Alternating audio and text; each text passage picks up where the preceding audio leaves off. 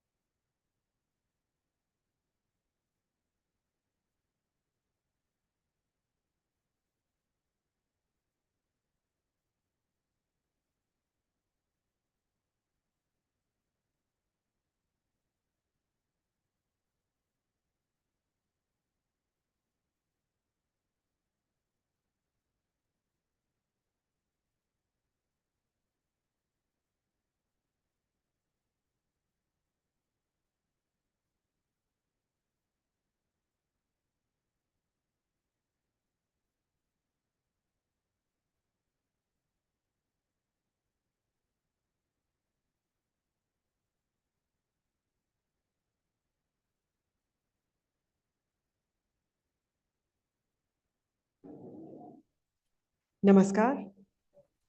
Good morning. Ladies and gentlemen, please join me in extending a warm welcome to Sri Surya Pratap Shahi, Honorable Agriculture Minister of Uttar Pradesh.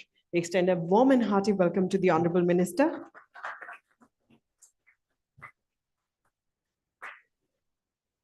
Also joining us on the dais this morning, Honorable Mr. Justice P. Sathasivam, former Chief Justice of India, former Governor of Kerala. A very warm welcome to the honored guest. We warmly welcome in our midst Shri Pasha Patel, Executive Chairman, CM's Task Force. May I request him to please join us on stage as well. We warmly welcome in our midst Dr. Manoj Nardev Singh, Secretary General ARDO. A very warm welcome. We extend a warm welcome to Dr. Soumya Swaminathan, Chairperson, MS Swaminathan Research Foundation.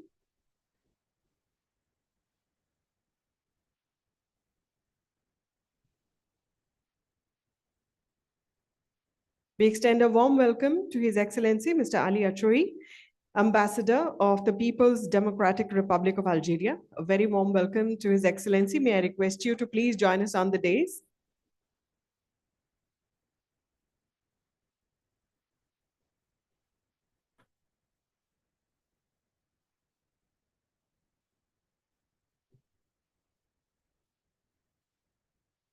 We extend a very warm and hearty welcome to Dr. M.J. Khan, President, Agriculture Today Group and Chairman, ICFA.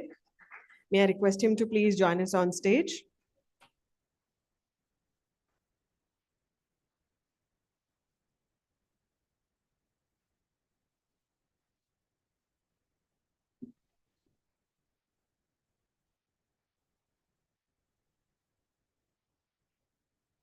Once again, dignitaries on the dais, dignitaries of the dais, distinguished invitees, ladies and gentlemen. A very good morning and a warm and hearty welcome to the 15th Agriculture Leadership Conclave 2024. On behalf of Agriculture Today Group, we extend a warm and hearty welcome to all of you who have joined us here today for this topical conclave. As we all know that India has traditionally been an agrarian economy, and agriculture has played a huge part in the development of our nation. We still feed our millions through this major part of our economy, and successive governments have played an important role and have also harnessed this true potential of the Indian economy through the development of agriculture with new technologies and new agricultural practices.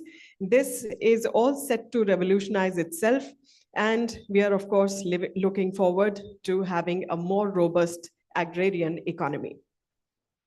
So let's start this morning with the lighting of the ceremonial lamp. May I request the Honorable Minister, sir, and all the dignitaries on the dais to please light the ceremonial lamp and inaugurate this conclave.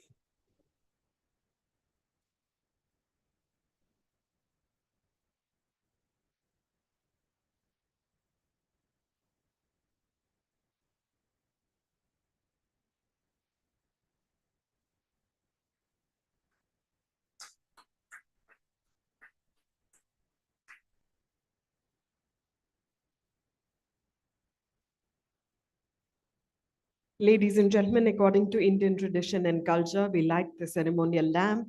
Let's bow down our heads in obeisance to Lord Almighty and pray for the success of one and all.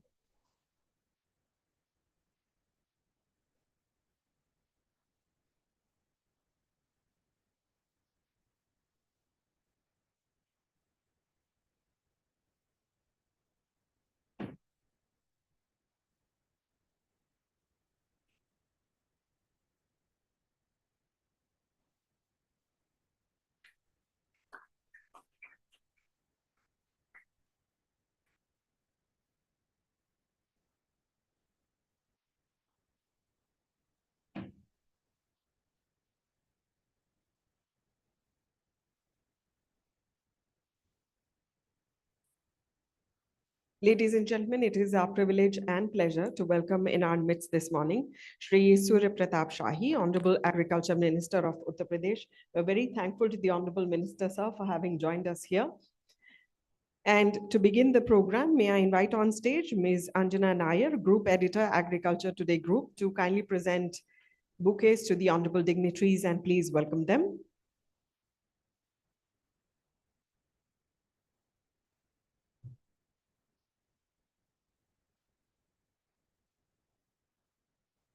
We warmly welcome Shri Surya Pratap Shahi, Honorable Agriculture Minister for Uttar Pradesh. A warm welcome to Honorable Mr. Justice P. Sathasivam, former Chief Justice of India, former Governor Kerala, our honored guest. We extend a warm welcome to Shri Pasha Patel, but he will be joining us in a while. Meanwhile, a warm welcome to Dr. Manoj Nardev Singh, Secretary General ARDO. Very warm welcome to you, sir. We shall also be shortly joined on stage by Dr. Soumya Swaminathan. Meanwhile, we extend a very warm welcome to His Excellency, Mr. Ali Achoui, the Ambassador of the People's Democratic Republic of Algeria. Our warm welcome to Dr. MJ Khan, President, Agriculture Today Group and Chairman of ICFA.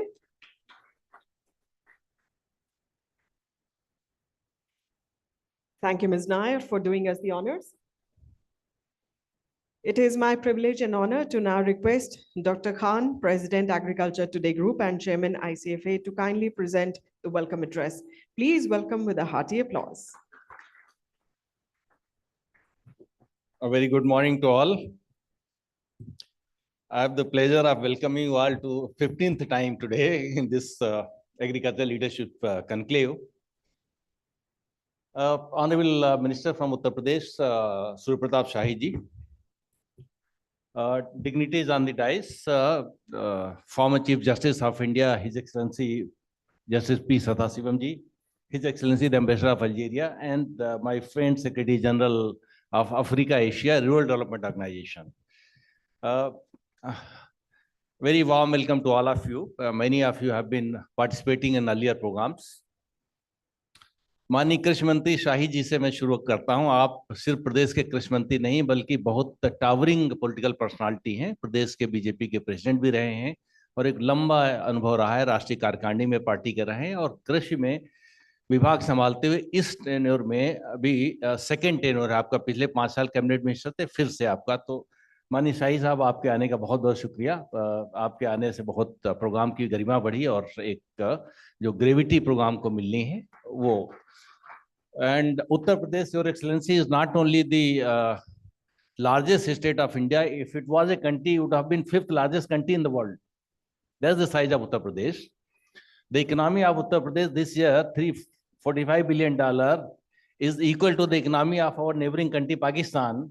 And it would be, I think, 36th largest economy in the world.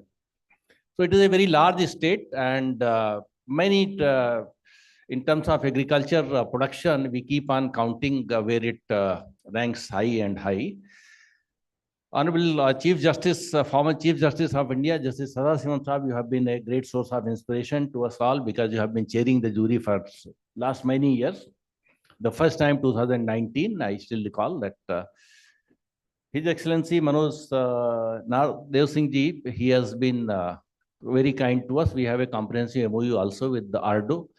It's an intergovernmental body of, I think, 34 countries, primarily from Africa and then Asian countries. So it's a very important organization that he is heading, and his connect with India and his role as Secretary General has been very, very important, and a very important focus on developing the rural economy of the member countries, and from those learnings to rest of the world. I think that's a very important role. The Honorable Ambassador of Algeria, there is a lot of scope and opportunities between the two countries. We were discussing a week back that the opportunities that India and Algeria present. Algeria is much less known in India than what it should have been known, given its size and given the opportunity.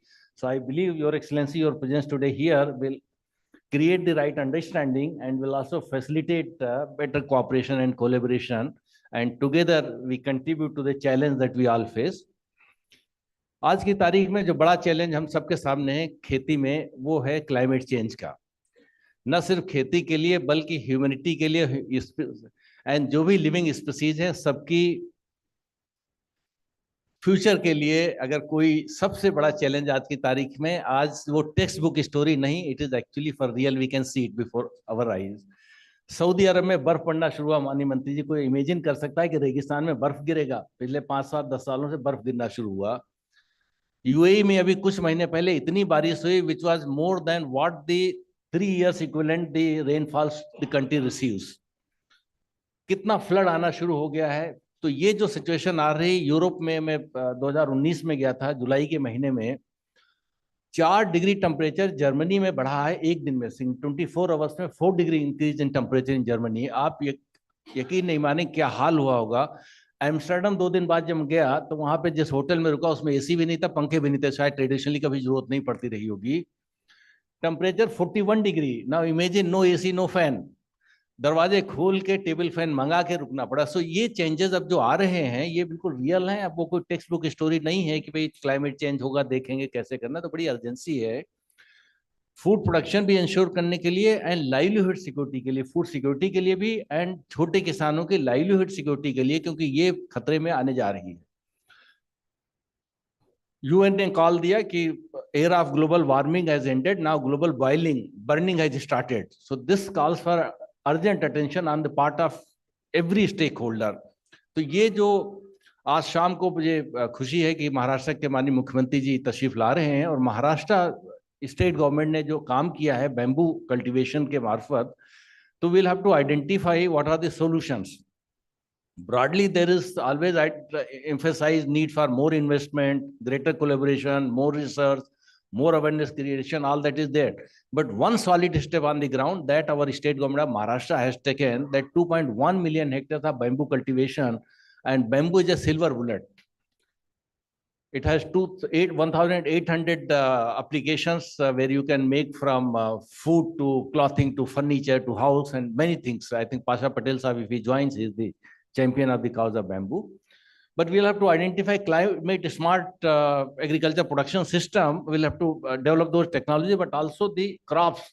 India ने 2 साल पहले जो पूरी दुनिया को call दिया millets का year of millet 2023 मनाया गया। 2 साल क्या मतलब, तैयारी तो 2022 से शुरू हो गई थी, लेकिन 2023 का जो साल मिलेट्स का अंतर्राष्ट्रीय स्तर पे मनाया गया, इंडिया ने ही, माननीय मंत्री जी आपको तो सब मालूम है कि कैसे यूएन को परसुएड किया कि United nation must declare the 2023 the year of millets.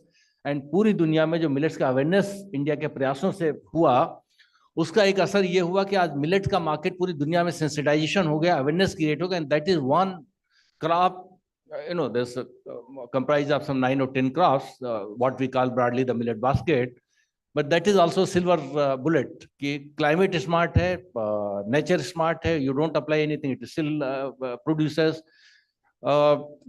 nutrition smart है, best of the nutrition you get it. So all the greatness, if you don't have water, you don't have any chemicals to apply and to protect, it is still, you can get the, so a lot of research is required on that front, and there is a awareness. Many of us have started consuming millets now. Millets, wheat is being replaced by people who can afford or those who are sensitized to. तो बहुत सारे advantage. तो India का ये फिर एक वक्त आया है कि दुनिया को एक रास्ता दिखाने का कि क्लाइमेट चेंज को फाइट करने के लिए किस तरीके से इंडिया के एक्सपीरियंस से दुनिया के लिए लाभकारी हो सकते हैं। The experiences of India in fighting the challenge of the climate change, how that can be good and great and beneficial to the world, and there is an opportunity to collaborate with that. The learnings of the millets, we have National Global Excellence Center of Millets in Hyderabad. We also have the ICRI set, which is the only CGIAR institute headquartered in India, and that also greatly focuses on pulses and millets. And we also have great experiences of bamboo cultivation. That evening, those of you who will be here, I hope all of us are here in the evening session. So there's a lot of discussion on bamboo is going to take place, that how that can solve this problem and address this thing. So there are many examples of or experiences of India. In fact, Manoj Singh ji, the context of Africa, there is nothing which any country in Africa grows is not grown in one or the other part of India. दुनिया में जहां जहां खेती जिसकी चीज होती, कुछ extreme चीज छोड़ दीजिए, तो इंडिया के किसी न किसी हिस्से में वो जरूर होती है। छोटे किसान से लेके बड़े किसान, छोटे उद्योग से लेके बड़े उद्योग, जो डाइवर्सिटी है हम लोगों के एग्रीकल्चर ऑपरेशन की, social diversity and agriculture operation diversity, दोनों बहुत ही ग्रेट हैं, उनकी लर्निंग को लेके किस तरीके से अफ्रीका की फूड सिक्योरिटी इंश्योर करने की डायरेक्शन में we can move forward. There is also greatly appreciated, and now it is already, I see that ICR is signing up a MOU with private sector almost every month or so. So there's a now public-private partnership also in place. The time for India has come. The way we have played the role in the recent couple of decades in the IT sector, this is agriculture, and we have a definite proposal to the Honorable Agriculture Minister. Ki Delhi dialogue on sustainable agriculture, we are working on that. Probably soon we'll be making some announcement. So India should be heading a program where the world should come and participate and learn from our examples and experiences. So thank you very much with these words. Thank you all for being part of this summit. And we look forward to your presence for both the days and great deliberations and discussions that will follow. Thank you.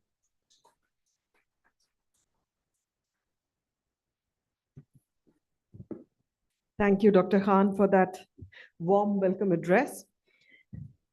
Ladies and gentlemen, it's a pleasure to have in our midst and welcome in our midst this morning His Excellency, Mr. Ali Achoui, Ambassador of the People's Democratic Republic of Algeria. As we all know that India and Algeria have traditionally enjoyed very warm and friendly ties and have a lot in common in between the both countries.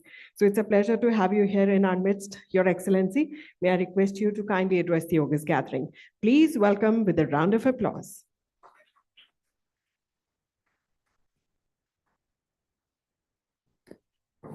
Thank you very much, Honorable Minister, my friend, Mr. Khan, Mr. Manoj, Mr. Justice, ladies and gentlemen.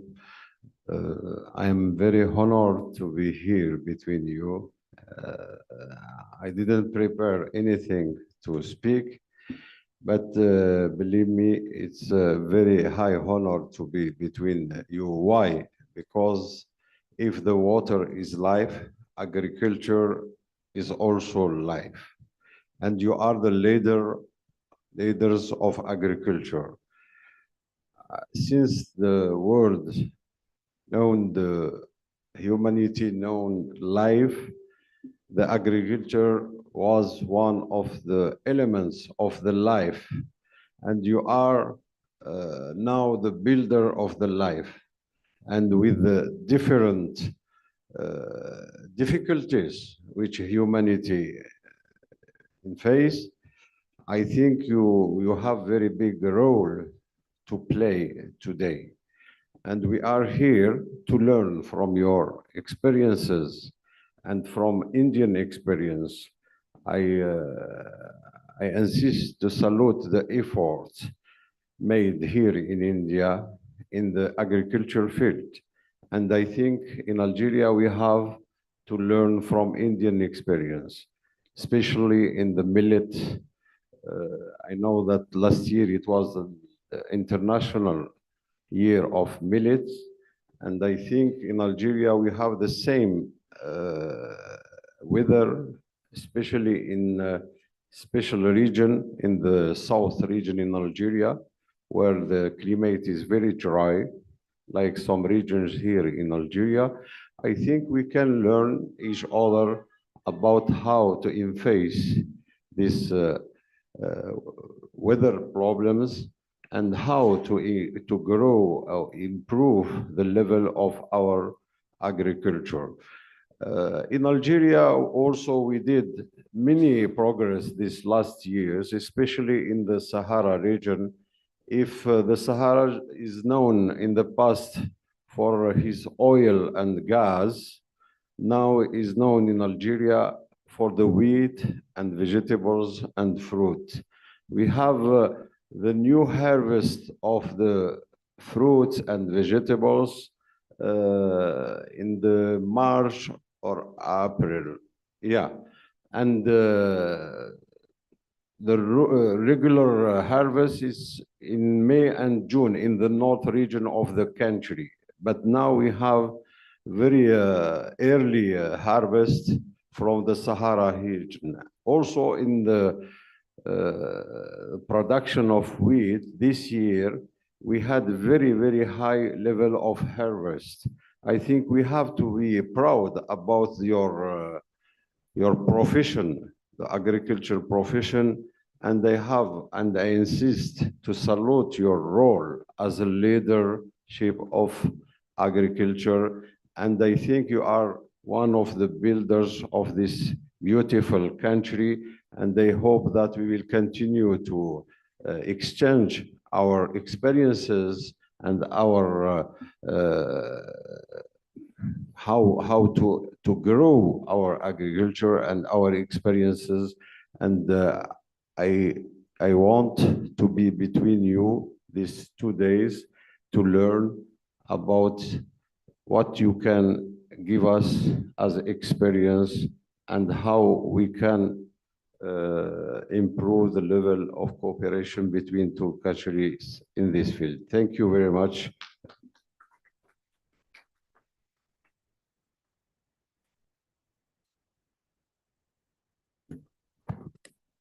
Thank you, Your Excellency, for being here with us and for that very informative address. Ladies and gentlemen, we have in our midst today, seated on the dais, Dr. Manoj Nadev Singh, Secretary General ARDO. As we all know, a lot of Asian economies have been traditionally and strong agrarian economies. Hence, the presence of the Secretary General is very, very welcome indeed. May I request him to kindly address the August gathering. Please welcome with a round of applause.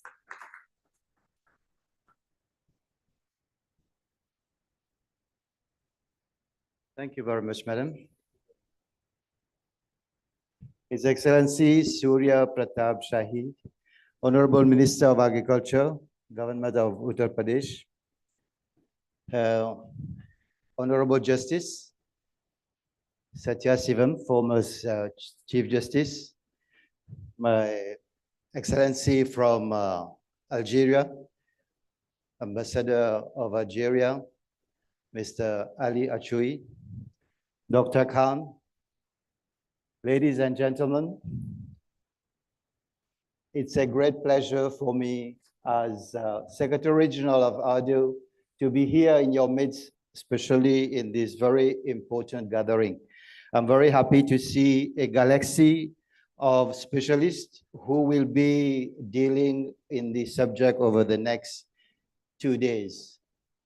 It's indeed on behalf of all the 32 governments and 34 members I'm representing, I would like to congratulate Dr. Khan and the whole team for this organization. And also would like to congratulate all the nominees and awardees of prizes, which are going to be announced, I understand, today and even awarded tomorrow also. We, in fact, really need more and more leaders in the agricultural sector. Dr. Khan has been elaborating so many impacts of the climate change. Without leaders, we will not be able to sort out these humongous challenges in agriculture and rural development, where we are practicing agriculture mainly in Asia and Africa. As I said, ladies and gentlemen, I'm representing the African Asian Rural Development Organization, which is as old now since 1962 it was established. We are operating in 34 different countries, and we are having also lots of human resource development program being organized in most of these countries. And the main focus being rural development, we have a big chunk on agricultural development. I see many specialists here. I can recognize specialists in agricultural extension in front of me, who have been working with many of them to bring whatever technology, whatever science can be brought to rural development and to agriculture. Because without science, without technology, we will not be able to face these tremendous challenges in front of us, especially the one being caused by climate change. We are really happy that we'll be discussing all these with professionals, with politicians, with academicians, and especially with the private sector also. We need each and every one to be together with us on board.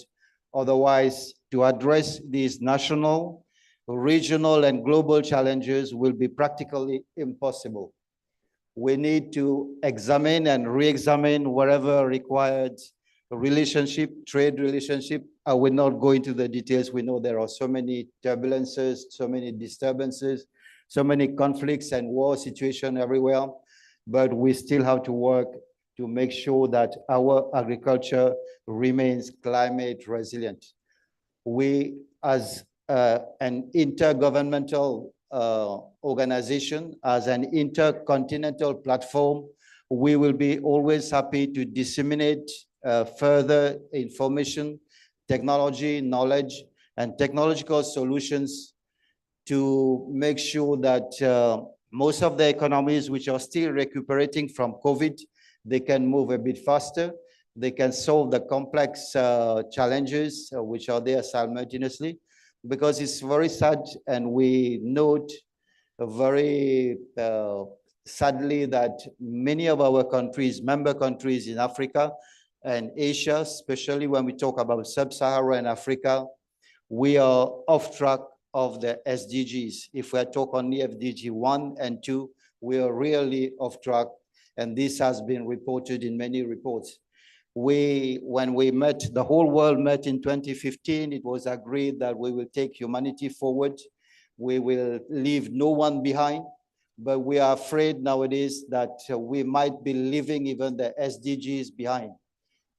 Many African countries and some of the Southeast Asian countries were not able, when we had the MDGs, we have failed the MDGs, we have an unfinished agenda. Now with the SDGs also, we see trouble coming in. Climate change is significantly impacting agriculture, as agriculture also is impacting our climate. So we know agriculture is a contributor also to climate change. It's on the other side a victim of like climate change, but we want agriculture to be a moderator and a facilitator to find solutions in terms of, as Dr. Khan has been elaborated, new varieties, even changing the food pattern and food consumption. With millet, we had lots of activities. We are still continuing also to propagate this type of activities, but we need more and more new products, new varieties, and especially for our farmers, we need some assurances in terms of insurance. So this is where people in the insurance domain also can easily work on that. We know that it is not an easy task. Most of our countries are facing that uphill task, but food is the basic necessity. Roti, kapra, and makan, it starts with roti. Without roti, we cannot do anything. So the roti is the most important things in our life. We are here, we'll be debating all this, and I will be very happy with Dr. Khan together. As he said, we've got a very good working relationship and MOU. We will be able to take whatever resolutions come out to a larger number of countries. We know that these extreme weather are there. They are making people suffering, and most, what we say, disproportionately suffering are the women.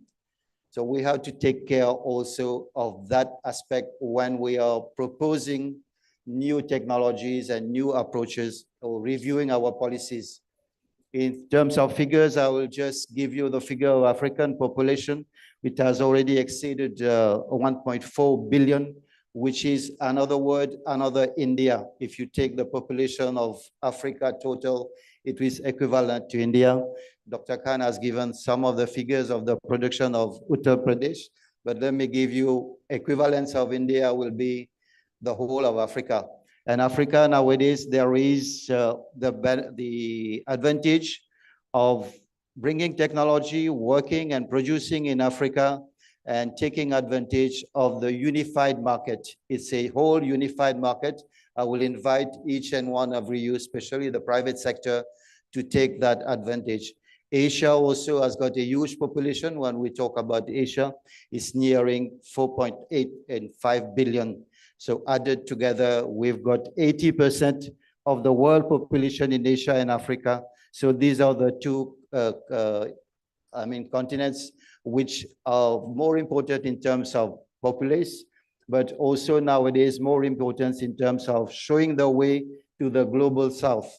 Especially as India is leading that one, we will invite more and more academicians, technicians, and businessmen from India to take that path and to get to Africa to produce, because Africa, if I can remind also this assistance, the median age of Africa is 18.8. Even Asia is a bit higher, exceeding 31.9. So this is the opportunity forward.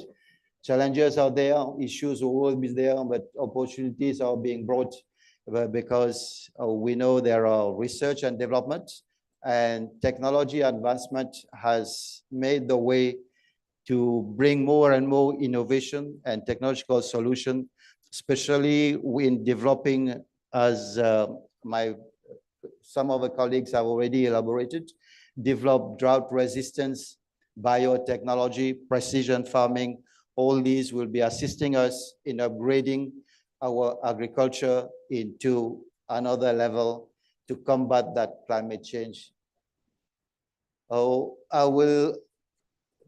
There are many precautionary advices which have already been given. The Secretary General of UN also has already pulled on the alarm on the climate change. We know that we are not able to control the rise of temperature, and this rise of temperature will itself create a catastrophic situation in many countries which are reliant and dependent on agriculture. We know that there might be a 40 to 80% decrease in the production of maize, millet, sorghum also, if there will be some high level increase in agriculture. So the experts working on agriculture and climate change have to be more and more vigilant and propose solutions to come forward. Ladies and gentlemen, as the intergovernmental organization, we will be here always to develop our partnership more and more, and we are more confident because we have already built a big pool of human resources so as to take up whatever solutions might come out from here. We are nowadays championing and advocating more science to the rural areas. We want also technologies to be transferred. This is an appeal to politicians and officers to facilitate the transfer of technology from one country to another country.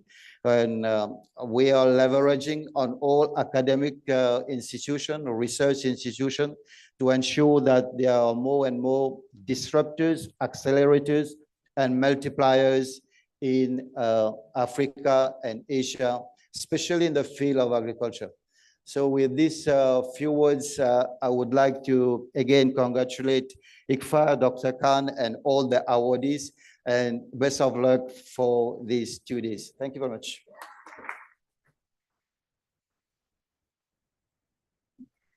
Thank you, sir, for your address and your gracious presence here today. Ladies and gentlemen, we are now proud to share with you the announcement of the winner of the 3rd MS Swaminathan Global Leadership Award for Sustainable Development. And before I announce the name of the winner, we would like to share a citation with you all, an introduction. As a farmer science policy interface champion, Dr. Linwe Sibanda has transformed over 50 public, private, and non-governmental institutions, including farmer organizations, governments, ministries of agriculture, and academic and research organizations. In 2023, Dr. Sibanda took over as CGIAR Systems Board Chair, and this is where her greatest impact in realigning CGIAR has been most visible. One CGIAR, the umbrella body for 13 CGIAR centers with a staff of 10,000, working in 81 countries and a budget that is pledged to grow from $1 billion to $4 billion, is now the most trusted public-funded global research entity working on delivering science and technologies to transform food, land, and water systems in the face of climate change. And there they are, ladies and gentlemen, the honorable dignitaries on the dais, now releasing her profile. Let's give a round of applause for the winner, Dr. Linwe Sibanda. Dr. Sibanda's influential voice has been instrumental in shaping international discourse on climate-smart agriculture, advocating for policies that promote resilience, sustainability, and equitable outcomes for vulnerable communities impacted by climate change. And we have her joining us online as well. But meanwhile, let's take the opportunity of welcoming His Excellency Ambassador Kenneth Quinn, President Emeritus, World Food Prize Foundation, and also, may I add, the previous winner, that is the winner of the second MS Swaminathan Global Leadership Award for Sustainable Development. A very warm welcome, Your Excellency. Please go ahead. Oh, well, thank you. Thank you so very much for the very warm introduction. Excellencies, dignitaries, I want to say a special word of appreciation and congratulations to my very good friend, Dr. M.J. Khan, the chair of the Indian Council for Food and Agriculture, and also pay my respect to Dr. Sumia Swaminathan, who of course is carrying forward the legacy of her father at the MS Swaminathan Research Facility. And I'm speaking to you from Des Moines, Iowa. The World Food Prize building is behind me. And I am so thrilled that the third recipient of this award that I was so honored to receive last year is my very good friend, Dr. Lindawe Sibanda. Dr. Sibanda and I have been working together for a decade. And when I was managing the World Food Prize, our annual Borlaug Dialogue Symposium, she reached out to me and we made a connection. And for the next 6 years, she regularly brought an array of individuals, leaders, scientists, government officials from Africa to Des Moines so that the African issues affecting agriculture and nutrition could be known much more widely. And whether it was bringing presidents from African countries, ministers of agriculture, youth, each year it was a different group, and but it always enthralled our audience and made them even more aware of the challenges facing Africa as well as the progress being made. And one young woman, Dr. Emma Naluyima, who she brought to Des Moines. I remember being in Accra at the African Green Revolution Forum when Dr. Naluyima, who was a smallholder farmer, shared the African Food Prize. It was such a thrill for both Dr. Sibanda and myself. I have watched her go from being a leader, a successful leader at Panarpan, and then to being a vice president Agra, and then from there to Zimbabwe, and then now to the very leadership of the CGIAR system.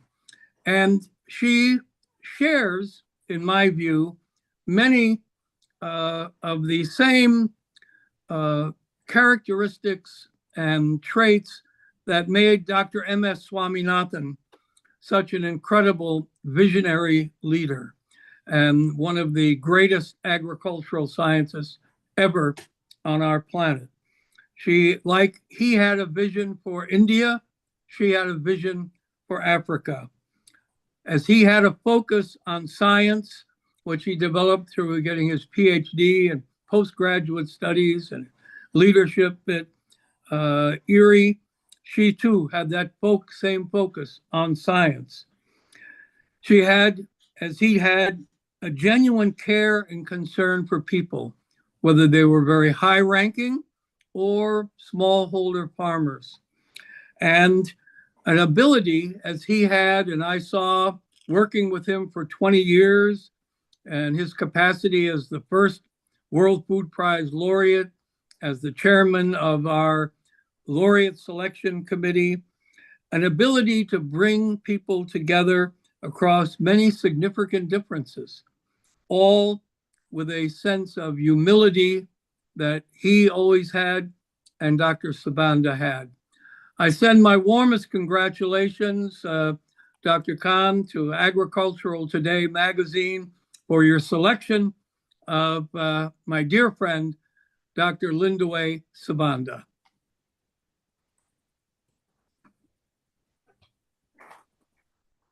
Thank you, Your Excellency, and may I add once again heartiest congratulations for being the winner of the second MS Swaminathan Global Leadership Award for Sustainable Development, and also our heartiest congratulations to Dr. Sibanda for being the third winner of the MS Swaminathan Global Leadership Award for Sustainable Development. She is traveling, so she is unable to join us online, which she was. Yes, so she was slated to join us, but since she's flying, she is unable to join us because of the inavailability of Wi-Fi connection. So ladies and gentlemen, that was the winner of the third MS Swaminathan Global Leadership Award for Sustainable Development, an introduction to Dr. Sibanda. And we now have the pleasure of requesting our honored guest, Honorable Mr. Justice P. Sathasivam, former Chief Justice of India, former Governor of Kerala. May I request him to kindly address the august gathering. Please welcome with a resounding applause.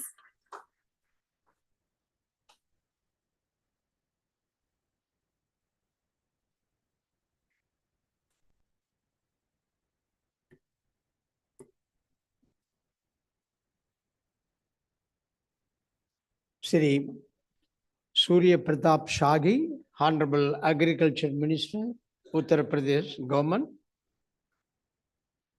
Mr. Ali Achaoui, Ambassador of Algeria.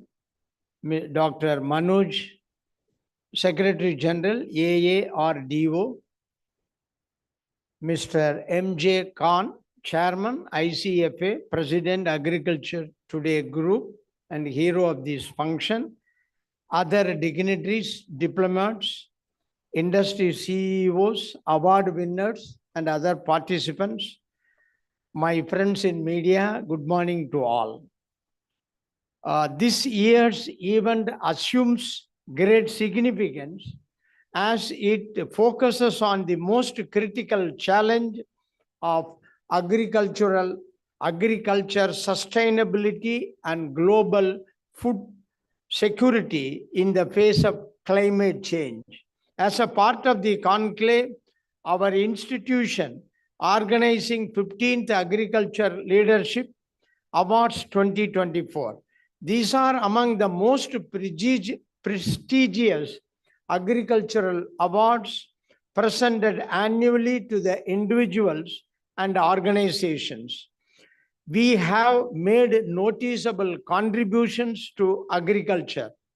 Kindly see the recipients, various personalities.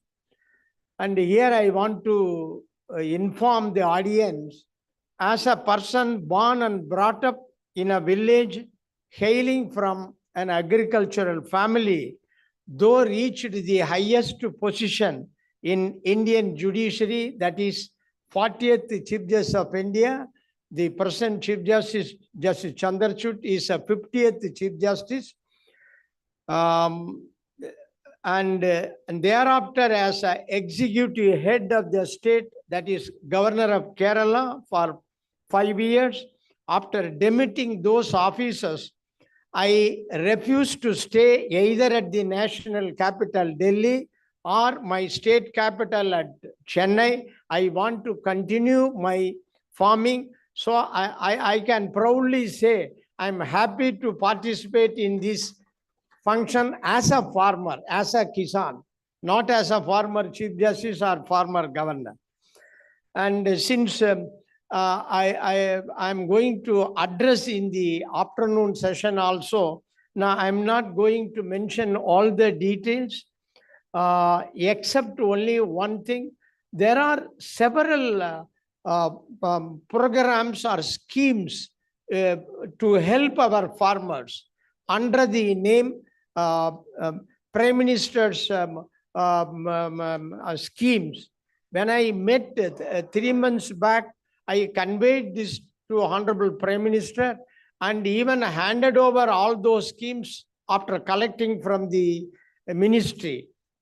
Here also, and I'm going to hand over or inform those details to our organizer, particularly Dr. Khan, so that those schemes can be printed in almost all the languages in India, and it should be handed over to the farmers. I will give only one example and stop. For example, Pradhan Mantri insurance scheme is there. No, I conveyed this to our Honorable Prime Minister when I mentioned, sir, you have brought 11 schemes for farmers. One such scheme is insurance scheme. But how many of our farmers are aware of your schemes? Then what shall I do? He asked. Sir, everything is either in Hindi or English. Kindly see our India map. How many persons are speaking Hindi? So it should be translated in the state-wise regional language. It should not more than 5 to 7 pages. Then let your officers go to each farmer's family, like Aadhaar card, let them hand over to each family. I will give one illustration and conclude my speech. I'm going to talk more in the evening. In the insurance scheme, I read the conditions. Every farmer must aware. For example, if I plant banana, even on the date of farming, I can fill a small form mentioning the survey number, patta number, village, extent, etc. And by paying small amount, 40 or 50 rupees, because now all forms are available in our computer, then insurance company will take care of your land. After 9 months or 10 months, it's a 1-year-old crop, definitely some heavy rain or some storm may damage your crop, damage your banana. You may lose thousands. If this insurance, by spending 40 or 50 rupees, if a farmer utilize this Prime Minister's one of the beneficial scheme, he may get 20 to 30,000 rupees in the event of any loss or damage. Likewise, several schemes are there. Now, I am going to leave all those details to our Mr. Khan at the end of the today's session. And I'm not going to say anything. Finally, Indian agriculture has been and continues to be the cornerstone of the Indian economy for thousands of years. It has played a crucial role in the gross economic growth of nation and affects the standard of life for major chunk of country's population. The role of agricultural sector in boosting rural income and securing India's food and nutritional needs cannot be underestimated. In today's time, this sector holds a considerable potential of stimulating growth. Over years, agriculture has become more than just a job. It has become a way of life for some and huge opportunity area for others. It has become one of the fastest growing sectors of the nation. With the rapidly changing scenario of modern technologies, agriculture today is India's leading agriculture magazine that covers the latest news and analysis of pressing agricultural issues of national and international importance. The magazine analyzes sectorial concerns involving biotechnology, farm mechanism, seeds, fertilizers, farm credit, crop protection, horticulture, animal husbandry, fisheries, food processing, nutrition, entrepreneurship, research and extension, marketing, trade and high-tech digital technologies, etc. Remaining messages, I definitely will convey to the audience in the evening function. as a farmer, Kisan, I'm happy and proud to associate with this conclave, and once again thank Mr. M.J. Khan and all connected with this function. Thank you very much.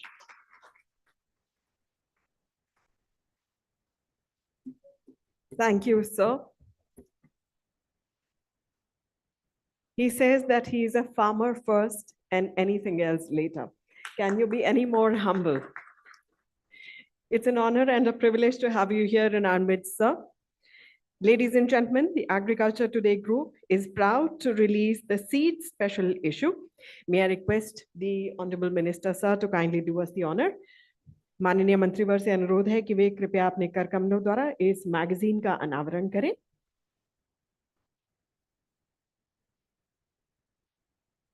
ये बीज के ऊपर agriculture today group की एक खास publication है।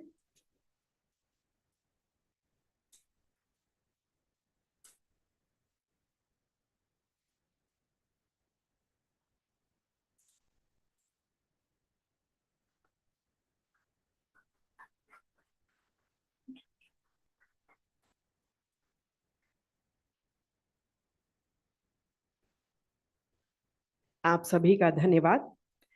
देवियों और सज्जनों, जैसा कि हमने अभी तक सुना और जैसा honourable mister justice also said, किसान पहले हूं बाद में कुछ और। तो कहते हैं कि तकनीक में बहुत विकास हुआ, टेक्नोलॉजी ने नए नए आयाम स्थापित किए हैं और कृषि इसका अपवाद बिल्कुल नहीं है, किंतु भारत कृषि प्रधान देश है और कहते हैं कि देश की मिट्टी की खुशबू न सिर्फ किसान के कपड़ों से आती है, बस उसके दिल में भी बसती है और माननीय मंत्रीवर इसका अपवाद बिल्कुल नहीं है।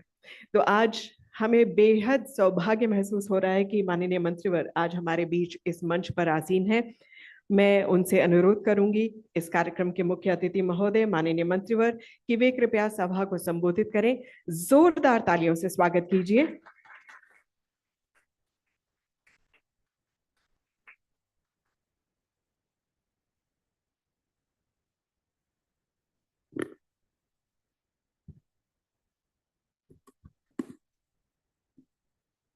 नमस्कार। आज के इस 15th agriculture leadership conclave 2024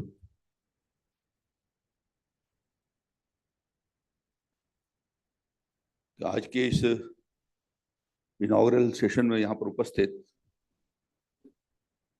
Bharat के पूर्व मुख्य न्यायाधीश न्यायमूर्ति माननीय सदाशिवम जी, अफ्रीका एशिया के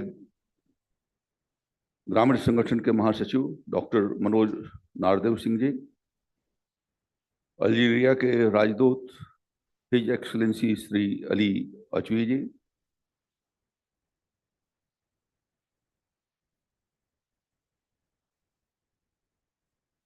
इस कार्यक्रम के अध्यक्ष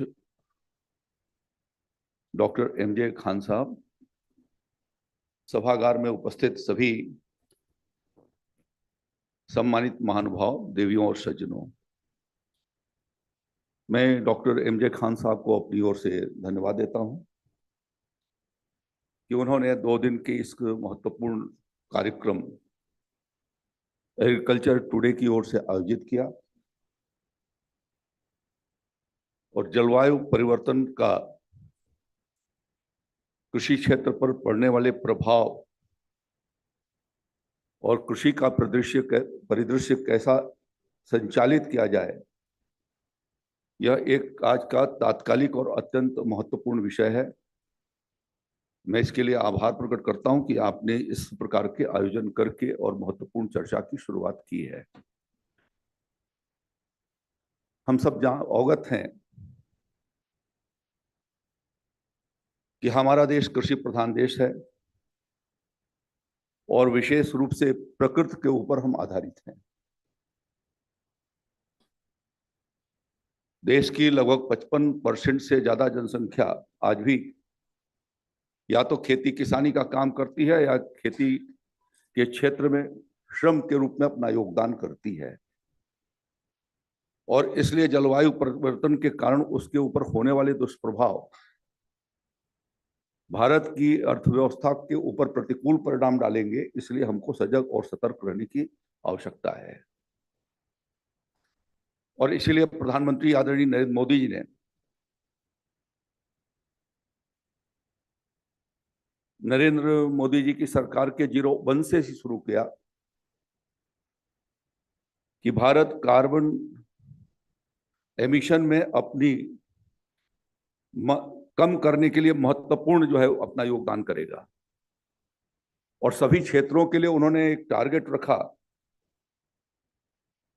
जिसका एक मुकाम 2030 में आने वाला है, जब उन्होंने ये तय किया है कि कोयला से संचालित ताप विद्युत गृहों की संख्या को घटा करके कैसे हम रिन्यूएबल एनर्जी की ओर जाएंगे। और उसी को ध्यान में रखते हुए उन्होंने मिट्टी की जांच, वन ड्रॉप मोर क्रॉप और परंपरागत कृषि को बढ़ावा दिए जाने के लिए कृषि क्षेत्र के भीतर विभिन्न कार्यक्रमों की शुरुआत उन्होंने कराई।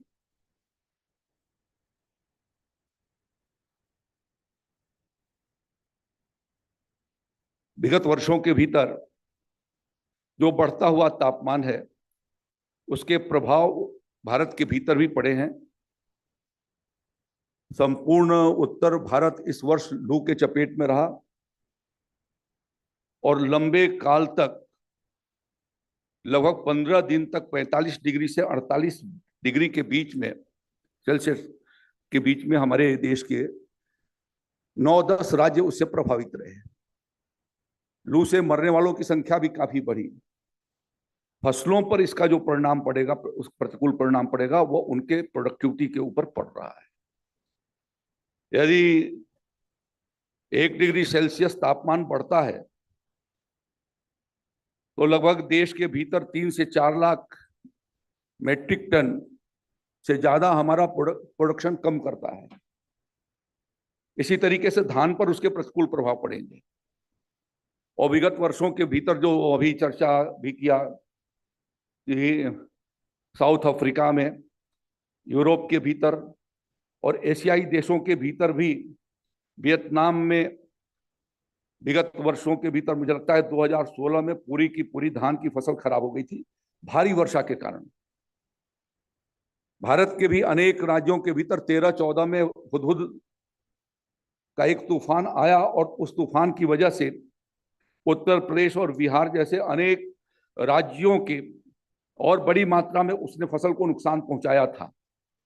तो जो आज मौसम का जो प्रतिकूल प्रभाव पड़ रहा है कि जिन क्षेत्रों में वर्षा नहीं हो रही थी उन क्षेत्रों में भारी वर्षा, जहां पर सूखा नहीं पड़ता था, गर्मी कम पड़ती थी, वहां पर भारी गर्मी, ये हमारे देश के वनस्पतियों पर अनेक प्रकार के प्रतिकूल परिणाम डालने वाले हैं। और इसलिए मैं समझता हूं कि इस गोष्ठी के भीतर जो आप परिचर्चा करेंगे, स्वाभाविक रूप से इसके लिए कौन से उपाय किए जा सकते हैं, उन कदमों को यहाँ पर चूंकि एग्रीकल्चर लीडरशिप मीट है और जैसा मुझे जानकारी मिली, आपने कहा भी कि महाराष्ट्र के मुख्यमंत्री जी आने वाले हैं, ये भी मुझे आपने बताया कि कृषि मंत्री जी भी आने वाले हैं। आज कृषि मंत्री जी से भी मेरी इस विषय के ऊपर चर्चा भी होने वाली है। तो क्या महत्वपूर्ण इसके कदम उठाए जा सकते हैं, क्या निष्कर्ष हम निकाल सकते हैं और उनके समाधान के दृष्टि से नीतियों में क्या बदलाव करने की संभावनाएं बन सकती हैं, क्रॉप पैटर्न को कैसे चेंज किया जा सकता है, डाइवर्सिफिकेशन एग्रीकल्चर क्षेत्र के भीतर डाइवर्सिटी कैसे बढ़ाई जा सकती है जिससे पानी का कम से कम इस्तेमाल हो और रासायनिक केमिकल फर्टिलाइजर और पेस्टिसाइड का कम इस्तेमाल करके बायो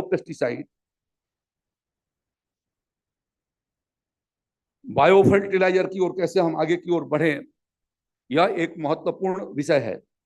मैं समझता हूं कि इस प्रकार के आयोजन यदि किसानों के बीच में किए जाएंगे, यदि हम किसी बात को उठाते हैं तो उसको पॉलिटिकल एंगल बहुत ट्विस्ट करके रखी जाती है और इस नाते कोई भी सरकार नीति परिवर्तन के लिए कई बार उसको सोचना पड़ता है कि इसके क्या अनुकूल और प्रतिकूल परिणाम पड़ेंगे। यद्यपि दूरगामी वो हमारे हित में नहीं है, लेकिन इसके लिए हमको लोगों किसानों के बीच में जागरूकता हम कैसे पैदा करें, जिससे वो जो हमारी परंपरागत प्रैक्टिस रही है आज से लगभग 70-80 साल पहले हमारे देश के भीतर no chemical fertiliser, no chemical pesticide था, जीरो थे हम। जो आज भूटान की पोजीशन है, भूटान जीरो कार्बन एमिशन करने वाला एकमात्र दुनिया का एकमात्र देश है।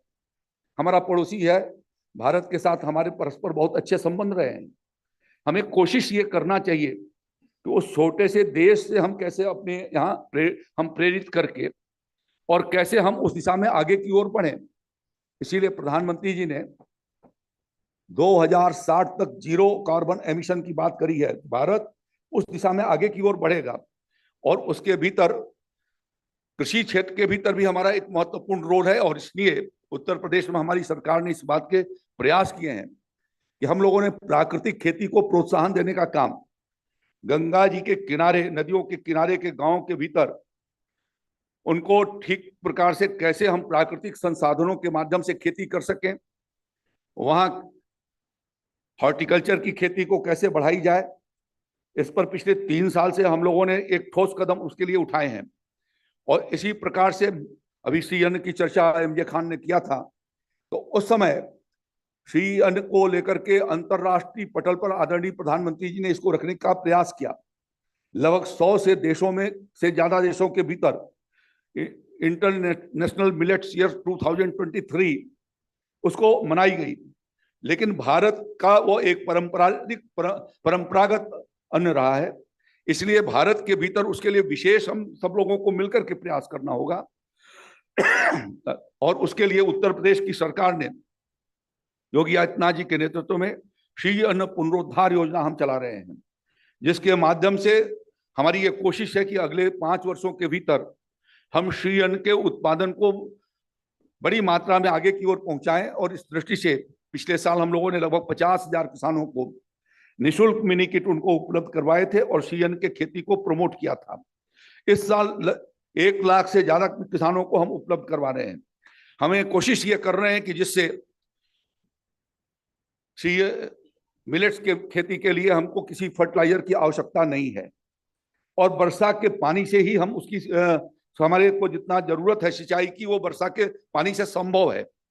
दक्षिण भारत के राज्यों में खासतौर पर कर्नाटक, तमिलनाडु के भीतर और केरला के भीतर ये श्री अन्न का भोजन के आहार के रूप में भी, अब वहाँ जो रागी है, रागी के डोसे भी बनते हैं, रागी की इडली भी बनते हैं।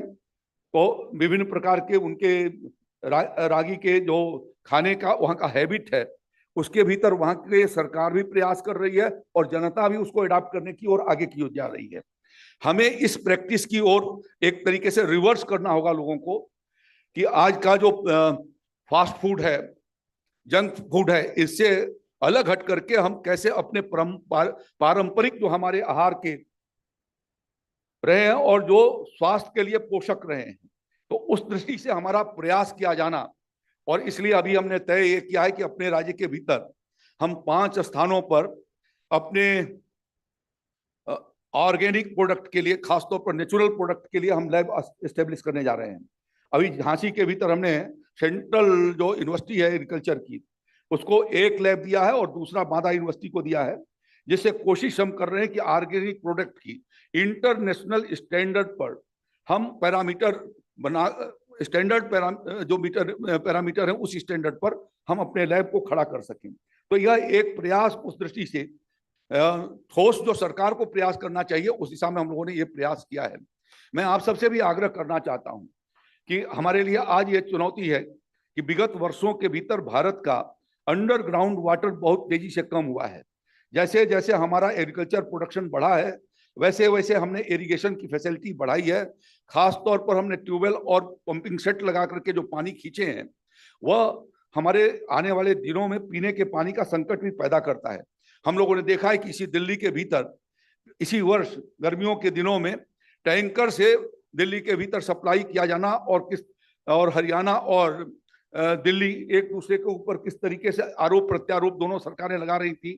तो हमें कोशिश क्या करना है, एक देश के जागरूक नागरिक होने के नाते अंडरग्राउंड वाटर कैसे हम कर सके, और इसलिए वर्षा जल के रेन वाटर कंजर्वेशन के हमको उसके लिए उपाय करने होंगे। हम भाषण देकर के चले जाएंगे और हम अपने मकानों के भीतर हमारी छत पर आने वाला जो वर्षा का पानी है कैसे वो अंडरग्राउंड जमीन के भीतर जाए। यदि हम 40-50 हजार रुपए खर्च करके, और करोड़ों की कोठियां दिल्ली के भीतर हैं, लखनऊ के भीतर लाखों की कोठियां हैं, और वो जो उसके हाउस ओनर्स हैं वो बार बार सरकार के प्रयासों के बावजूद भी यदि वो कोशिश नहीं कर रहे हैं तो इसको जन जागृति के माध्यम से इसको किया जा सकता है।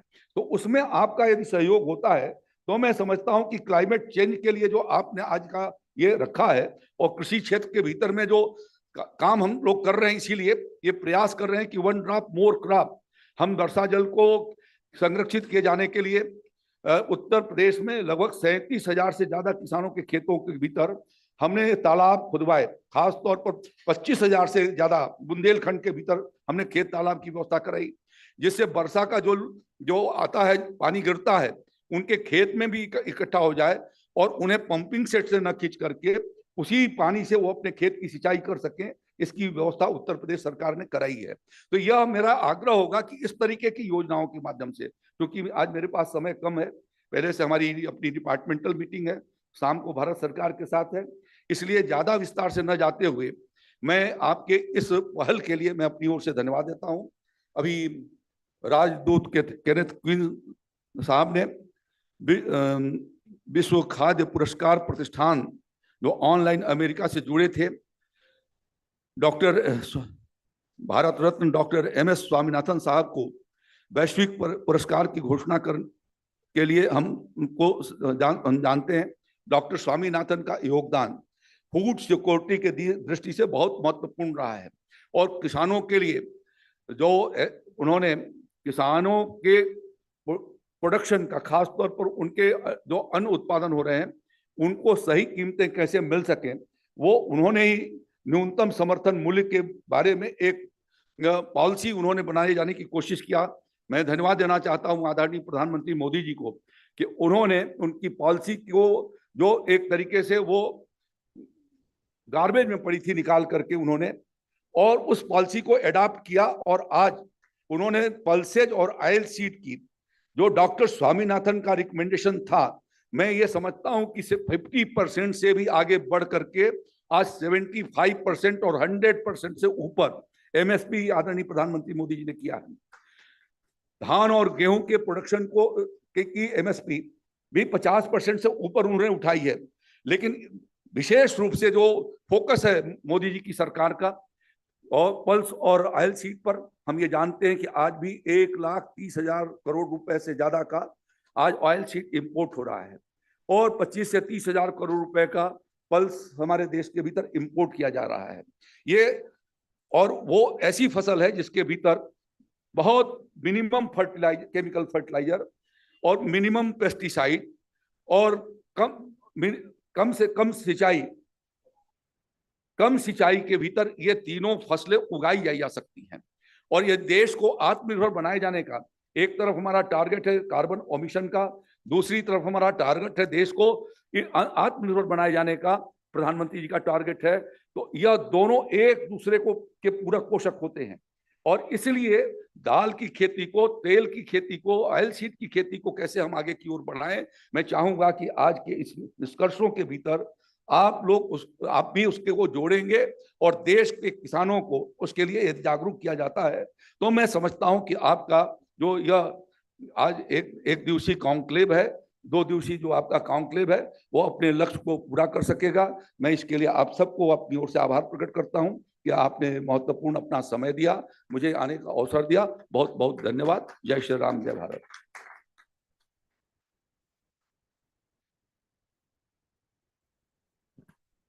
देवी और सज्जनों, उत्तर प्रदेश न केवल देश का सबसे बड़ा राज्य है बल्कि कृषि के मामले में भी देश का अग्रणी राज्य है। एक बार फिर हम माननीय मंत्रीवर्ग के इस उद्बोधन के लिए आपका बहुत बहुत धन्यवाद और आभार प्रकट करते हैं। Moving ahead, may I now invite on stage Ms. Anjana Nair, Group Editor, Agriculture Today Group, to kindly propose the vote of thanks.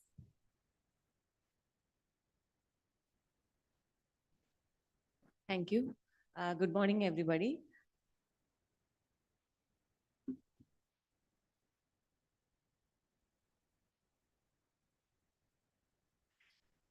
It's indeed an honor to be present here among a galaxy of veterans and experts.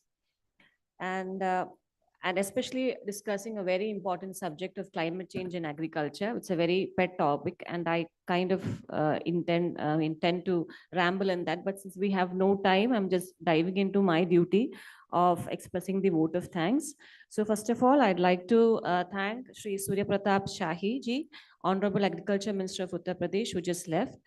Thank you, sir, for your presence here. Your presence added gravity to our event. Then I would like to thank Honorable Justice P. Sathasivam, former Chief Justice of India and a farmer first. Thank you, sir, for being present here and for heading our jury of Agriculture Awards. And then I would like to thank Dr. Manoj Nadio Singh, Secretary General, ARDO.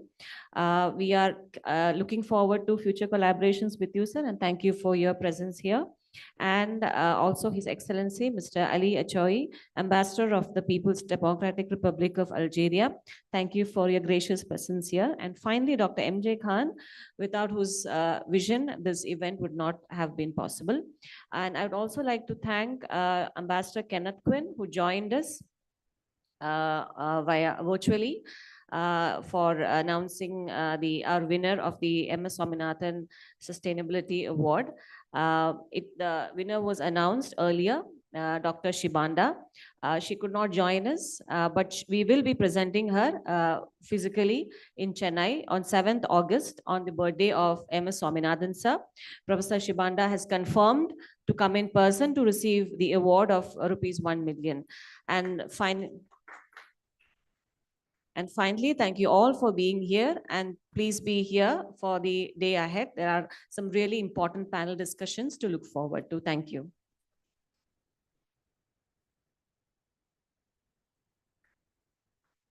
Thank you, Ms. Nair. Dignitaries on the days, distinguished invitees, ladies and gentlemen, that brings us to the end of the inaugural ceremony of the 15th Agriculture Leadership Conclave 2024. But as we heard from Ms. Nair, there is a lot more action to follow. So please kindly join us for a quick tea break. We take a 15-minute tea break and congregate back in this hall for the rest of the panel discussions. Enjoy the day and kindly join us back in time. We shall be once again joining us. I'll request you all to please join us back here inside the hall by 11:45. Thank you.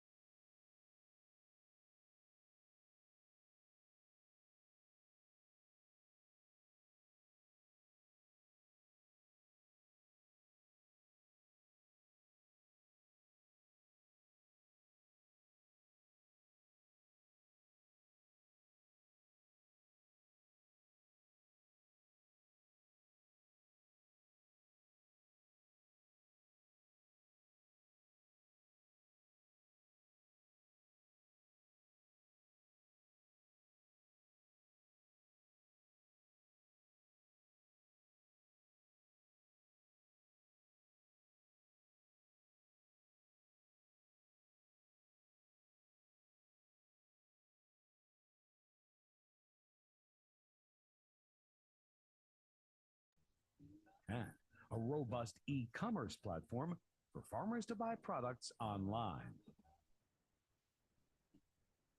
Social focus. Looking beyond farming, CSR to us is more than a corporate obligation, and caring for society is part of our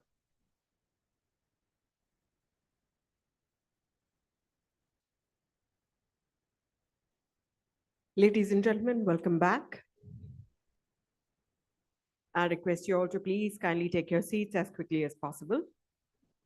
Once again, a gentle reminder to please do remember to either switch off your cell phones or put them on silent mode. We have an action-packed day ahead, so I'll request you all to please kindly take your seats as quickly as possible.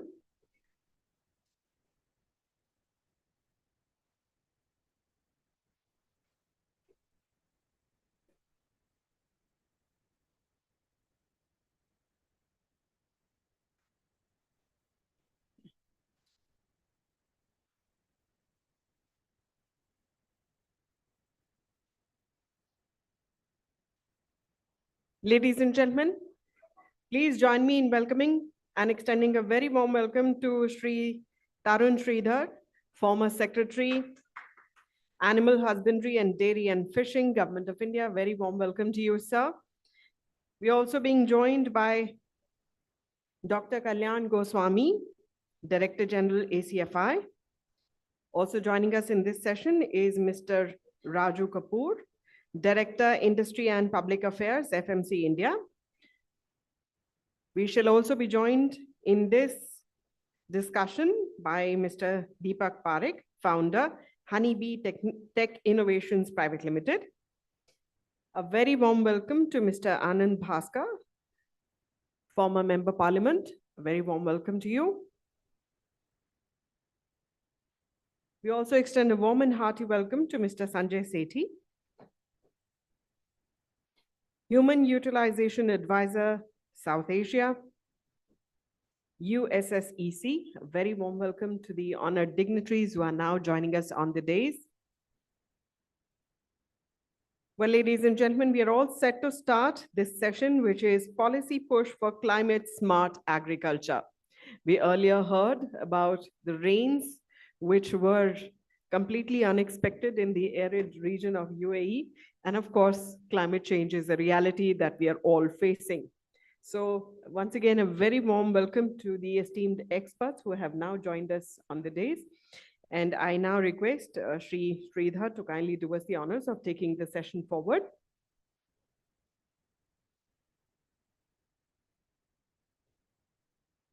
Can I have the hand mics, please, for stage?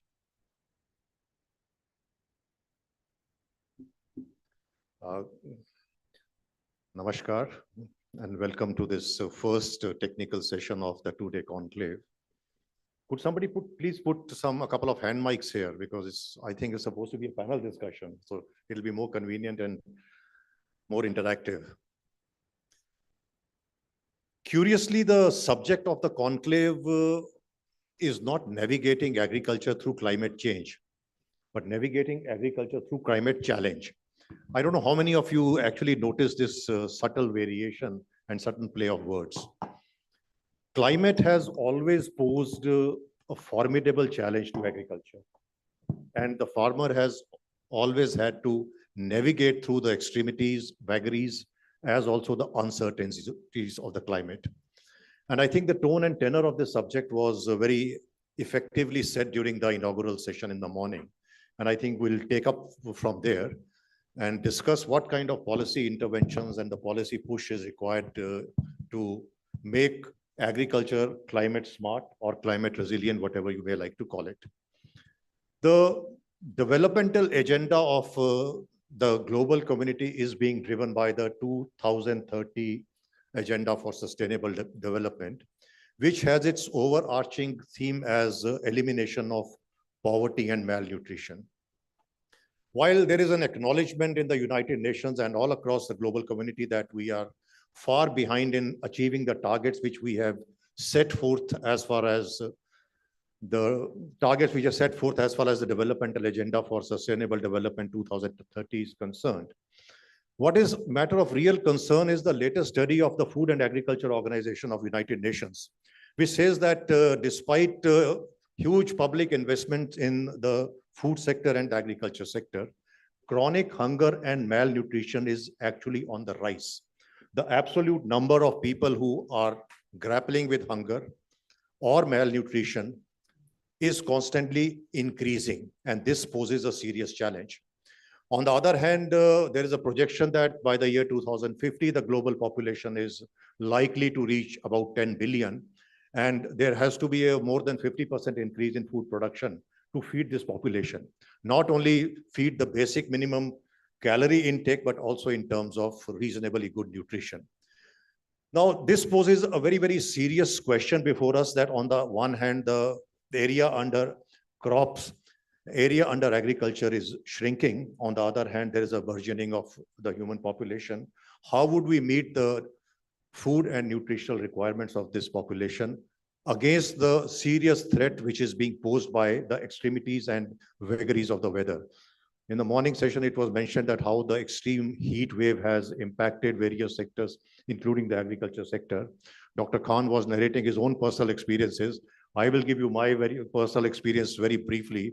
Very recently, I had gone to visit my orchard in Himachal Pradesh, and I was utterly shocked and disappointed to note that hundreds of young plants had totally shriveled and died on account of heat wave in the Himalayas. So this is the kind of challenge which we are facing. So ladies and gentlemen, I'll stop here and henceforth only perform the role of a coordinator of this session.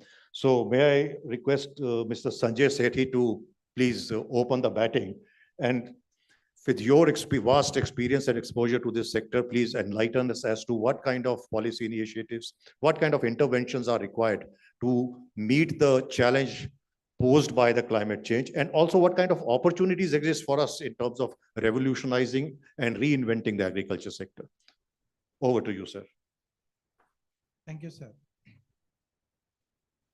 Unfortunately, the word sustainability, people got bored of the sustainability word without really understanding that actually a sustainability is not an expense. It actually pays for itself. It should bring rich dividends, both short-term as well as long-term dividends to the companies. There needs to be a risk analysis, which is not like a simple risk analysis, which is more like a dynamic risk analysis, which tells us that which are the risks which are going to hit us. Maybe their velocity is less, like for example, soil degradation. But when they will come, they will hit us very hard. And there are some risks which are something like social media risk, which can hit you tomorrow morning. But it may not really be that much devastating. Or there are some risks which will have so much of impact that the total impact of that is going to be really, really life-changing. For example, water risk. So when we plot this, it gives a very good idea to the policymakers as to what kind of policies we should be making. To make it a very, very simple, the policy should do one of the three things. Either it should bring in the technology, so the technology uptake happens, or it should encourage the innovation creativity. So we should support the startups, because it is the startups which are at the forefront of this kind of a creative revolution. And the big organization actually follow later when they see there's some sort of scale or some sort of proof of concept has taken place.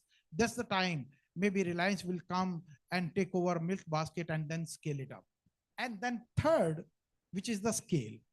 Anything that we are doing, if cannot give us scale, that means we are actually moving a step backwards.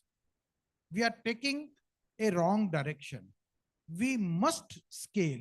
If we will not scale, the problem of exports, the problem of doubling the farmers' income is not going to happen. Today, Honorable Prime Minister is in Russia. one of the reasons that when he says that let's build the trade to $100 billion, basically what we are trying to do, we are trying to balance the imports which have risen to $40 billion so that we can also balance by exporting. So what should we export? How long we will keep on exporting only the commodities, or we will keep on exporting those processed foods just to the Indians who are sitting outside India? When we want to make a biscuit, can we have a biscuit like Walker's, the shortbread? When Scotland makes it, neither they are at the forefront of wheat, nor they are at the forefront of butter, nor they are at the forefront of sugar, but yet they make a product which is fantastic. So PLI was a scheme which was in that direction, but unfortunately, it only helps the big organization. It is actually designed to serve the big ships. What about the startups? Startups, millions of startups are coming, but the large number of startups are also closing because they cannot take the technology. Both the creativity and technology is so much interlinked that Morning Rapoli. Shri Anand Bhaskar Rapoli has come, former member of Parliament, Rajya Sabha. So, yes. To Shri Anand Bhaskar, Honorable Member Parliament.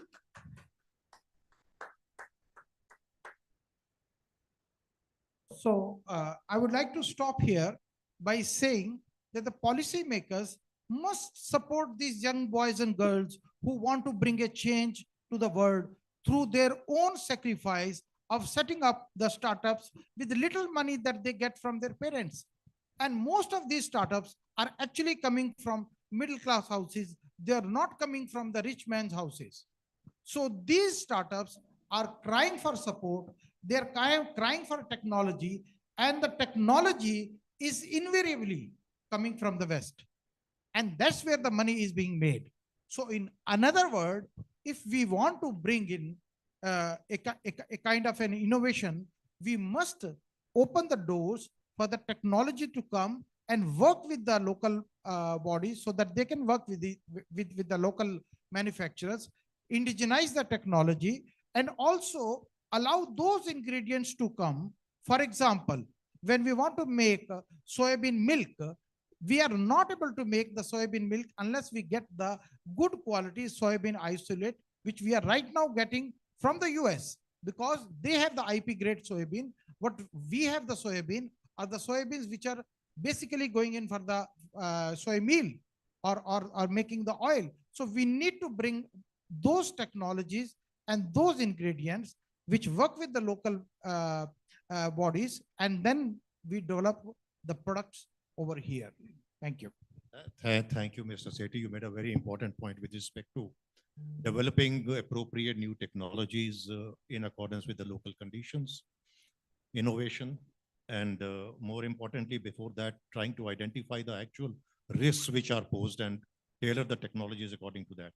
I would just like to just make a slight clarification that we can't call it soybean milk. We can call it soybean drink. FSSAI regulation is very clear.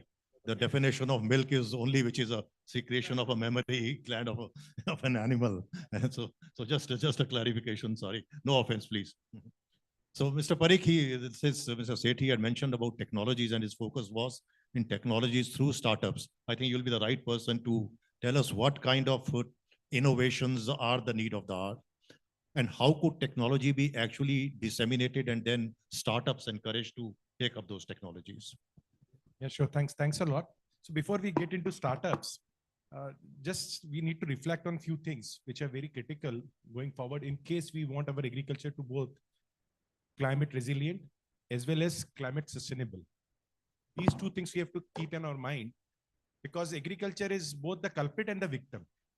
So if you see globally, right, what happens is that the biggest suffering, for example, recently we are seeing that suddenly the imports of Africa has increased substantially. We are seeing drought, flood.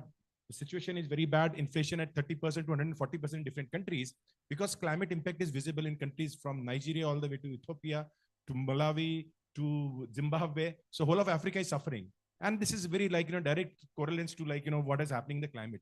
Back home in India, we have been 3 years back pretty happy with a lot of buffers, right? And excellent crops. But now we are struggling with our productivity in wheat.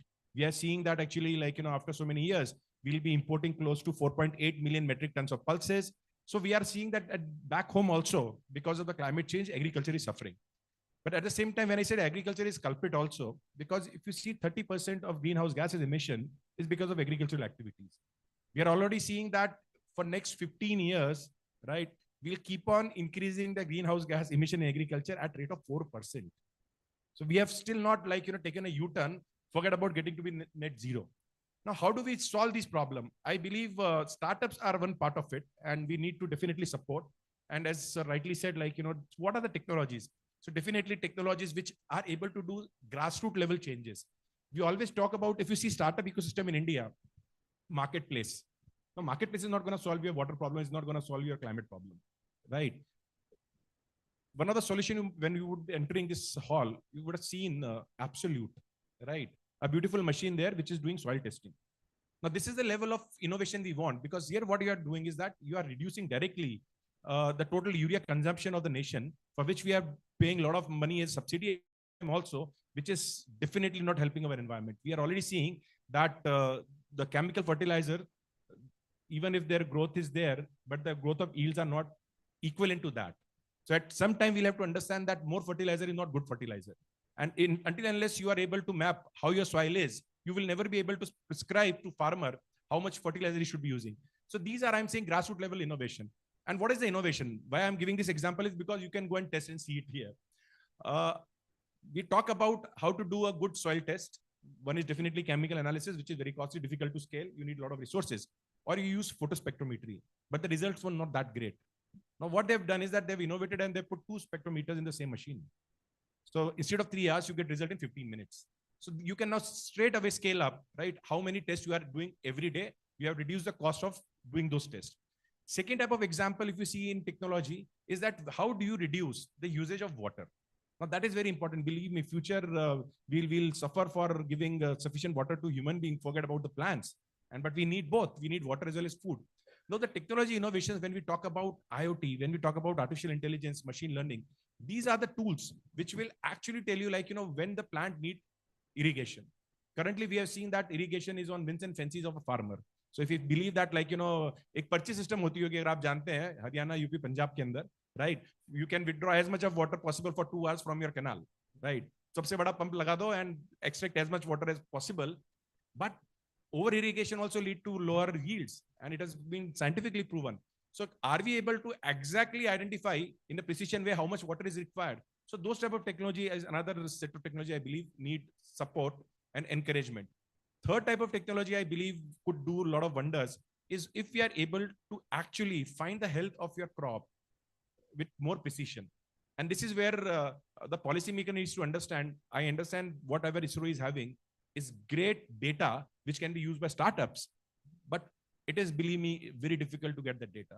So eventually you rely on either free to use services like Sentinel, which are not that accurate, or then actually like, you go to Planet, which costs you a bomb and no startup can afford it.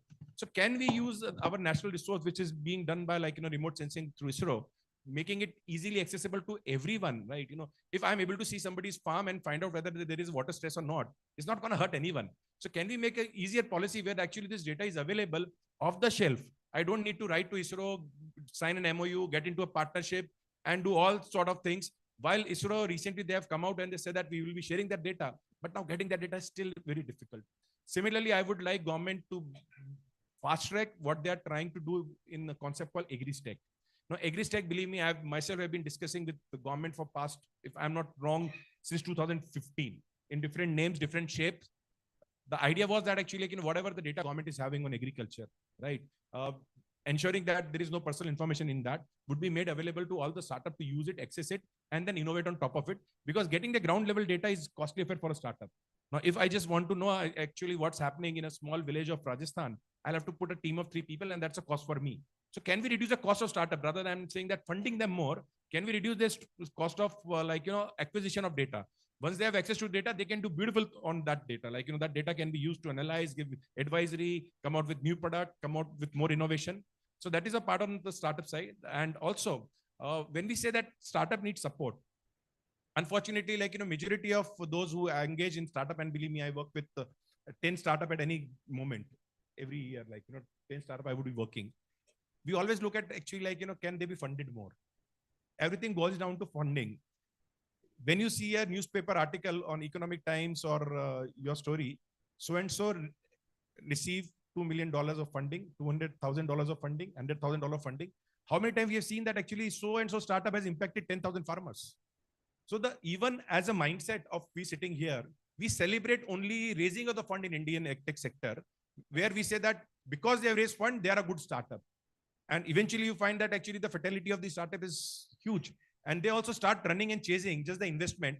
And investment happen when you are having more consumers, more revenue, and more traction with the market. So they end up doing something where they start competing with the large players, and they actually become the same large player with less of innovation and more of just like, the balance sheet maneuvers. This is, I believe, as a government, they need to come out with the policy which helps startup more. So just one last point, which is just point of interest. The biologicals are very critical to sustainability going forward. Now, believe me, just getting the biologicals in the Food Control of Fertilizer Control Act itself has taken so long. Now, the next request which I've been doing with the government is, and in case those who are part of the government sitting here, if we can give subsidy to NPK fertilizers. Now you have agreed that this is a good fertilizer. That's why it is a part of the FCO. Why not subsidy being given to biofertilizers or bionutrient, biostimulant as well? This is where I believe, like, you are putting the right horse in front of the cart rather than the other way around. When we promote that we want to be like, organic farming nation, we want to do zero budget farming, but at the same time, we are not making incentive available for people to do more R&D and more research in biologicals. And in biological also, India has done one very interesting thing, which is, again, a lot of people from seed industry would would be able to connect what I'm saying. There is a beautiful technology called CRISPR-Cas, which is actually being allowed in very few countries. And India is one of them, which has allowed SDN1 and SDN2 CRISPR-Cas seeds to be not called as GMO. While we all debate about GMO or not GMO, but now there is a technology available which allows you genetic editing and come out with better breeds in time span, which is half or 30% of what it currently takes. And this is where I believe just opening or allowing doesn't help. We have to put more funds in the R&D.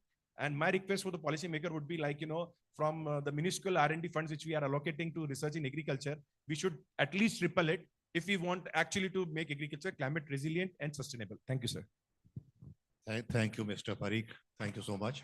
You made some very tangible suggestion for the policymakers to take note of, and I do hope somebody will take note of and it would result in some kind of a policy intervention.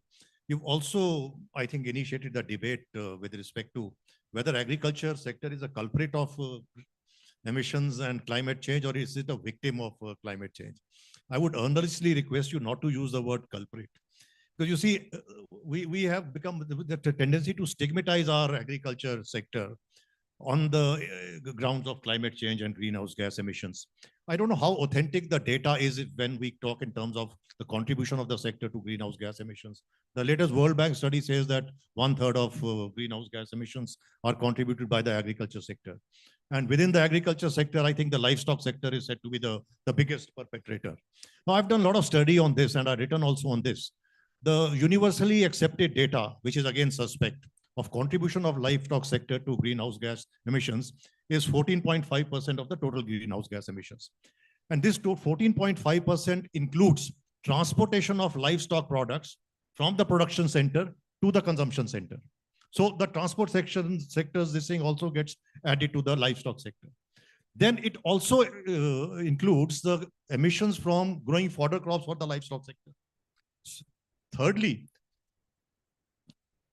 it says that the bulk of greenhouse gas emissions from the livestock sector is by the cattle reared for beef. We don't have beef industry here.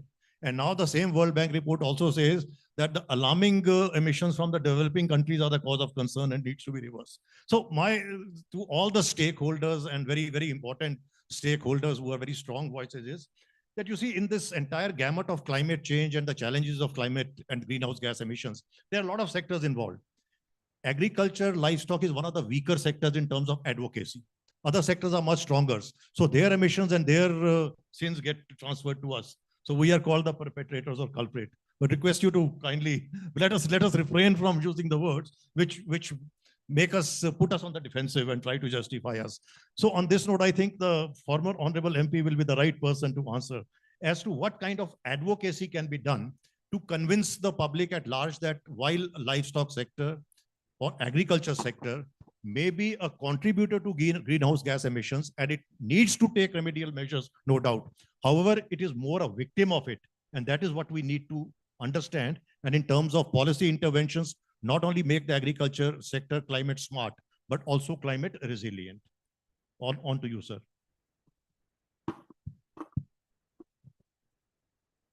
My dear beloved friends of agriculture, friends of seeds, friends of soil, friends of climate protection, friends of earth. Now we commence with a conclave. We are just beginning the 2-day conclave here. And the focus shall be naturally on the policy, so that how we will frame, evolve an idea and move forward. Being the policy maker, having a lot of affinity with the agrarian issues, including agriculture, farming, and concern for the climate and climatic influences on the agriculture and as well as climate resilient agriculture. If we take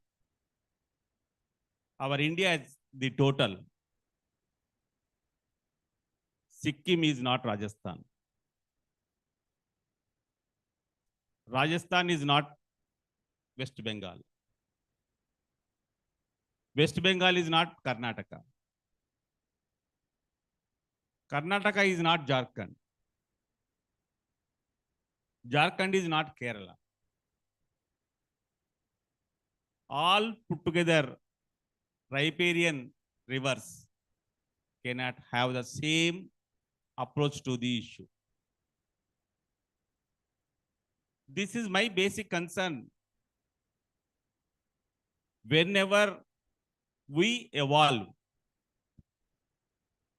we must allow the scope to have the tailor-made solution to the specifics of the soil, seed, the prevalent climate, and the available all other natural and necessary inputs. As you all take the variety of the agriculture into a capsule, the poultry and all other allied growing, expanding natural yield is being treated as agriculture. With this understanding, if we look at, yes, India is already facing severe climatic pressure, and we need to have the climate resilient yielding models. Our extension program throughout the country, right since the days of late stalwart Subramanyamji, then on the influences of M.S. Swaminathan and all the researchers spread across all our nation. Their influence is very deep on the policy. Everywhere within the country, state-wise, as well as at national level, all the governments are sensitive to hear, to evolve, and to present the possible policy influences for the betterment of climate resilient agriculture. Now the agriculture is closely added with the extraordinary food processing needs. Farm-based food processing is yet to grow. Within the 30 kilometers, 50 kilometers, 100 kilometers radius of the yield, if it's get the final shape that will reach the consumer, the agriculture will have better today. For that, policy influences were attentive. There were severe correctional efforts even from the governments, the latest agricultural policies and the influences.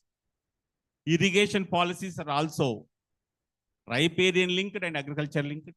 But even then, there are so many widespread expectations of the agrarian population for which you need to extend your understanding through this conclave as well, for the influence on your fellow researchers and scientists and agrarian economists and policy makers as well.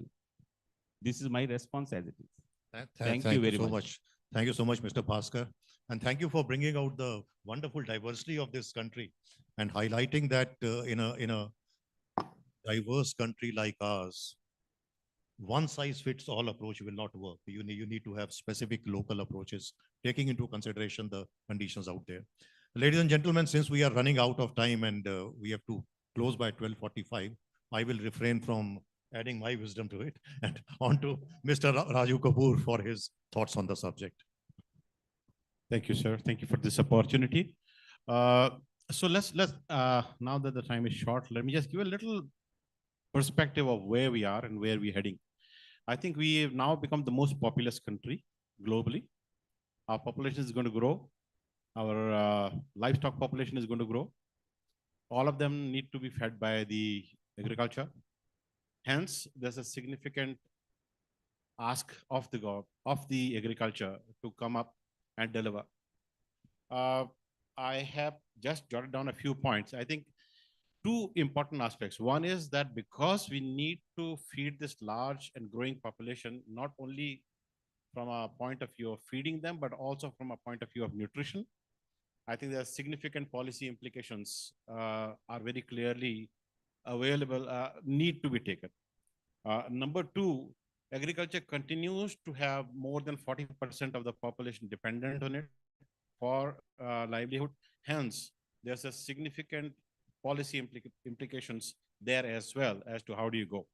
So the key challenges that we face today are, one is productivity. I think either our productivity is significantly lower compared to anywhere in the world. So that makes us less competitive. That makes us challenges with the, how best we are utilizing our resources. So the input use efficiency continues to be a big challenge in the country. Somebody mentioned about fertilizer. I could tell you about water as well as about all other inputs. Urea use efficiency sits at something like 25% or so. Similarly, I think all the nutrients, all the inputs are a problem. The other challenge that we face is that we have a continuously declining land size. So land holdings are increasingly become bigger.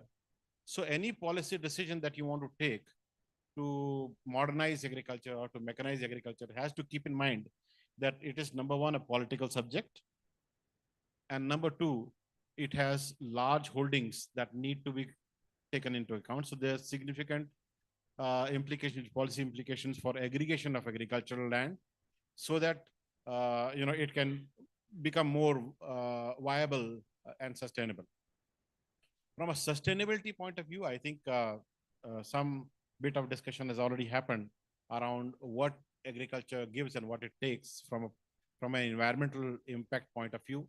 I think the real challenge for us would be, can we convert agriculture into a net carbon sequester from a point of view of something which is today emitting carbon, whatever be the label, that number can be disputed or can be discussed. But how do you convert agriculture into a carbon sequester?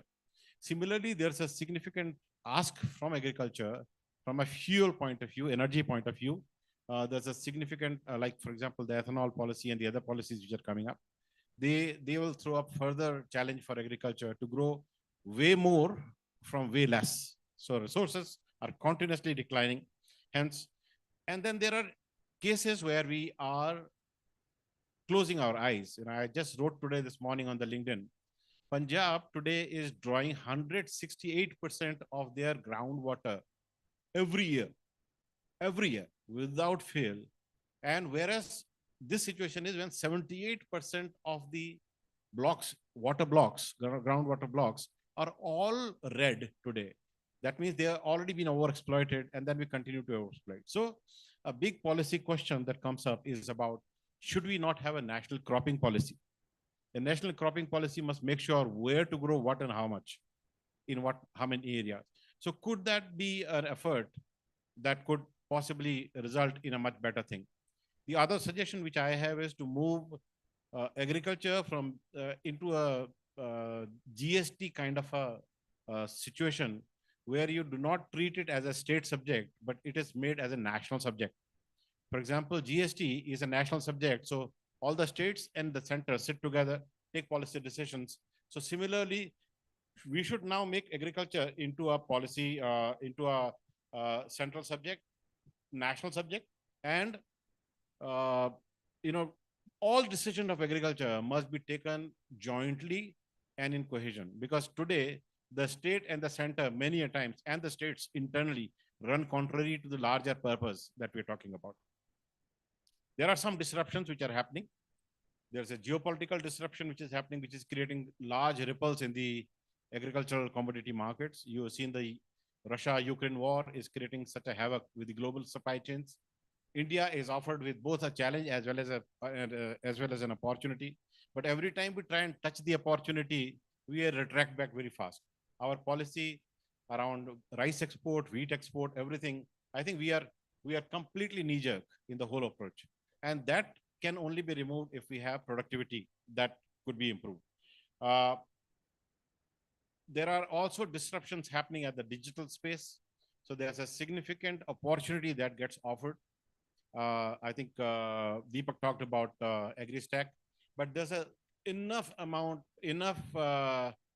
technology available globally. I mean, companies like mine, FMC, we are big time into precision agriculture. We would be very happy to partner with the government in making sure that we create large models of how precision agriculture could reduce the load, both the environmental load as well as the resource consumption load. We would be very happy to do that. The last one, which I would like to come around, is about creating an innovation ecosystem. I think the real challenge for us is today that we are continuing to go ahead with what should have been done yesterday, rather than what needs to be done tomorrow.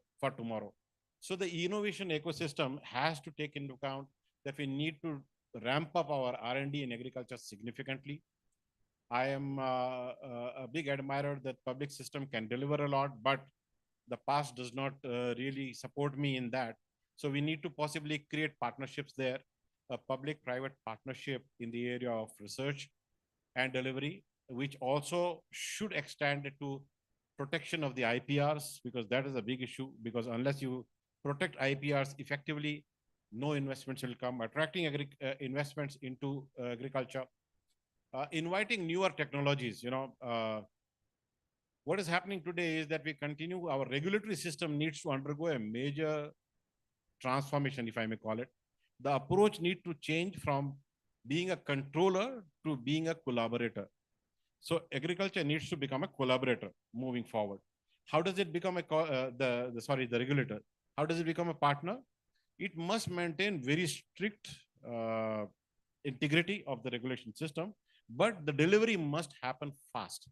Today, the delivery is extremely poor and very slow. We had a very interesting discussion yesterday with Additional Secretary. I'm so proud that Faiz Saab ke aane ke baad se, we are really looking forward that there will be some movement moving forward in the area of crop protection. But I mean, we yet to see the results. But if we can have a regulatory system which is made accountable for a timely delivery, that would go a long way. Genetics, I think that's a big area that we need to address if we talk about climate smart agriculture. The climate resilience is very, very crucial. We have seen that every time there's a terminal heat coming in the wheat, we end up losing significant quantum of wheat. And so is happening either through flooding. The weather patterns have changed significantly, which is leading to a lot of invasive pests as well also climate situations. So I think let me wind up. And the last one from my side would be, we need to shift away from a cropping society to a value chain society. Value chain society means that you are looking at the entire value chain of a crop all through. And then we are taking policy decisions which kind of go and impact each level of inefficiency that exists in the value chain through technology or through policy interventions. So thank you so much for the opportunity, sir.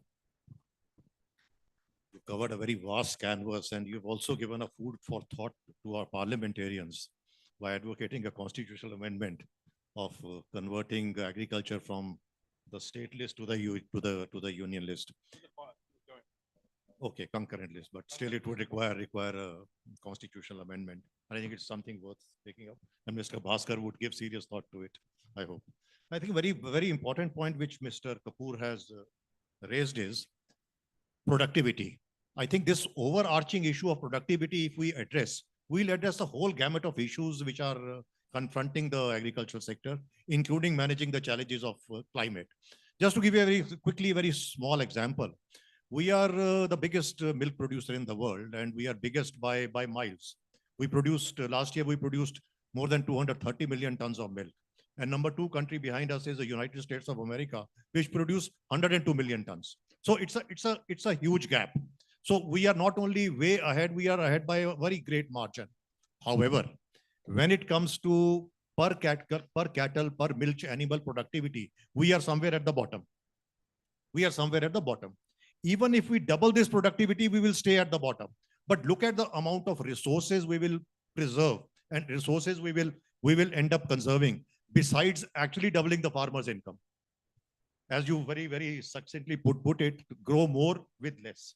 And that is what we'll be doing, even if we marginally increase our productivity in all our agricultural commodities. And lastly, another point which you made, which I think generally we tend to miss out on in conclaves related to agriculture and allied sectors, is the kind of regulatory and legal regimes we are working in.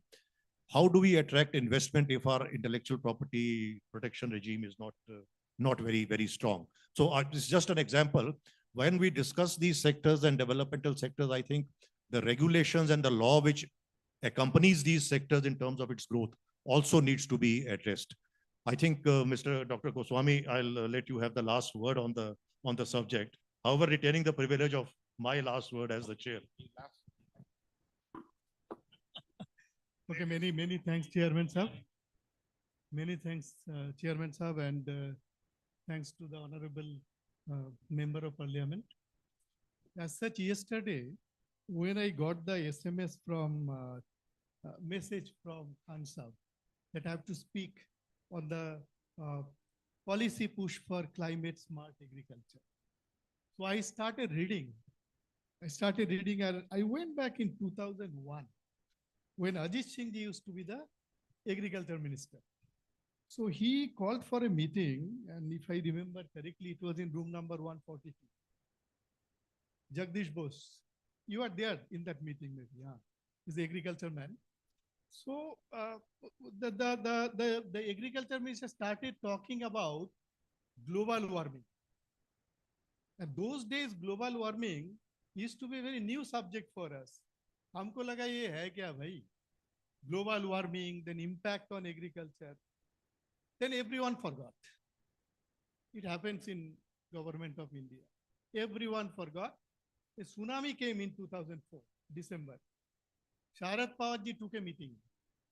Then with global warming, the cyclone was added. So now, and there's a big meeting and all these things.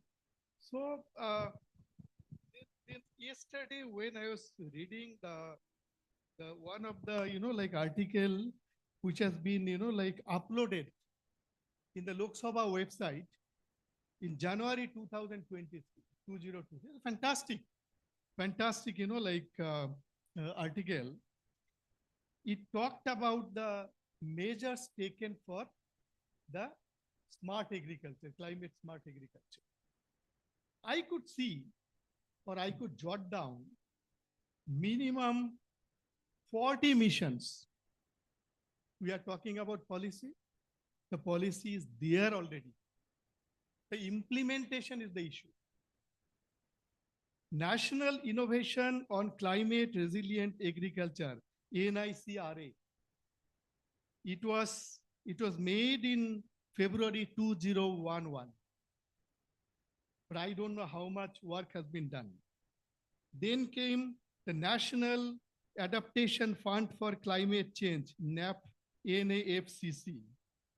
Then came Climate Smart Village. There I could connect my experience. Why? There is an example in my state in Assam and in my district that they made a smart village, but nothing happened after that. Nothing happened after that. They made some smart villages here and there, but nothing happened after that. Then they made consultative group on international agriculture research, CGIAR. Some of the meeting happened in Pusa, in NAS. Even I participated those days, but after that, nothing happened. Pradhan Mantri Krishi Sinchan Yojana, something happened there, right? And then Pradhan Mantri Fasal Bima Yojana, there also some good achievement is there. Then soil health card scheme, we participated actively, and good thing happened there. National Water Mission, something happening. But then again, the number of schemes, but I don't know whether even the state, they know all these things or not. Then I came to another article which says about some initiatives taken in 2008. On 30th June 2008, the National Action Plan on Climate Change was made. That is before 2011. 2008, 30th June, National Action Plan on Climate Change, NAPCC. And then related to that, I could find out 8 submissions were made. That is the main mission. There are 8 submissions. National Solar Mission, which is working well. National Mission for Enhanced Energy Efficiency. National Missions on Sustainable Habitat. National Water Mission. National blah, blah, blah. Number of missions have been. If we study properly, maybe it will be 30, 40 missions has been made. But I don't think many of them been implemented. So there is no lack of policy in this country. Like we have got the largest constitution in the world. Is our constitution fattier than American constitution anyway. But the question is that how much been implemented?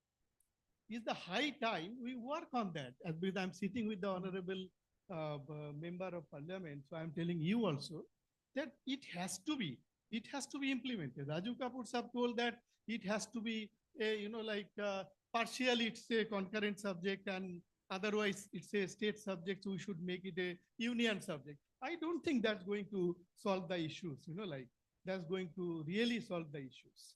We need to make the state aware We would need to make the state aware. And many of the state, I don't think so that many of the state really knows what is there in the mind of the government. So everything is getting stopped in the implementation level. That has to be done. I come from village. I come from a typical village. From the railway station, my village is 8 kilometers away, right? 8 kilometers. And it takes time, how much? Maybe 30, 45 minutes. Why? Roads are all broken. I know the condition of the village. Village, what is happening? The population has gone up. So the young guys are there in Bangalore, in Chennai, in Coimbatore, in Delhi, and doing some petty jobs. That's because agriculture is no more profitable. That's number one. Secondly, I'll just take 1 minute more. Secondly, what is happening in our time, even we had 64 bigha land, now we have nothing.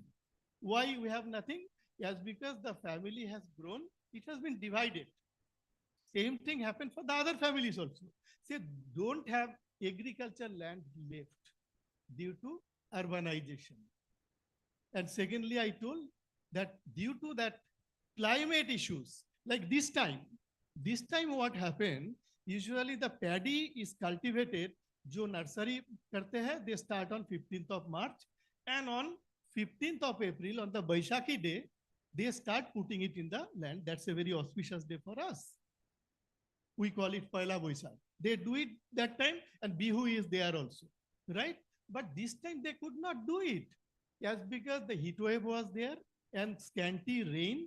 Ultimately, the rain came on 16th of June.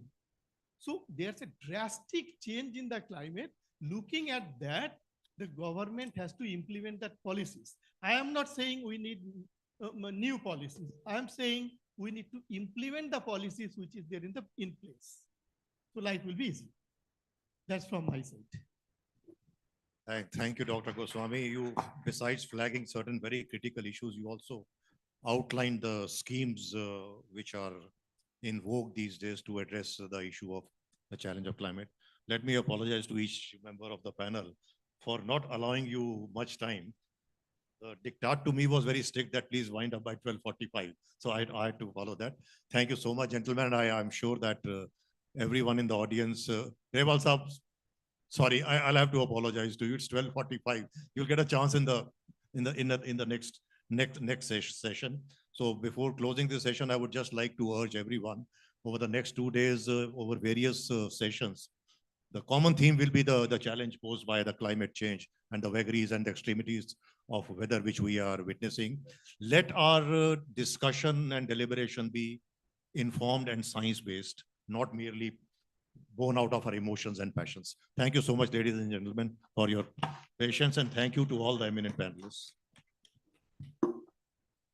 Thank you, sir, for a session well conducted. And thank you, esteemed panelists, for your contribution to this very topical discussion. May I now invite on stage Ms. Zaman Almas, Manager, Agriculture Today, to kindly present mementos to the esteemed chair and the esteemed panelists of this session. We start by thanking the esteemed chair, Shri Tarun Sridhar, former Secretary, Animal Husbandry, Dairy and Fishing, Government of India. Thank you, sir. It's been a pleasure to have you here. A big thanks to Dr. Kalyan Goswami. Thank you, sir, for your gracious presence here today. We thank Mr. Raju Kapoor, Director, Industry and Public Affairs, FMC India.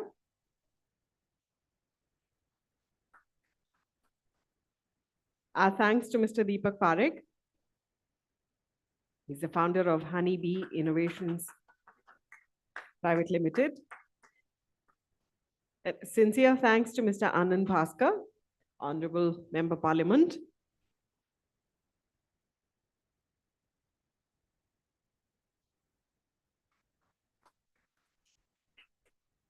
And our heartfelt and sincere thanks to Mr. Sanjay Sethi, USSEC. He is the Human Utilization Advisor for South Asia.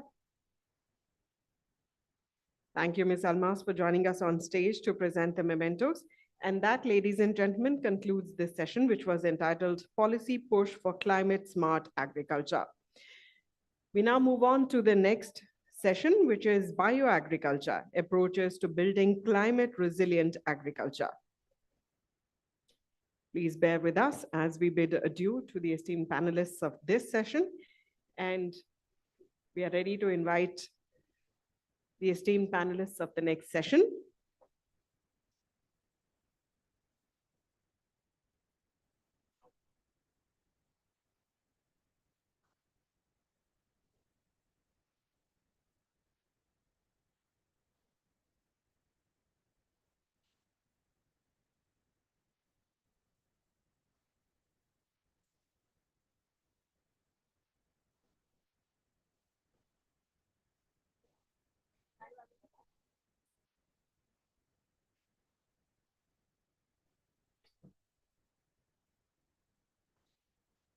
Ladies and gentlemen, please do bear with us while the stage is being prepared for this discussion, which is entitled Bioagriculture, Approaches to Building Climate Resilient Agriculture.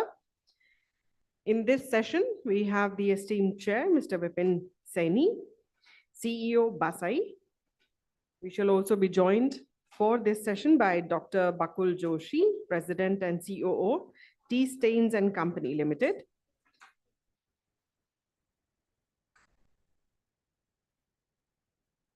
We shall also be welcoming Ms. Sandeepa Kanitkar, MD, Ken Biosys Limited. Also joining us for this discussion is Mr. Devabrata Sarkar, Vice President, Asia Pacific, Alga Energy. Our esteemed panelists in this session, Mr. Ajit Singh Chahal, Rice Team Lead Asia, Bayer Crop Science Limited, Mr. Amit Rastogi, Executive Vice President, Coromandel International Limited, and Mr. K. Srinivas Kumar, President, Inera Absolute. I'll request all the esteemed panelists to please join us on stage. We start by welcoming the esteemed chair.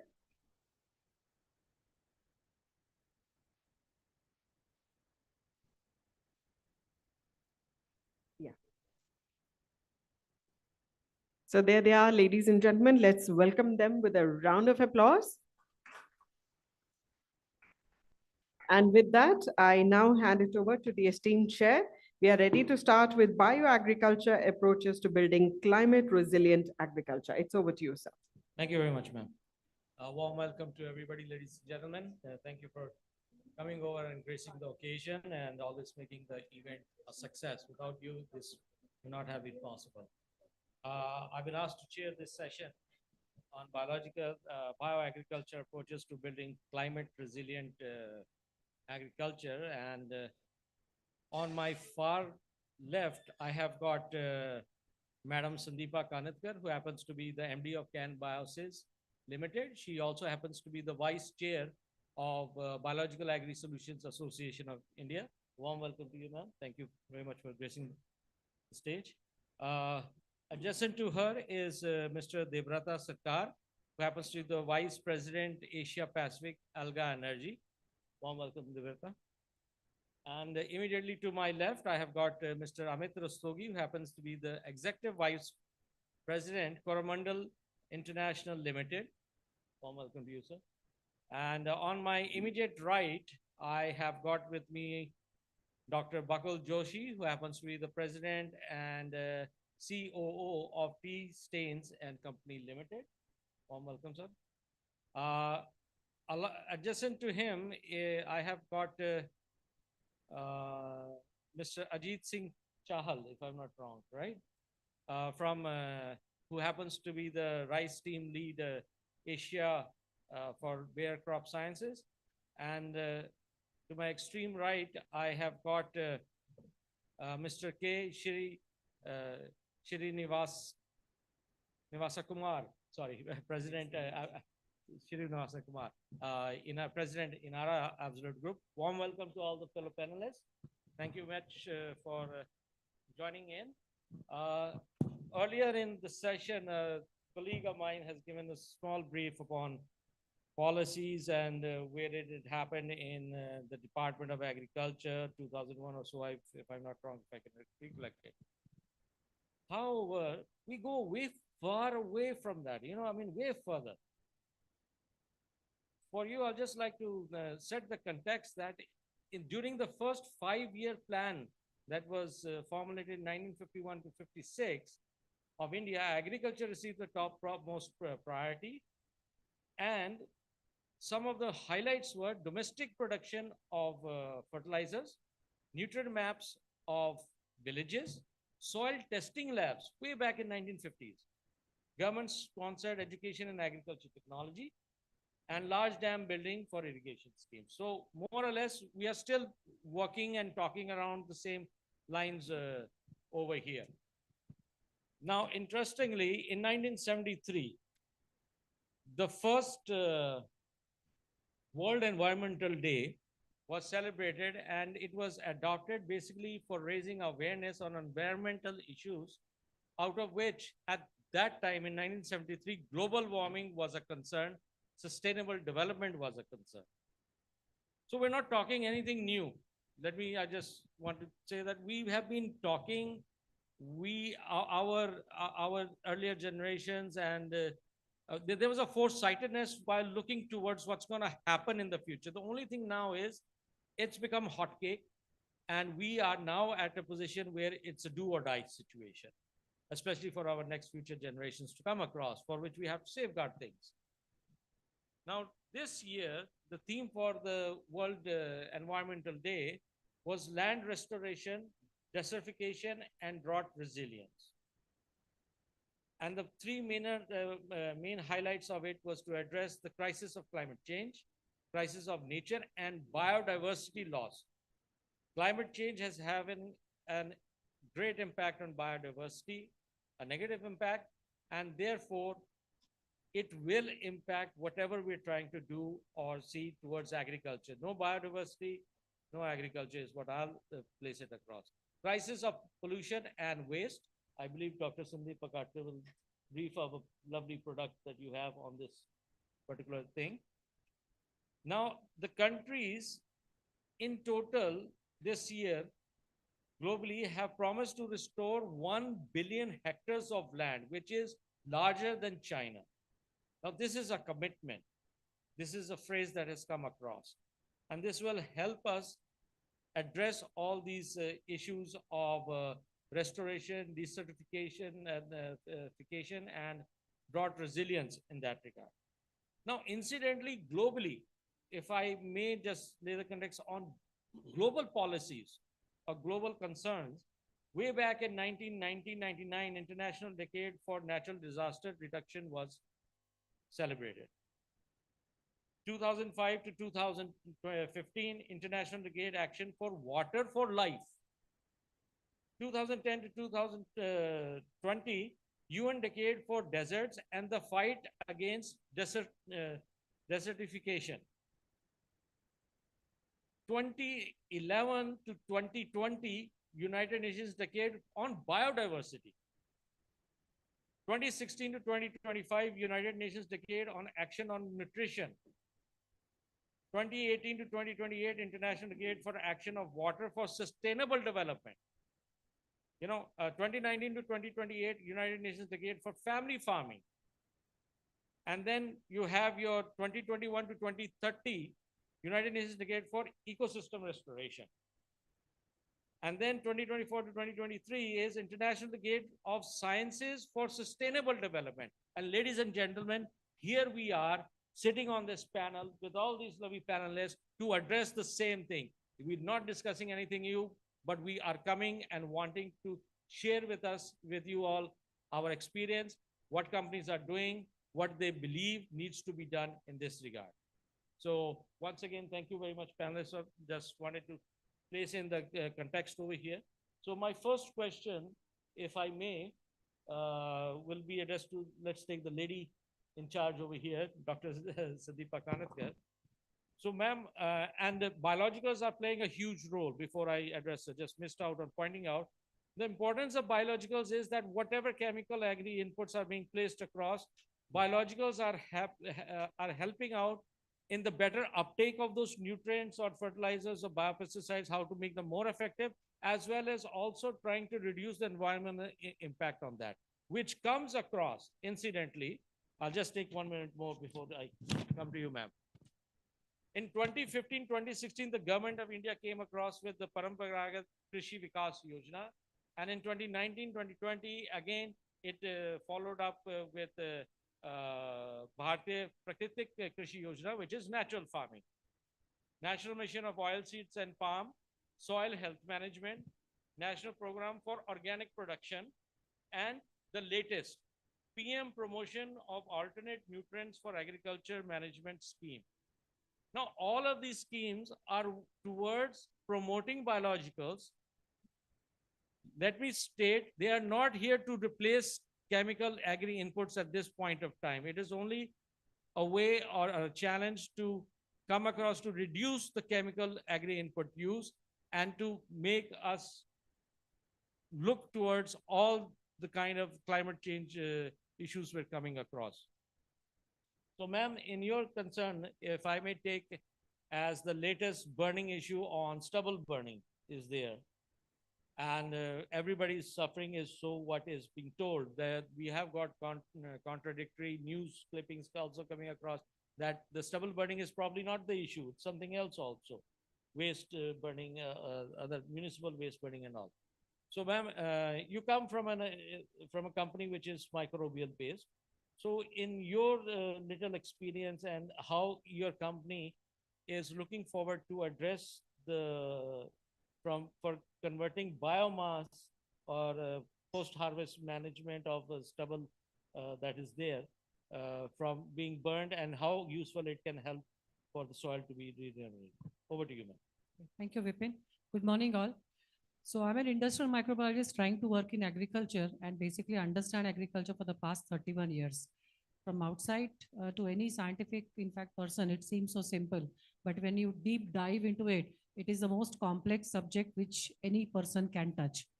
To answer your question, Vipin, agriculture cannot happen without carbon sequestration. That is my firm belief.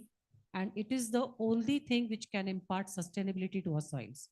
So basically, when we started creating models out for this bioagriculture kind of situation, we concentrated our efforts on creating a technology for stopping the stubble burning, which is in fact so much talked about in Punjab, Haryana. To just tell you about the yield aspect of our country with respect to rice, we are producing around 24% of the world rice.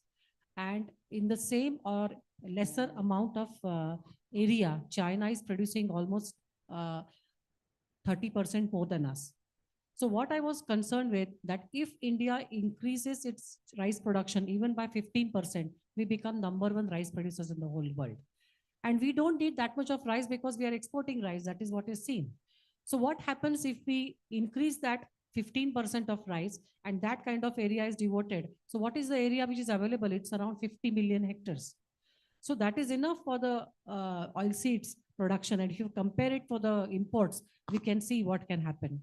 So coming back to rice, we created this kind of impact project in rice called as In Situ Rice Stubble Incorporation, and which was in fact the technology was substantiated at PAU and HAU for over 3 seasons.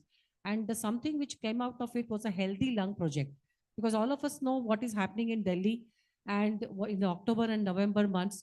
So we sent that project to the government, which was almost around 250 crores. Because unless you work on, we worked on around 30,000 acres, but that is not enough for the government to show what can happen over 1 crore acres of Punjab, Haryana. But that project has still to take velocity to the extent it has. Because someone, Mr. Goswami right now said that policies are there, but implementation is taking a lot of time. So sequestration is important. And I will just divert from this aspect of sequestration also to the other aspect of nutrition, which is of microbes. Someone said here that agriculture, the food, the fertilizer use efficiency stands only at 30%. So what is being done about it? Government came up with neem coated area, but are there other technologies? Yes, there are. There are microbial technologies wherein every seed has to be treated with a biofertilizer. Every fertilizer can be increased. The fertilizer's efficiency can be increased with biofertilizers. About biopesticides with related to food safety. So technologies are there. What we are looking at is the scale. Yesterday, we participated in a very good meeting wherein biopesticides, there were just 3 of us which were present in a whole body of chemical pesticide people. So right now, the market for pesticides, for biofertilizers, for biostimulants, which is an emerging kind of field, it stands just at around less than around $1 billion in India. Less than that. It is very, in fact, 6,000 crores if we put it in the right perspective. So what will catch up that speed? Yes, climate mitigation technologies, which can be supported and which can be scaled up by means of research and by means of finance, that can be used to a great extent. But I will say that agriculture, things don't happen in just 1 day or 2 days. It almost takes a decade to change agriculture to the extent we want it to be changed. But right now, the impact of climate change, which is troubling us a lot, is I'm happy that people are at least trying to listen to the different technologies which are there, and the support right now which is being received by different startups, by different companies, that is right now going up. And I believe that microbials in the next future, near future, will be about 30% of all the inputs which are used in agriculture. Not only fertilizers, but also pesticides, but also carbon, or you can soil management techniques. And I'm happy that if the government comes up with a support with respect to carbon credits, lot can be done in bioagriculture concept. So there are things, but they have to be scaled up. And we just, people are running out of patience. That is what I can say. But technology standardization has to happen. Right now, there is a lot of evolution which is happening in the markets, in the research, in the fermentation areas with respect to microbial technologies. And standardization is what will make the velocity which we need to take bioagriculture and give it the rightful place it deserves. Thank you. Thank you, ma'am. Thank you. Very insightful. Ladies and gentlemen, I'd just like to add upon here that ma'am's technology on microbial for, a solution towards stubble burning has been funded by the DBT. Now, unfortunately, the government also needs to look into the gaps between interministerial and interdepartmental issues, so that such technologies which are being funded by DBT, by the government, should also be adaptable earlier. Continuing with Paddy, my next question to Ajit Singh is from where? So, what kind of technologies in Paddy are you trying to adopt to, address climate change and less water use and other things? I mean, it's just over to you. It's an open brief for you. Thank you. Bringing the topic on rice. And if we have to discuss 3 things, food security, the impact of climate change, and the impact on environment, rice is the most important crop, because more than 50% of our population in terms of their food requirement depends on rice. And that's why it's one of the most important crop to ensure the food security for the growing population. And our population is growing. We will need to increase our rice production globally by 30% by 2050 to feed the growing world population. Second, in terms of climate change impact, it is the most vulnerable crop for the climate change, which can impact, and with some estimation, the way climate change is happening, it may impact around 15% rice production in next 10 to 15 years, not very far. So this is also extremely important. The third piece is also, which is also like extremely important, is the sustainability part. Apart from feeding the population and mitigating the climate change impact, rice is also one crop which is in agriculture is contributing to the most severe environmental impacts also, in terms of high water consumption, in terms of high methane gas and other gas emissions, and that's why this is the right crop to discuss about food security, to discuss about say climate change impact, and to discuss about sustainability.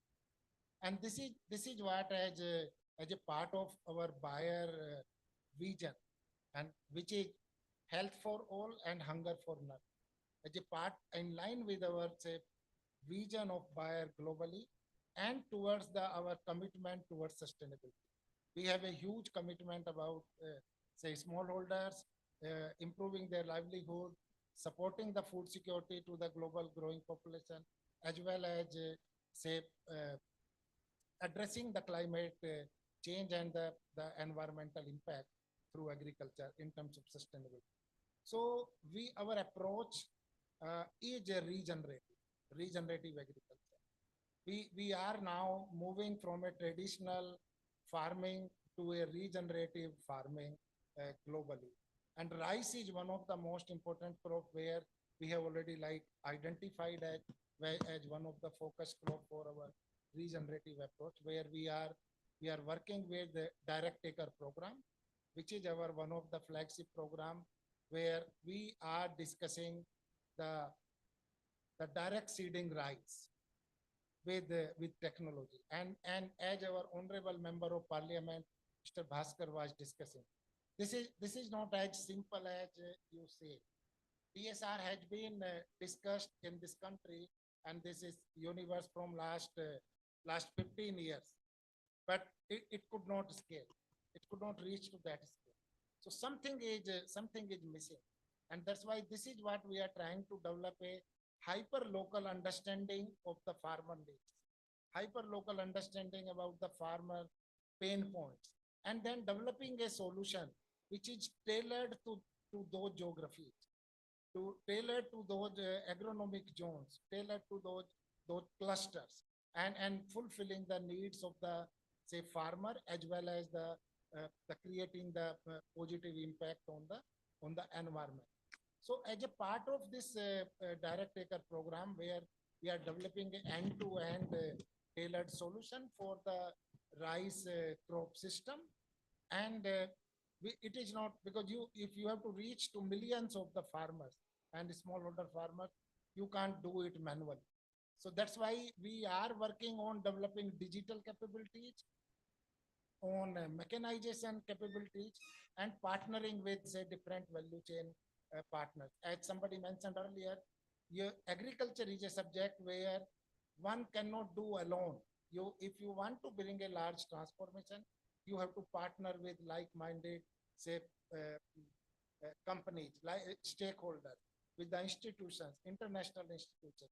And this is what we are working with a large number of say our partners to drive this rice crop system transformation with and supporting the farmers in terms of say reducing their cost of cultivation, addressing the labor challenge, reducing the water consumption by 30 to 40%, reducing the say GHG emissions by 40 to 45%, and ultimately increasing the ROI and income of our say smallholder farmers by 10 to 15% on annual basis. So this is our very strong focus area which we are driving. We have already done, and India is our one of focus country out of this program, apart from other countries of Asia, and we are also looking at Africa. In India, we have already done like a proof of concept of our this DSR crop system. We have done commercial pilots successfully, and this year we have this program has reached to more than 15,000 hectares, majorly in north and east central geography. Now, from here, we are looking at, with the help of all our partners and international institutions, to scale it up. Yeah, that's all. Thank you very much. Thanks a lot. Thanks a lot. DSR is a very old technology of rice cultivation coming across, but then again, agriculture is a culture built within the farmer himself. So adaptation of such technologies take time. I can recall that during my college time, the government of India in the 1980s were promoting burning of stubble post-harvest. And now we are actually fighting it the other way around. So 30 years, 40 years, we've been training them to, after the harvest, just plow the field and burn the stubble. But the difference is with the mechanization that earlier there was an inch or 2 inch of stubble, and now we've got 3 to 4 feet of stubble still in the field. So thank you very much, sir, on this part. My next question will be to Amit Rastogi ji. Amit Rastogi, with your experience as a major chemical major company, and you're also trying to foray into the biological segment, and with the latest PM Pranam policy coming across, how do you look at your company in adapting biologicals when you are so successful, commercially and in the chemicals? Yeah, thank you, Mr. Vipin, for that question. As you mentioned, Coromandel is a very large fertilizer company in India. And we also have a number of retail stores. We have around 800 retail stores, and we have a footfall of around 3 million farmers in our stores. And one of the most common problems which the farmers bring to the stores is the fact that they're facing abiotic and biotic stresses. Now, we do sell a lot of biostimulants, and these biostimulants are sold basically to address the stress management issues of the farmers. And while we work with the farmers, we realized that we also need to look for solutions which can help them to overcome the problems, the risks associated with climate change. And one of the big problems of obviously climate change is drought. And we are actually in the very major rice growing area of the country. So we decided to look for solutions for drought management in rice. So we, in fact, visited International Rice Research Institute in Manila. We signed an agreement with them. We joined their Varietal Rice Acceleration Program, VRAP. And for 3 years, we conducted very extensive trials on drought-resistant varieties developed by ERI. They shared with us 10 promising lines of the drought-resistant varieties. And then we also used varieties which are developed in India by the Directorate of Rice Research, Dhan 44, Shabagi Dhan, and also the common varieties which are very popular in Andhra, Telangana, in those southern regions, which are MTU 1010, PPT 5204, and Swarna. And we conducted these trials over 3 years. And we obviously imposed water stress on these crops. We found that we stopped the supply of water for almost 4 weeks. And we tried to see which of these varieties performed well. And we evaluated the performance on 6 parameters. And we found very good response from the drought-resistant varieties which we had got from ERI. Now, but unfortunately, we were not able to convert this into a commercial opportunity. We were not able to bring these solutions to the farmers. One of our learnings from this experience was that the farmers evaluate the performance of a variety with respect to yield, duration, and quality. Basically what kind of rice quality that is produced.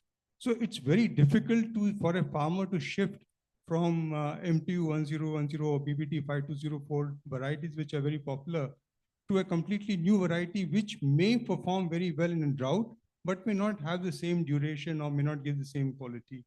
So one key learning from this exercise is that when we look for solutions, when we look for, let's say, plant breeding solutions for addressing climate-related issues, climate-related challenges, we need to also ensure that these varieties or these solutions perform equally well on other parameters such as yield, quality, duration.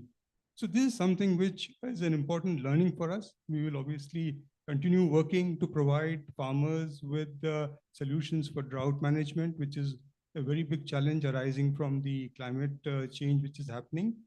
And we will obviously look for other solutions also for addressing the farmers' needs, because as I mentioned, 3 million farmers come to our stores every year. and they look for Coromandel for solutions to the problems. Thank you. Thank you, Mr. Rastogi. Really insightful. I'll take this next question to Devrata Sarkar. So as a algal company internationally, what are you foreseeing kind of technologies and products in the biological segment that, and in what way it can complement and also try to address the issues of climate change? It may be in pollution, or it may be in agriculture, or uptake of agri inputs, nutrition inputs. I mean, anything that you feel that how best are you trying to address climate change through product, your R&D products? Thanks, Bipin, and thank you for all the people coming here, taking your time. So I think we have an eminent panel. We have already discussed a lot of things about climate change, and I think today's discussion is about bioagriculture and its approach towards climate resilience agriculture. So if you ask me, I will call it a BT approach.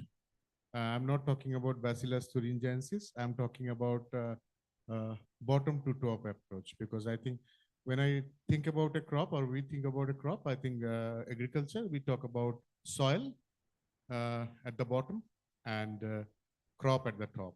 So for us, I think soil is most important, not only for us, for everybody, because as per WHO, we are left with only 60 years of farming, because the way we are indiscriminately use soil and the way we are eroding the soil and using all types of products in the soil which may not be so suitable. And I really mean it, because this is an information that has been globally available. Every minute we lose 30 football field of soil, every single minute.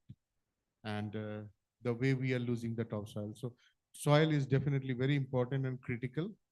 So as a company, yes, our products are based on microalgae, and microalgae has an immense potential to take this approach forward, both at the bottom, also at the top. So so it's not only about microalgae. I think there are multiple, as she said, the microbial.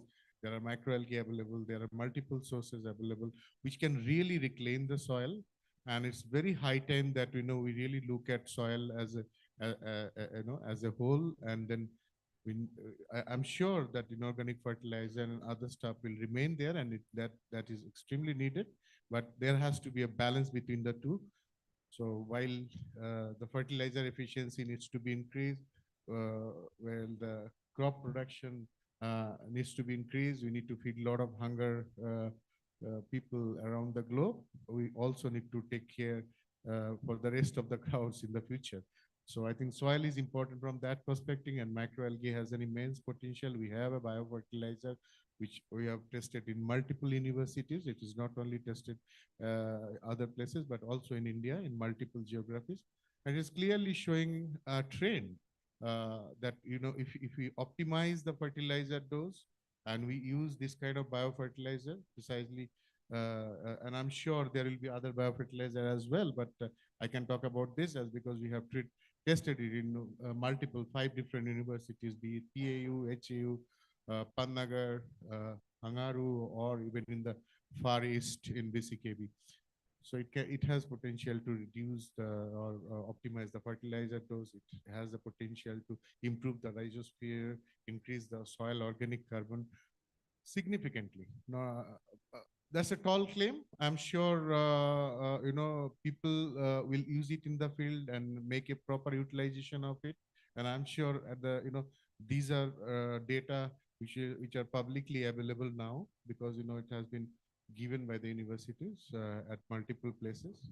But more importantly, where I said that we should take the soil as a whole, it's not only about a product, it's about an approach.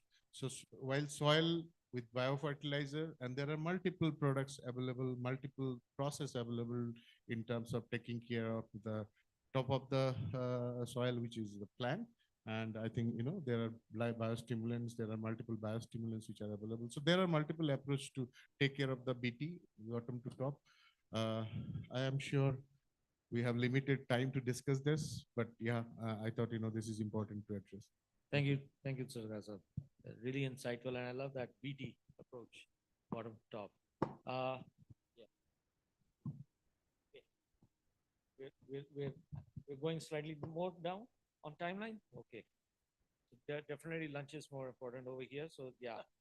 Biologicals contain biofertilizers, biopesticides, and biostimulants. Now, I'll ask Dr. Bakul Joshi to give their views on this answer. We're very much on time, so yeah, about five, 6. Hello. So I have a humble submission to have your attention. For next 2 to 3 minutes, I'll speak because I'm a penultimate speaker between you and the lunch. Yes, I know it. That is the reason I said penultimate speaker. First of all, I really applaud Agriculture Today and Dr. Khan that he brings all policymakers, thinkers, experts, and strategies on one table to discuss such important issues. First of all experts sitting here will have to be careful about one misnomer. We all keep talking about, let us save planet. It's not the question of saving planet. It's a question of saving ourselves. Planet will remain there, but we will have existential crisis. That is the reason in United Nations, one of the 15 goals is life on land. Now, United Nations is talking about life on land today, but some 5,800 years ago, Lord Krishna had told in Bhagavad Gita to Arjun, Vidya Vinaya Sampanne, Brahmane Gavi Hastini, Sunishchaiva Swapakecha, Pandita Samadarshinaha. I will not go by verbatim translation of this verse. It is in 5th chapter, 18th verse. What it wants to say, hey Arjun, you are an expert. You have to live in harmony with nature. If you do not live in harmony, possibly there will be an existential crisis. What Bhagavad Gita told some 5,800 years ago, we are talking it today, but we lost the track in between. Once Swami Vivekananda was asked, what is poison? And Swami Vivekananda gave a very simple answer. He said, anything excess is a poison. So the questioner asked, what do you mean? He says, somebody falls in a lake. Lake is deep. He doesn't know how to swim. The water becomes toxic to him. It becomes poison. When water can become poison, we are loading our land, our environment with chemical pesticides. And there comes the importance of biological solutions. I represent T. Stenson Company, which is 164 years old company. We have 1,500 microbial organisms in our bank. We are exporting in 32 countries. Our sale is more in foreign countries than in India. It itself means we are interested to give chemical solutions to our farmers, but farmers outside the country are well aware that biological solutions are also very, very effective. I do not say that we can live in isolation only with biological solutions. But ever since I was a student in 1993 when I was doing PhD, that time also integrated disease management, integrated pest management, integrated nutrition management was discussed that time. We keep talking, but we are loading our soils with all chemical pesticides. So my dear friends, we all have to work together to bring an integrated pest management. I would also recommend chemical pesticides, but if you use biologicals, possibly it will solve a big problem. I traveled 3,000 kilometers in last 2 months, just last 2 points. 3,000 kilometers in last 2 months. Met hundreds of farmers who were completely using biological solutions from T-Stens. and they were very, very happy. They even did not need any chemical pesticide. So such farmers are also available. And yesterday, I was at Pune at NRCG Grapes. They have developed this booklet, bio-intensive grape cultivation, where they say, Dr. Mukherjee and Dr. Saha, they mention that if at all grape reaches flowering stage, it requires minimal pesticide load because we have to export. If there are MRL issues, residues issues, possibly our grape consignments will get rejected, and crores of consignments are rejected in the past as well. So my dear friend, even our research institutions are also promoting biological at the right stage in the crop growth. So let us work together and provide an integrated solution where biologicals become an integral part of integrated pest management, integrated disease management, and integrated nutrition management. And in that initiative, if at all T-stands can be of any role, can play any role, we can partner with any organization. Thank you so much. Thank you, Bakal. Thank you. Really insightful. Okay. So, last but not the least, I'll give you an opportunity, Srinivas Kumar, to kindly tell more about, I believe you have an instrumentation, the technology, digital technology going in for soil, and, analyzing it on the field or so. Right? Yes. Could you just brief us about the technological intervention to address climate? Sure. First of all, good afternoon, everyone. Thanks for this opportunity. So I represent INERA, which is an agriculture crop science expression of Absolute. So I talk about Absolute. As you said, 150-year-old, I think we are just about 10 years old, wherein we had been focusing on development of technologies all the while. But this might be the very first year to the market, I would rather say to the farmer and field, to prove and validate what it is in the best interest of the farmer to create that value. As we're all here together, many of us have been talking about biologics. Personally, I had been in crop space for almost like 28 years with chemicals, seeds, all the technologies. At an Absolute, as I said, while we focus on the development of technologies, we are bioenabling, the future, wherein we have one of the largest collections of microbials and, novel microbes that would lead us into the future. That's what we are anticipating. On the ag side, we have already seen and you have witnessed the technologies of, the soil is something which is very, very important. We all felt regenerative agriculture. People are talking about bioenabling and, biologic has become important. So we are focusing on, if you look at Upaj is something which we are already seen on creating a market platform and supporting the farmer from turnkey solution side, wherein INERA is a biological, phase of it to support with biologicals aspects of the agriculture. Personally, I think, collaboration is something which has been quite talked about topic. So when we look at historically, I think during 60s, I think many of the, legends sitting here, I see Unisab and, a lot of, when the food security was a concern for the nation. So people stood up and driven that agriculture into the green revolution which, helped us talking about that big numbers of agriculture today. While from security to now things are becoming safety is a concern, where I look at Indian agriculture exporting about $50 billion, also importing some 35 billion, still we are at a little surplus on that. A lot of issues needs to be addressed in terms of this value chain with respect to MRLs and all other topics, wherein, pre-harvesting intervals, wherein these biologics can play a very, very important and vital role. And last but not the least, when we talk about security, when we talk about food safety, sustainability is becoming a very, very important. That is something we're all here. We are at the cusp of a phase where we really have to decide an integrated approach.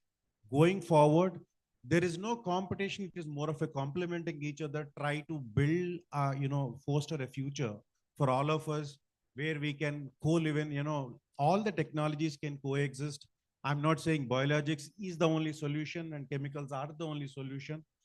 It is a need of the hour for the nation and the farmer to come together, wherein we should work not only, I mean, we already looked into the policy push session. This is the time where we should really come together and focus how we can really create value at the farmer. I think we are talking about farmer least bothered about what's happening at, climate level. Usko शाम को भाई पैसा चाहिए, तो उसका income चाहिए. So while we do all this, how can we best, protect the interest of the farmer at the same time, protect the interest of the nation. So it is not just a farmer need, it is also a nation need. That is what I look forward to build this together. Thank you so Srinivasan. much. Thank you. Thank you. Very insightful. And advantage of biologicals is that we are exempted from maximum residue limit also. And the biologicals are looked upon as one of the prime solutions towards addressing climate resilient farming.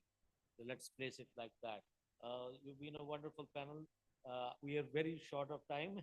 I would have loved to pose questions to you on the latest drones application developments and stewardship activities that are required for biologicals. But I believe if anybody has any questions that we can address on a one-to-one basis. Thank you very much, ladies and gentlemen, for a wonderful panel. Thank you very much.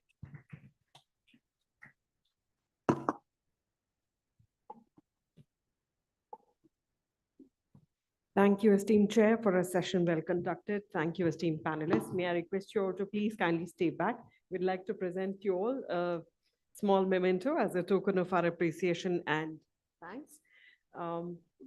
May I request Ms. Zaman Almas, if you're here. May I invite Ms. Nair to please join us on stage to kindly present mementos to the esteemed session chair and the esteemed panelists. We start by thanking the esteemed chair, Mr. Vipin Saini, CEO Basai. Thank you, sir. We thank Dr. Joshi, Dr. Bakul Joshi, President, CEO, T. Sains and Company Limited. We thank Ms. Sandeepa Kanitkar, MD, Ken Biosys Limited. Our thanks to Mr. Devabrat Sarkar, Vice President, Asia Pacific Alga Energy. Our thanks to Mr. Ajit Singh Chahal, Rice Team Lead, Asia, Bayer Crop Science Limited. Our thanks to Mr. Amit Rastogi, Executive Vice President, Coromandel International Limited. Our thanks to Mr. K. Srinivas Kumar, President, Inera Absolute.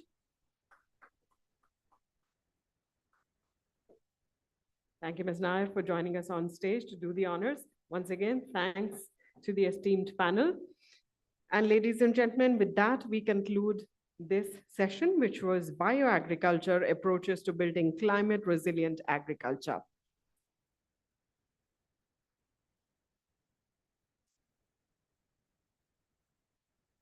So with that, we take a break for lunch, but please do try and come back in time. We shall be congregating in this hall sharp at 2:10. Please do try and keep time because we are really, really behind time now. And in the evening, we have a star-studded event to look forward to. So we do not wish to be behind time at all. So please do try, once again, gentle reminder, 2:10 is the timing that we are all looking forward to. Please do try and join us back in time. Thank you.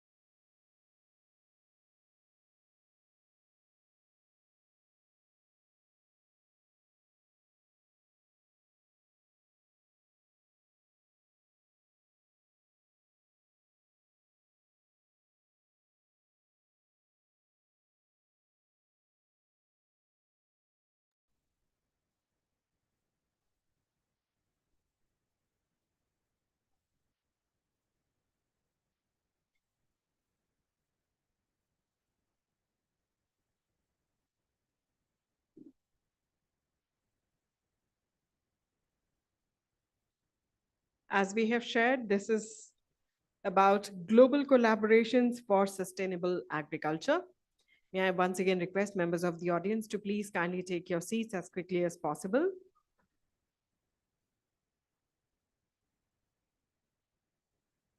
May I take the opportunity of reminding you all once again to please do remember to either switch off your cell phones or put them on silent mode.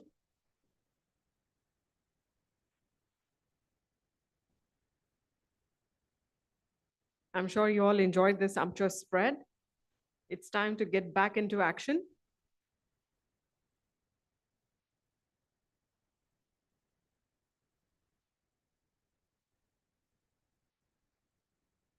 Please bear with us as we are just awaiting the arrival of the esteemed chair.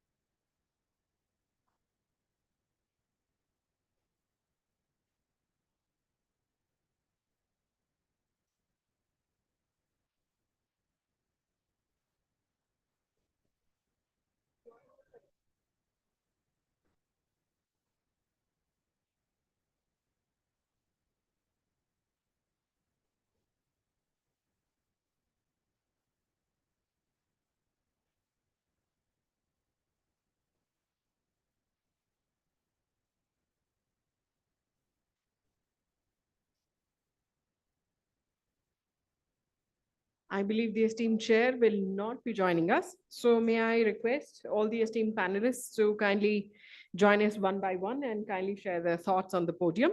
To start with, may I invite Mr. Erwin Mohammed Akbar, Minister Counselor, Embassy of Indonesia. May I request you to kindly share your thoughts. Or we do have access to the table mics also. If you would like to share your thoughts from there, you can do that from there. Thank you. Good afternoon, ladies and gentlemen. Thank you for having me. It's an honor to be here with you all.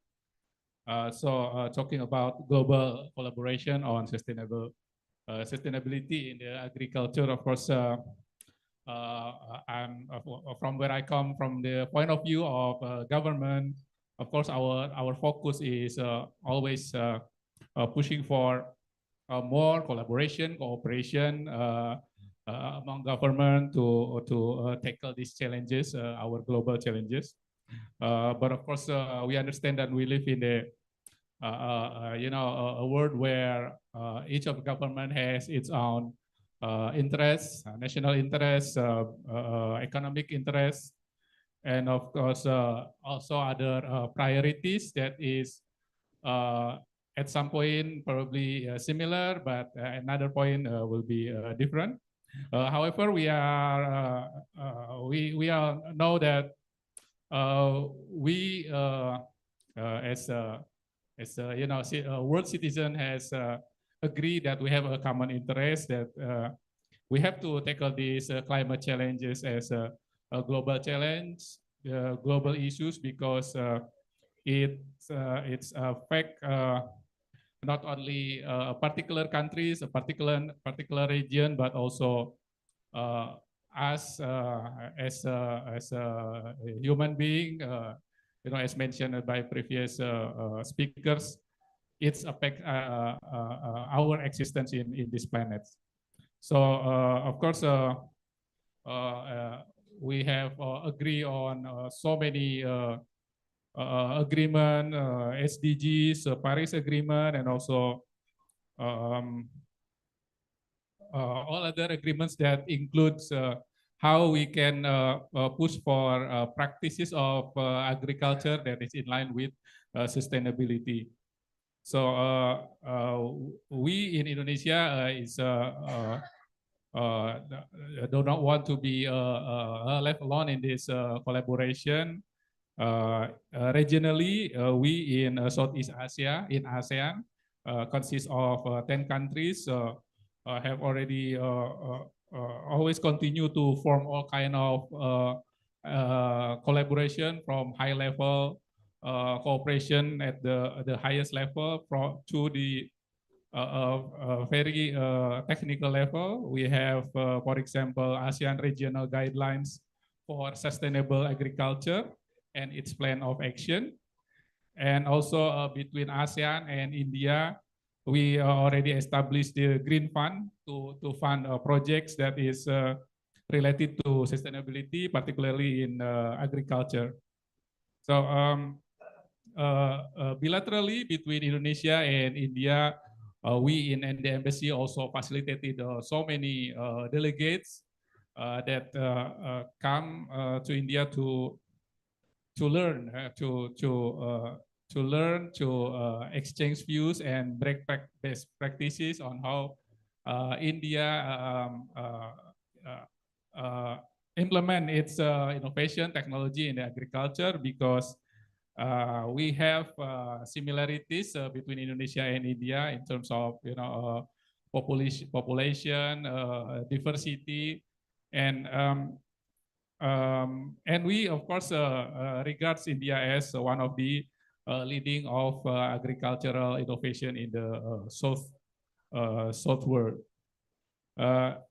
Now, in terms of collaboration on handling this climate change and how to us become more adaptive, to be easier to adapt to the climate changes.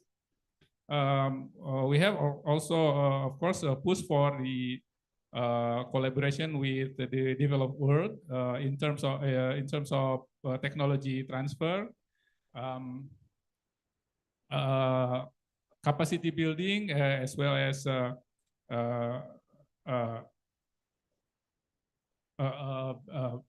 exchange of best practices on how we can establish a more sustainable agriculture.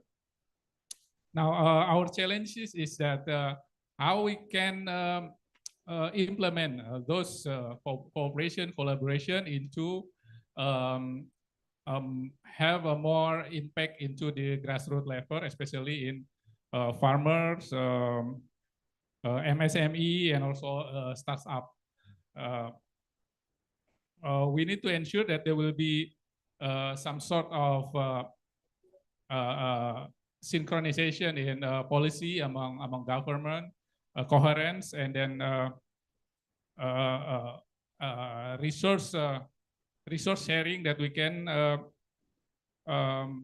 get this cooperation and collaboration that already developed in the highest level into be a more concrete implementation and have impact in the that's beneficial to the people.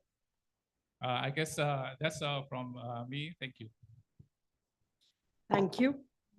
Moving on to our next presenter in this session, Ms. Ingeborg Bayer, Agriculture Counselor from the Embassy of Germany. Thank you, and good afternoon to everybody. Don't mind about my main name. This is not the company. This is my normal name, but random the same.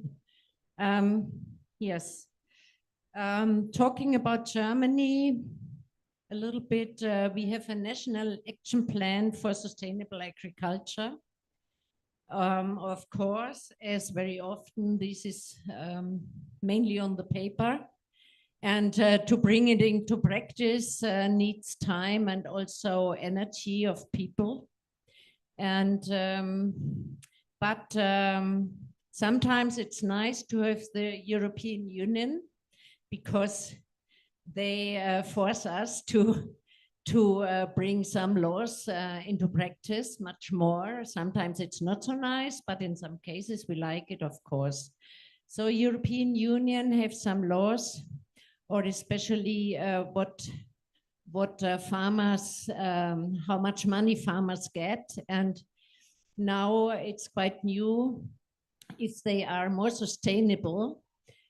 For example, following a line of different plants and not always the same, like here sometimes rice and wheat and rice and wheat and rice and wheat. They have to follow 5 different plants in a line, then they get more money for that. And more this comes into the minds of people, because also farmers see that the fields, the soil is better, in a better way. They have sometimes a better harvest, because the first fruit collects nitrogen, and the next one can use it, and things like that. I'm sure you know about. So we are going steps to more sustainable agriculture, but yes, it could be a little bit faster maybe. Concerning the cooperation on all the things we know about, I'm sure you have a lot of research. All other countries also have research. It's good to meet and to talk together and exchange our knowledge. Maybe, as I seen on the wall, there is already exchange in knowledge through some companies. For example, Bayer is here very active, as we already heard before lunch. And also recently I heard that TAFE, I don't know how to speak it, this tractor company has a cooperation now with a German tractor factory called Deutz. So also some companies work together, and this is a kind of cooperation and exchange of knowledge. But we also have a lot of projects here done by GIZ, a lot of you know. And yeah, money comes from German government, and it's financed together with Indian government. And they do a lot in the fields of climate change, and how to adapt and how to mitigate. And I'm not very much involved in details in these projects, but it's going on. I heard about, for example, ICTEF, effective water use, these water drop things they are doing, and other things. When we talk about sustainable agriculture, it also comes in my mind that a lot of food loss and waste is existing in India, not only in India, also in Germany. This is also not sustainable agriculture. This is in the chain of using our food. It's not very effective. We should also have this in mind, I think. How can we meet more? How can we cooperate more? We have a joint working group between India and Germany. So we meet every 2 years, discussing in what fields we want to work together. That's a good thing. There also should be sustainable agriculture, of course. And maybe also a good platform for exchanging can be FAO. When I worked in Germany, I had a lot of meetings at FAO concerning soil, and I know they have a lot of good papers and research reports we could use, and also we could meet in some points of discussion and exchange. So I'm looking forward for closer cooperation between our countries and in all levels. I think universities are also important points for exchange of knowledge and to learn from each other. Not only the level of ministries and administration, but also universities, and even meeting of farmers could be a good idea to exchange their knowledge and learn from each other. That's it. Thank you all. Thank you, Ms. Baer. Also sharing international perspective with us is Mr. Angelo Mauricio, Agriculture Attaché to the Embassy of Brazil in India. May I request you to kindly share your thoughts with us? Thank you. Thank you very much. First of all, I'd like to thank all my distinguished colleagues here at the stage. It's a privilege to be here sharing this moment with you. Some of you are new to me, but some are very good friends like Misingi. We've been working together for a while. And I'd like to take some time to congratulate Agriculture Today and ICFA for this remarkable event. As it was said in the morning, we really need some leaders and some good leadership. And I think by organizing an event like this, you are contributing a lot because I do believe that we need a good leadership and good leaders in agriculture sector, actually. And I also believe that at the end of this event, many new ideas, many good ideas, and many new concepts and partnerships and collaborations are also going to arise. Well, the very title of this session, I think it's very fit for purpose. I think it's very let's say, appropriate. And I was very happy to be part of a session where those words are put together, like global collaboration and sustainable agriculture. Brazil firmly believes that that we cannot live any longer without these two things: global collaboration and sustainable agriculture. Along the years, as Ms. Inge mentioned, a number of countries have developed their own solutions for old problems. They develop their strategies and they develop their tools and their strategies to cope with some old problems, like just to name a few, I could say, like sufficient food production, increase of the need for the increase of resilience in production systems, loss of biodiversity, food loss and waste, gas emissions, and climate change, which is nothing really new. This is not something new. This is why I call this old problems. But a number of countries have developed some strategies to cope with this. So the solutions are there, the technology is there, the expertise is there. From my point of view, we don't lack technology and we don't lack expertise. What we really lack is a comprehensive collaboration. What we lack is sharing these experiences, both the mistakes and the hits, of course.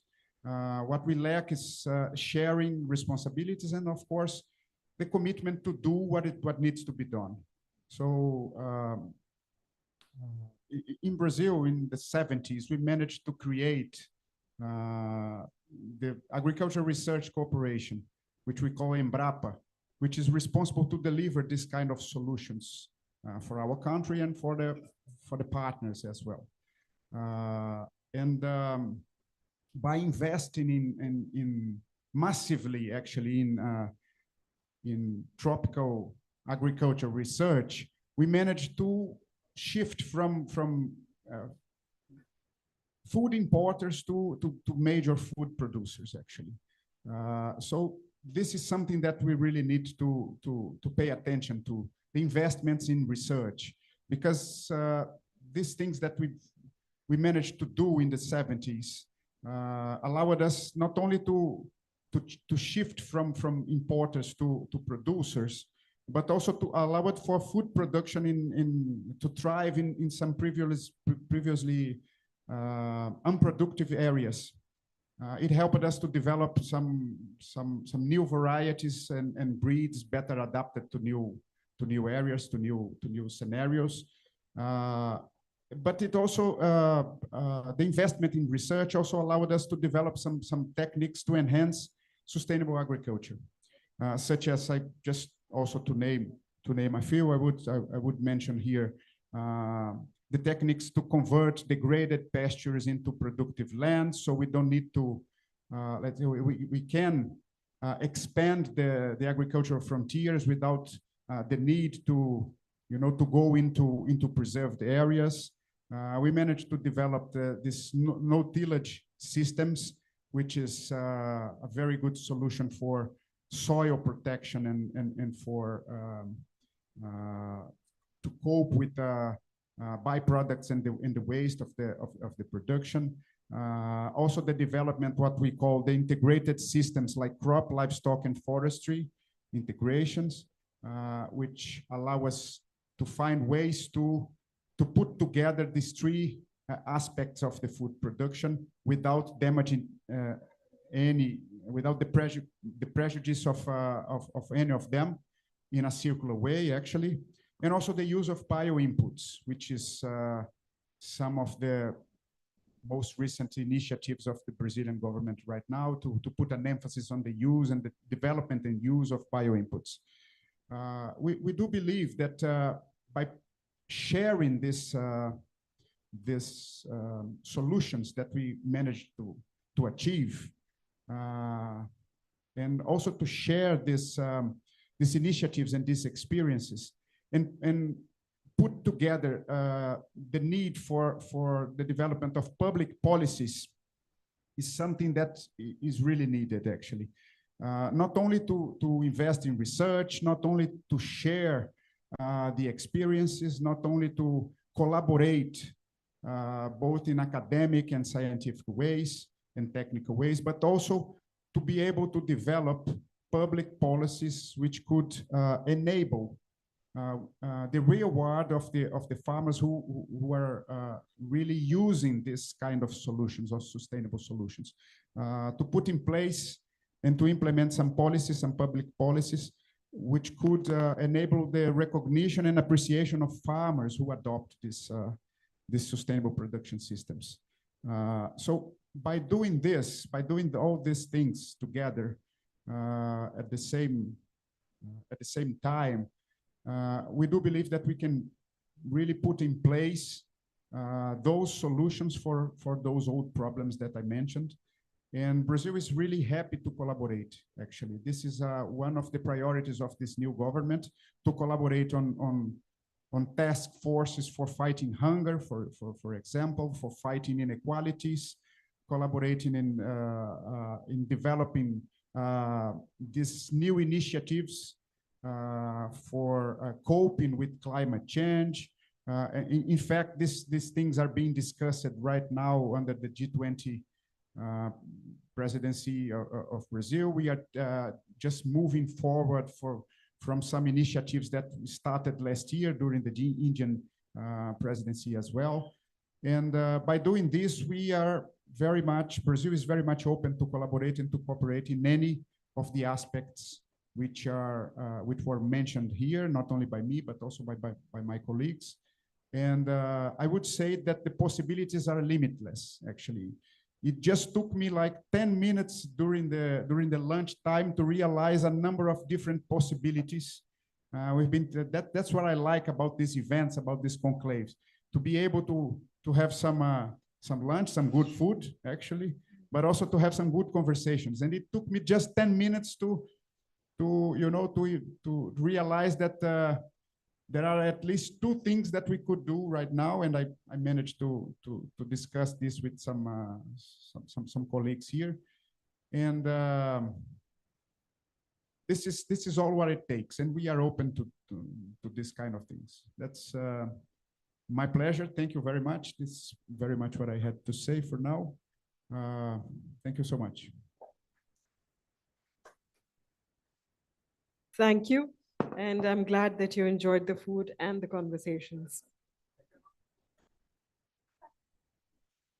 Moving on to Ms. Reena Soni. She's Executive Director, Passing Gifts, a subsidiary of Hyper International. May I request you, ma'am, to kindly share your perspective. First of all, I wanted to congratulate the entire Agriculture Today team for organizing this wonderful event, where you have brought people from different sectors, from different fields, from different industries. That's itself talking about collaboration. And we are talking about sustainable agriculture and global collaboration.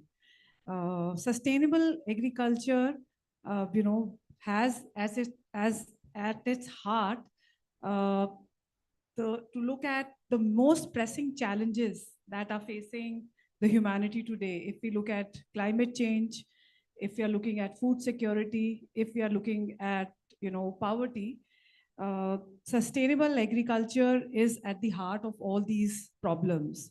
So when these problems, they have no boundaries, I think the solutions also need to look at from this lens. And I am going to talk about a live example that we have, where this global collaboration has helped us in moving on this path of sustainable agriculture. So at Heifer International, we have a partnership which is with Cargill, which is a global partnership. We have collaborated with them. And we have this program which is known as Hatching Hope program. This is a program in which the goal of the program is to reach 100 million farmers by end of 2030 and improve their livelihood as well as their nutrition. This is a partnership where both the organizations, we bring our strengths and we are able to leverage strengths of Cargill, which works in nutrition space. And that has helped us in moving the smallholder farmers' incomes and help them come and reach a sustainable living income. So in India, we work with more than 120,000 smallholder farmers. And this program that we are doing, particularly in Orissa, where we partner with 40,000 smallholder farmers, is an example where we are, through this partnership, we are showing how global collaboration is actually working. Another thing which I feel is very important, and that was touched by Ms. Baer as well, that this global collaboration not only helps us in solving these pressing issues, because these issues that need to be addressed, and for this to be addressed, we need a rainbow of coalition. So like a rainbow, we need different actors coming in, different sectors, different industries, different experts coming in together to look at this. The other collaboration example that I would like to share with all of you is, we at Heifer International are partnering with University of Arkansas to understand the transformation model. So we work with communities, and the change that happens on ground is very complex to understand. So we are working in partnership with University of Arkansas, and we are developing an index through which we are measuring over a 3-year period what is the transformation that is happening in the lives of the smallholder farmers that we are working. And this index is also getting introduced to other countries as a way of measuring how change is brought about in lives of people. So I would like to, emphasize that for all such issues that are facing the world in terms of sustainable agriculture, I think it's very important that we all come together so that we are like the Hatching Hope program. We are able to hatch hope. We are able to harvest the good for the smallholder farmer communities that we are working for.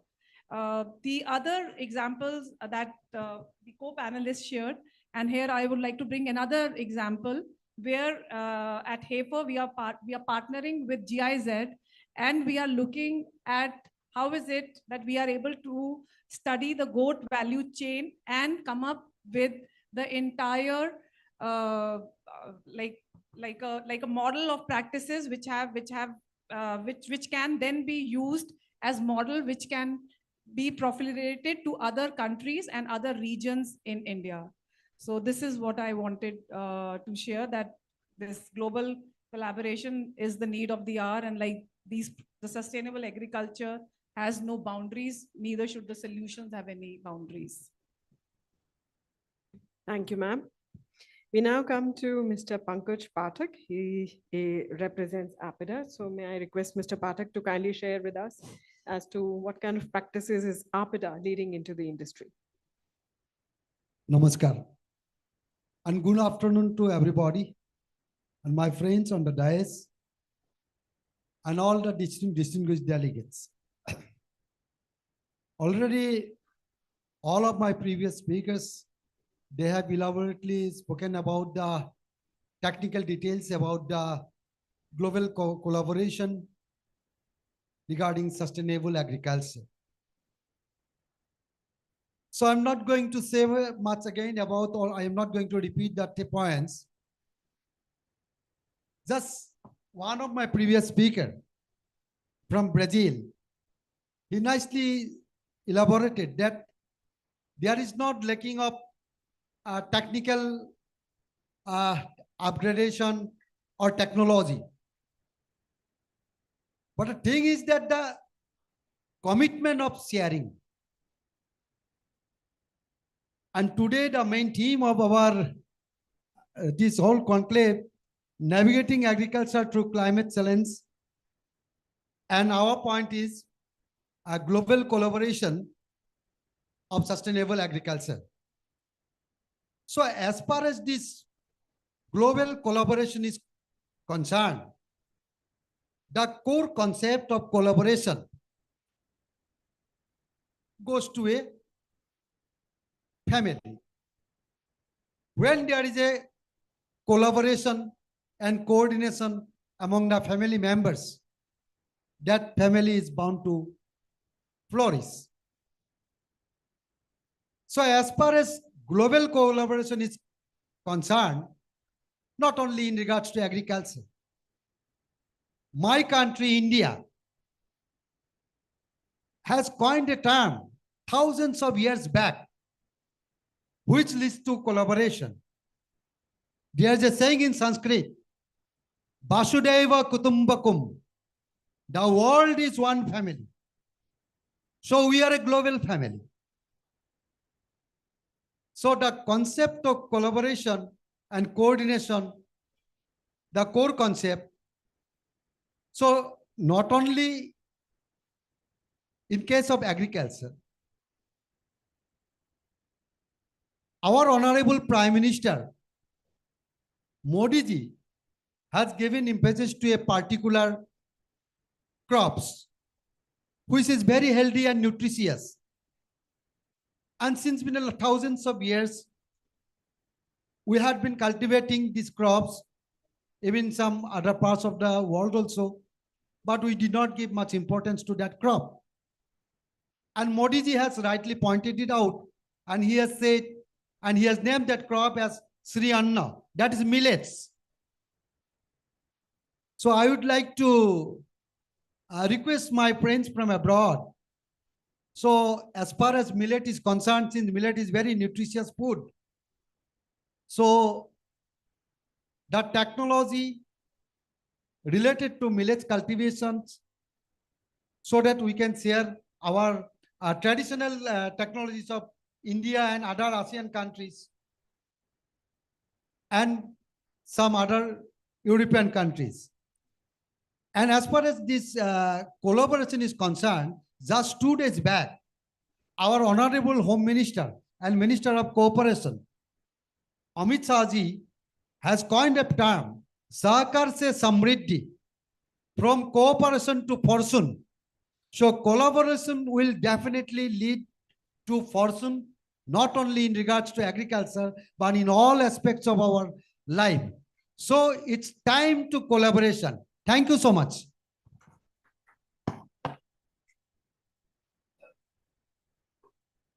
Thank you, Mr. Pathak. And now we come on to our final speaker and also our default session chair, Dr. Ravinder Grover, Global Business Manager, Harvest Plus Solutions. May I request you to kindly share your perspective and also to summarize the session. Thank you for putting me on the spot. I think Mr. Angelo mentioned the title is very apt. There are two parts in the title.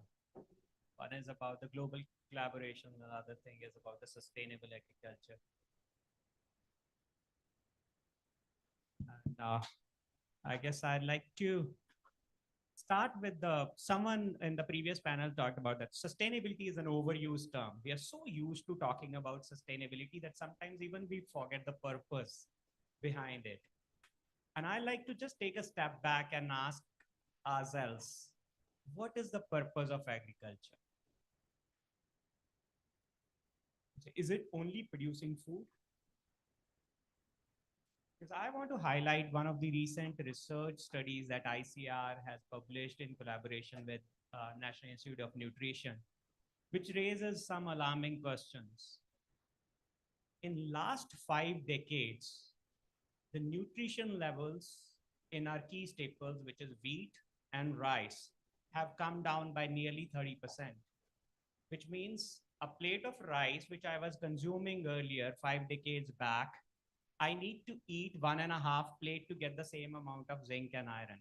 So now that's something that we should be worried about. When we talk about sustainability, it needs to take a wholesome view of what is happening around us. And it's also very important because even if we continue to take a lopsided view of sustainability, probably we'll end up in a situation where the surgery will be highly successful, but the patient will still die. So because what it means in terms of now climate, as we know, particularly for countries like India, which are on the hotter part of the climate, with the increase in CO2 levels, our nutrition levels of our key staples are going to further dip down. There is 3 to 17% reduction that's expected in zinc, iron, and protein level of our key staples, which indirectly means that only to meet the nutritional security of the country, I need to double up my production of key staples. Now that's an extra burden that we'll be putting. And I think with that extra burden, we cannot expect sustainability to happen. So there's a need for us to have a deeper look at the way we look at sustainability. That's my point number one. And then coming to the second point, which talks about the global collaboration and why those global collaborations are important. Like previous speakers mentioned, we are in a connected world and the problems are common. There's a problem of climate, there's a problem of water scarcity, there's a problem of soil degradation. So the solutions are also common. And fortunately, we are in a place where there's no dearth of ideas and innovations. There are so many good ideas that exist. CGIAR, which is a consultative group of international agriculture research, alone has 1,256 shovel-ready agriculture innovations. Now, the challenge is, like someone rightly pointed out, is the implementation of those ideas, which is more of a national subject. So I see many a times people say, oh, this global consortium was made, but it didn't deliver. The problem here is the right expectations from the global consortium. Global consortiums have their limitations in terms of what they can deliver and what they can't. As long as we are clear what is the purpose of those global consortiums, we will have a more success. We can see plenty of success stories around. I mentioned to you about CGIAR, which has become a global research body pooling in innovation. And that's a reason that we see today a variety of vitamin A maize walking all the way from Nigeria to India. we see varieties of rice which are rich in zinc walking from Bangladesh to India and vice versa. So on research side, these collaborations have led to success. There's also a great role being played by institutions like GIZ, which is promoting triangular cooperation, ensuring that the learnings in one part of South are transferred to the another part of South. So we do not need to reinvent the wheel. So there's a lot that's happening on those global corporations, and they will continue to deliver the results. And lastly, I think it's important for us to realize that it's such an interconnected world. Whether we like it or not, we are all in a big swimming pool. And if someone is not maintaining hygiene, all of us are going to get allergies. So it's important that it's not looked at as an isolated event or an isolated problem, but a connected problem. And the solution should be also connected. Thank you. And now I will take up my second job, which was to summarize this. I think we had a very good discussion here, and I want to thank all the panelists for their time and the audience for their hearing. Some of the themes that emerge from this discussion is the interconnected world, where there's a strong need of global collaborations, and implementation coming as one of the key challenges. While there is no dearth of ideas, we need to focus more on implementation. Also, there was a point around sharing the successes and failures. While we see that successes are widely shared, failures are not that widely shared. And I think that's something that we all need to work on. There has to be more openness in sharing the failures. Basically, the failures are the stepping stone to success. And also, I guess Reena mentioned about the importance of PPPs, or development and private sector organization working together, the project like Hatching Hope, how they are making a difference. So there's a strong need for private sector to engage with these collaborations. So I once again thank all the panelists for their great insight and wonderful contributions.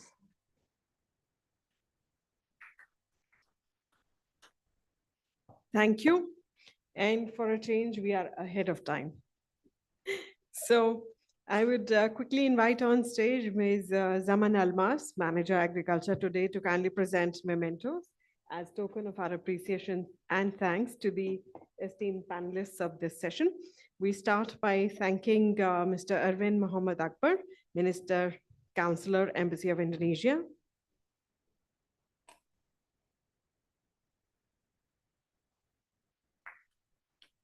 Our thanks to Ms. Ingeborg Bayer, Agriculture Counselor, Embassy of Germany.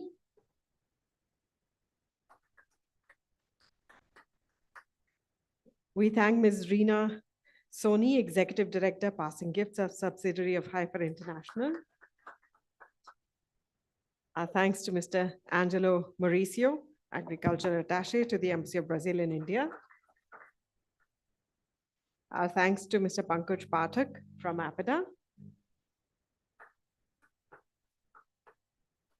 And a big thanks to Dr. Ravinder Grover, Global Business Manager, Harvest Plus Solutions, and also the session chair. Thank you, Ms. Almas, for joining us on stage to do the honors. So ladies and gentlemen, that concludes our session, which is entitled Global Collaborations for Sustainable Agriculture. We once again take the opportunity of thanking the esteemed panelists for joining us on stage and joining us for this discussion. Thank you. May I request you to please join us front and center for a photo op.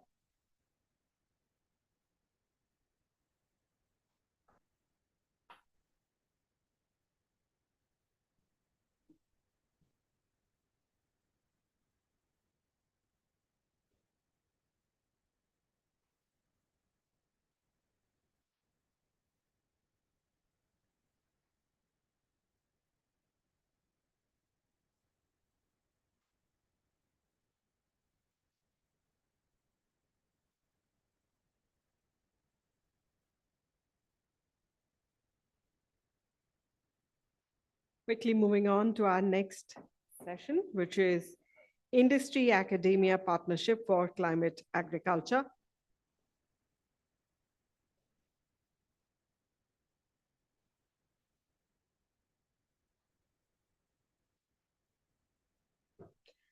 As we have heard in a previous deliberation that it's not just the professionals who need to come together, but also the universities and people who are actually working on the ground to come together for the sharing of technologies and, of course, for the improvement of agricultural practices. So continuing the discussion in this session on industry-academia partnership for climate agriculture, the esteemed session chair is Mr. Anup Kalra. He's from Ayurved.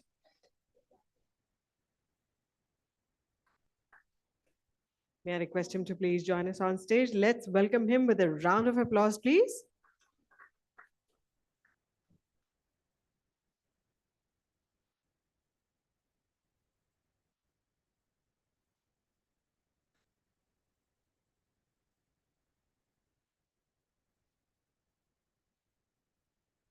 A very warm welcome to you, sir. We are also being joined in this session by Dr. Indramani, Vice Chancellor, Vasantrao Naik, Marathwada, Krishi Vidyapeeth. I seem to not be able to get the name of the place correct.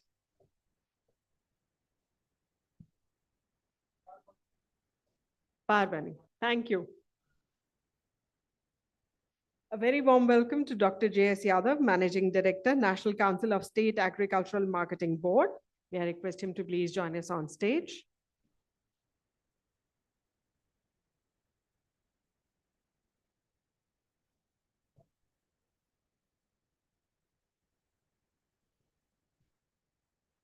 We warmly welcome for this discussion Mr. Ashwini Bakshi, CEO, ICFA.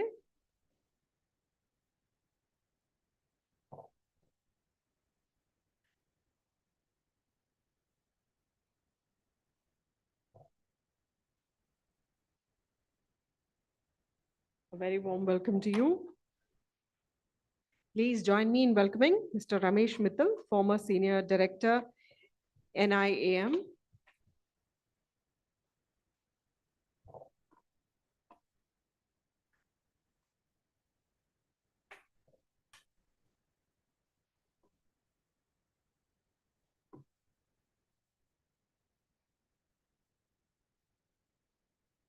So ladies and gentlemen, once again, we extend a warm and hearty welcome to the esteemed panelists and the session chair. I now hand it over to you, sir, to take the session forward.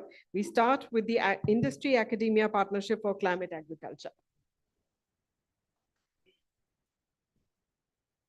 Good afternoon. Indeed, a great pleasure to be chairing this session, though it came to me as a pleasant surprise. Possibly the session chair, Dr. Agarwal, wasn't there. Possibly it seems the organizers thought that I would be one of the possible candidates to chair this session. So I thank you for nominating me. And it's a great pleasure to have a great learned panel with me here to discuss and deliberate the Industry Academia Partnership on Climate Agriculture. Well, before I invite the learned panelists to share their views, I just wish to share some of my thoughts. Does agriculture include livestock? Yes or no? Possibly yes. So, since morning, we've been talking about a lot about agriculture, except for the first session, sir, where you were chairing, you made some mention about livestock. Then the session we just now concluded, we had a session of the Hyper International, which spoke about the goats, the Hope Project. Now, anything and which you wish to do with sustainability, which you wish to do, climate agriculture, I feel livestock is an important integral part of this sustainability. What actually it means is a circular economy. You don't waste anything. If you have a cow, how effectively you use it for food production? Are we doing the food production, that's the milk production, in a sustainable manner? That's part one. If you have a quality dung, how do you effectively use it for energy? If you have cow urine, how do you use it for the biopesticide usage, which we discussed in first session. So it's the point of intervention where we need to integrate. In one of the sessions, we did discuss that there is an integrated pest management, there is an integrated nutrition management, there is an integrated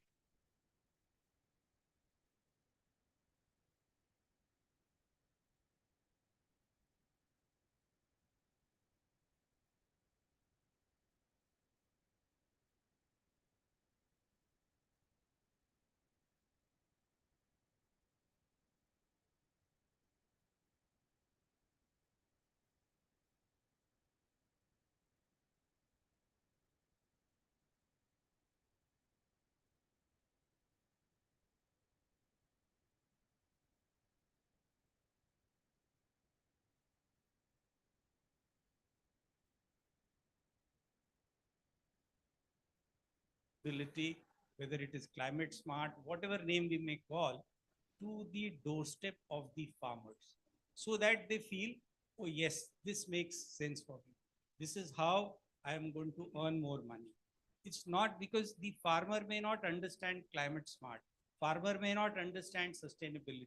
What he understands it, does it make sense for me? Does it add convenience to what I'm doing? Does it add value to me? So with these few points, I have all the learned panelists with me from the academia, from the industry.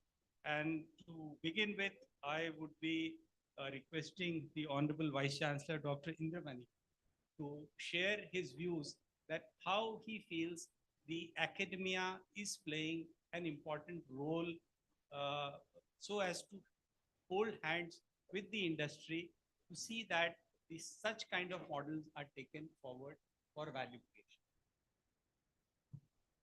Thank you, Mr. Kalra, and all the panelists with me.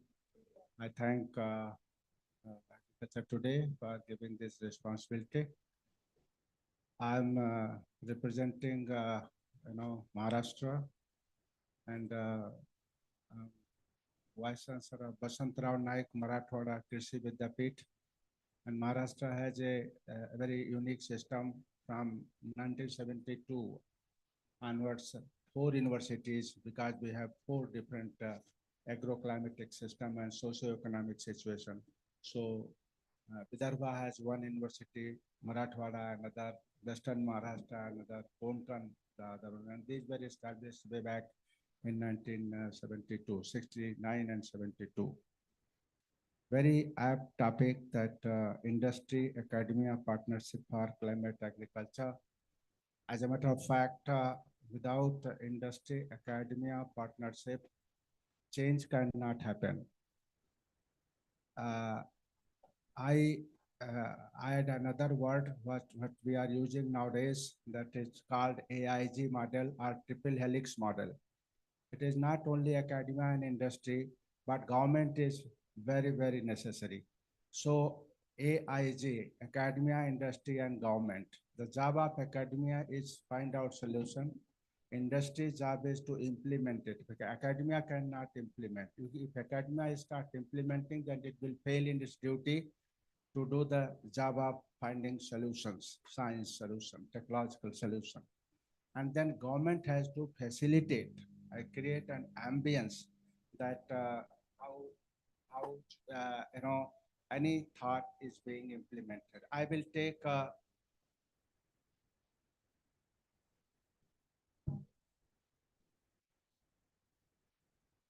okay.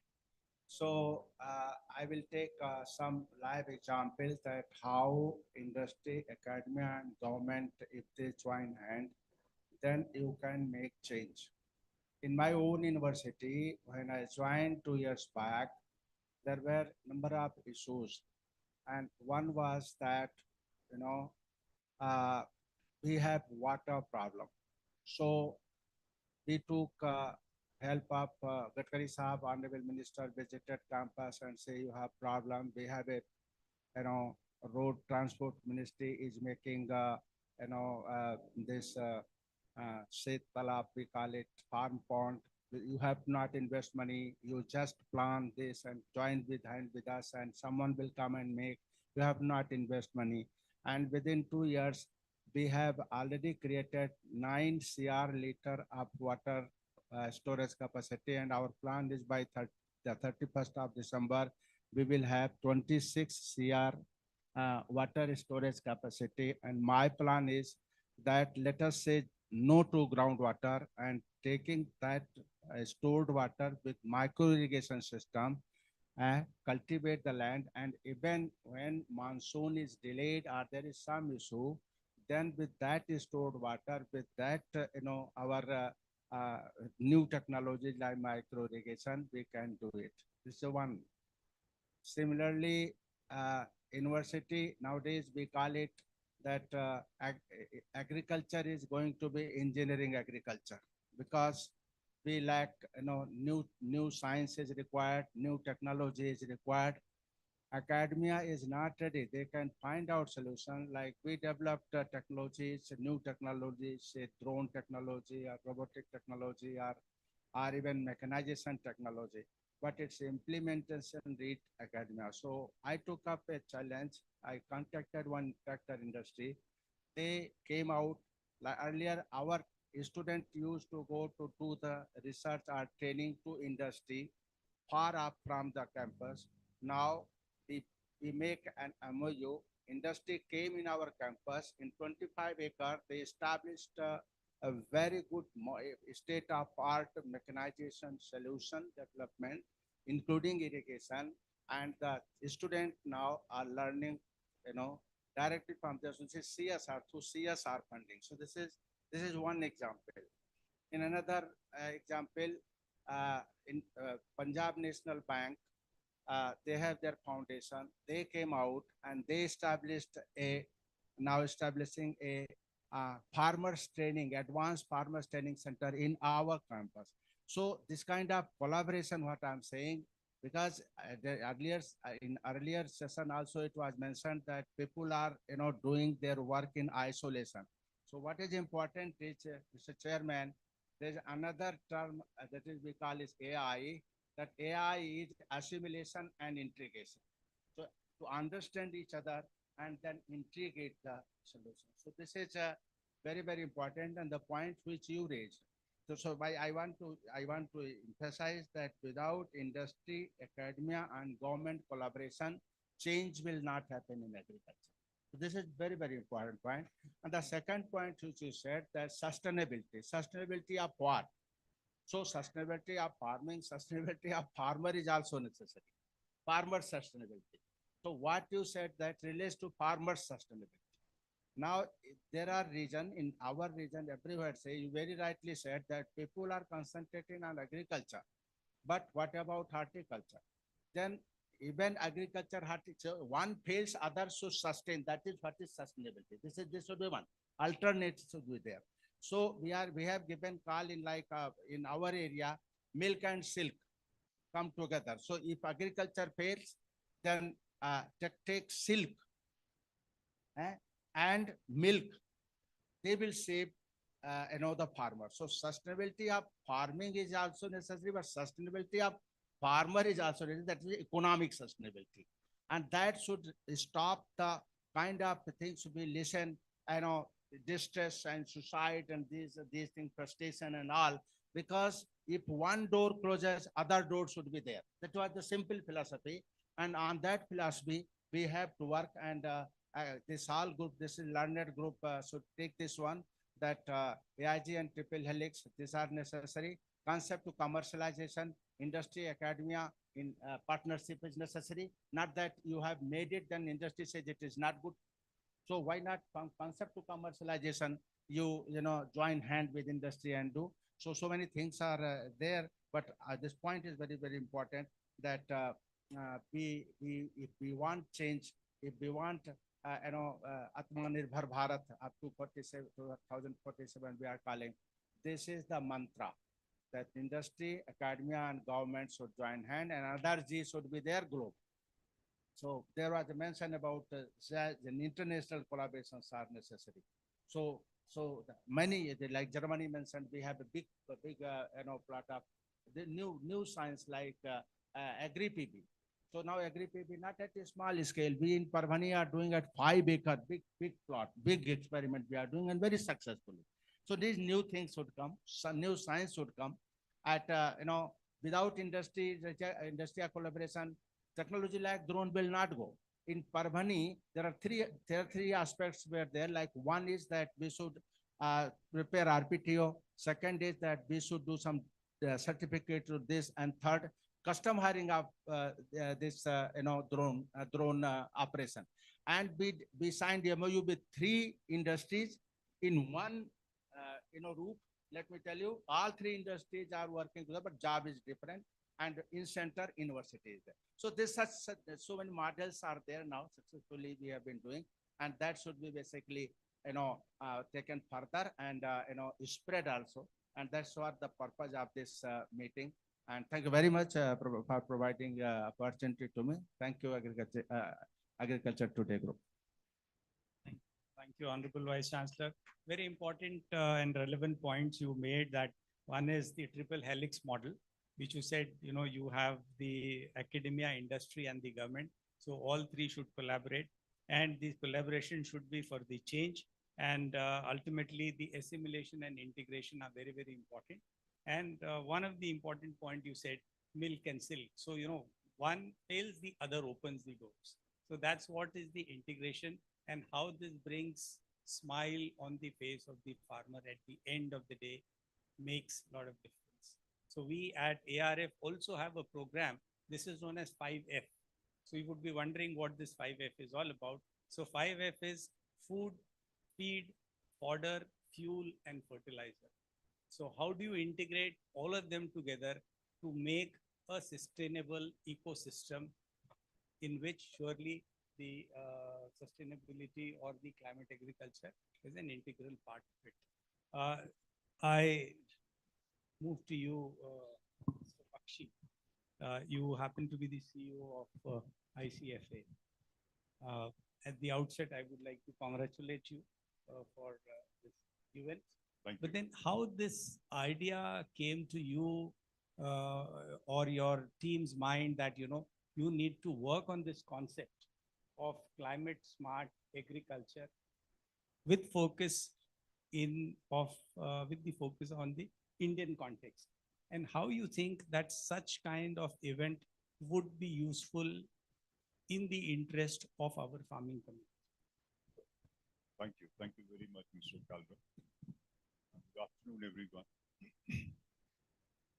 Well, it's my privilege to share my views on the subject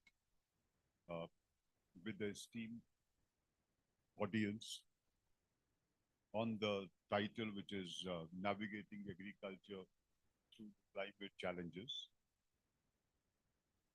To begin with, as he was also sharing about the collaboration, in my view, collaboration is the first step towards the success of any business or any opportunity or to address the challenges. Wherein the academia and the industry are playing and will play a very important role to address the climate or the CSA, if I may say, in this manner. Academia, which provides the knowledge resources which is needed to develop the innovative CSA practices. On the other hand, industry, which brings the real world of experiences and resources to further enhance the knowledge. ICFA, in a way, is playing a role to understand this challenge, and we are addressing this through the knowledge-driven programs like this, the workshops, the seminars, with a vast network of farmers which we have, the agri-businesses which we have as an organization, and wherein the industry participation and the academia participation, we are trying to bring them up on a single platform to take this climate smart agriculture to the next step, which ultimately, as you also said, sir, the 5F, to connect all the dots and reach out to the end user, that is a farmer, for his benefits in terms of the future farming is concerned. And I may also think, also say in a way, if we imagine the future of farming, which is, feeding the world, but also combating the challenges, the climate changes, which is something, what we are trying to address these issues with this program. That's my thought to begin with, to address this to you, sir. So I think, ICFA is, I would say, as you rightly pointed out, it's a knowledge-driven program. And ICFA has not only the farmers connect, but also connect with the academia, industry, and also the political system. So, it's not only the industry, academia should be involved, but also the policy planners, which are important, which I'm sure during the day we would have more of them. And the minutes of these sessions would surely be passed on to them, so as to see that what kind of policy interventions are required to be made to see that the climate smart agriculture is practiced at the doorstep of the farmers. Yadav साहब, मैं अब आपके पास आता हूँ। हम लोगों ने ये सारी चर्चा की कि क्लाइमेट स्मार्ट एग्रीकल्चर के लिए तीनों का ज़रूरी है। मार्केटिंग के एंगल से आप इसे कैसे देखते हैं, आप कैसे समझते हैं कि भाई इसको हम नेक्स्ट लेवल पे कैसे ले जाएंगे, और इसको करने से निश्चित हम तो यहाँ जितने लोग बैठे हैं समझते हैं कि इससे फ़ायदा होगा, लेकिन एंड यूज़र को आपको क्या लगता है कि कैसे फ़ायदा होगा और वो कैसे इसे अपनाने की कोशिश करें? Thank you very much for providing me opportunity and discussion. This I would call sometime the ignored subject. Agriculture marketing, has been very rarely taught in general university, even in agriculture university. Very recently, some agribusiness courses have been started, and it has been very pathetic situation with documentation, consolidation of wisdom, knowledge in agriculture marketing. And therefore, I sometimes feel that let's come to the specific topic of climate change and agriculture marketing. You see, most dynamic subject in the world is marketing. And why? Because product keeps changing, price keeps changing, positioning keeps changing, place keeps changing, and because of the climate change, it adds to change of many things and brings double the dynamic situation. Say, for example,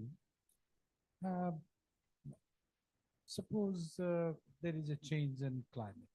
So we change the product, we change the quality, we change the size, color, sunburn, we change the texture, intrinsic quality also change, extrinsic quality of the produce also changes, and in such situation, overall physiological profile, chemical profile, even the nutritive profile keeps changing. So it's the most important part when you say this is changed because of the climate and you sell it.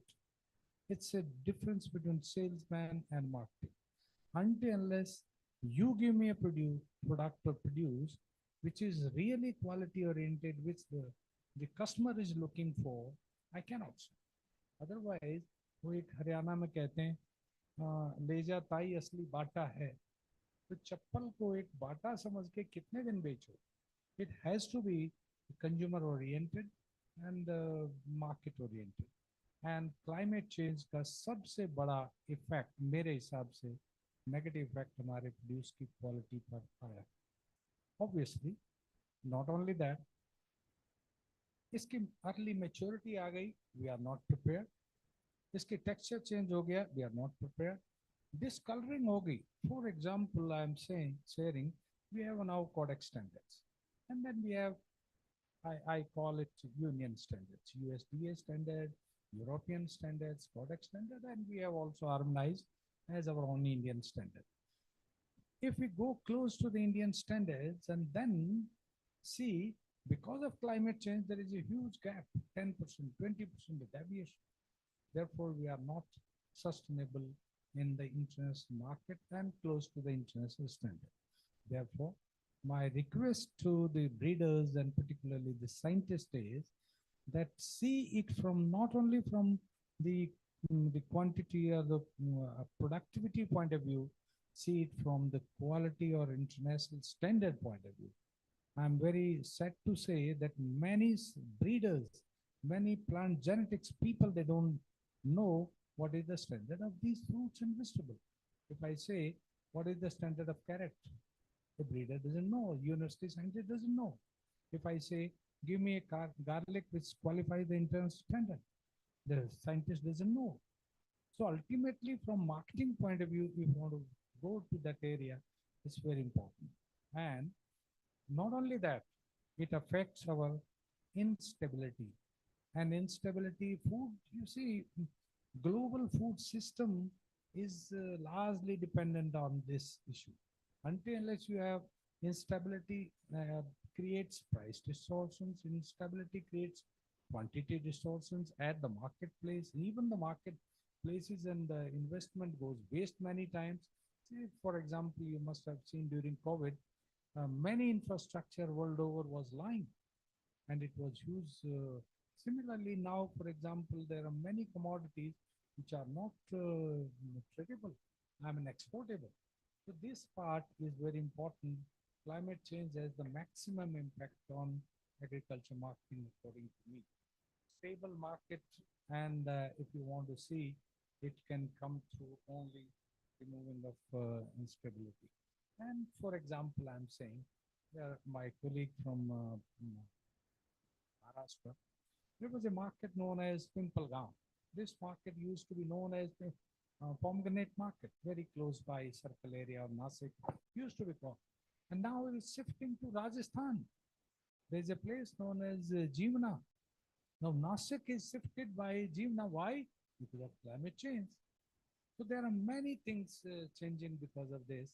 So I don't want to take much of time, but my orientation more in agriculture marketing, food supply, sustainable food distribution, world over, how to make food systems sustainable and affordable. Thank you. Thank you very much. You really emphasize that marketing is truly important, and a marketer is able to market the produce, whatever produce it may be. It could be a livestock product or an agriculture or an horticulture, but quality makes it, and which a marketer surely looks at. But one of the fallouts of the challenges of the change in the climate or the increase in the temperature is that the quality aspect is deteriorating, the texture, the color, and all this is bringing challenge to the marketer. All around, they have to innovate, they have to see that the right kind of product, because they have already set certain standards.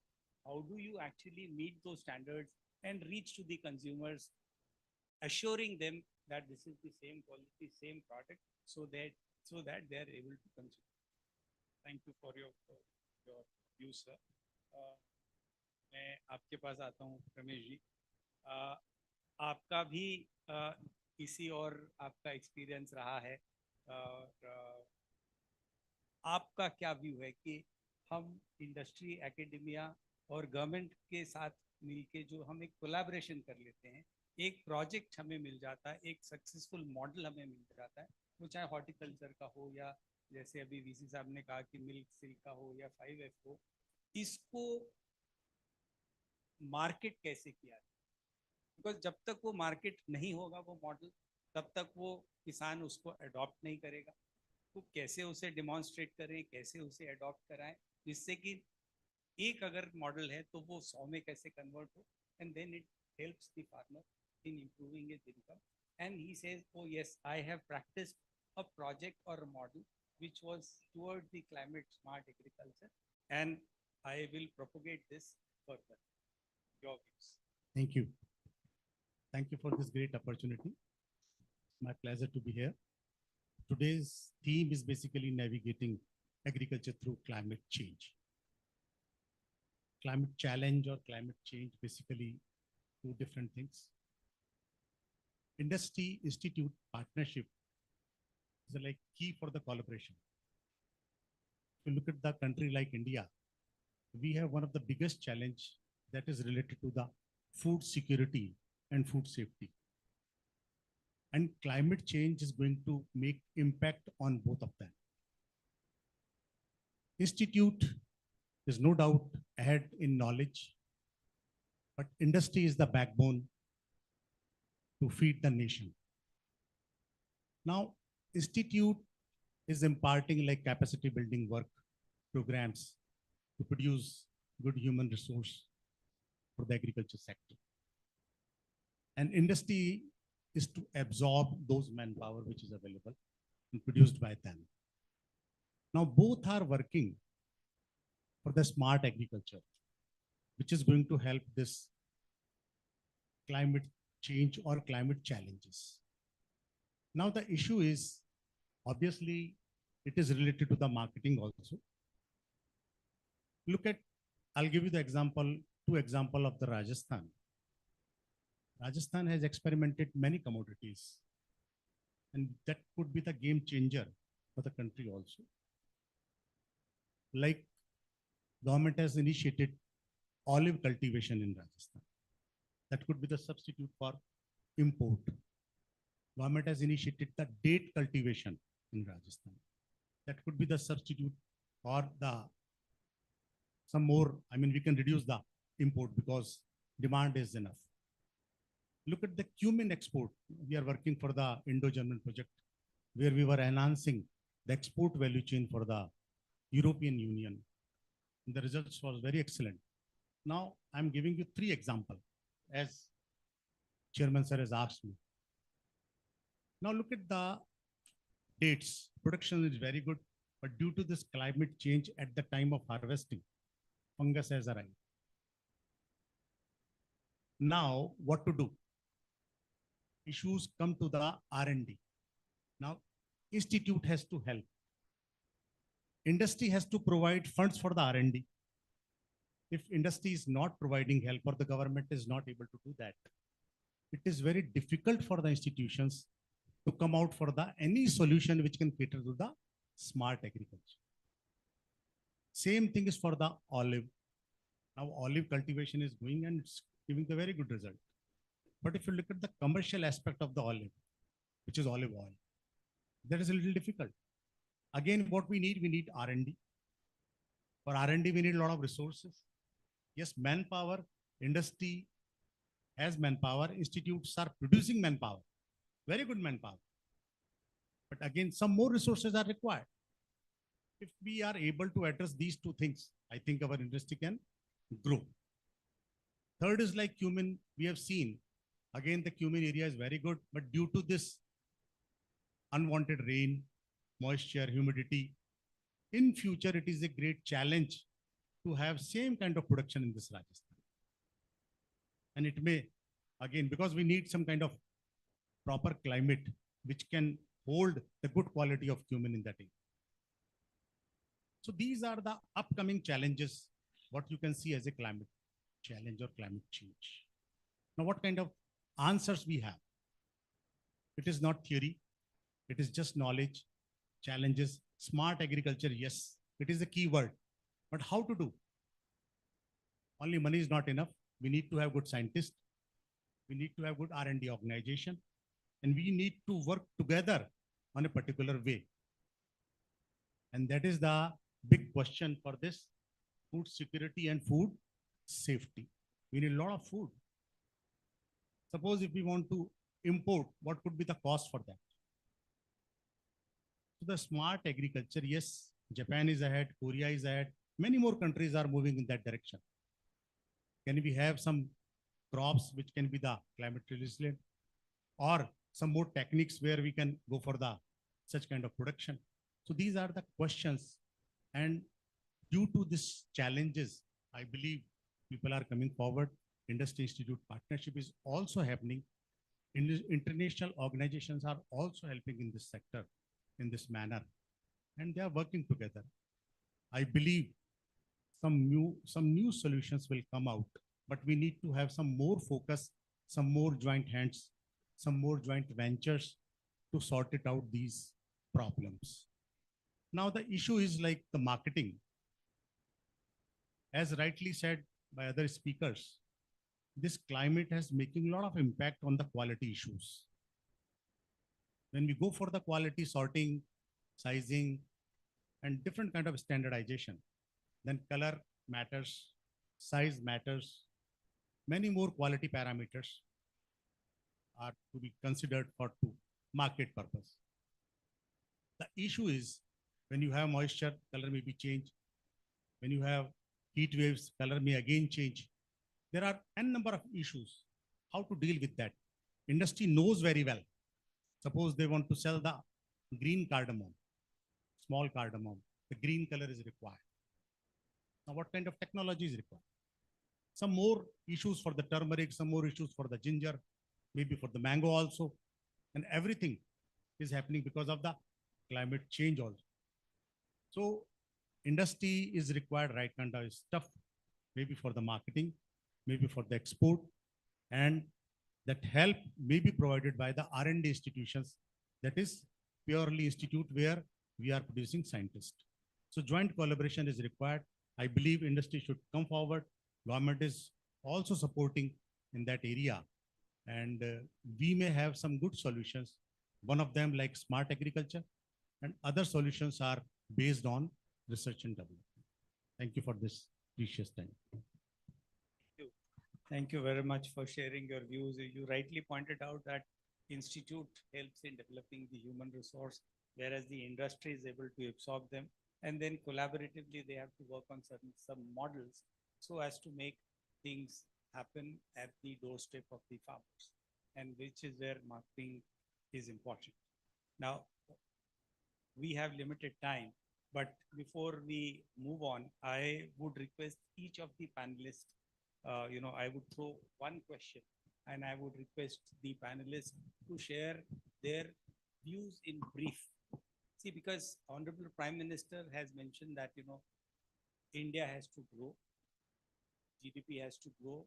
We have to see that how our exports increase, because that's how, we are going to create value for ourselves and for our country. How do you think that this collaboration of industry, academia, and government can bring value in helping, one, improvement in the quality, convenience to the farmers, and surely the exports opportunity? So in brief, what are your views? Because I personally feel, this is a topic which surely needs a day-long deliberation. We have a panel discussion. We are going to be spending, say, half an hour, 45 minutes on this. Possibly after this, one of my recommendations to Dr. M.J. Khan would be to form a small group of experts which you think are important, relevant, to debate, to deliberate on this particular topic, so as to make the recommendations to the government, which surely should include farmers. Apart from the industry, academia, and the government, should include some progressive farmers. So with you, your views.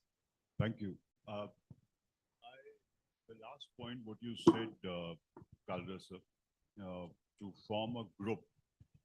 I think this is the best step ahead to forming a group in which the thoughtful leaders from both sides, academia and the industry, are together, wherein the preparation for the next step, keeping the emotions also intact, that why we are doing this, what is the purpose behind this, and undoubtedly the urgency will come with that. So it is, in my view, the best way is like we in the past have done last month or few weeks ago, we did few roundtable conferences on different commodities. What I'm trying to say here is in a very limited words is to forming a group from both the sides of industry and academia with the preparation and with the emotions in that and with the agency pointers, what are the next steps? And I am sure about it with the industry support and the academia support,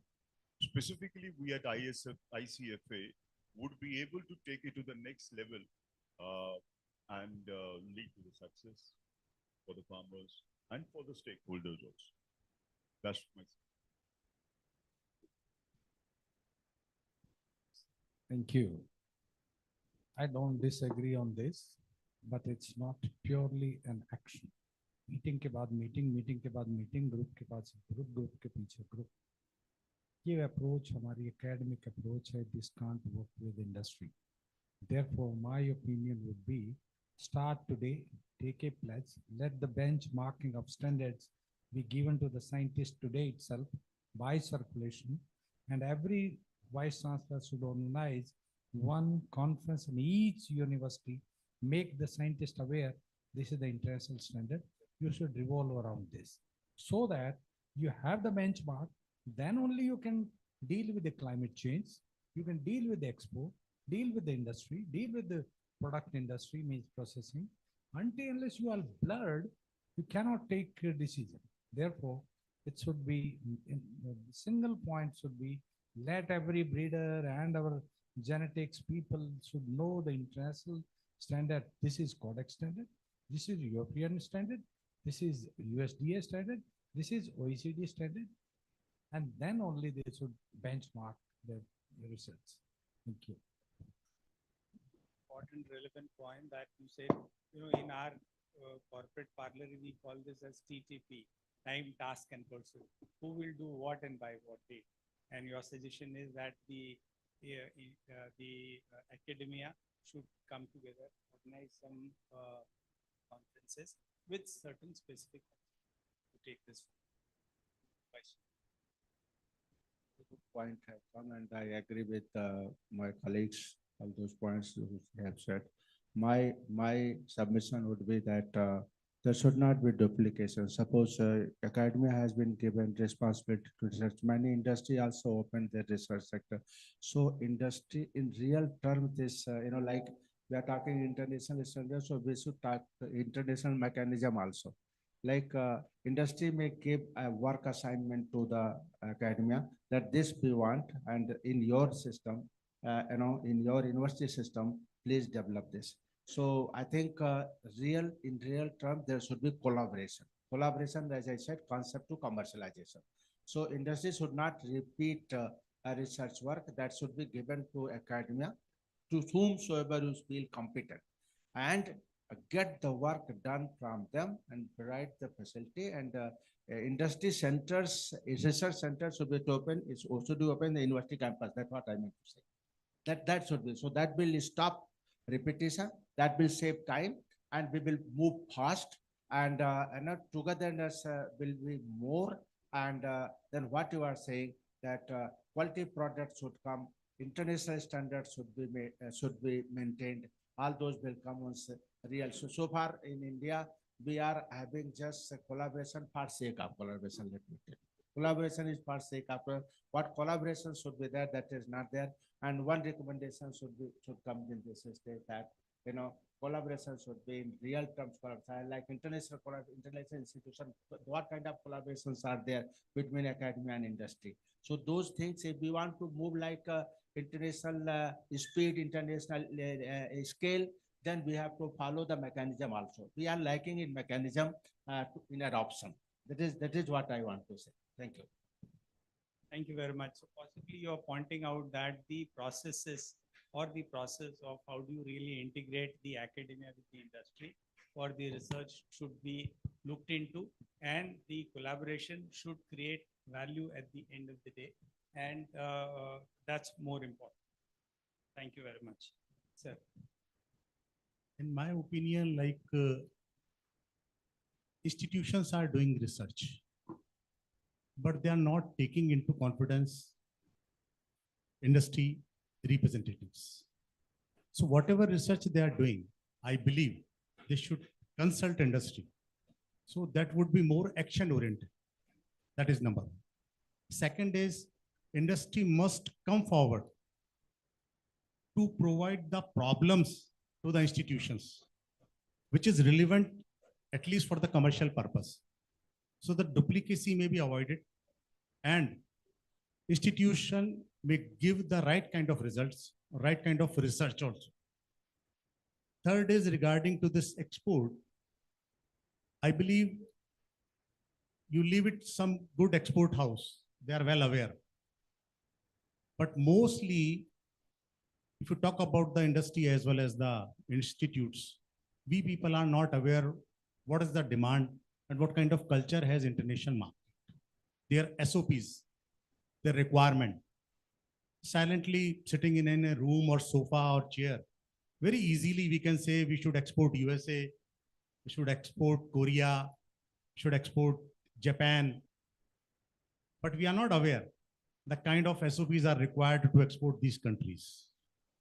Now the issue is until unless we are not able to understand what they are looking, what are the practices, what kind of demand they have. Even we are not aware about the packaging, the kind of packaging what we need to do, which is accepted by those countries. So that is the big gap. And that can be fulfilled by the using of the institution background, the kind of manpower what they are supplying.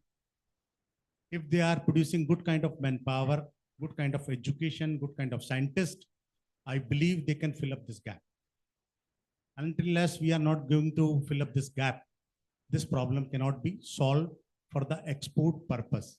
Because basically when we try to improve FPOs to make them export friendly, the same kind of difficulty we have seen. It is very easy to say our FPOs are, export, they should export like. But when you talk to them, they are not able to understand 100, 200 people, 300 people. It's not easy to tell them, how to process it. So that kind of capacity building is required. And I believe only institutions can help in this practice. This is from my side. Thank you. Thank you. Thank you very much. I think you made a point that the industry should communicate the research objectives to the institute so that the research is action oriented and it makes meaning to the farmers. And as far as the export related things, you made a very important and relevant point about the FPOs. We have number of FPOs. We ourselves are managing number of such FPOs. And we expect the FPOs to make quality products with high standards, which can be, of the export standards.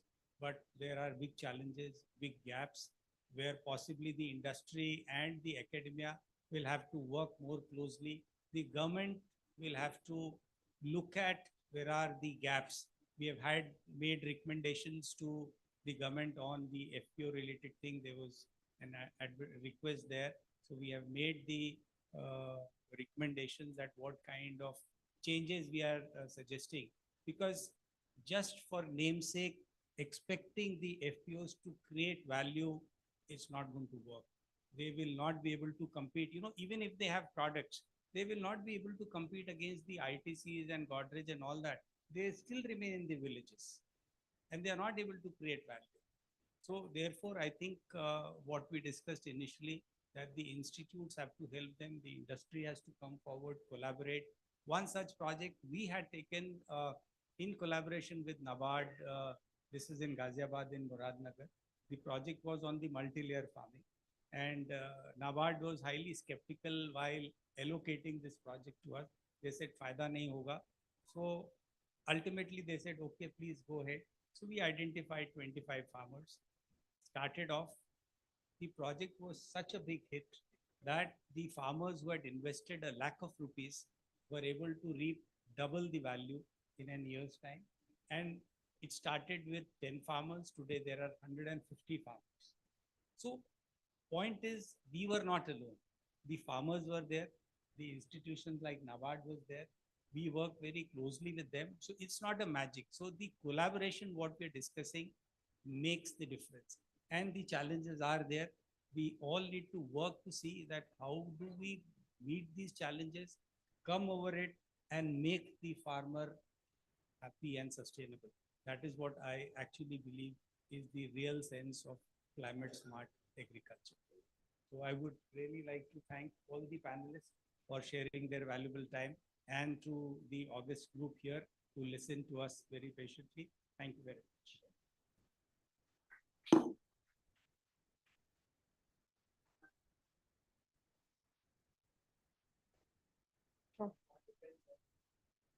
Sure, maybe we can have one or two questions. Expert audience would have to be panelists. You may kindly raise your hands and raise.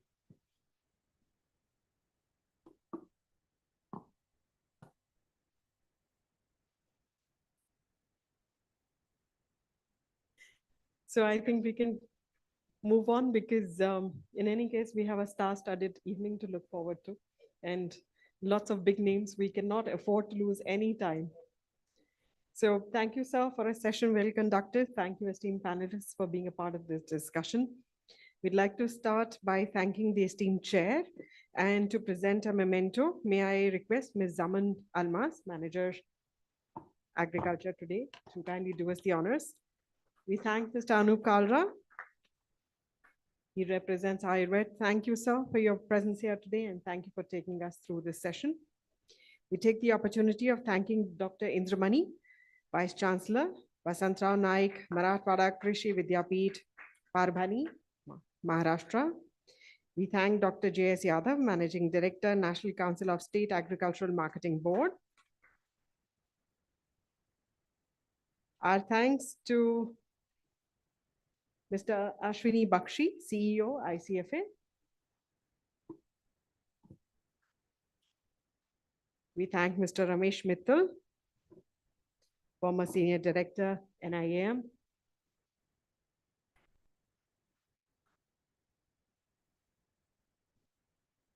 May I request you all to please join us front and center for a group photo?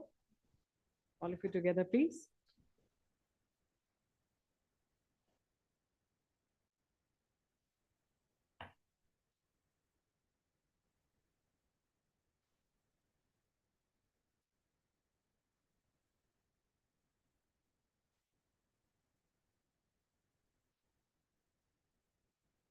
Thank you. With that, we conclude session 4. May I request you all to please kindly take your seats back amongst the audience.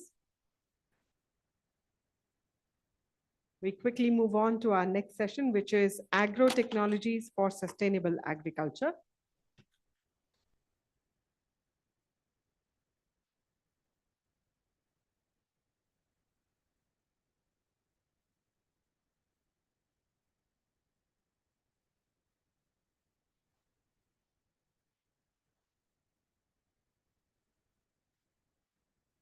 This session is being chaired by Dr. K.K. Unni, Chairman, Malabar Consultants Limited. It's a pleasure to welcome him on stage. Let's welcome him with an applause. A very warm welcome, sir.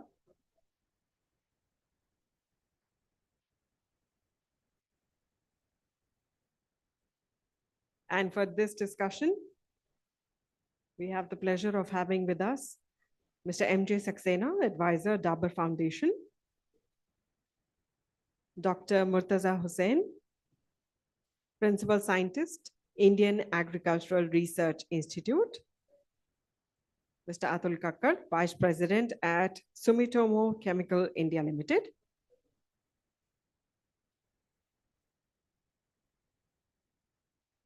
and Sri Chandrasekhar Hari Bhatsavle, MD, Saguna Sustainability Solutions Private Limited. May I request them all to please join us on stage.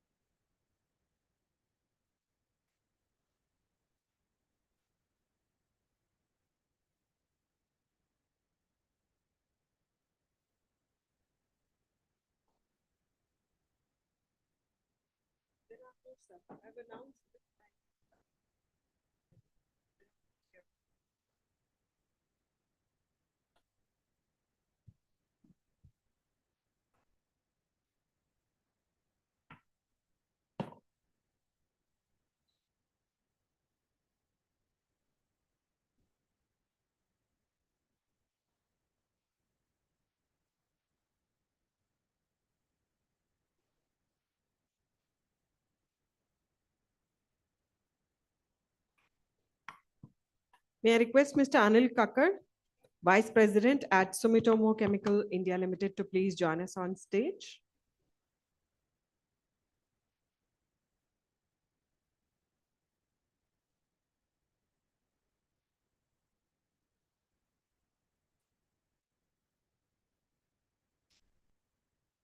So we are missing Mr. Kakkar. I believe Mr. Kakkar is here and he will be joining us, as well as Dr. Murtaza Hussain, who's on his way and he will be joining us. So I guess we can start with the panelists who are already there with us on the stage. And meanwhile, Mr. Kakkar is just joining us back in the hall. So good afternoon to all of you. I am Dr. K.K. Uni. And of course, the Malabar Consultants mentioned is a very small private company of mine, only for education, nothing to do with agriculture. My background is that I am 55 years in agriculture. I am really the crop life chairman emeritus and CEO and managing director of many agriculture companies, multinational. That's my background. I just want to make a correction. Just now, a session is concluded on the academia, industry, association, government association. It's fantastic. I really liked it. I just want to add one point concerning, related to that one, is that there was a time in 1960s that 5 companies, international companies, went to NRDC in UK, gave a project to produce a revolutionary insecticide. Normally, the insecticide comes from chrysanthemum flowers, basically discovered in China. And they said to this institute, could you synthesize in the laboratory? If yes, can we commercialize it? The funds were provided. The results was, after some years of a rigorous scientific work, they brought out 4 wonderful latest or new generation products and commissioned to this company on a royalty basis. This is a success story, and I was a beneficiary of that. Industry paid the money, industry did not interfere, and the scientists performed so well. It is an amazing story. So similarly, I'm sure that India also, we have enough, let's say, resources in the industry to come forward with ideas, etc., etc. And I think that is a well taken, the point is well taken, very well conducted, and I'm enjoying every moment of that meeting. Now coming to our session, the agro-technology for sustainable agriculture. I just recollect my younger days. In the 1960s, I just joined industry, and there was a dump in coastal Andhra Pradesh. Then came the Green Revolution, the famous Green Revolution in rice, the new variety IR8 from IRI, etc. And also the Mexican dwarf in Punjab, Haryana. Then I realized the Green Revolution is a fascinating thing. And of course, the results of the Green Revolution are very well known. Food security, increase of, let's say, fertilizer and agrochemical, etc., etc. And food shortage is not there, buffer stock, etc. But the time has come over a period of 40, 50 years. We have to move, and we have moved already to a new style of agriculture. The science and technology-based agriculture. The agriculture revolution 2. We are in the midst of that now. I'm very happy to be here. I'm not a technology man. I am a purely agriculture man, field man, talking to farmers, talking to the people, organizing again the resources in the industry, etc., etc. But I'm very happy to hear from my experts what technology is all about. In agriculture, especially when we have a problem in the agriculture, we're having a lot of problems now. Climate change is the most serious one. Population increase is another one. Soil health is very poor. And then such several factors are there. And therefore, I wanted to also realize it. The technology is going on, improving day by day, continuous improvement I see.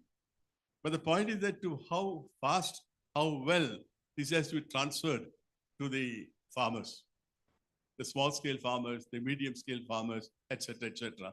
Transfer of technology should be done as fast as possible. I remember when Dr. Swaminathan was alive, those younger days of him, he used to talk about lab to land. The research is made in the laboratory or university should be transferred to the field. But this is one area of concern, how best we can transfer the various technology we talk about it, the various technology including IoT, then precision farming, etc., etc., etc. There are many coming up and they're all changing very fast. How best we can transfer to the field.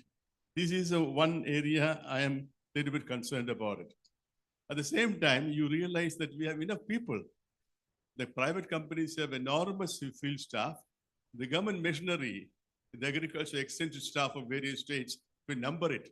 It also mind-boggling, big numbers that are there. There is a need to train these people on the technological development of the country in agriculture technology these days. And so that they are able to talk to the farmers with full knowledge and transfer the technology, what is being developed actually. And technology is not stopping at one step. There's a continuous improvement of technology. So therefore, upgradation of the knowledge is also important. If that is not done, technology will go on one side, the implementation may not be properly felt among the farmers actually. These are the two issues I have at the moment.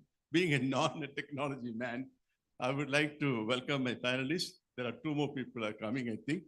I would like you, who works with me, I believe in my company at one time in Höchst years ago. So I would like you to say, sir, about your comments. Thank you.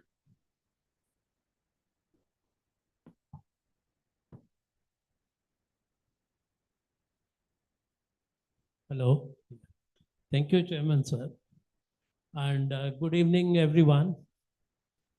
And with the permission of Chair, I request you all to join me in giving big hand to the agricultural scientist, agricultural farmer, agricultural technologist, and in fact, every Indian who has made the country proud of its credential in the area of food production, in the area of everything you can think of today.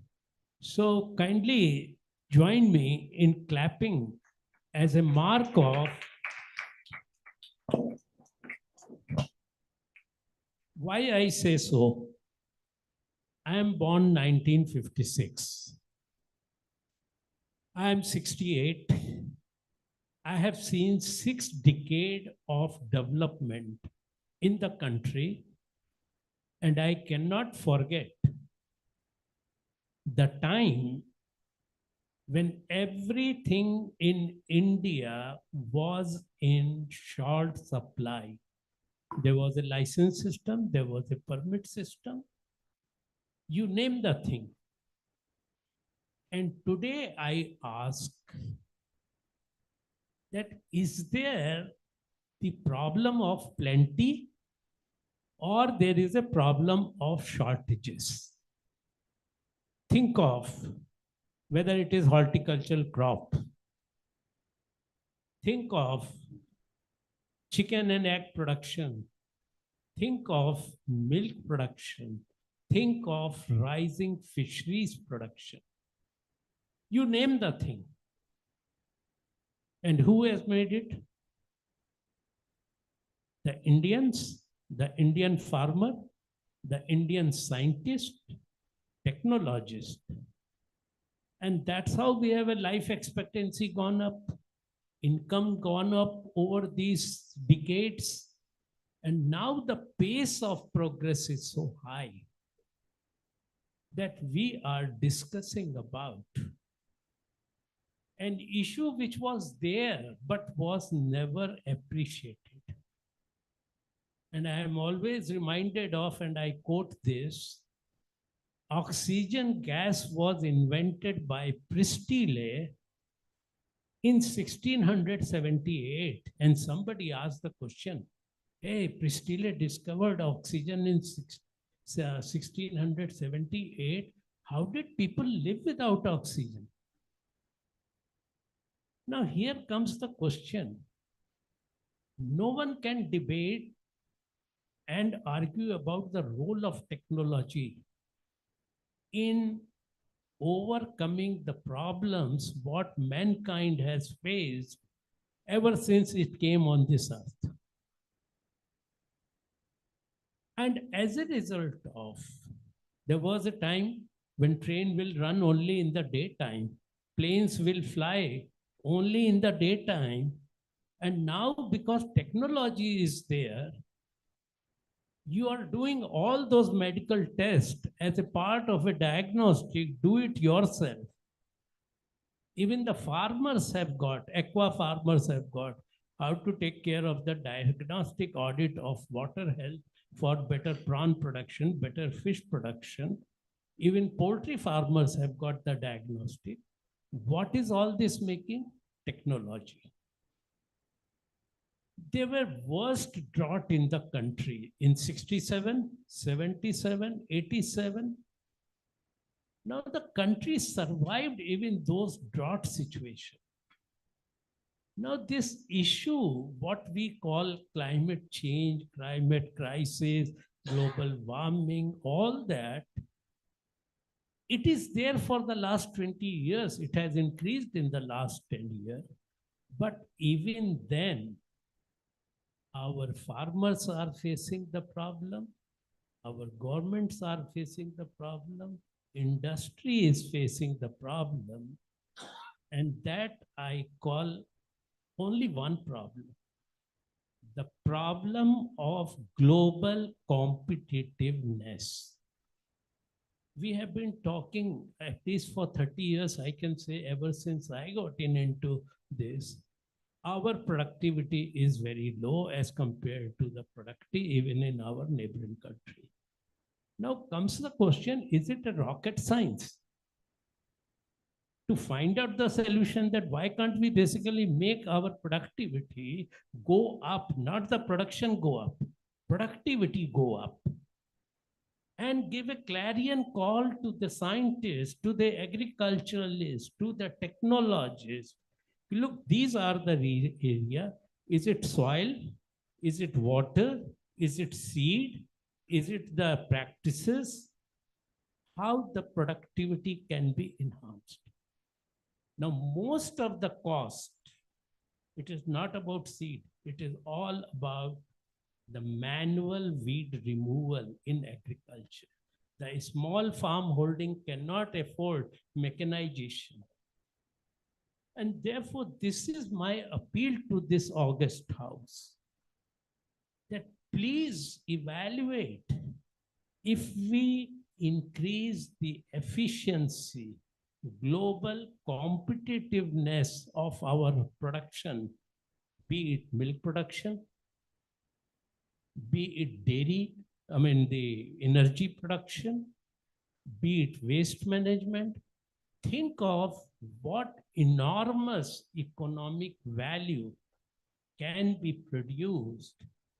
And today we are in that unique position where digital technology, IoTs, the drones, what not is possible in this country.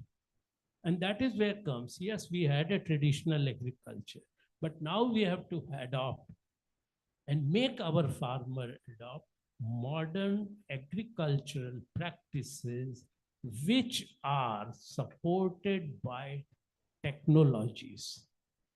Technologies is not only just a product, but the people become the part of the technology for its demonstration, for its adaptation, for its scale up.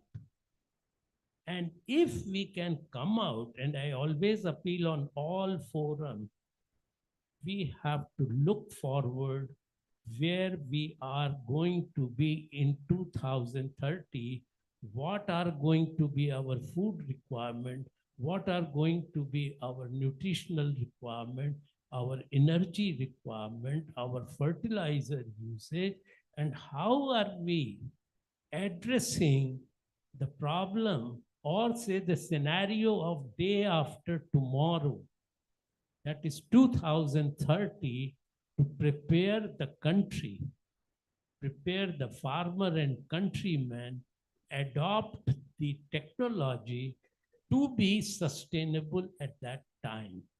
We are, if we look into today, first definition of sustainability has to be economically sustainable. And I tell you today, lot of commodities, the production cost is higher, the market recoveries are poor, and this is not only for India, but it is for the entire globe. And therefore, agriculture is, the food production is considered as something which is highly subsidized by everywhere. But it is a vital part of our life, and therefore, this particular technology adaptation will only enable us to be truly sustainable in terms of environment health, soil health, water health, and our human health and animal health. Thank you very much for your patience listening.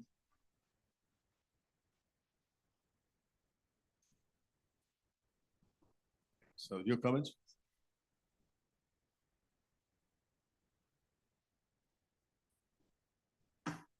Namaste. I'm Chandrasekhar Bhadsavale. I come from Maharashtra and I am a farmer. I'm going to be talking about the technology which is come up with by our team. The name of the technology is SRT, that is Saguna Regenerative Technique. At least in Maharashtra, Saguna Regenerative Technique is making a big dent. It was born on my farm in 2011. In 2013, we could take that technology. Me as a farmer, I took it to the other farmers, to my neighboring farmers in 2 districts with 30 farmers. Today, that technology is in 26 districts of Maharashtra with 7,000 farmers. I don't have a job. Nobody pays me. We generate our own fund. We do have an NGO now, but my family supports it. And initially, the technology was born for rice. So we used to call it Saguna rice technique.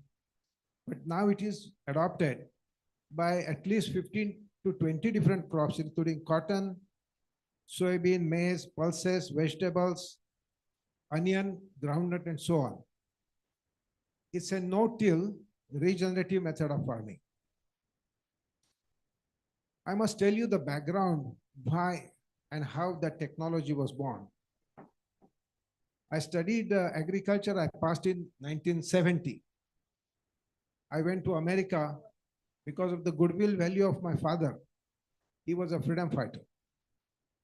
I studied at UC Davis, worked in America for 5 years, and came back in 1976 when my age was 25.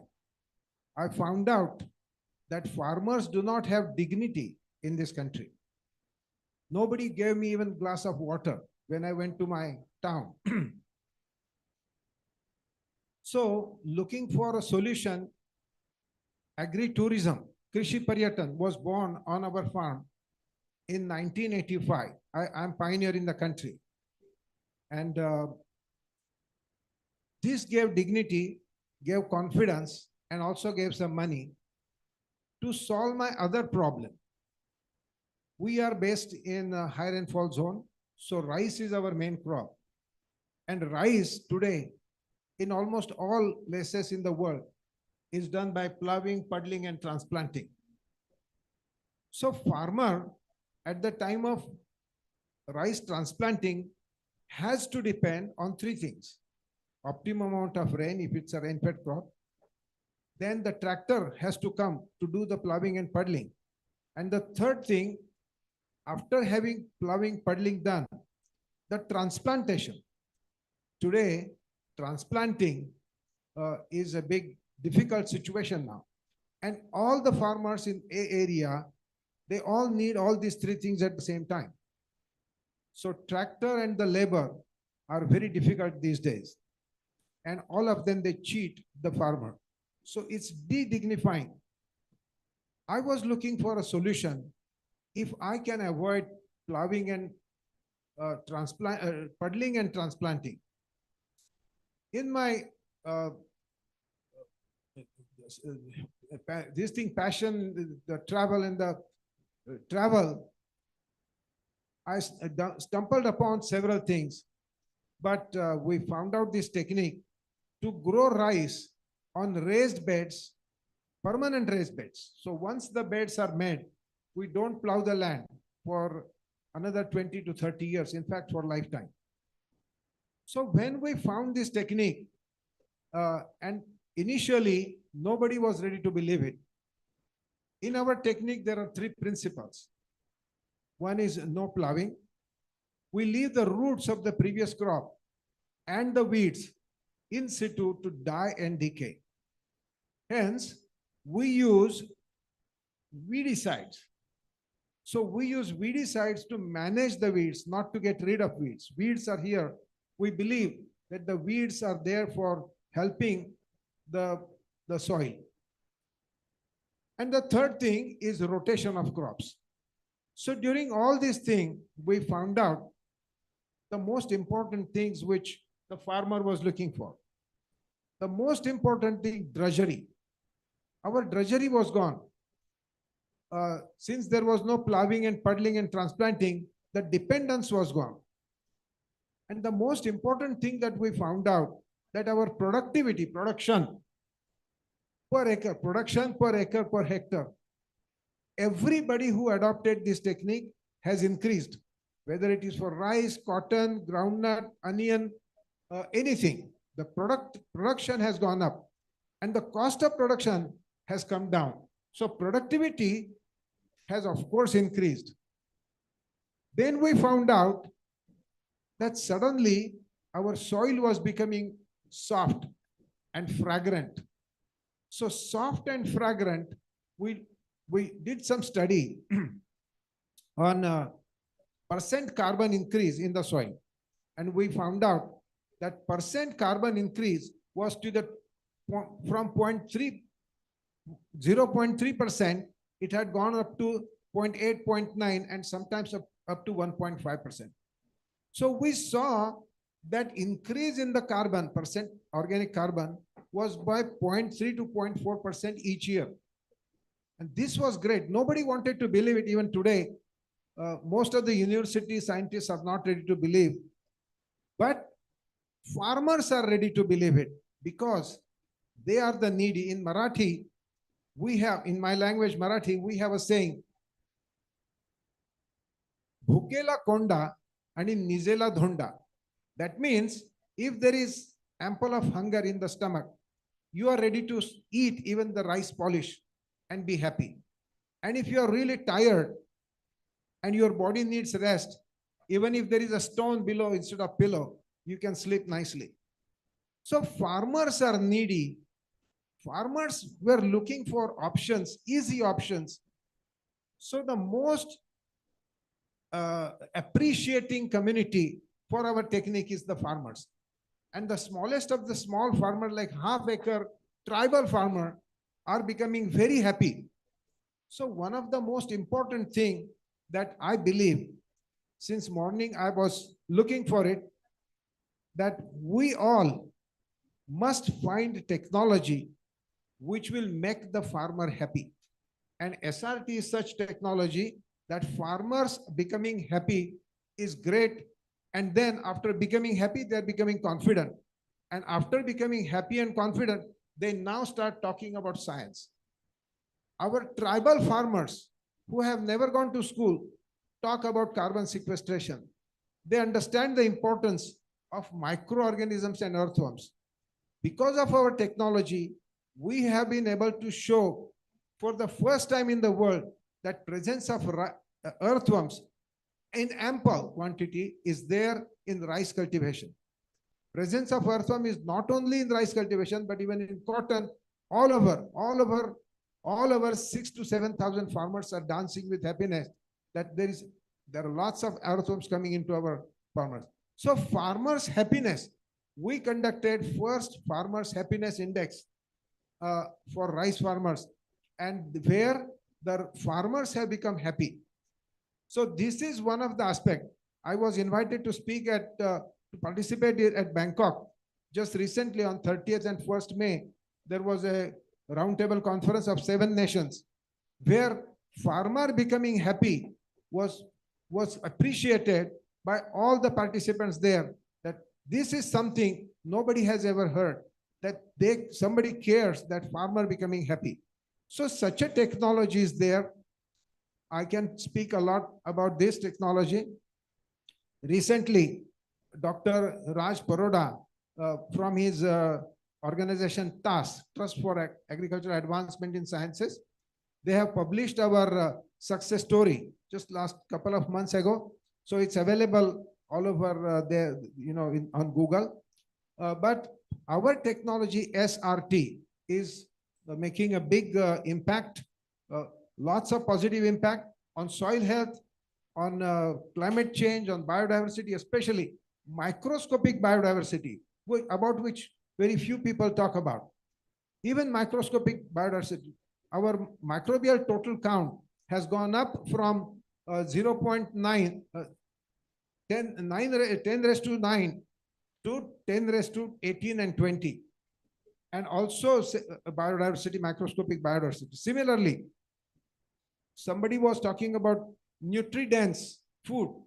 So SRT is also making nutritionally dense food, and very soon probably the research will begin at Hyderabad and Mysore about nutritional quality of improvement because of SRT technology.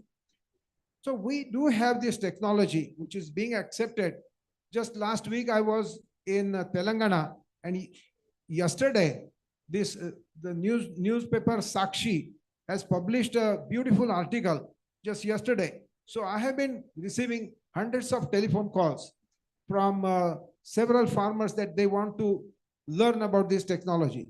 So we are looking for partners, in fact. Partners, institutions.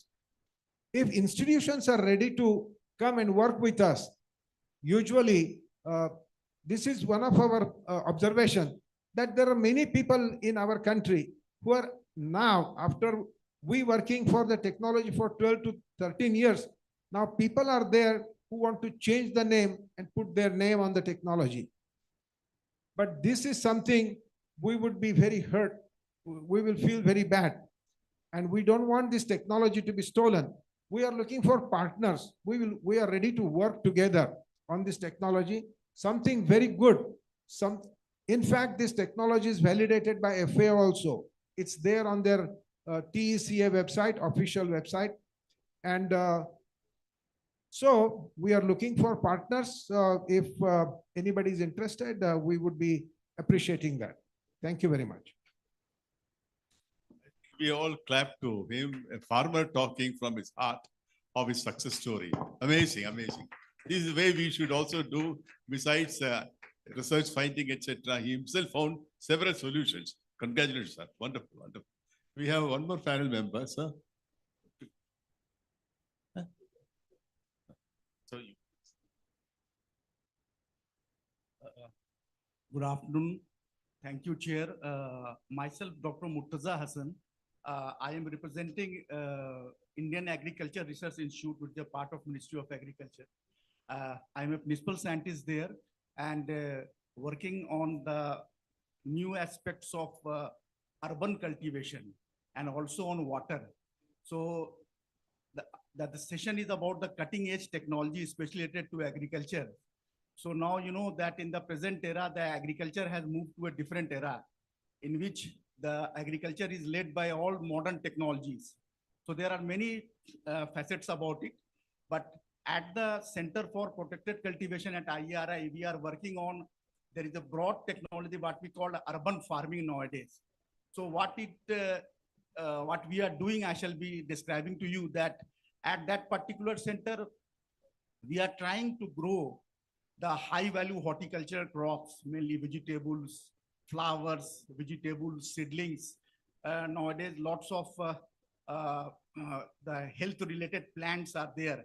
So that how it is possible to grow all these plants with the help of modern technology. And in the present era where you know that there are lots of biotic and abiotic stresses are there. We are seeing now that how the extreme climate event is there. So last week only we organized one urban farming workshop, and at that time in our Indian Agriculture Research Institute Pusa campus, I think after decades the temperature has gone to 48 degrees centigrade. At the Pusa campus, when it was 48 degrees centigrade, we could imagine what will happen to the crops and what will happen. So this is very alarming situation. So we have extreme events now. You are seeing that throughout the not only in our country, throughout the world, these extreme events are there. Now, there is a challenge that in those extreme events, how we have to grow the crops around the year. So what are those technologies? So this is one thing. And then again, there are lots of biotic stresses also. So many complex diseases are coming. And then we have a team of scientists though who are working with us that represent entomologists, pathologists, virologists. They are facing challenges. Now we can imagine the situation of the poor farmers who are working, and then there are so many diseases are there. So despite all the effort, there are many parts of the country that by the time the disease is diagnosed, the crop is over. So unfortunately, this is the situation. So in this situation, there are new things are coming up, and there are many countries that have already evaluated this technology, and the technology is basically related to, broadly it is called protected cultivation technology.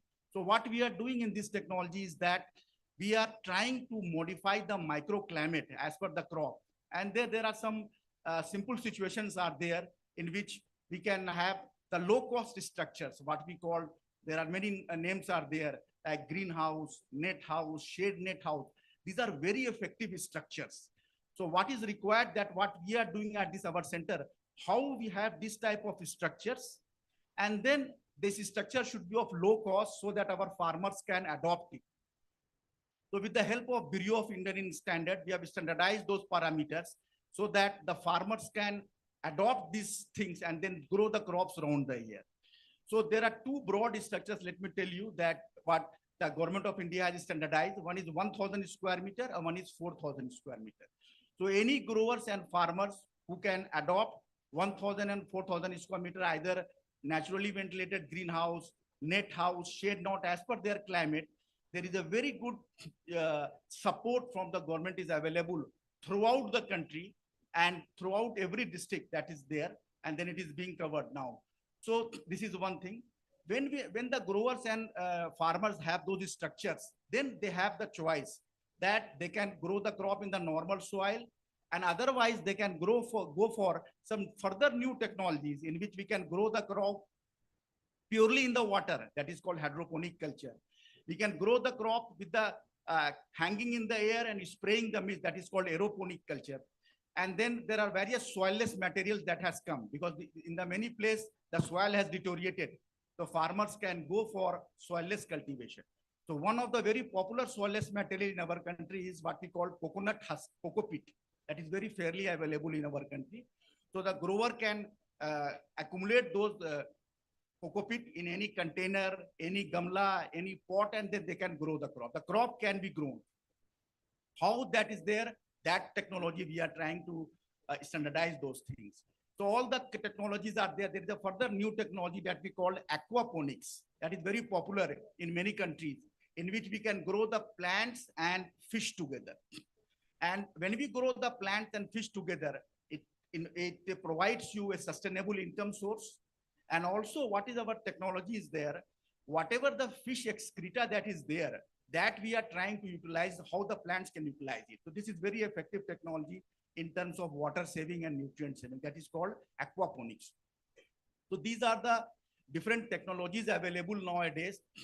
We have made small models. So I say for any big city or any small city, the common citizens who have the small place like in balcony, in their rooftop, in kitchen garden, they can go for small models of vertical farming, hydroponics, and all these things. That our team has standardized, that our institute has standardized.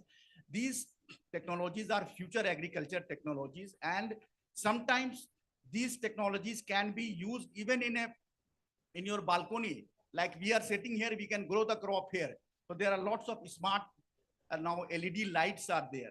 So those things are there in which there is no need of direct sunlight also. We can grow the crop right here. And especially these technologies are also very water efficient technology because there is no wastage of water, very less evaporation and transpiration. And that's why these technologies are very effective, required for the future.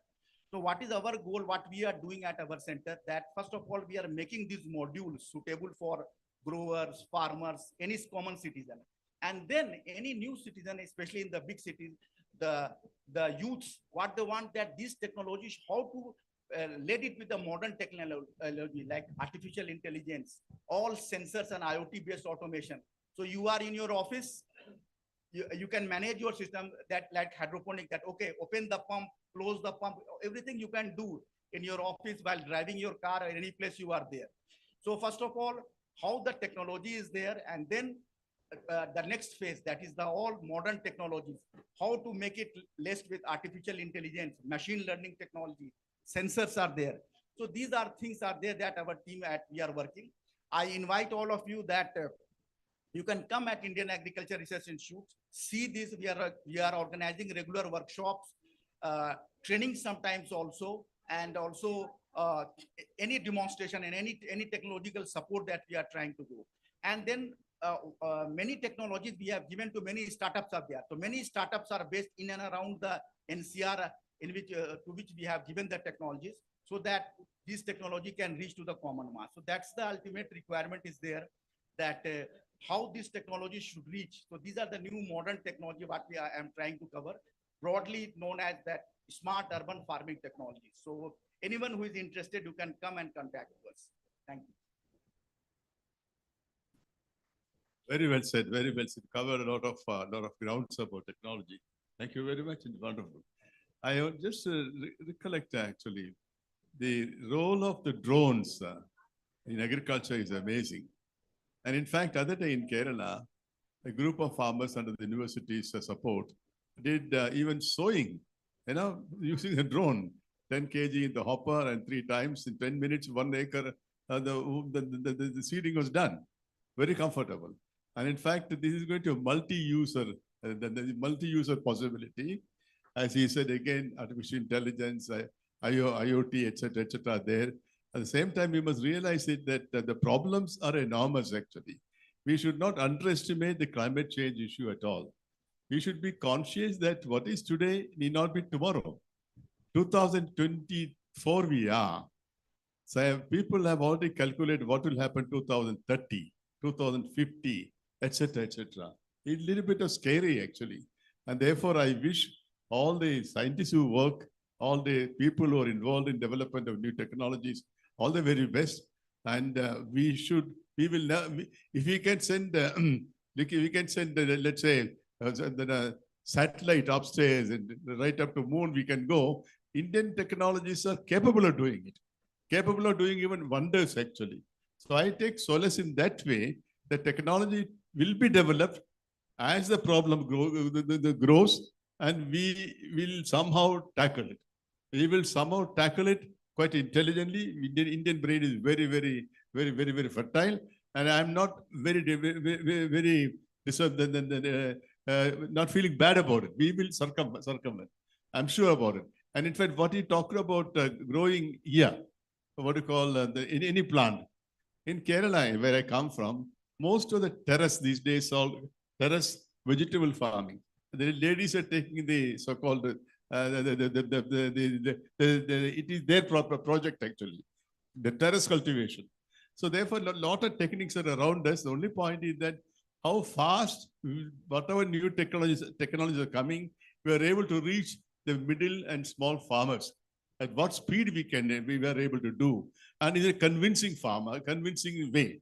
If a farmer is not convinced, even if you do a demonstration, he will not do it because it's investment. So the affordability of the technology has also become very crucial actually. So let us wish all the very best that we will somehow circumvent the climatic changes. The soil health is very poor. There will be soil in future. Organic farming will come up very well in combination with, it is not the whole food requirement cannot be met by organic farming, but it will also supplement a lot of change I see in the near future in agriculture, particularly Indian agriculture. Thank you very much. Thank for the panelists for contributing a lot. Yeah, you can say, please go ahead. Thank you, Chairman, sir. Gentlemen and all the ladies sitting over here, I'm going to make an appeal that whether the climate change, climate crisis, climate emergency, is it an opportunity or is it really a problem?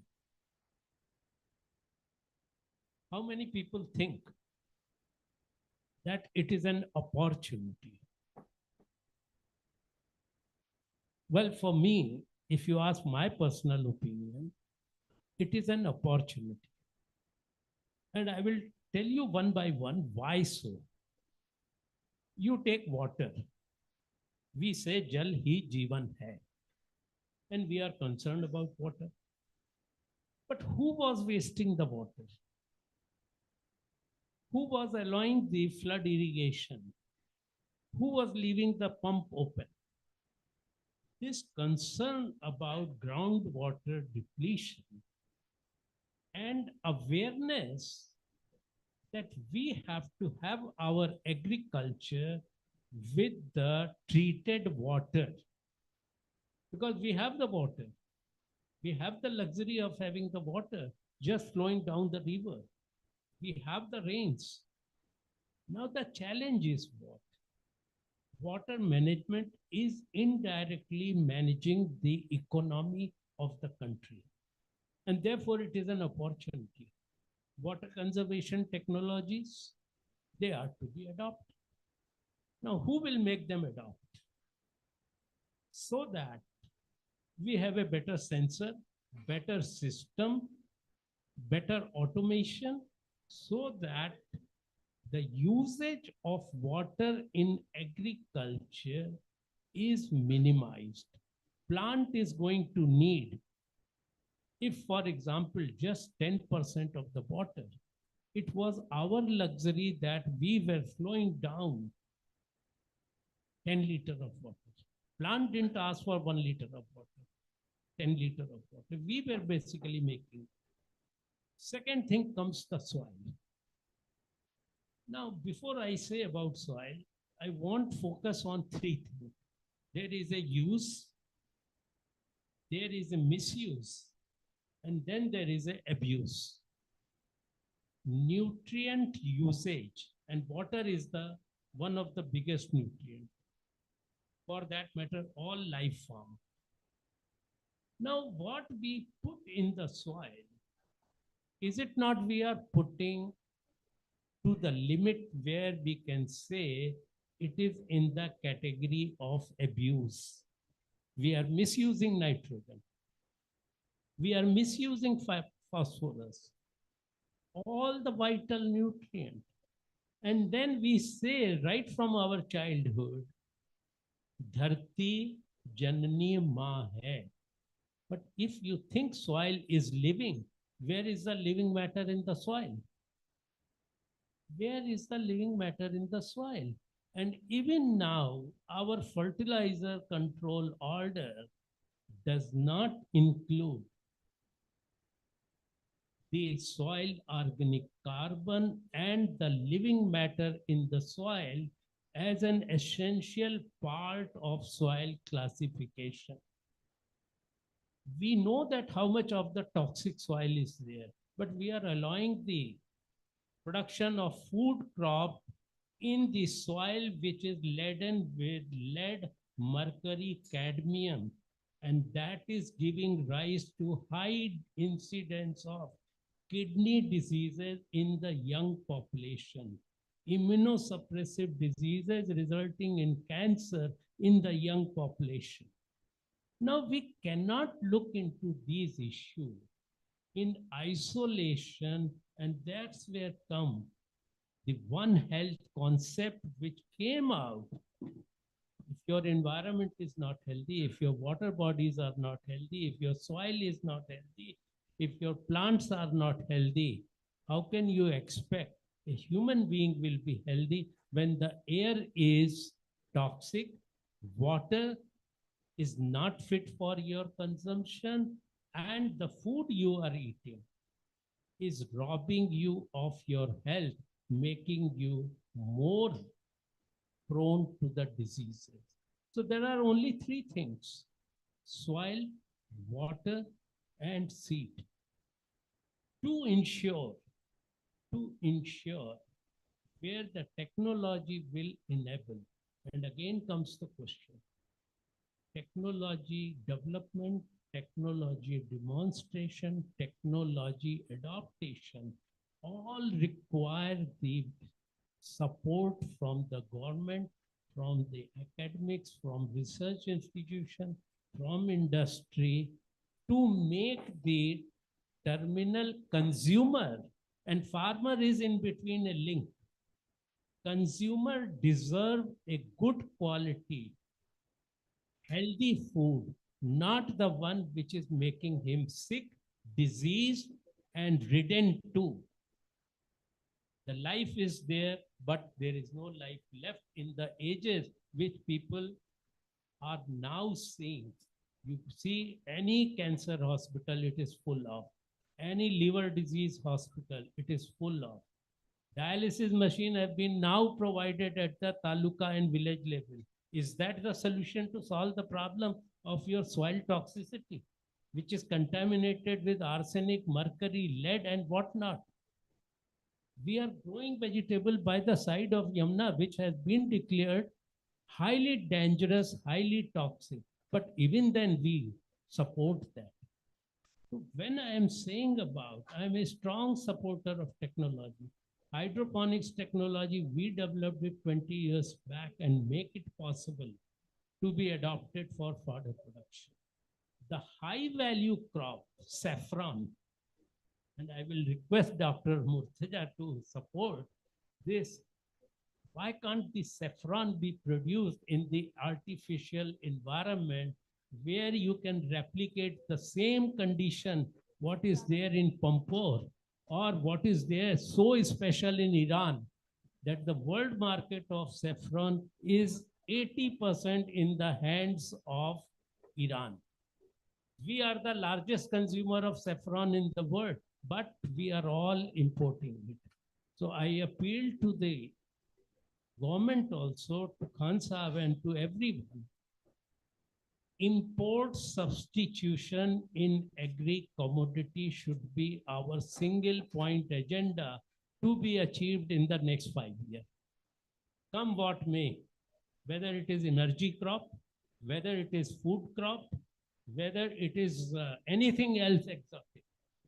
If tulip can be produced in an environment, why can't we supply the tulip to Holland?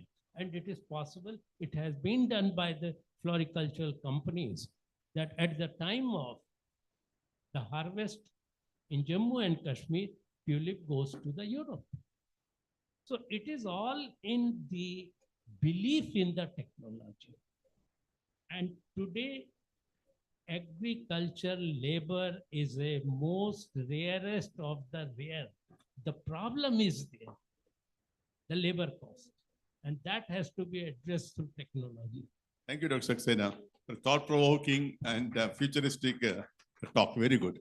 Anyway, time has come now to finish this session because the next session should be there. Thank you very much, panelists. Thank you very much. God bless you. All the very best to all of you. Very well. Thank you, sir. Before we conclude, we would like to present mementos to the esteemed panel, and to do the honors, may I request Ms. Anjana Nair, Group Editor, Agriculture Today Group, to please join us on stage.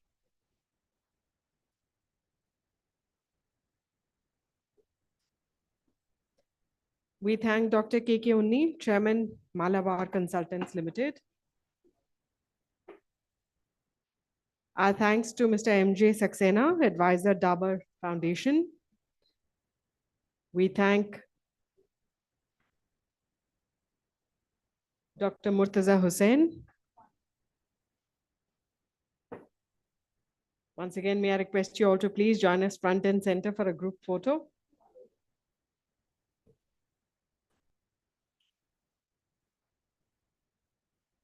Thank you, Ms. Nair, for joining us on stage to present the mementos.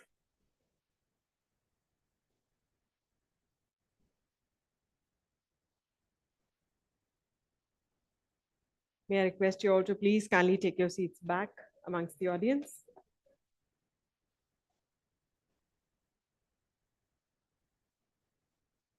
And we now move on to our next session.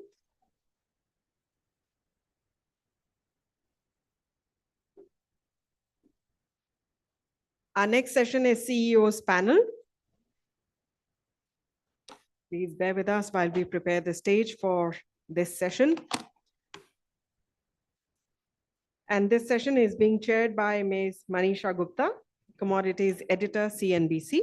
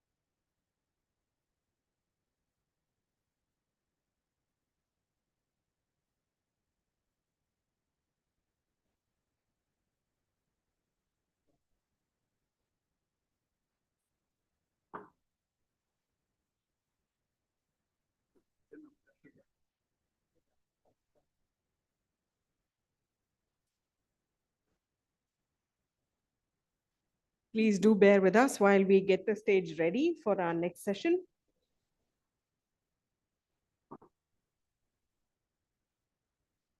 So ladies and gentlemen, this is the CEO's panel. May I invite on stage amidst your applause, Ms. Manisha Gupta, Commodities Editor, CNBC.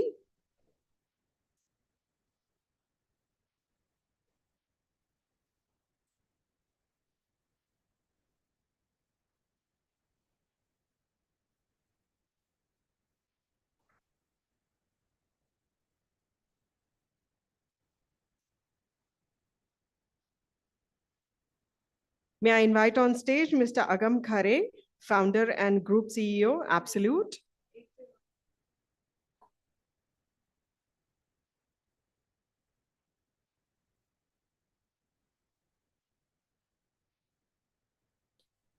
May I invite on stage Mr. Vishwa N. Somanavar, Vice President, Teeth Agro-Technology Private Limited. Mr. Uday Anand, CEO, Parijat Industries Limited. Dr. Rahul Mirchandani, Chairman and Managing Director, Aries Agro Limited. Mr. Ravi Gupta, ED, Sri Sri Renuka Sugars. Mr. Sanjay Sethi, Human Utilization Advisor, South Asia, USSEC. Mr. Shantanu Painse, CGM, SBI.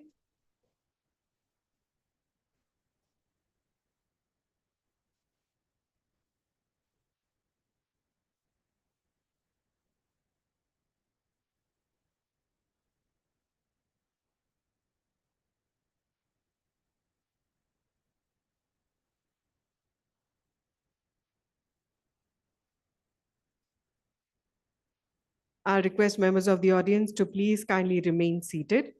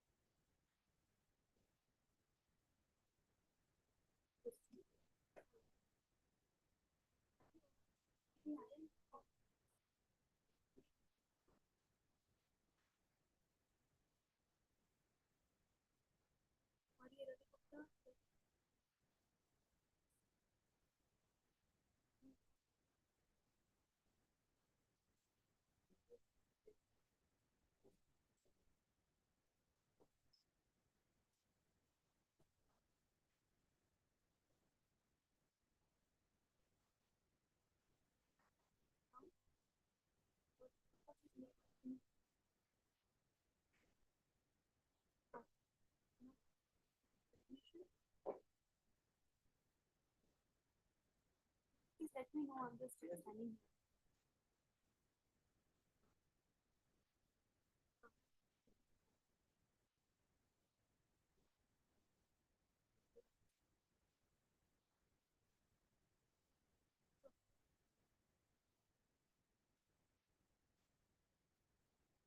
May I request Mr. Ashudeep from Absolute to please join us on stage. Let's give him a warm welcome. We also warmly welcome Mr. Ankur Agrawal.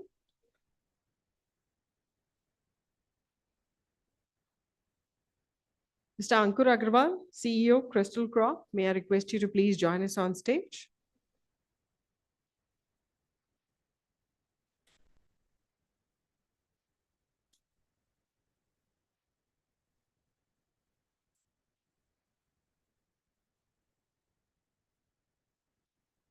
So I guess some of the panelists are a little behind schedule. Maybe we can start the panel discussion, and I'll request Ms. Gupta to please take over and take the session forward. Well, thank you so much for that. Panelists are not delayed. We are slightly early, and that's quite unheard of really when you go to these kind of events. But this is going to be fun. As I was discussing with my panelists, let's have some fun. Agriculture as a subject has seen a lot of challenges. We know that the new government is in shape and form now, and there are huge expectations from this one as well.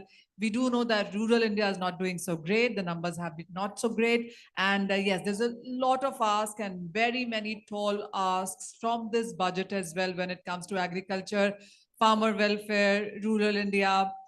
So there are various subjects. But, you know, when it comes to CEO panel, It's interesting to understand their views, their visions, their knowledge, and what are they expecting from this government. So that's exactly what we'll start with as we wait for rest of the panelists here. Uday, since you're on my right, let me start with you first. And what's your sense, your experience, your standing right now? Let's start with that as first comments, and then of course we'll get on to what we need from this current government and what are the opportunities, challenges perhaps that the sector has. Sure, thanks. I want to just start by talking a little bit about what I think are some of the key challenges facing us as an industry as a whole. So not just agriculture per se, but all of the allied industries. I represent agri-inputs, crop protection, chemicals business. And I think there is one common thread that runs through all of the allied sectors.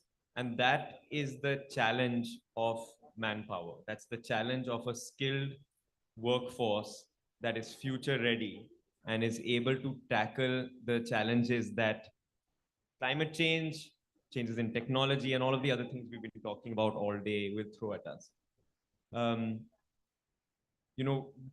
There is an opportunity here as an agri-input company. I have a team of 250 odd people working in the field with farmers, and then 300 odd people who join us on third-party roles to do field extension work, etc., etc. So that's a huge number of people, as Unni was mentioning, and that's 500 people who could be taking new ideas, new technologies,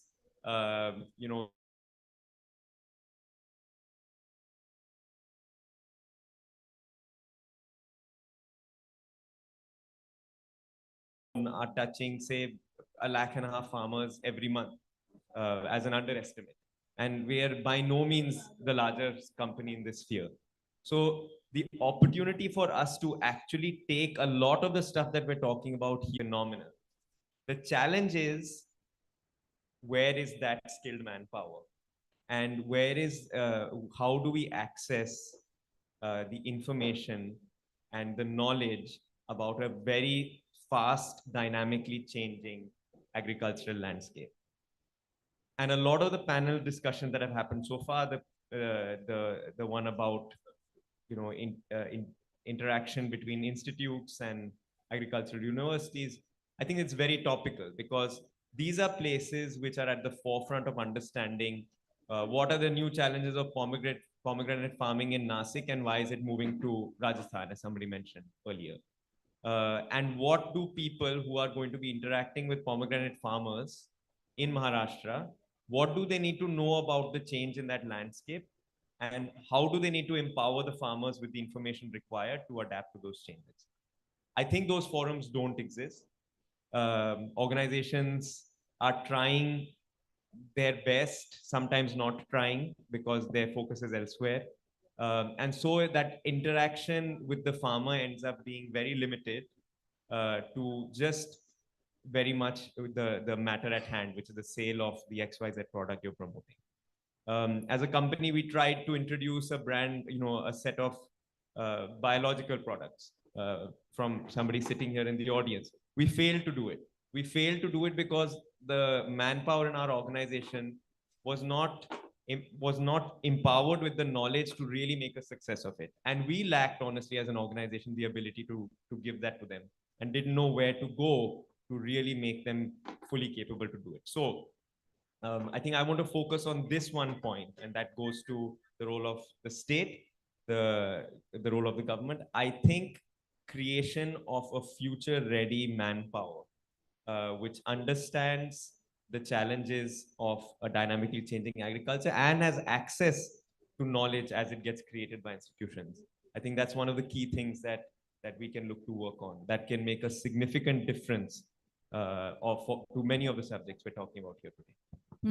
Uday, just a follow-up question on that. So what does Parijat exactly do? As you said, you are reconnected to various allied services, tertiary as well, and manpower, skilled manpower at that really seems to be a problem. This is not something that we are waking up to right now. I mean, we knew where we are headed. And as you said, this is not addressed, and we are in a situation right now. So what do you do, and where do you see from where we stand right now, and the kind of need that is going to be as we move forward from here? What is being done for that? your question is about, about what are we doing to address this problem? Yeah, so I think that there are initial efforts. Bakul sir sitting here is involved in an initiative to try to create future-ready agri-professionals. Universities are working on research responding to these challenges. Where I think the state needs to play an important role, or where forums like this are very important, is to connect the threads, is to really create those platforms and forums where these different stakeholders can actually connect with each other and therefore access those efforts that are ongoing. So that's one thing. And the other thing is really to look at our approach towards sustainability, our approach towards climate change, our approach towards technology adoption as not extracurricular activities that we do in the games period of our lives, really integrating this into the thought process of how we run our businesses on a daily basis, how we conduct our jobs as professionals on a daily basis. I think that's where change will happen.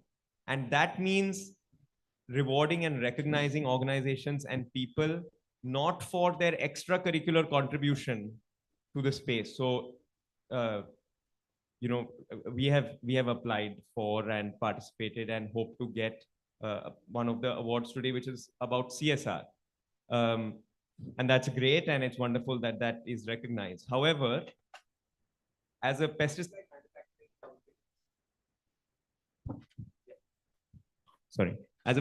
manufacturing company, our ability to actually, to contribute towards sustainability and stewardship is much more fundamentally in our manufacturing processes, in our R&D processes, which are part of the everyday way in which we do business. Our contribution to CSR, no matter how good it is, will only be a small percentage of what we could do if we adopted the best possible manufacturing processes, if our ETP plant was absolutely how it should be, if our emissions control were the best in the world. So what is rewarded and what is recognized by the entire ecosystem, I think that is also important. And how we shift towards rewarding the fundamental change in how we run businesses and how we are as agri-professionals. I think this is very important. Clearly that. We have more panelists coming in, so please, Mr. Gupta, I see you as well. Please come on. We started slightly early, and that is because we have ministers coming in early as well. So we have slightly longer time, so we look forward to have this conversation rolling in.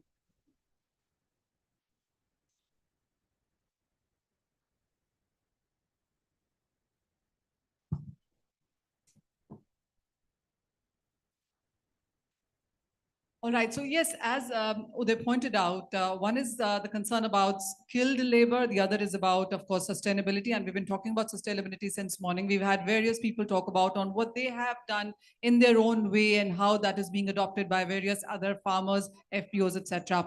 Rahul, let me come to you then, and would want to understand from you too. So these are initial comments I'm trying to get from all of you. What is it that you see on where agriculture stands right now? What has been done right, not so right perhaps, and what needs to be done from here on to ensure that sustainability, the way climate change has been, various changes that we are seeing on how it's impacting your company, your experience as well?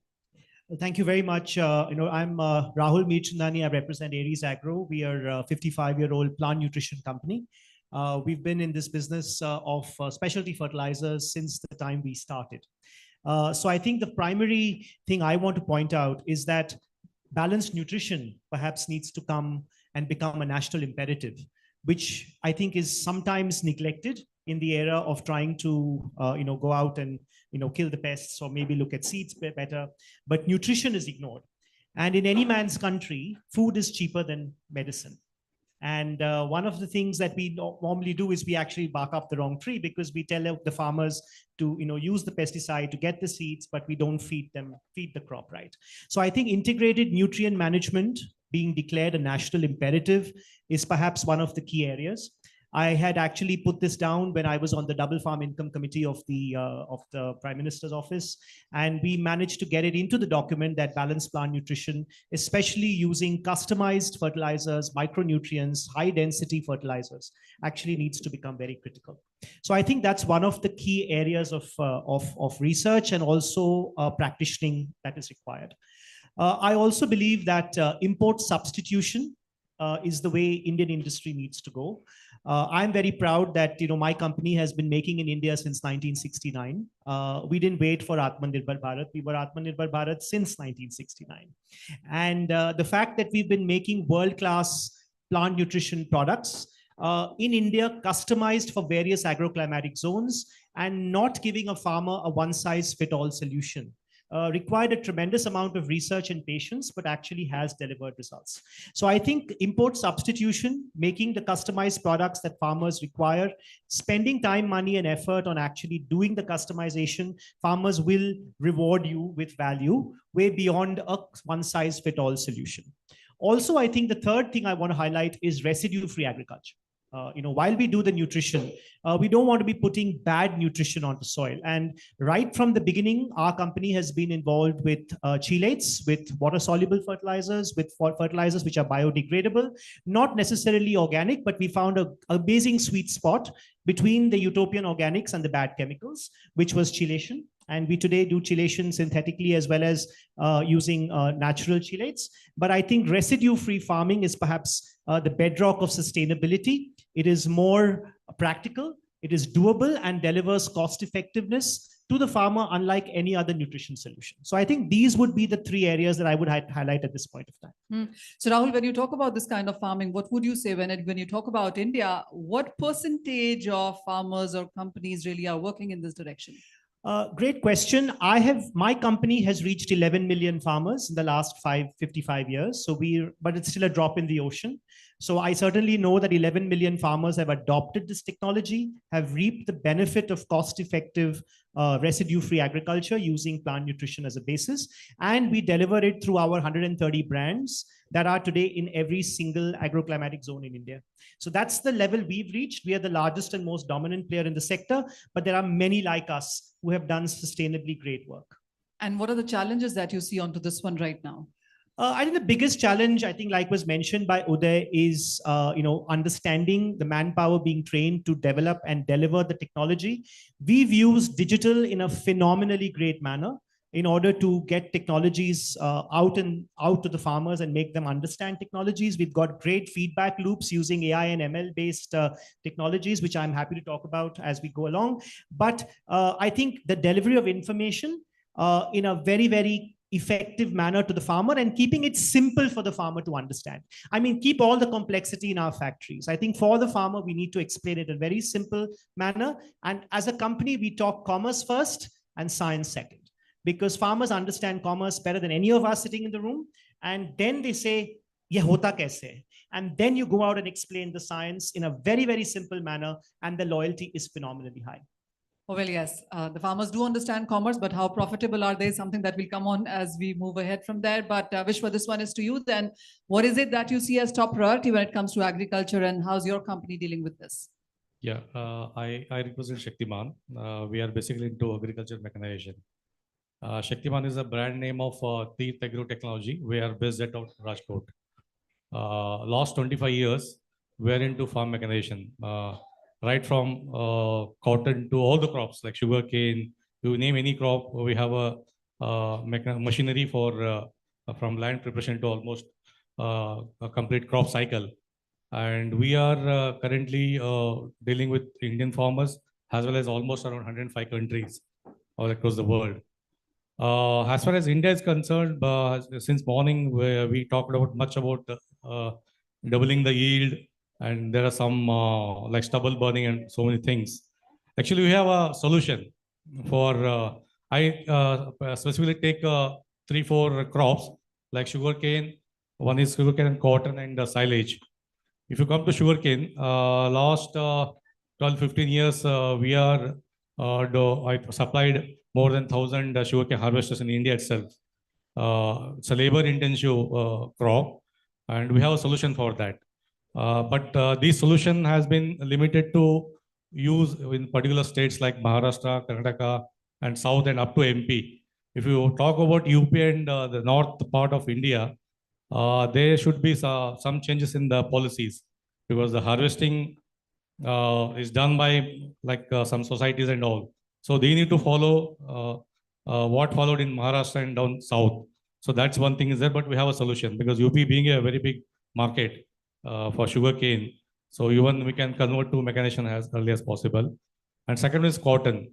Cotton, again, yield-wise, in terms of cultivation, we are number one in the world, but output is very low.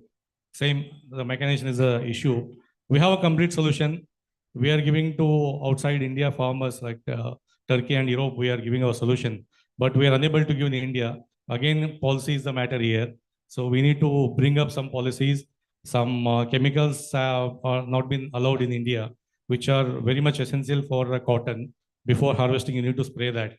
So that the trash will be on the lower side. And morning we talked about the dairy farm and the milk production. Yes, again, milk production is very high, but you consider per cattle, milk output is again very low in India. So we have a solution for that. We have a silage balers, wherein you will get a nutritious food. It's a green fodder which can be baled while the crop is there for 3 months, and you can keep it for reserve for 15 months. So that machine we are supplying outside India, and in some part of Punjab also people are using. So again, the government, the state government and central government needs to give some subsidies for these implements. That's what. All right, so we have problem, but we also have solutions, but we need more to do in that. And of course, I'll come to that as well. Ravi, let me come to you now. And because Vishwa talked about sugarcane, your sense, you've been running a sugar company for a very, very long time now. Where do you stand when it comes to agriculture? What are the challenges that you look at around you, and how is your company dealing with it? Thank you, Manisha. So I'll talk about sugarcane as I run sugar industry. See, my favorite topics as far as sugarcane is concerned is water conservation, which is the most important, and the farm mechanization in terms of harvesting. Our sugarcane yields are comparable to the world. Brazil is 80 tons. We are more or less 80 tons. But where we are lacking is that there is too much usage of water. So flood irrigation is still common in the sugar industry, which needs to change. We have to innovate and we have to keep on thinking that how do we conserve resources and give maximum yield. So in that regard, drip irrigation, for example, in spite of the government subsidy, drip irrigation has not taken up, as it should have been. So we have to just look in that aspect. Then on the water conservation, another mechanism, another things are watershed management as well as micro irrigation, because still in Maharashtra in particular, the water can reach to the areas where it has not reached yet. So we look at watershed management and micro irrigation. That is the another aspect of it. Third is farm labor is getting scarce. I tell you, this year in Maharashtra, because of the labor not being there, the factory could not even crush on its daily capacity, and it had to slow down the crushing. So you have to look at farm mechanization and harvesters are available. In fact, as an industry, we have given a plan that how do we improve the sugarcane agriculture side of it by having watershed management, micro irrigation, financing the drip irrigation, financing the harvesters. And I think government is very, very actively working on that. And on the cooperative side, particularly harvesters, there could be a scheme where the harvester will be financed by NCDC through the sugar mill, and more harvesters are coming. So in nutshell, the basic thing which we are working on as a sugar industry, that how to do the sustainable production of sugarcane with minimum resources, particularly on the water side and post-harvest harvest mechanization, and that's what our focus has been. And it is progressing extremely well, by the way. I see a lot of changes happening even in the next year, because the scheme which is coming through NCDC about the harvester financing will do a lot of work in terms of bringing more harvester in Maharashtra and Karnataka. Okay, a lot of work being done, but Ravi is the second person who's talked about labor and skill issues when it comes to farming and harvesting. Shantanu, let me come to you. And I've been leading a lot of SBI reports in the recent few days, whether it has been about MSP and the importance of it, and do we need to think out of box, and of course that research report on cane as well. The guarantee fund also is something that SBI has come out with. How are you looking at agriculture right now, and so much work that SBI is doing? How would you prioritize three important things that agri needs to see right now? Thank you. Good evening, all. In fact, I have been listening all along during the day. So I integrate with each one of these, the technology, the entrepreneurs, whatever we do, we are basically for the farmer, and for all of you, we provide the basic input or the raw material. And we are at the finished product side also, because money is or trade is the basic. Yeah. As a bank, you're everywhere and we need you. So we provide the input also, and we take the output also from you. So, yeah, I mean, the bank has been very serious about agriculture. We only started agriculture funding in this country, perhaps. But coming to the topic or the discussion which is happening is, we have been growing our agriculture funding at a very large pace in last couple of years. And the way government initiatives are there in last couple of years, along with the banks and SBI leading that from the front, we see that, I mean, as of now, as a bank, we have almost 1.58 crore farmer customer on my book. I mean, that is the size of book we run. And the farm credit worth more than 3 trillion now, and growing at almost 18-20%. So this is what the bank's contribution to the soil, is it not? If all the banks are growing very fast, means the capital is being provided to the farming community. But coming to that, one of the basic challenges which I could see throughout the day is, how do we make best use of the assets? Because we have got one of the best ecosystem in the world, being in India. We have got a lot of water resources, soil, manpower, everything we have.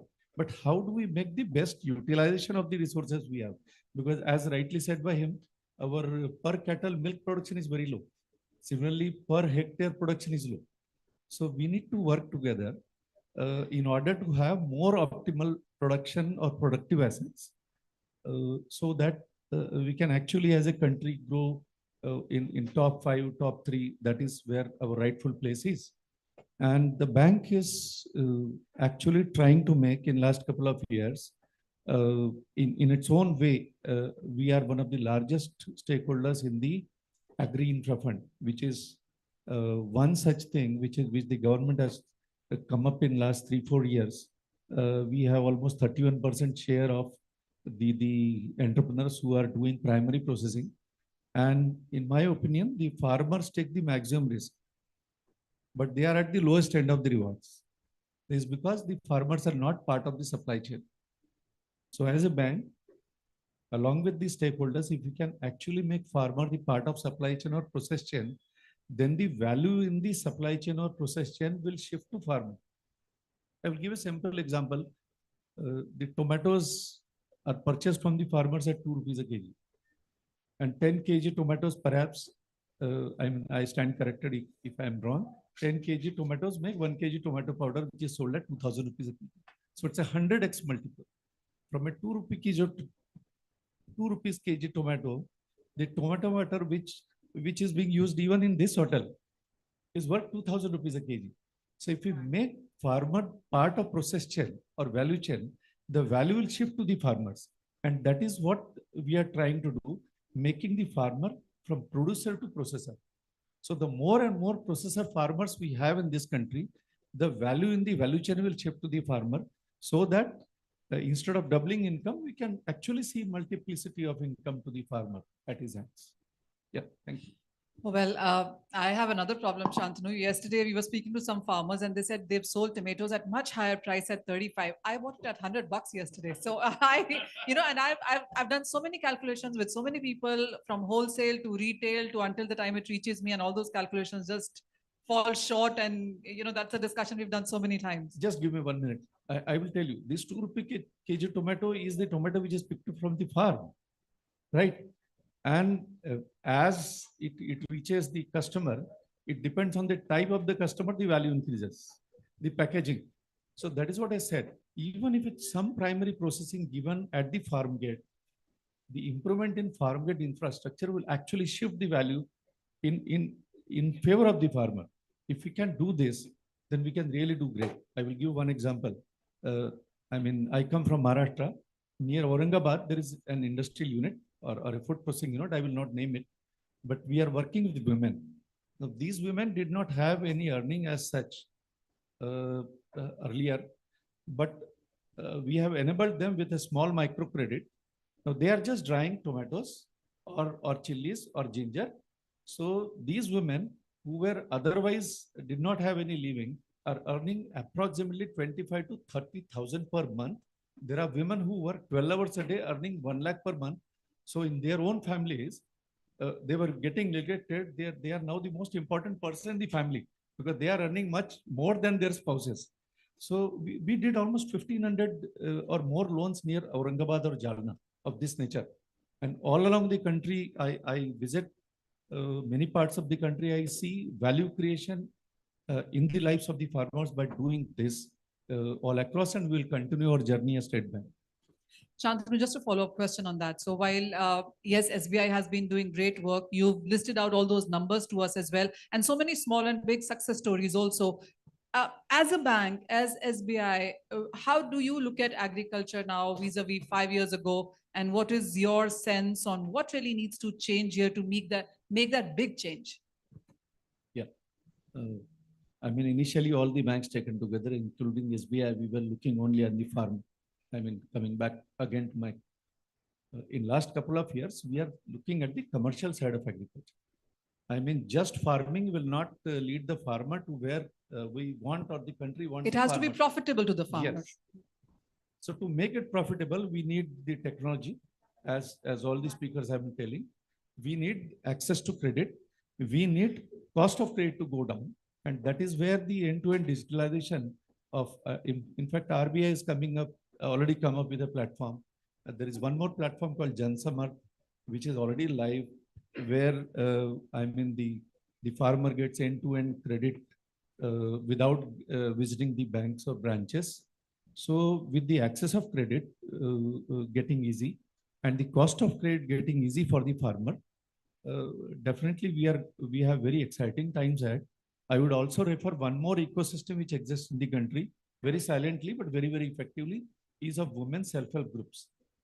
From outside, you do not know what kind of or what size of ecosystem is there. But this women-led SHG microsystem today is world's largest ecosystem or microsystem of microcredit, maybe around 2.6 trillion rupees. It's not a small sum. And these women have gone through all these difficult times of COVID and wave 1 and wave 2, and they do not get the share in the media or print or whatever you say. But this ecosystem is doing so great. The growth rate with which this ecosystem is growing and the kind of very, very minimal stress in this ecosystem is there. We are proud to be part of this SHG ecosystem. And our own, I can tell you because this is already declared in the March results, we have half trillion loans in SHG ecosystem in this country. And these women have been fantastic. We also have done a MOU with NRLM or Ministry of Rural Development, an initiative called Swayam Siddha. This initiative actually helps the rural women or semi-urban women to get into micro-entrepreneurship because the government is working on Lakpati Didi program. So we are also aligned with it that we are trying to create women-led micro-enterprises. So we have created under Swayam Siddha very, very ease of credit and access to credit at a very, very concessional rate of interest. It's doing very well, and will continue to do that because more women becoming entrepreneurs, the country will actually, go strength to strength. Thank you. Shantanu, forgive me because I come from a profession where the whole idea is about asking questions, but I do understand that there are more than 200 schemes like the one that you mentioned.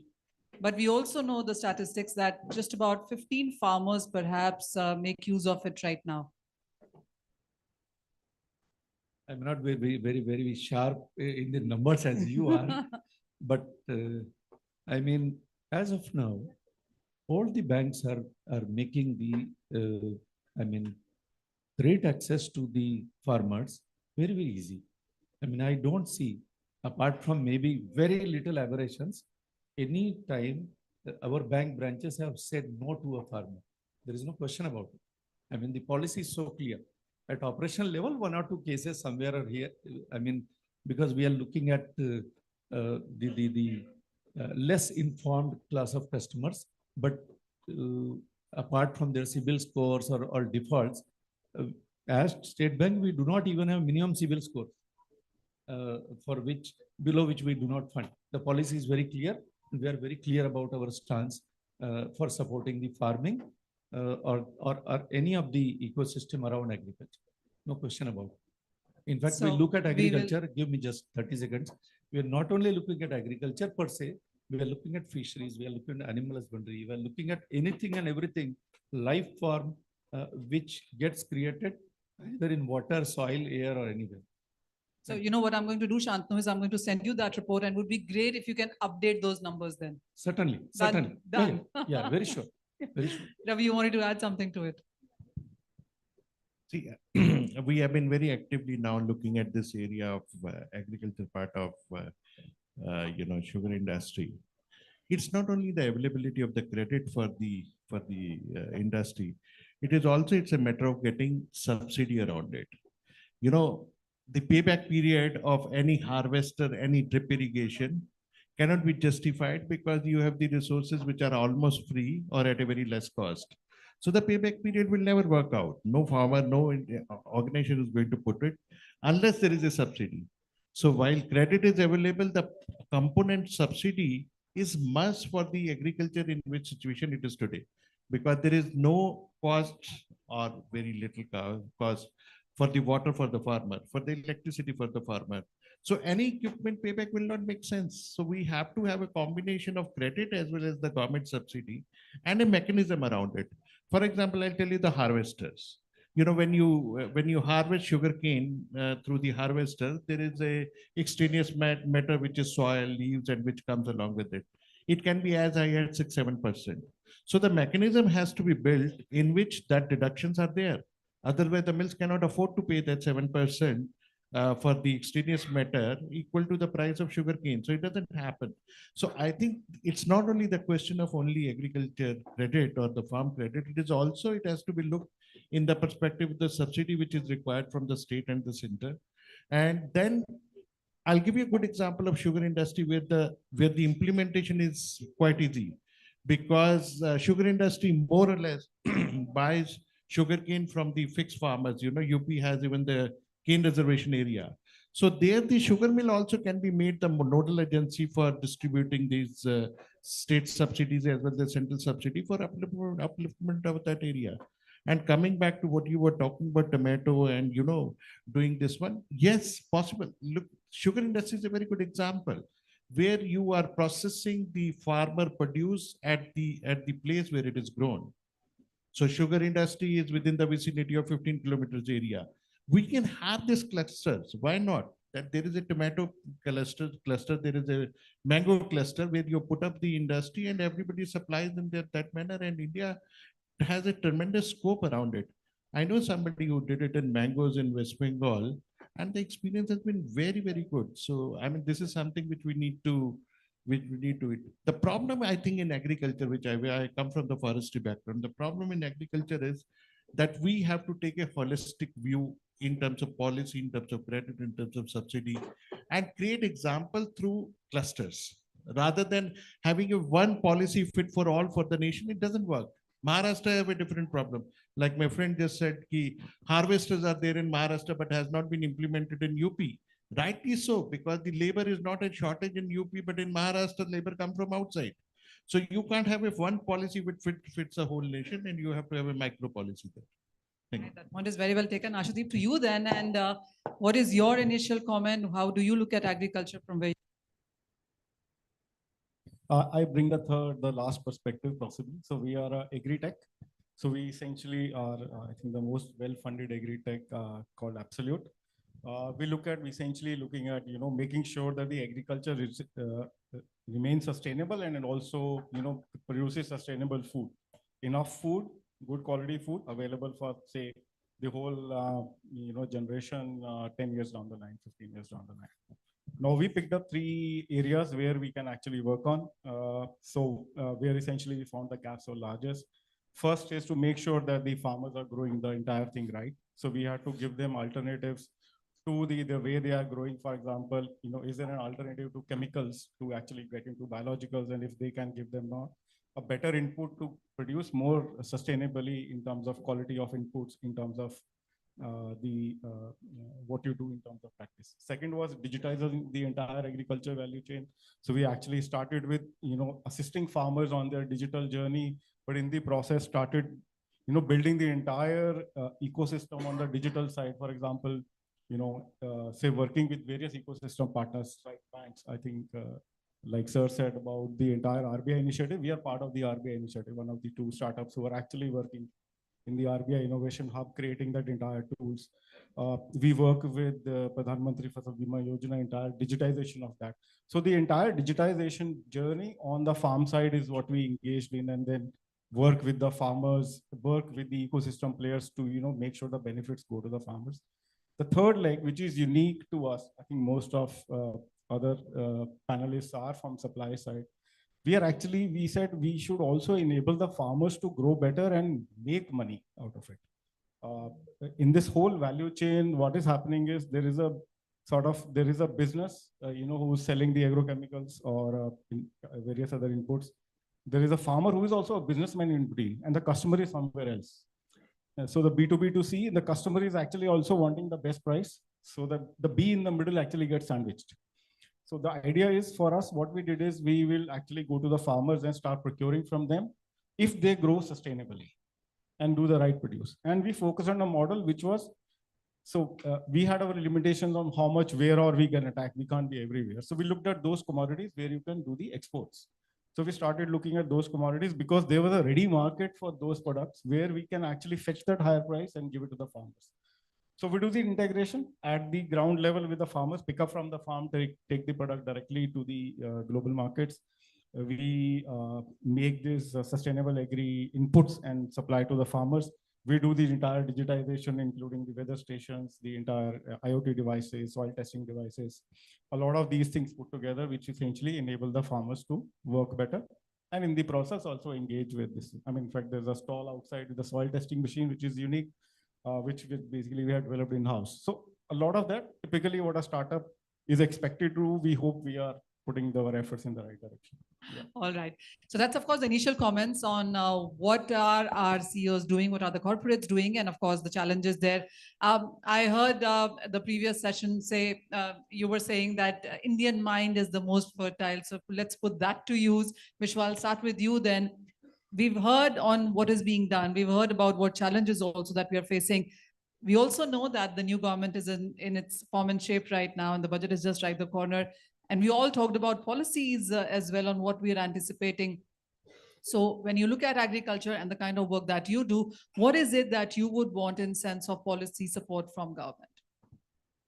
Yes, very good question. Actually, as I said earlier, for example, if you talk about cotton, cotton is a crop where India, if you do some changes with our policies, we can lead the world. For example, we now are facing a lot of issues with labor, and second one is yield. So labor, straight away you can knock off with the mechanization. And yield, yes, we need to change from the conventional method to the SDPS. I think for friends from the agriculture background, they may understand. It's a high density planting system wherein the yield will go up to from 14% to almost around 25% per acre. For that, you need to have a machineries. We have a pneumatic planters. But we need policy for that? Yeah, we need a policy for that. That's what I'm coming to that point. So the pneumatic planters will plant those seeds accurately, seed to seed distance, row to row distance, and the depth, everything will be precise. And on that plantation, after that, you can harvest with our cotton pickers. There is a picture when you enter the hall. So that's a cotton picker. It's already available with us, but we are exporting it, but we are not able to do anything in India. But we are doing a lot of demonstration. So from the policy side, we need some policy changes. Like as I said, there is some chemicals required to be sprayed before harvesting. That has to be approved. It's not available in India. Same chemical is used all across the world. And the second one is that even the seeds already has been developed, because cotton is a conventional method. It has to be harvested 3-4 times. Picking has to be done 3-4 times. With this system, SDPS, the flowering will be done at a time, so that machine can harvest at once. So for that seed also, development is happening with some 3-4 companies of Indian companies are developing that. So government has to push that particular SDPS system. So that's. Do you see the government pushing one particular system for one particular crop, or do you think the policy needs to come in as across agriculture for various crops there? Yeah, similarly, like you can say, sugarcane also, we have a lot of opportunities are there. He said that maybe UP labor, yes, the labor issue will come to UP also, it's already started. So it's the right time now. We need to make some few changes in state to state, but the policies has to be come from the government side. So what you're looking for is that a mechanization push or a tech push that needs to come from the government in sense of subsidies for these machines, which cost a lot. Exactly. So subsidy is one point, obviously. Even though subsidy is not there, these machines are like return on investment is very high. Like a sugar cane, best example, each ton they're getting around 500 rupees, which is very good price. The cost of the per ton will be around 250 rupees. So almost 50% of the whatever the investment he has done, he's earning. So in a one season, per machine will harvest around 20,000 tons. So which is almost multiplied by 500 rupees, you can do it. So within 2 years, he can recover his money. Vishwa, I feel you when you say that you have the machines ready, but you're exporting and India is not able to use it, and you would want to have a policy on that, and that would be a good one as well. But do you see government coming out with it? Yeah. Now I think like Maharashtra and the entire South, they are supporting a lot in terms of subsidies and all. Even UP also there. But yes, we need to have these policies all across India, all the governments, all the state governments. As a PMO, I had been part of PMO some meetings also where we discussed on this cotton and all. But it's taking long time now. Last 4 years, almost my 6-7 machines are freely we are giving demonstration like cotton picker. We're doing free of cost. Almost we have done more than 25,000 acres of plantation harvesting in cotton, but still it's very poor response. All right. So we really wish those policies do come across. Rahul, Thanks. what's your sense? What is a policy that you would want to come across as a company that would really help not just you, but sustainability in farming and various challenges that we're facing right now? Well, I think there are a couple of them that we were advocating. I also head the Industry Association for Microfertilizers. And there were 2 or 3 policies I want to talk about. The first one is that the Fertilizer Control Order has a schedule which specifies the products you can sell in India. Now, that's tremendously restrictive. Every state also has guidelines on what needs to sell in the state. And some of those guidelines have been made in the 1990s, and they haven't been updated since. And so what we feel is label claim specifications, hold us responsible for label claims, allow us to innovate, open up industry in terms of telling us that if we want to bring the world's best to India, we can do so, live up to our label claims, and the market decides what product it needs. I think living up to label claims with proper control on analysis of label claims rather than on formulation, which needs to necessarily be dynamic. So I think that's one area, label claim specifications. There are a lot of nutrition products that India cannot export. So there are tremendous restrictions on exporting products from India, especially nitrogen, phosphorus, potassium, zinc, boron-based products. Now, what we've been advocating is, as long as we can prove that we are not using any subsidized raw materials, please allow us to export, because we can be the nutrition manufacturers of the world. Yes, we should not use subsidized raw material to make that output, because then that's irrational. But I think we can very well prove that. So I think this is the second one.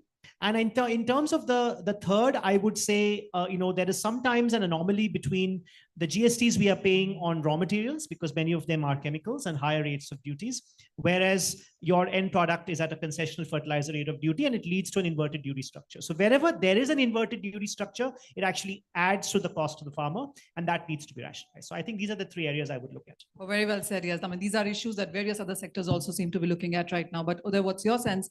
What is a policy that you would want to see come through? I think I'll talk a little bit more about kind of a policy focus rather than a specific policy. I think there's a lot of talk, by various people in government about the push towards organic farming, and this is great. It's a requirement, and we need to move towards thinking about it, and it needs that special push. Absolutely agree. Having said that, should government policy today focus on making change on the margin, or should it look at promoting sustainable practices across the gamut of agriculture as a whole? What I mean by that is, when we think of this as a dichotomous question, yes, chemical fertilizers versus no chemical fertilizers, yes, chemical pesticides versus no chemical pesticides, what happens is it becomes a very reductive conversation, and the policies that we end up then coming up with are going to end up bringing change on the margin. If you actually allow a more complex conversation and say which chemical fertilizers, chelated micronutrients are more sustainable for ABC reasons, which chemical pesticides, these pesticides that follow these technologies that have been invented in the last 3 decades rather than the ones that were invented 8 decades ago, these are more environmentally sustainable. They have lower pre-harvest intervals, they degrade faster, etc., etc. But today, the conversation in policy circles is very much a black and white conversation. Yes, no. And in that conversation, what ends up happening is we end up having some policies that make us feel good because they sound great and we all want it, right? My kids are also eating the same fruit, the same food. And so I'm very much in favor of the food being, more residue free. But at the same time, I also know there's a reality, because I work with farmers, that a large majority of farmers are not going to make that leap from yes to no overnight. And so can we talk about policy that actually gives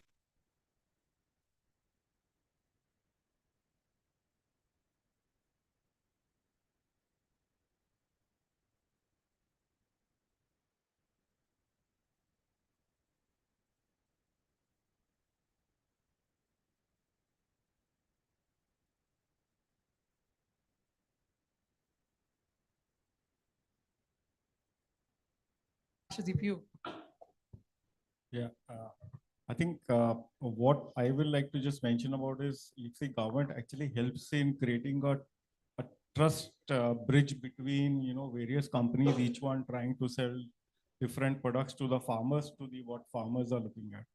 So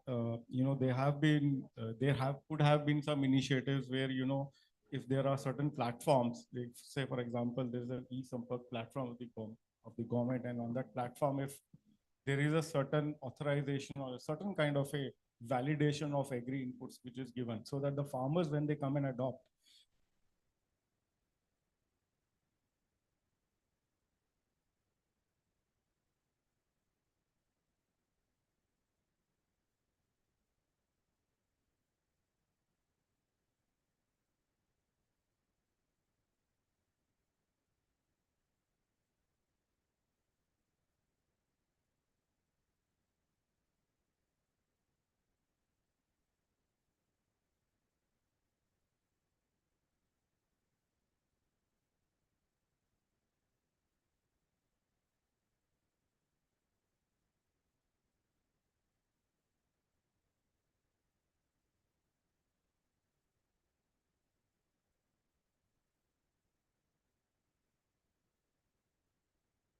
really wants. Shantanu, this one is to you as a bank. When you're doing great numbers, you've told us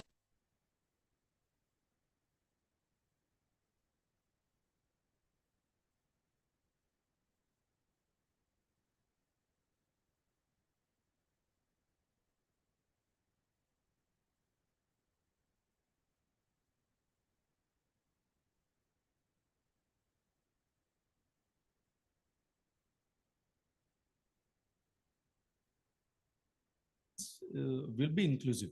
I mean, we cannot and have they would be one- long term. Yeah.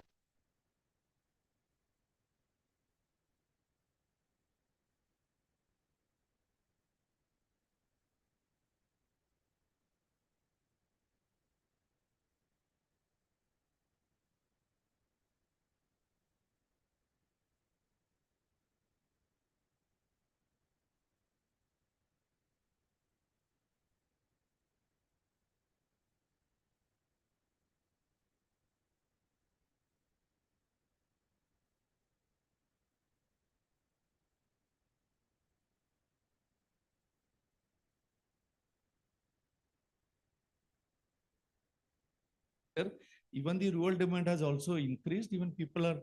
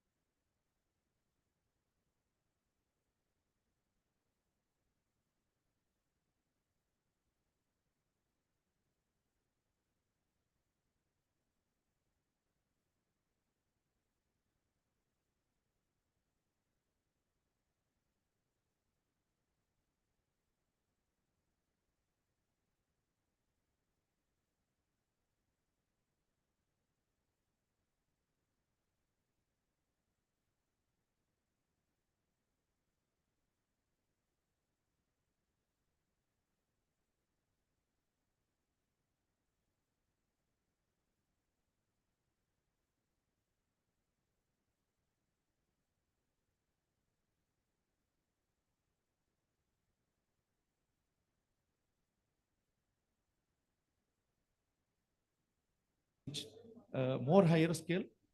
And why this Shantanu, is how many FPOs?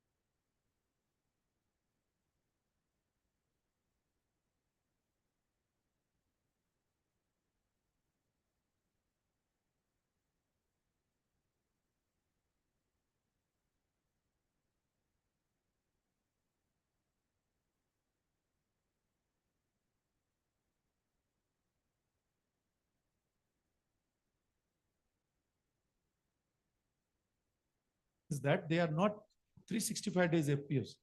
They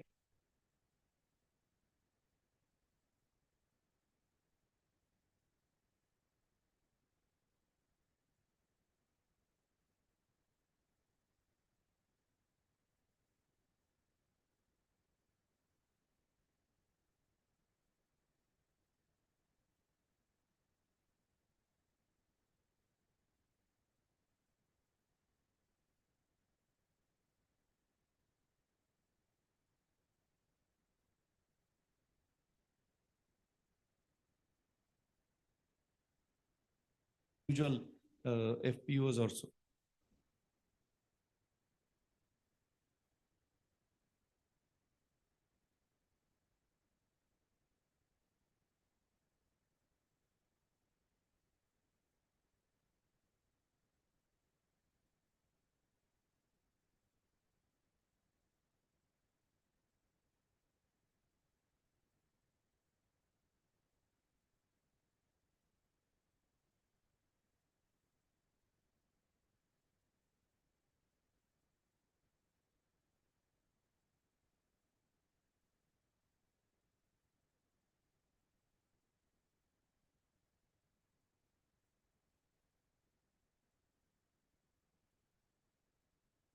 production, right?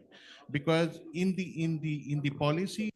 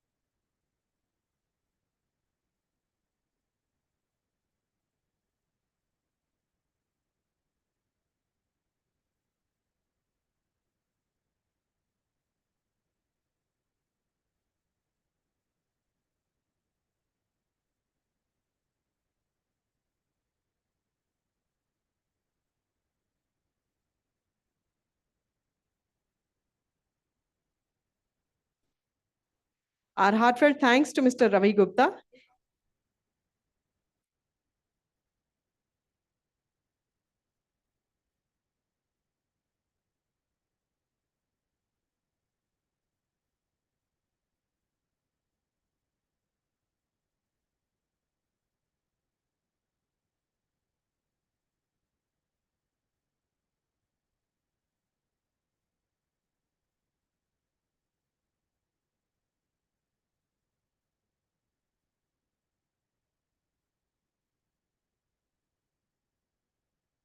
For this wonderful CEO's panel and the panel discussion.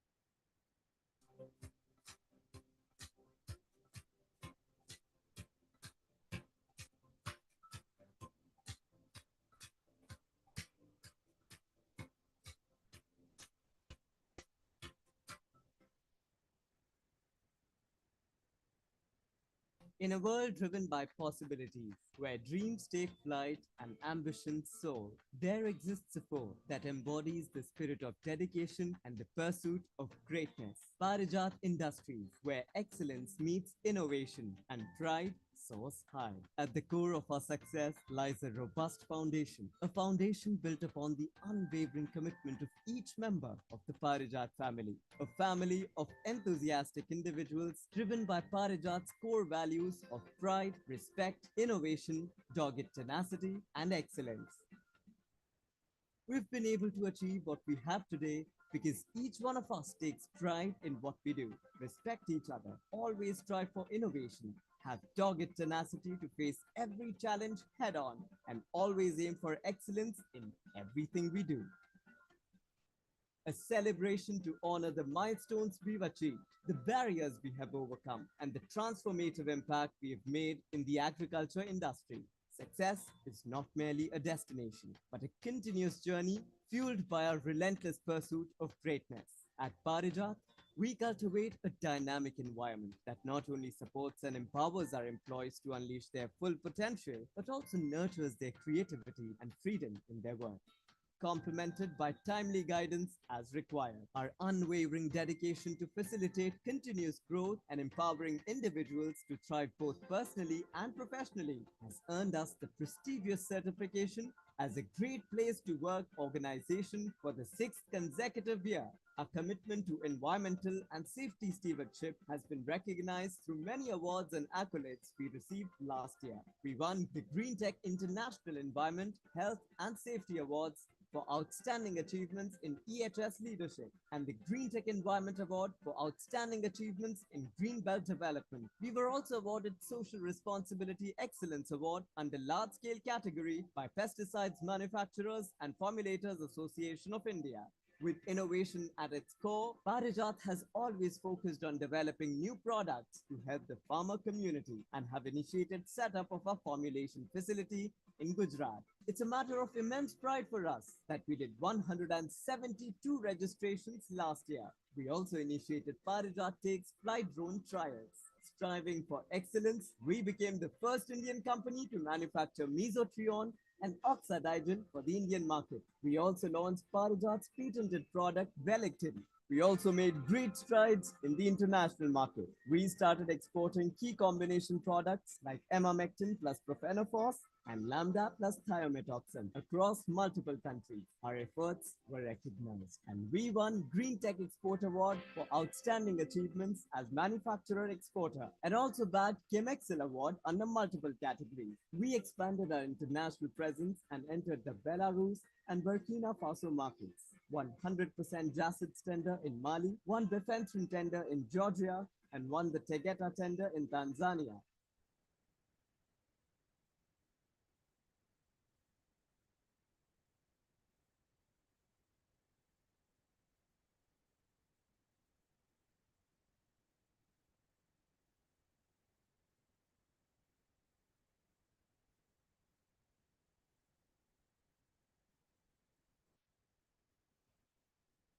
Agriculture is the beginning from where everything follows.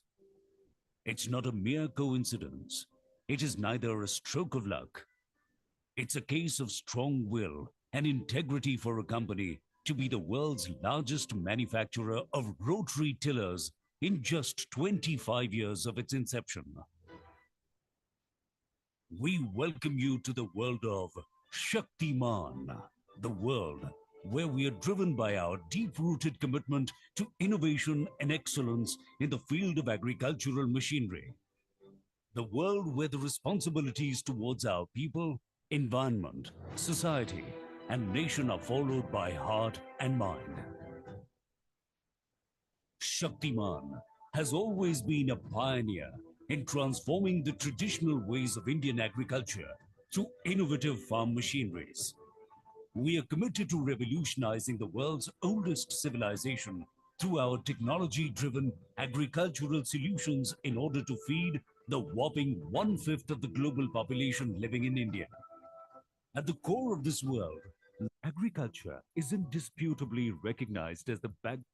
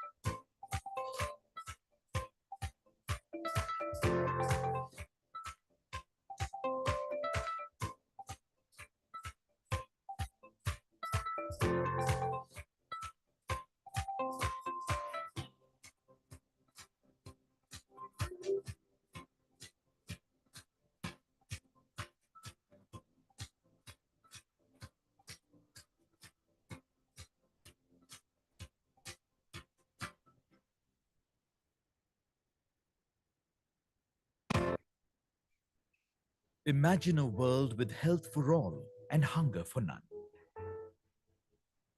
At Bayer, we are transforming this dream into reality by harnessing the power of science for better. We believe in nourishing the planet while ensuring food security. Because better is empowering farmers to sustainably increase incomes while promoting gender-smart ecosystems. We are pioneering specialized medicines and life-saving therapies for critical diseases. Because better is advancing solutions for a healthier future. To live a fuller life, we need to transform our everyday health. Better is when people are equipped with the right knowledge and resources to lead the best possible life. Better is not what we do, but why we do it. Together, let's create a world that is better for all. Bayer, science for better.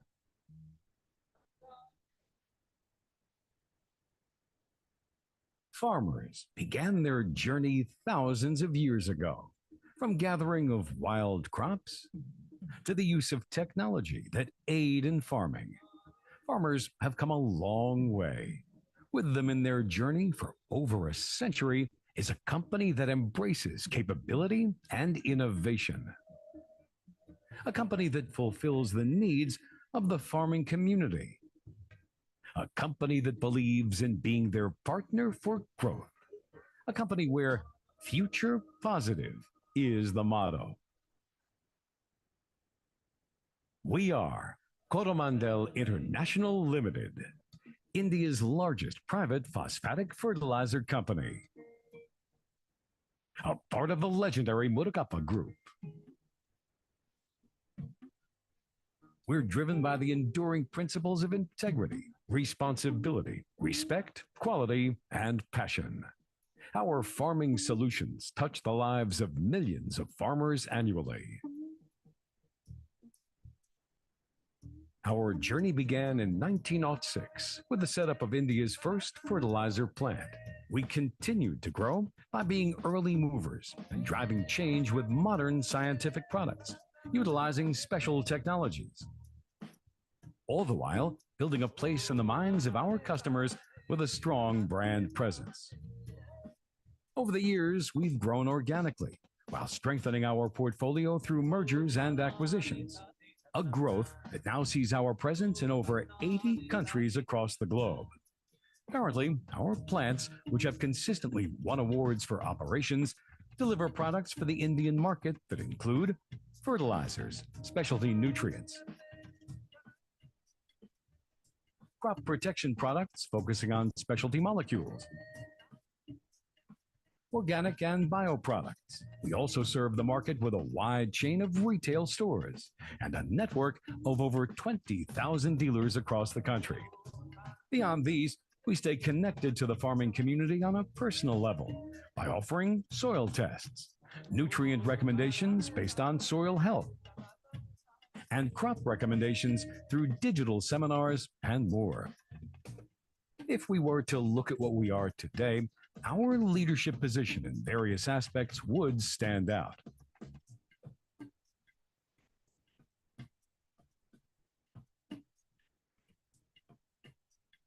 Our focus on innovation and technology has made us the leaders we are today. We stay ahead of the curve by focusing on innovation that enables prudent collaborations, products that change the way farming is done, and technology that optimizes. Future focus. Looking into the future, we aim to support the farming community by setting up custom hiring centers that provide high-end agricultural machinery on a rental basis, and a robust e-commerce platform for farmers to buy products online. Social focus. Looking beyond farming, CSR to us is more than a corporate obligation, and caring for society is part of our culture.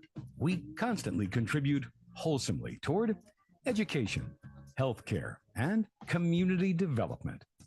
A highlight of our CSR activity is the conception of a bird sanctuary at our 700-acre factory in Kakinada district. The bird sanctuary occupies 50% of the land area.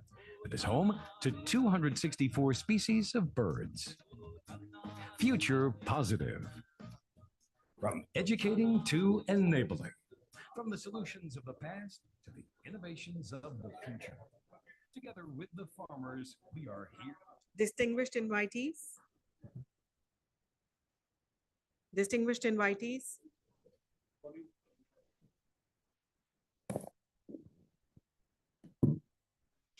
Distinguished invitees, ladies and gentlemen, a very good evening and a very warm welcome to all of you.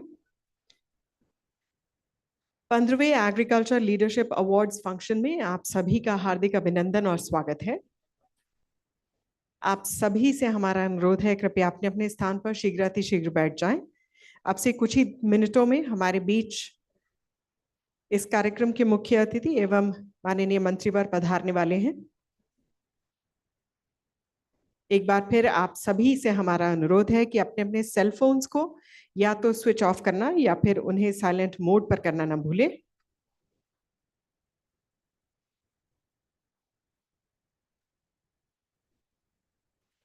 May I have your kind attention, please? The front row is reserved for senior IAS officials and the honorable dignitaries who will be accompanying the honorable ministers.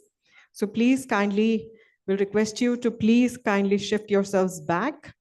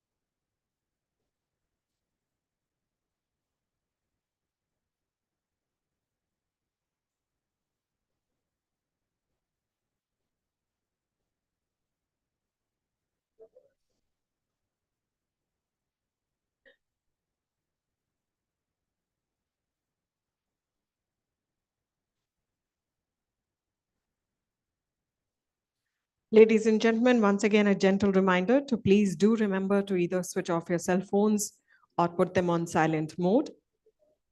आप सभी से हमारा अनुरोध है कि अपने अपने cell phones को या तो स्विच ऑफ करना या फिर उन्हें साइलेंट मोड पर करना ना भूलें।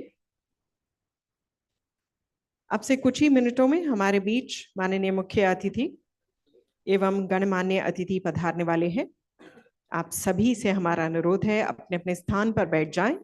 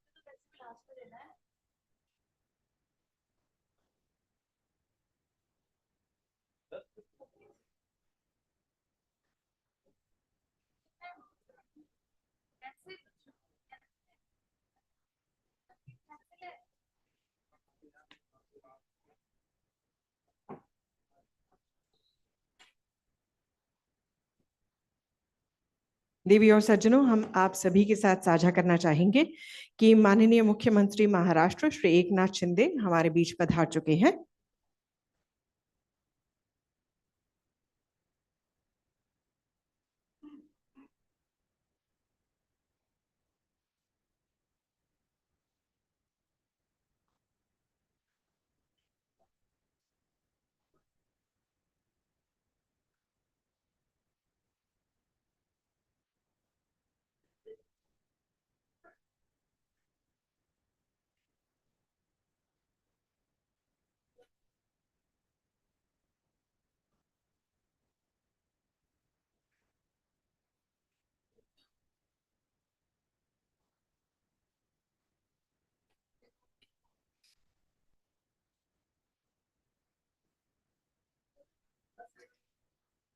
Ladies and gentlemen, please join me in welcoming the Honorable Chief Guest, the Honorable guests, the dignitaries who are now joining us.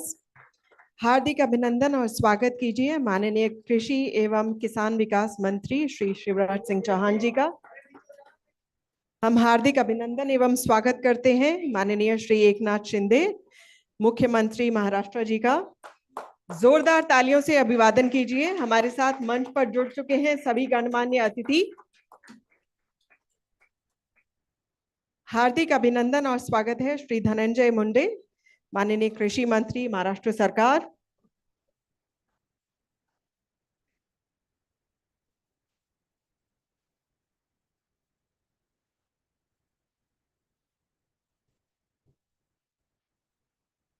Ladies and gentlemen, please join me in welcoming Honorable Mr. Justice P. Sathasivam, former Chief Justice of India, former Governor Kerala.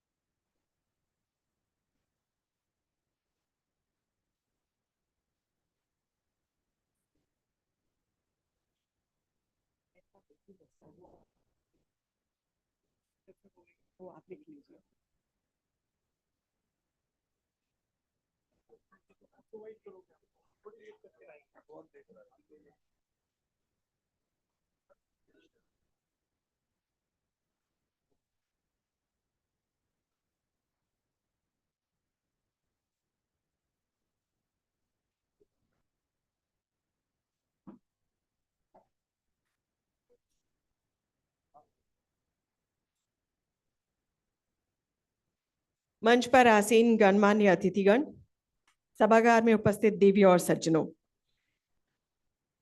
आज 15वें कृषि नेतृत्व पुरस्कार समारोह 2024 में हम आप सभी का हार्दिक अभिनंदन और स्वागत करते हैं।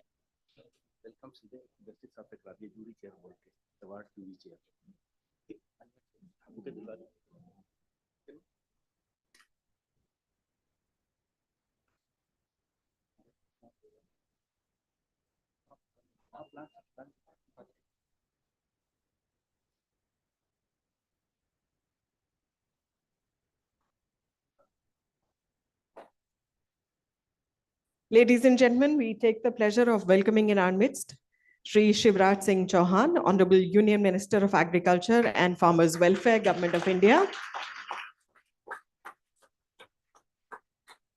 May I request Honorable Mr. Justice P. Sathasivam to kindly present a planter as a token of our welcome.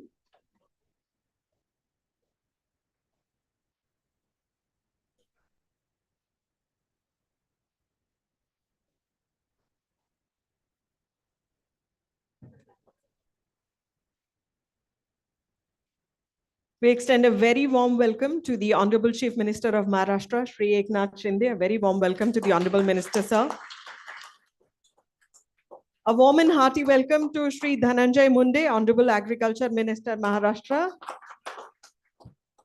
We are also joined on the dais by Honorable Mr. Justice P. Sathasivam, former Chief Justice of India, former Governor Kerala. A very warm welcome to the honored dignitary.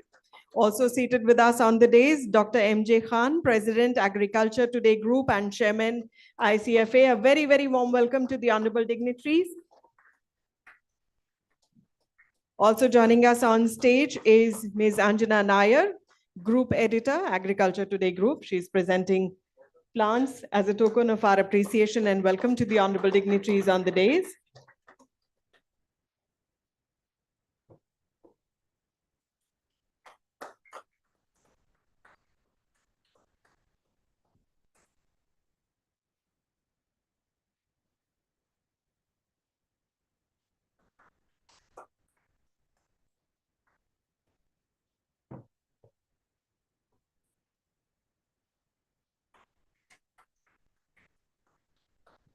Thank you, Ms. Nair, for doing us the honors. Ladies and gentlemen, it is our privilege and honor to welcome in our midst on the dais Honorable Mr. Justice P. Sathasivam, our honored guest. May I request him to kindly deliver the welcome address and open this evening's proceedings. Please welcome with a huge applause.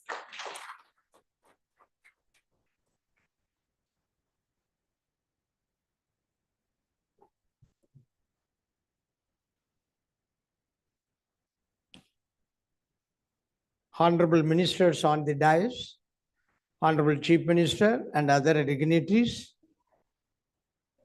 on the dais, Mr. M.J. Khan, Chairman, ICFA and President, Agriculture Today Group, respected audience, diplomats, industry CEOs, award winners and other participants, my friends in media, good evening to all. This year's event assumes great significance as it focuses on the most critical challenge of agriculture sustainability and global food security in the face of climate change. As part of the conclave, our institution organizing 15th Agriculture Leadership Awards 2024. There are among the most prestigious agriculture awards presented annually to the individuals and organizations who have made noticeable contributions to agriculture. Kindly see the recipients, various personalities. As a person born and brought up in a village, I am mentioning a few words about me. As a person born and brought up in a village, hailing from an agricultural family, though reached the highest position in the Indian judiciary, that is 40th Chief Justice of India. Present Chief Justice is Justice Chandrachud is 50th Chief Justice. I retired in 2014 in the highest court, that is Supreme Court of India, and thereafter executive head of a state that is Governor of Kerala for 5 years. And after demitting those officers, I preferred to continue my farming, FAR, farming, and taking care of my agricultural land situated at the western part of Tamil Nadu. Only because of this function, now I am wearing tie and suit. Otherwise, ordinary dhoti and shirt.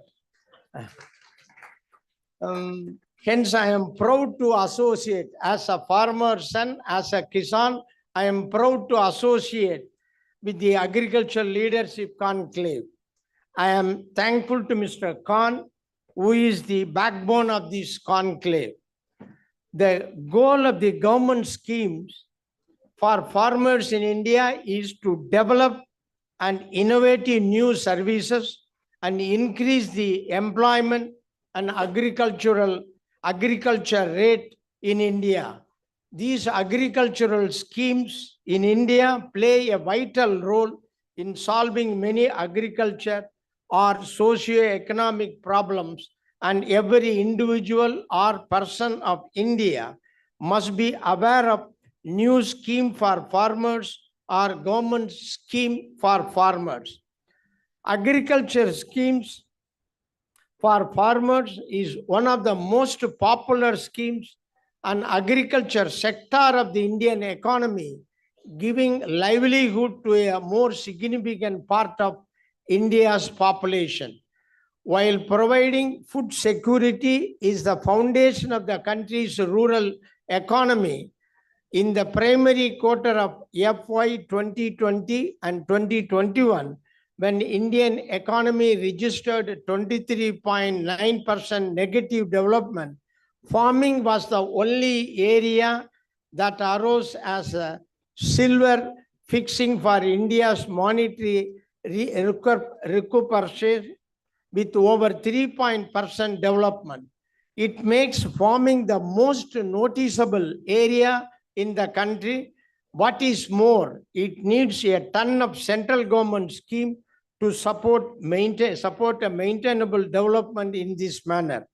Under our Prime Minister Modi's leadership, these initiatives have aimed to improve the lives of farmers by providing financial security, skill development, market access, and sustainable agricultural practices. Most of you present here may not aware the various schemes under the name of Prime Minister for farmers. So I collected all these schemes. Of course, all the schemes are in Hindi. I made a humble request to the Prime Minister. Let the office concerned translate all those schemes in the regional languages and print in a small book. It should not exceed 20 pages, and give it to each agricultural family like an Aadhaar card, so that the farmer can go through it quickly and take the benefit of Prime Minister's scheme. I will give one illustration. Morning also I mentioned in the same platform, Pradhan Mantri insurance scheme is there.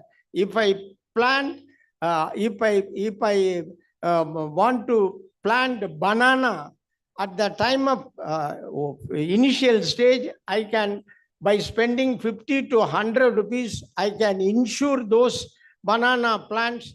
And in case after 10 months or 1 year, something happens due to monsoon or some heavy rain or crops go damaged, by way of this insurance, he may get 25 to 30,000.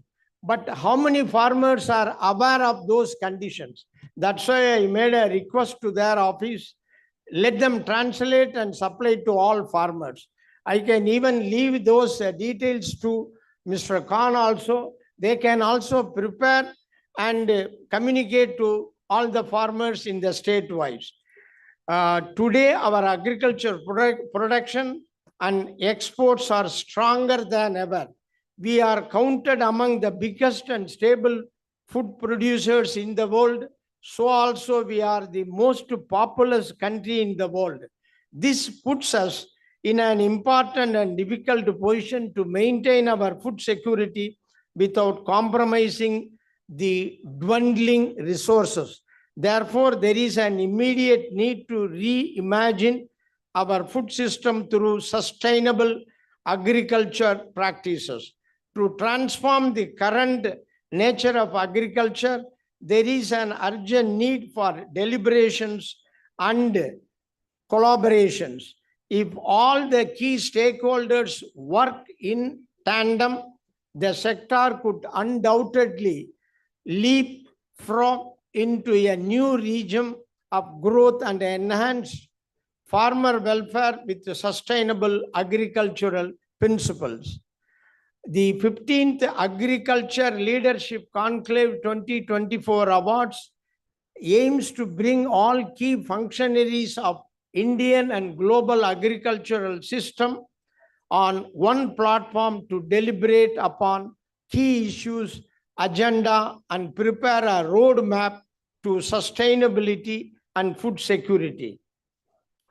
Today, our agriculture production and exports are stronger than ever.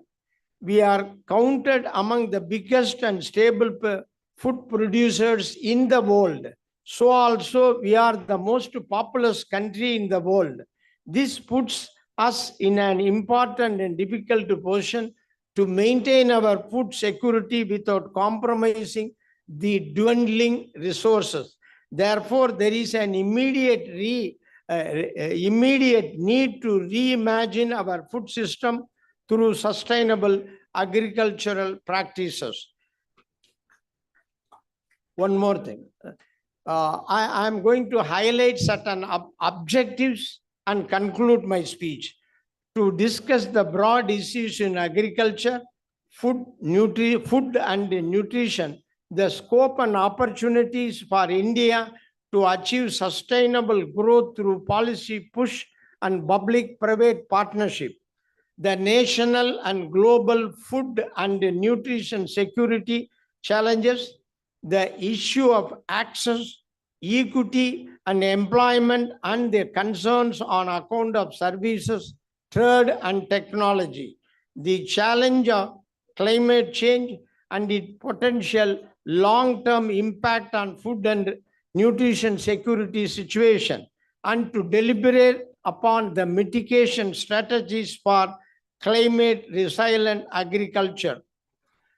The planet is witnessing rapid change in climate in recent years. There are extremes of rains and temperature and change in weather and seasons. As a result, global food security is facing big challenge, named after great Indian scientist, Professor M.S. Swaminathan, who played a pioneering role in saving India from food starvation during last 60s through Green Revolution. This annual session will bring the global experts to deliberate upon their climate change and food security challenge and draw a roadmap to help the governments, especially in developing and underdeveloped countries, to make policies and programs to deal with challenge and ensure sustainable food and nutrition security. Over years, agriculture has become more than just a job. It has become a way of life for some and huge opportunity area for others. It has become one of the fastest growing sectors of the Indian sectors of the nation with the rapidly changing scenario of modern technologies. Agriculture Today is India's leading agriculture magazine that covers the latest news and analysis of pressing agricultural issues of national and international importance. The magazine analyzes sectorial concerns involving biotechnology, farm mechanization, seeds. I am finishing, another 2 minutes. Fertilizers, farm credit, crop protection, horticulture, animal husbandry, fisheries, food processing, nutrition, agri-business, entrepreneurship, research and extension, marketing, trade, high-tech agriculture, digital technologies. As a farmer, Kisan, I'm happy and proud to associate with this conclave, and once again, thank Mr. M.J. Khan and all connected with their function. Thank you very much. Thank you, Honorable Mr. Justice, sir. माननीय पूर्व मुख्य न्यायाधीश महोदय ने कहा कि मैं पहले किसान हूं और बाद में कुछ और. एक बार फिर आपका बहुत बहुत धन्यवाद. Ladies and gentlemen, we have gathered here today for the 15th Agriculture Leadership Awards 2024.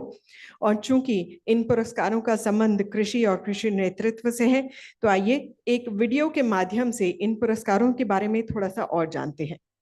Agriculture is indisputably recognized as the backbone of the country for its contribution in GDP, exports, food security, and employment. But the efforts of millions of farmers, lack of scientists, and thousands of policymakers, industries, extension agencies, institutions, and individuals still remain unacknowledged at the national level. Agriculture Today realized the need for recognizing the efforts of millions of stakeholders who made the nation food secure and made India proud in the community of nations. The institution of Agriculture Leadership Awards in 2008 by Agriculture Today was one small step in this direction. Through this award, Agriculture Today recognized the work and contributions of different stakeholders in agriculture, from scientists to policymakers, from industry to institutions, and from farmer to extension workers. The awards strongly place on record the efforts of individuals and organizations and inspire and encourage people to put in their best. In the launch year of 2008, Speaker of the Lok Sabha, Shri Somnath Chatterjee, presented the awards to the distinguished persons from the pioneer of India's Green Revolution, Professor M.S. Swaminathan, to the pioneer of India's White Revolution, Dr. Verghese Kurian, from Dr. K.L. Chadha, pioneer of India's Golden Revolution, to Dr. E.A. Siddiqui, the breeder of Busa Basmati rice, and Professor V.L. Chopra to Dr. R.S. Paroda, former DG ICAR, and farmers leader Sharad Joshi, to the institutions like NABARD and the best performing state in 2008, the state of Andhra Pradesh. In 2009, the Leadership Awards were presented to the equally distinguished set of achievers from Dr. Balram Jhakar for policy leadership to Dr. A.R. Kidwai for lifetime achievements, and for research achievements from Dr. R.B. Singh to Dr. H.S. Gupta and Dr. Punjab Singh. For states, from Sikkim in horticulture to Maharashtra in agriculture, and in industries from Dabur to Mahindra tractors, and from practicing farmer, Mr. Sopan Kanchan, to Sri Y.C. Nanda, former chairman NABARD for development. In 2011, Dr. Rita Sharma, member secretary, National Advisory Council, was recognized for policy leadership. The state of J&K for horticulture, and Karnataka state for achievements in agriculture. Ladies and gentlemen, please put your hands together for Dr. Purvi Mehta Bhatt for receiving the Women Leadership Award. Ladies and gentlemen, please put your hands together for Efri Ventures Limited for receiving the International Business Leadership Award. Please put your hands together for PI Industries Limited for winning the Corporate Leadership Award. Ladies and gentlemen, please let's have a huge round of applause for Dr. Amrita Patel, Chairman, National Dairy Development Board, for receiving the Lifetime Achievement Awards. 2030. Ladies and gentlemen, please put your hands together for Sardar Prakash Singh Badal, Honorable Chief Minister of Punjab, for receiving the Policy Initiative Leadership Award 2000. Uttar Pradesh State Agriculture Marketing Board, and receiving the award, Shri Akhilesh Mishra Ji, Honorable Minister to the Chief Minister of UP, and who is also the Agri-Minister. Again, put your hands together for Dr. William Dunn for receiving the Lifetime Achievement Award.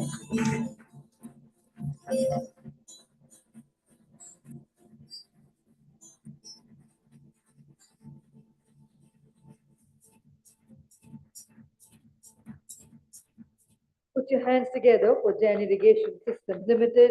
Coming to receive the award, Dr. H.P. Singh, Director, Jan Irrigation Systems Limited. And please put your hands together for Anand Milk Cooperative Union Amul for receiving the Cooperative Leadership Award. Receiving the award, Mr. R.S. Sodhi, Managing Director. Please put your hands together for Punjab National Bank.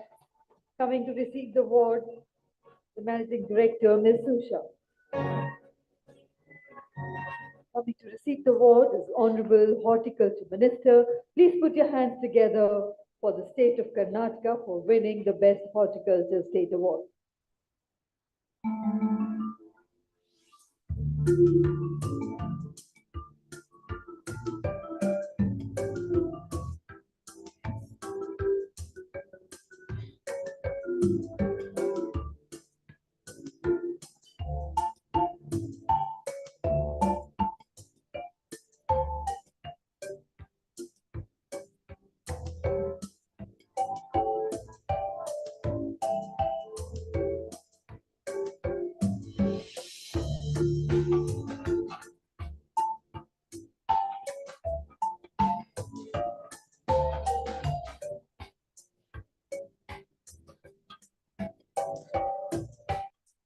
पुरस्कार मिला तो वहीं सांसद व पूर्व मंत्री सुरेश प्रभु को international leadership का अवार्ड मिला।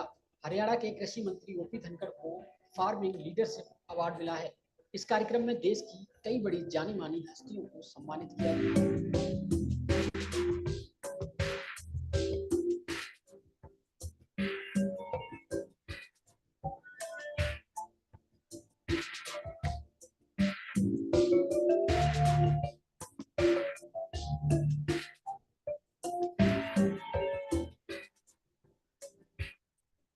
Top 20 tire makers. So let's put our hands together for Apollo Tire, Mr. Aman Pannu, to receive the award. Through farming practices, Mexico has been empowering farmers, including women production. Among the top poultry producer, Tamil Nadu produces 18.29% of the total eggs produced.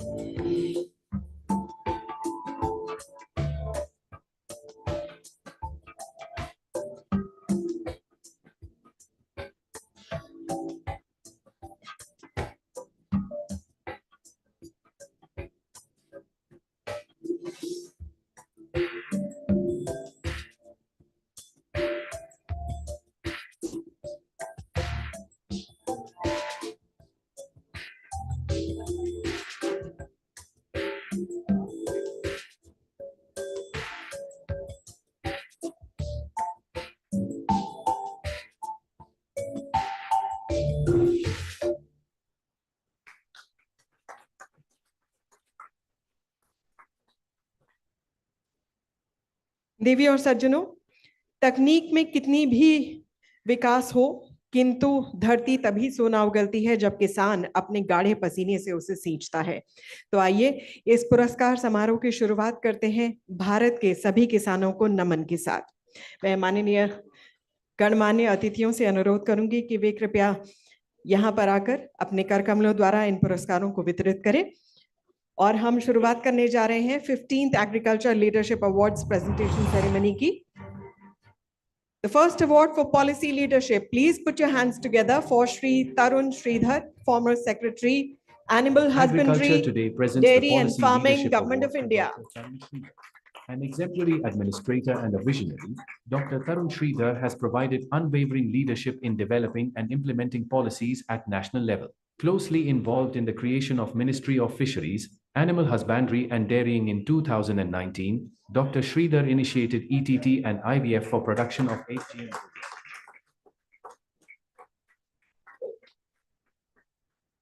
अगला पुरस्कार developmental leadership के लिए जाता है state bank of India को।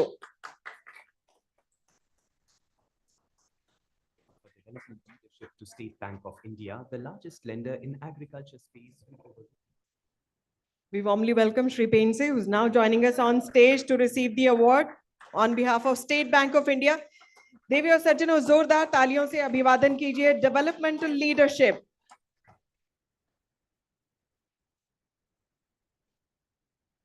For industry leadership, please put your hands together for Mahadhan Agri-Tech Limited.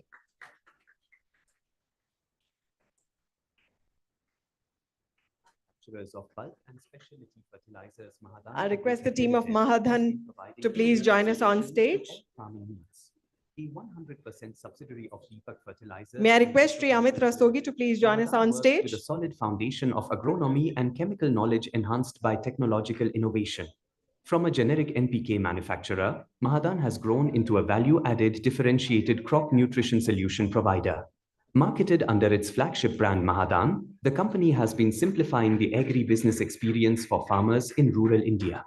Throughout the journey, the brand has maintained its grassroots touch.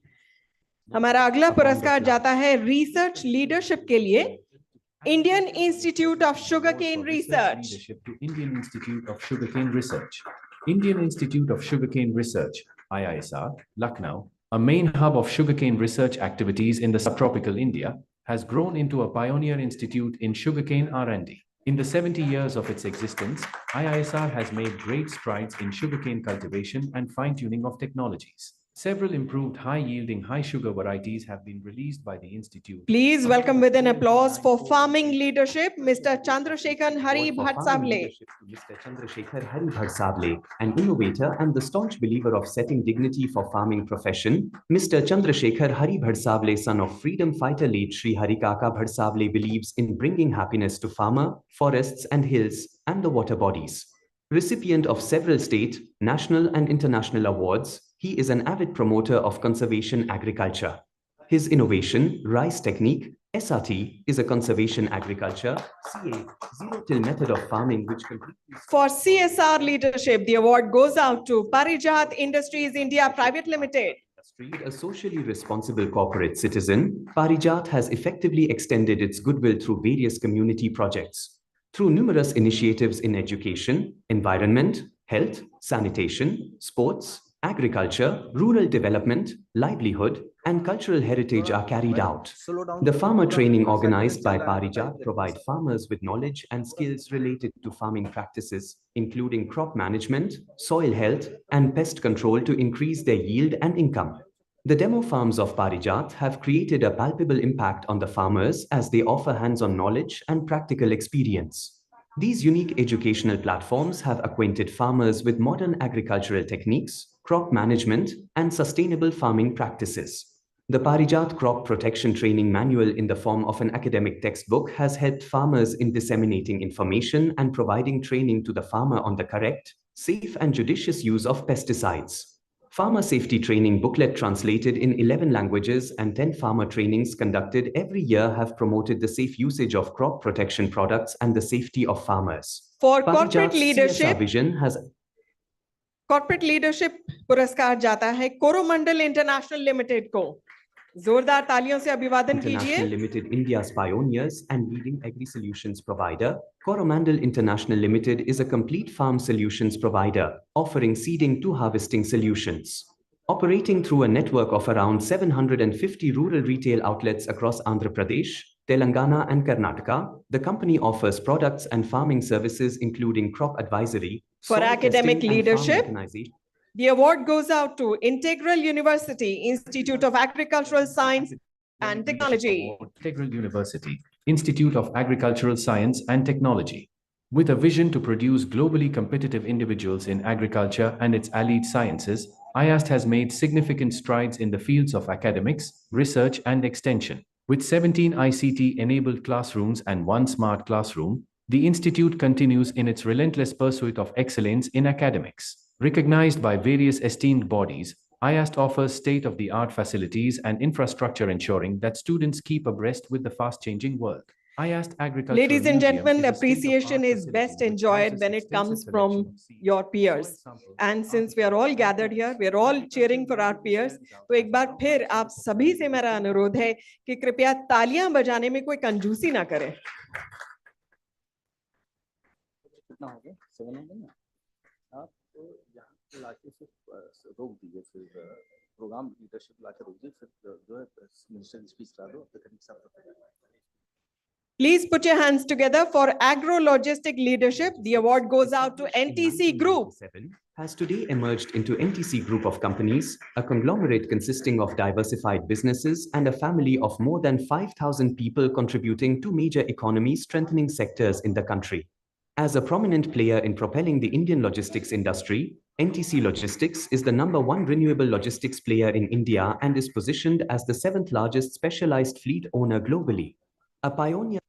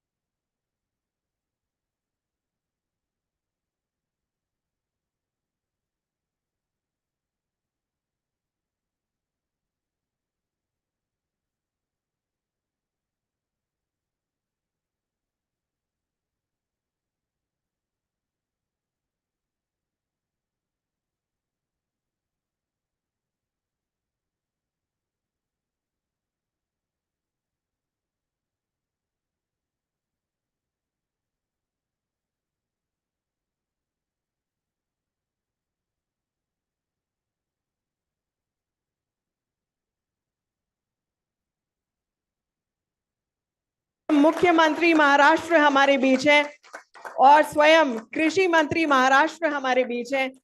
बहुत बहुत बधाई. महाराष्ट्र के सभी किसानों को बहुत बहुत बधाई. तो आइए हम सब मिलकर इन सभी किसानों का भी जोरदार तालियों से अभिवादन करें. Threshold levels, endangering the global food security and threatening the survival of humans and other species. As per UN Secretary General, the era of warming has ended and boiling has begun. That calls for urgent action. The scientists giving clarion call to the world, which requires immediate and strong actions on the ground. Maharashtra, मैं under the vision and आमंत्रित करती हूं मंच पर माननीय श्री एकनाथ शिंदे जी को, मुख्यमंत्री महाराष्ट्र, कि वे कृपया सभा को संबोधित करें और अपने विचार इस सभा के सम्मुख रखें. जोरदार तालियों से अभिवादन कीजिए.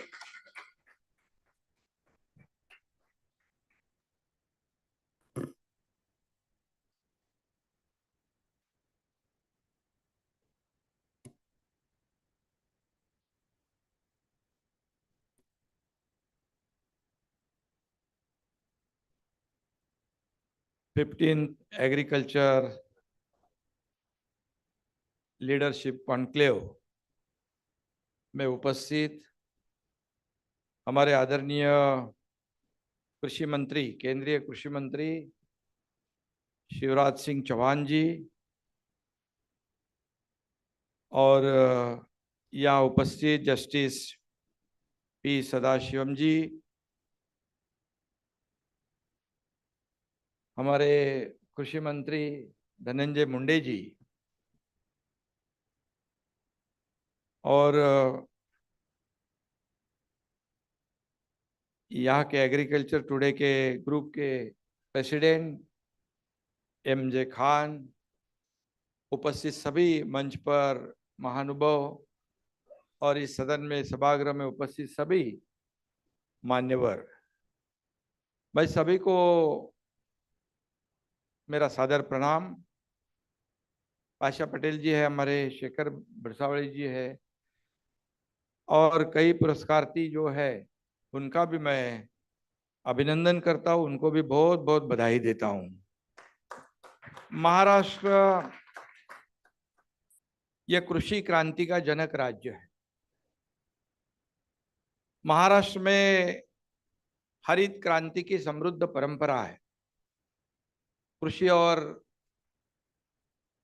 किसानों का सम्मान करने की हमारी गौरवशाली परंपरा भी है। ऐसे महाराष्ट्र राज्य के प्रमुख के रूप में यह पुरस्कार पाकर मुझे सर बेहद खुशी हो रही है और आनंद भी है।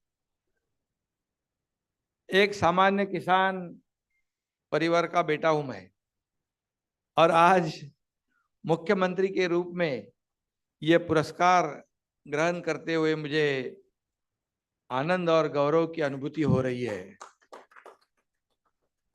कृषि क्षेत्र में देश सर्वश्रेष्ठ प्रदर्शन करने वाले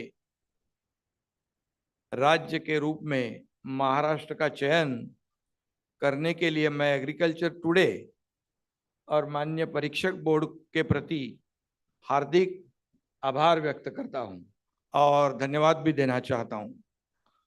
I express my heartfelt gratitude to Agriculture Today and the Honorable Examination Board for selecting Maharashtra as the best performing state in the agriculture sector. I believe this award is also an honor for all the farmers of my state. ये पुरस्कार मेरे किसानों का है और ये सम्मान भी हमारे राज्य के किसानों का है। श्रम, कड़ी मेहनत और मिट्टी के प्रति उनके प्रेम का ये पुरस्कार है, ऐसा मैं मानता हूं। किसान लाखों करोड़ों का पोषक है। हम महाराष्ट्र में किसान को अन्नदाता कहते हैं और किसानों के हितों में राज्य सरकार ने सर्वोच्च प्राथमिकता दी है, उसका सम्मान हो रहा है। यह भी मेरे लिए खुशी की बात है। महाराष्ट्र के किसान हमेशा आधुनिक तकनीक का उपयोग करने के लिए उत्सुक रहते हैं। कई प्रगतिशील किसानों का गौरव हमारी सरकार हर साल करती है क्योंकि उनको एक प्रोत्साहन मिले और कई ज्यादा संख्या में प्रगतिशील किसान आगे आए और नए नए जो तकनीक है उसका इस्तेमाल भी करे, जिससे किसानों को फायदा होता है। हमारे शेखर भड़सावड़े यहाँ पर है, उनका मैं निश्चित रूप से यहाँ पर उल्लेख करना चाहता हूं कि उतनी ही मेहनत में किसानों को ज्यादा फायदा, जो हमारे आदरणीय प्रधानमंत्री जी का सपना है, वो ऐसी तकनीक उन्होंने भी सगुना राइस टेक्निक के माध्यम से अपनाई है और निश्चित रूप से महाराष्ट्र के किसान इसमें आगे बढ़ रहे हैं। बदलते समय, बदलती जलवायु देखते हम, ग्लोबल वार्मिंग, क्लाइमेट चेंज और विभिन्न फसलों और समय के साथ बदलती जरूरतों के प्रति पूरी तरह हमारा किसान जागरूक है। यही कारण है कि महाराष्ट्र इस क्रांति में आगे बढ़ रहा है। मैंने यूएन के जनरल सेक्रेटरी की एक स्पीच सुनी थी। उन्होंने कहा था कि तापमान बढ़ने का युग अब समाप्त हो चुका है, अब बर्निंग का युग शुरू हुआ है। इसलिए हम देखते हैं 50 डिग्री, 48 डिग्री, 52 डिग्री। अब इस खतरे से बचने का रास्ता क्या है? वृक्ष लगाओ और कोल बेस्ड थर्मल प्लांट बंद करो। और इसलिए हमारी सरकार ने, पाशा पटेल इधर बैठे यहाँ पर, वृक्ष लगाना है तो कौन सा लगाना है जिससे किसानों को आमदनी भी बढ़े, कार्बन भी कम हो और उसका इंडस्ट्रियल यूज भी हो। यह वृक्ष है बांस, मराठी में हम इसे बांबू कहते हैं। बांबू मिशन मंत्री जी हमने महाराष्ट्र में उसको बहुत ही प्राथमिकता दी है। मोदी जी भी हमेशा कहते हैं कि बांस एक खास घास है, बांबू अभी बांस नहीं घास है, और इसलिए ये बांस से 2000 प्रकार की वस्तुएं बनती है। उससे अभी मुझे भी नहीं मालूम था, ये पाशा पटेल जी ने ये सब बताया। उससे सब्जी बनती है, अचार बनता है, मुरब्बा भी बनता है, राइस बनता है, और राइस बनाने का बर्तन भी बनता है। खाने का बर्तन, खाने का चम्मच भी बांस का होता है, और खाने के बाद ब्रश भी बांस का मिलता है। ये आप सबको बताओ जरा, इनको आज क्या क्या बनाते हो। इथेनॉल ईंधन भी बांस से बनता है, कपड़े और घर भी बनता है। यानी रोटी, कपड़ा और मकान बनाने की ताकत बांस में है। एक व्यक्ति को साल भर में 280 किलो ऑक्सीजन लगता है, और बांस का एक पौधा 320 किलो ऑक्सीजन देता है। आज हमारा सबसे बड़ा दुश्मन कार्बन है, और बांस दुनिया के सभी वृक्षों से 35% अधिक कार्बन सोखता है, एब्सॉर्ब करता है, और टेम्परेचर भी कम करता है। यानी आम के आम और गुटली को दाम भी। इसलिए हमारी सरकार ने green gold bamboo 21 lakh hectare में जमीन पर लगाने का फैसला किया। 1 हेक्टेयर बांस लगाने के लिए किसान को हमारी सरकार 7 लाख रुपया सब्सिडी दे रही है 1 हेक्टेयर को। कार्बन फुटप्रिंट को कम करने के लिए शिरडी और मुंबई से सभी एयरपोर्ट पर स्टील और अन्य धातुओं के बजाय बांस का उपयोग पर जोर देने की भी योजना हमारी सरकार ने बनाई हुई है। हमारे साथी पाशा पटेल जी इस क्रांतिकारी काम में महत्वपूर्ण योगदान दे रहे हैं। हमारे कृषि मंत्री भी बहुत ही ध्यान दे रहे हैं। हाल ही में थर्मल पावर प्लांटों में बायोमास का उपयोग करने का निर्देश हमारी सरकार ने दिया हुआ है। इसके लिए राज्य में बांस खेती मिशन की भूमिका उपयुक्त रहेगी। अब तक 4 क्रांतियां हुई है: औद्योगिक क्रांति, हरित क्रांति, श्वेत क्रांति, सूचना क्रांति।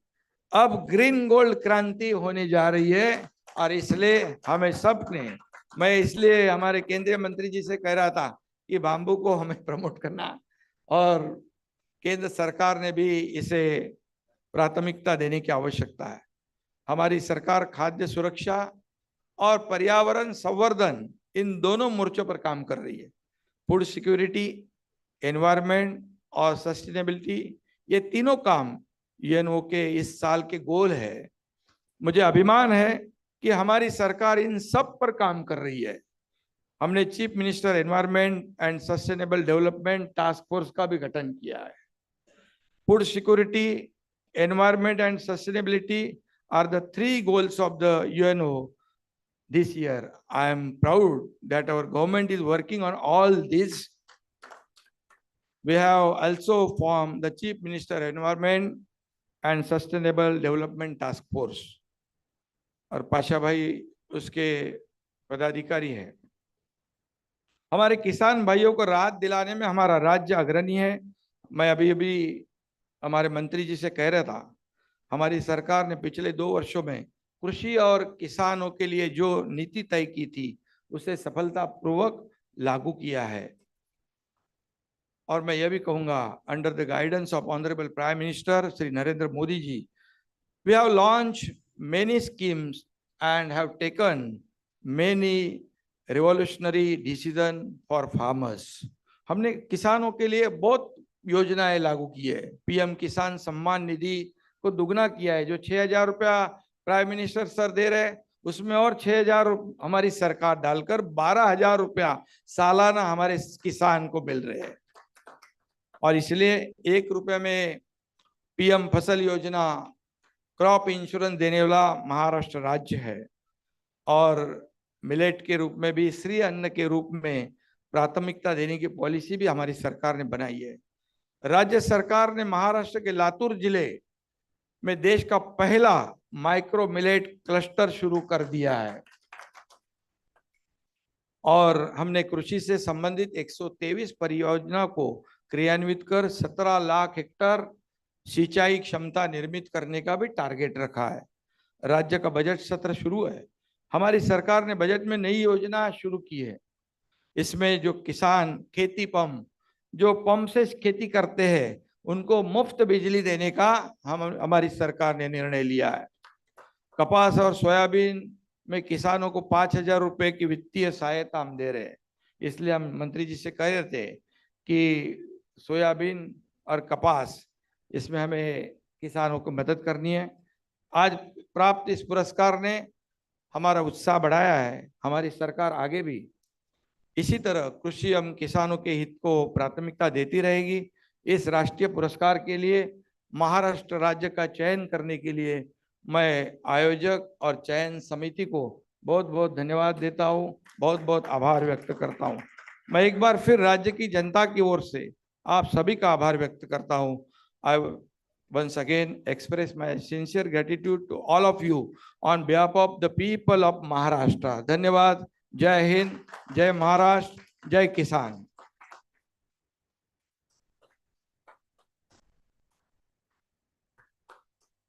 धन्यवाद माननीय मुख्यमंत्री महोदय।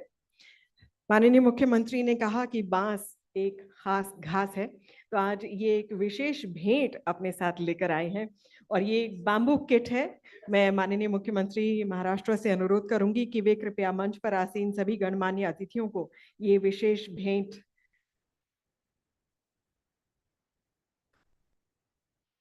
स्वरूप ये बैम्बू किट भेंट करें।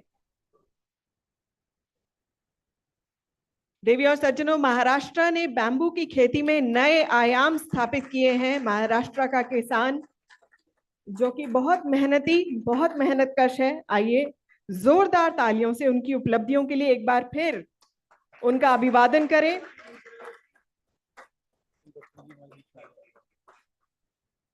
हम एक बार फिर माननीय मुख्यमंत्री महोदय और माननीय कृषि मंत्री महाराष्ट्र आपको बधाई देते हैं इस विशेष उपलब्धि के लिए, इस पुरस्कार के लिए। एक बार फिर आप दोनों को बहुत बहुत बधाई। और इसी के साथ मैं अगले संबोधन के लिए आमंत्रित करती हूं आपकी जोरदार तालियों के बीच माननीय श्री शिवराज सिंह चौहान, केंद्रीय कृषि एवं किसान विकास मंत्रालय। जोरदार तालियों से स्वागत कीजिए माननीय मंत्री वर्ग।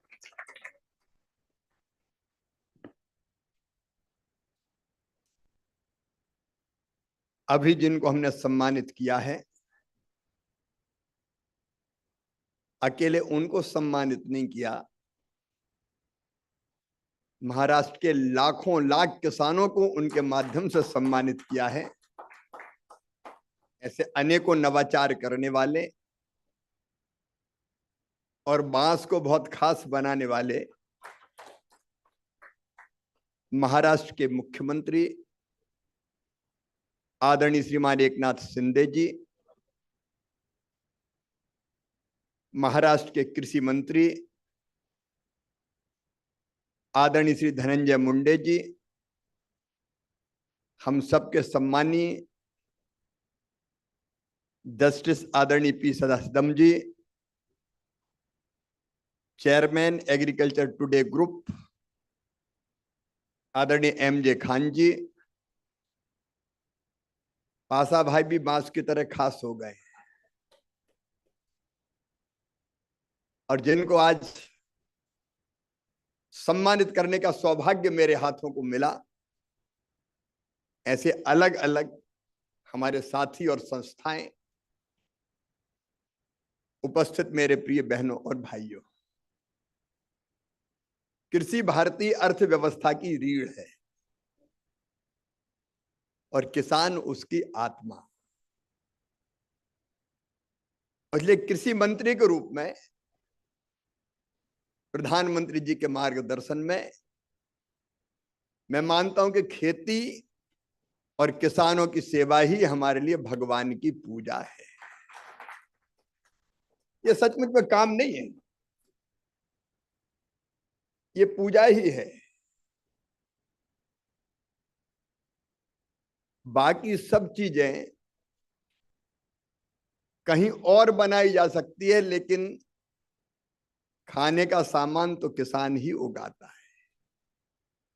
अन्न हो, फल हो, सब्जियां हो, दूध हो। और प्रधानमंत्री जी का भी संकल्प है। उस संकल्प को पूरा करने के लिए वो 10 साल से निरंतर काम कर रहे हैं, किसान की आय बढ़ाने का। हम आत्मनिर्भर हो, चाहे वो अन्न हो या बाकी खाने की वस्तुएं, उस पे उसके लिए भी प्रयत्न जारी है। और हमारी रणनीति है कृषि और किसानों के कल्याण के लिए, खाद्य सुरक्षा के लिए, और एक संकल्प और है, भारत को दुनिया का फूड बास्केट बनाना है।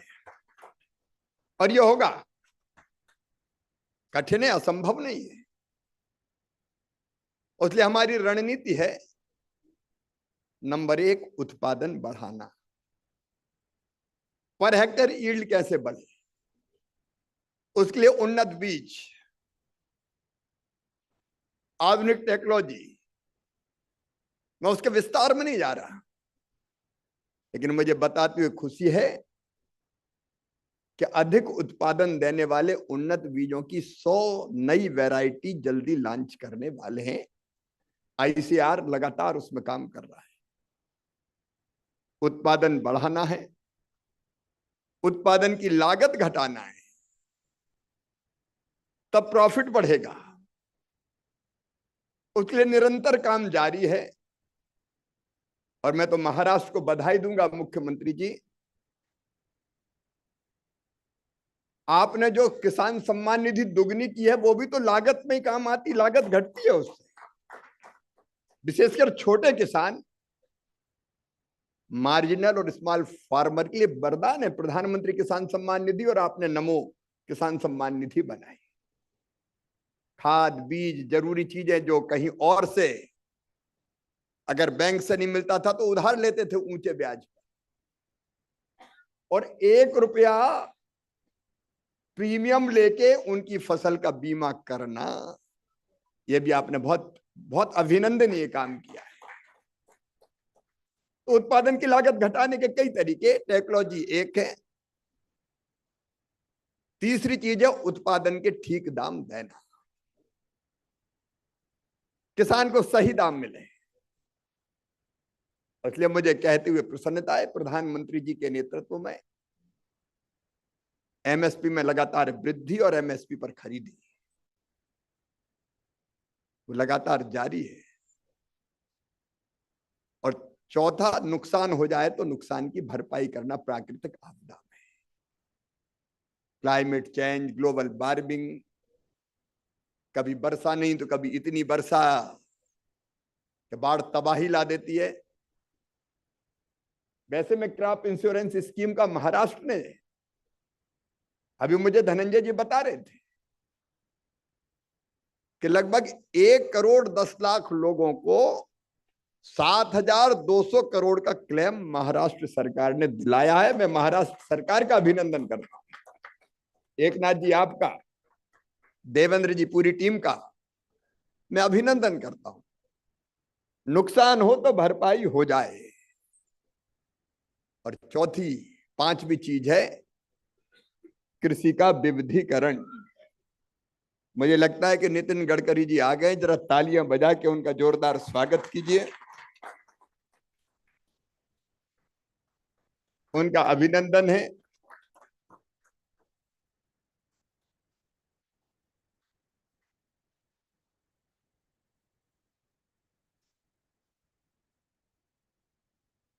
तो नितिन जी आपका स्वागत है, फ्लाईओवर मैन से लेके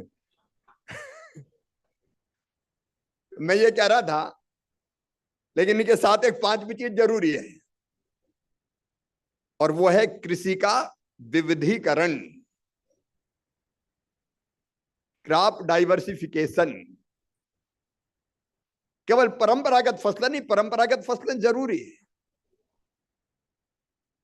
जितनी अनाज की जरूरत है वो पूरी होनी चाहिए, हम कल एक्सपोर्ट भी करें। अभी भारत सरकार ने प्रधानमंत्री जी के मार्गदर्शन में दलहन मिशन बनाया है। दलहन हम इंपोर्ट करते हैं, इंपोर्ट पर निर्भरता समाप्त हो, इसकी विशेष योजना बनाई गई है। और विशेषकर 3 दालें, तूर, मसूर और उड़द, जितनी किसान पैदा करेगा मिनिमम सपोर्ट प्राइस पर सरकार, भारत सरकार खरीदेगी। लेकिन कृषि के विविधीकरण का केवल यह मतलब नहीं है, फलों की खेती, फूलों की खेती, सब्जियों की खेती, औषधि खेती, कृषि वानिकी, और अब तो पासा भाई बता रहे थे कि बांस की खेती। अभी सिंधे जी ने बताया विस्तार से, और नितिन जी आप बैम्बू मैन भी है। जब मैं मुख्यमंत्री था तो इंदौर आए थे और बांस की महिमा का गान उन्होंने किया, और सिंधे जी ने भी बताया कि बांस से क्या क्या बनता है, दोहराने की जरूरत नहीं है। सचमुच में बांस बहुत खास है, और महाराष्ट्र सरकार को मैं बधाई देता हूं। आपने 10 लाख हेक्टेयर सरकारी जमीन पर और 10 लाख हेक्टेयर किसानों की जमीन पर बांस लगाने का फैसला किया है। अब किसानों को सब्सिडी दे रहे हैं, इसलिए भी आपका अभिनंदन, आपको बधाई। ये कृषि का विविधीकरण नहीं हुआ। एक तो कार्बन के बारे में बताया सिंधे जी ने, क्लाइमेट चेंज और ग्लोबल वार्मिंग के खतरे से लड़ना है, और इसलिए बांस जैसी फसल उसके लिए बहुत उपयोगी होती है। किसान की आय भी बढ़ाएगी, जरूरत भी पूरी करेगी, रोटी कपड़ा मकान का इंतजाम भी करेगी, और जलवायु परिवर्तन के दुष्प्रभाव को रोकेगी भी। लेकिन इसके साथ साथ एक चीज और, प्राकृतिक खेती आज की जरूरत है। केमिकल फर्टिलाइजर का बहुत अधिक इस्तेमाल के खतरे हम सब जानते हैं, इसलिए भारत सरकार इन 6 आयामों पर निरंतर काम कर रही है। आज मैं बहुत विस्तार में नहीं जाऊंगा, लेकिन इन सभी पक्षों को लेकर महाराष्ट्र ने जो काम किए वो अद्भुत किए हैं। उनसे किसानों की आय भी बढ़ेगी, और किसानों की आय बढ़ने के साथ साथ हम क्लाइमेट चेंज और ग्लोबल वार्मिंग के खतरों से भी निपटेंगे, रिस्क कवर भी होगी। जो माइक्रो इरिगेशन में महाराष्ट्र काम कर रहा है वो भी अद्भुत है। पानी की एक एक बूंद कीमती है। प्रधानमंत्री जी कहते हैं पर drop more crop, canal irrigation नहीं, नहर में पानी बह रहा है उसमें से कुलावा लगा के खेत में पूरा पानी ले जाओ, उसके बजाय मध्य प्रदेश ने भी प्रेशराइज पाइप की प्रणाली अपनाई है। पाइपों में भर के पानी लाओ और एक आउटलेट किसान को दे दो, जहां ड्रिप और स्प्रिंकलर का सिस्टम लगा के वो अपने खेत में बूंद बूंद पानी दे। एक एक बूंद कीमती है, कम पानी में ज्यादा सिंचाई। और माइक्रो इरिगेशन में भी महाराष्ट्र अद्भुत काम कर रहा है। इसके लिए भी मैं शिंदे जी, आपको, पूरी टीम को, धनंजय जी, देवेंद्र जी, सबको बहुत बहुत बधाई देता हूं। आज मुझे प्रसन्नता है कि मुझे ये पुरस्कार देने का सौभाग्य मिला। मैंने यहाँ आके आपको धन्य नहीं किया, मैं स्वयं धन्य हुआ, क्योंकि पुरस्कार केवल आपको नहीं है, आपका सम्मान है, महाराष्ट्र के किसानों का सम्मान है, लेकिन आपके सम्मान के साथ ये बाकी को प्रेरणा भी है कि हम भी अच्छा काम करें। एक स्वस्थ प्रतिस्पर्धा देश में हो जाए, हर राज्य काम करे खेती के उत्पादन बढ़ाने के लिए, और जितने मैंने पैमाने अभी बताए, हर किसान काम करे। खेती हम जानते हैं आज भी 55 से लेकर 60% लोगों को आज भी रोजगार देती है, और खेती से हालत बदली जा सकती है, अर्थव्यवस्था वाइब्रेंट की जा सकती है। इसका साक्षात उदाहरण मध्य प्रदेश है, जिसको खेती से बदल के हमने दिखाया। इसलिए खेती हमारा मूल है और उस कृषि में अच्छे काम करने के लिए आप पुरस्कृत कर रहे हैं। एक बार फिर से महाराष्ट्र के मुख्यमंत्री श्रीमान एकनाथ शिंदे जी का, कृषि मंत्री जी का, आदरणीय देवेंद्र जी और पूरी टीम का और महाराष्ट्र के किसानों का हृदय से अभिनंदन करता हूं, उनको प्रणाम करता हूं। इस विश्वास के साथ शिंदे जी आगे बढ़ते रहिए। भारत सरकार आपके साथ खड़ी है, कदम से कदम और कंधे से कंधा मिलाकर हम चलेंगे और कृषि के क्षेत्र में बेहतर से बेहतर करके हम दिखाएंगे, ताकि किसानों का भी कल्याण हो और केवल भारत का नहीं, भारत दुनिया का भी कल्याण करे। क्योंकि भारत की जिम्मेदारी केवल भारत की नहीं है, पूरी दुनिया की है। क्योंकि हम ये जो कहते हैं, अयम निजः परा बेत्ति गणना लघु चेत साम उदार चरिता नाम तु वसुदैव कुटुंबकम। सारी दुनिया को एक परिवार मान के हम विश्व के कल्याण के लिए काम करते हैं और सर्वे भवन्तु सुखिना की कल्पना करते हैं।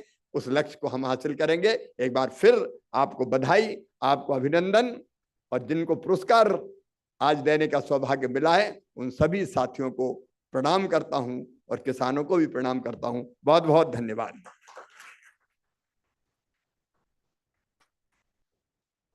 माननीय मंत्रीवर के इन प्रेरणादायक शब्दों के लिए जोरदार तालियां।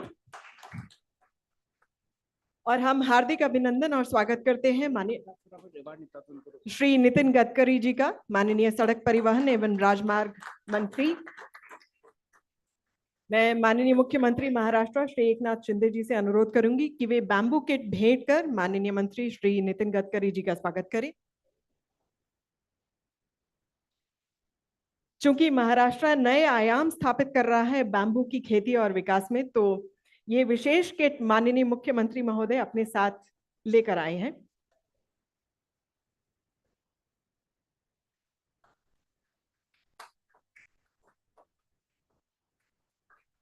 और माननीय मंत्री श्री चौहान जी से हमारा अनुरोध है कि कृपया कुछ मिनटों के लिए हमारे साथ बने रहे। बहुत तत्परता के साथ यंग साइंटिस्ट अवार्ड, कुछ पुरस्कार जो हमारे बच गए हैं, आपसे विशेष अनुरोध मंत्री जी, कुछ मिनट, सिर्फ कुछ मिनट, बहुत ज्यादा समय नहीं लेंगे आपका। एक बार फिर माननीय मंत्री श्री चौहान जी के लिए जोरदार तालियां। हमारा अनुरोध मानने के लिए आपका बहुत बहुत आभार। मैं एक बार फिर मैं सभी से अनुरोध करूंगी, सभी गणमान्य अतिथि, कि वे कृपया मंच के बीचों बीच आ जाएं। कुछ पुरस्कार जो वितरित करने हैं वो माननीय मंत्री श्री गडकरी जी से अनुरोध है अपने कर कमलों द्वारा दें। Starting with Young Scientist Award very quickly, Mr. Munir Khan, scientist, Harvard University. An innovator from a very young age, he has देश की demonstrated बहुमुखी creative प्रतिभा thinking and जिन्होंने excellent दुनिया में अपना conceptualization. लोहा मनवाया, His works on Harvard soil university quality में भी अपना monitoring झंडा device गाड़ has चुके revolutionized the scientist. way farmers approach agriculture. His soil monitoring systems are equipped with sensors that measure various parameters and support rupees 485 integration into IoT solutions. Ladies and gentlemen, Lifetime Achievement Award goes out to none other than Dr. Kadan Koti Kannan Unni. Commercial executive with over Please 55 welcome years with of a experience huge in big round of agrochemicals and applause. animal health segments. Dr. Kadankote Kannan Unni did yeoman service in bringing newer agrochemicals to A combat beloved increasing pest leader, menace a in cotton, visionary, rice, Dr. wheat, Unni and has vegetables. Dr. Unni also took the graced lead in the bringing entire versatile day here rice today. herbicide, which was not Kudos to registered him. anywhere in the world. He succeeded in 1990s in local manufacturing of several For agrochemicals, program active leadership, put your ingredient. hands Agriculture together today for presents Dr. the award Poonam for program leadership to Dr. Poonam Malakondaya, former Malakondaya. Special Chief A rare Secretary, breed of Government of Andhra bureaucrat, Pradesh. Dr. Poonam Malakondaya, former Special Chief Please Secretary, welcome with a Government round of Andhra applause. जो Pradesh लोग has पीछे an बैठे iron हैं, आप fist सभी when से it अनुरोध comes है, to तालियों में implementation of कंजूसी मत policies and कीजिए। programs. She played a significant role in आपकी the तालियों से implementation of हमारा Andhra Pradesh's prestigious उत्साह program, बढ़ता है। Raitu Bharosa Kendralu, RBK. RBKs ensured the availability of certified and quality multi-branded agri-inputs, fish feed, cattle feed to farmers For at right technology price. leadership, please Agriculture put your today hands presents together the for award Tirth technology Agro-technology leadership to Private Tirth Limited. Agro-technology Limited.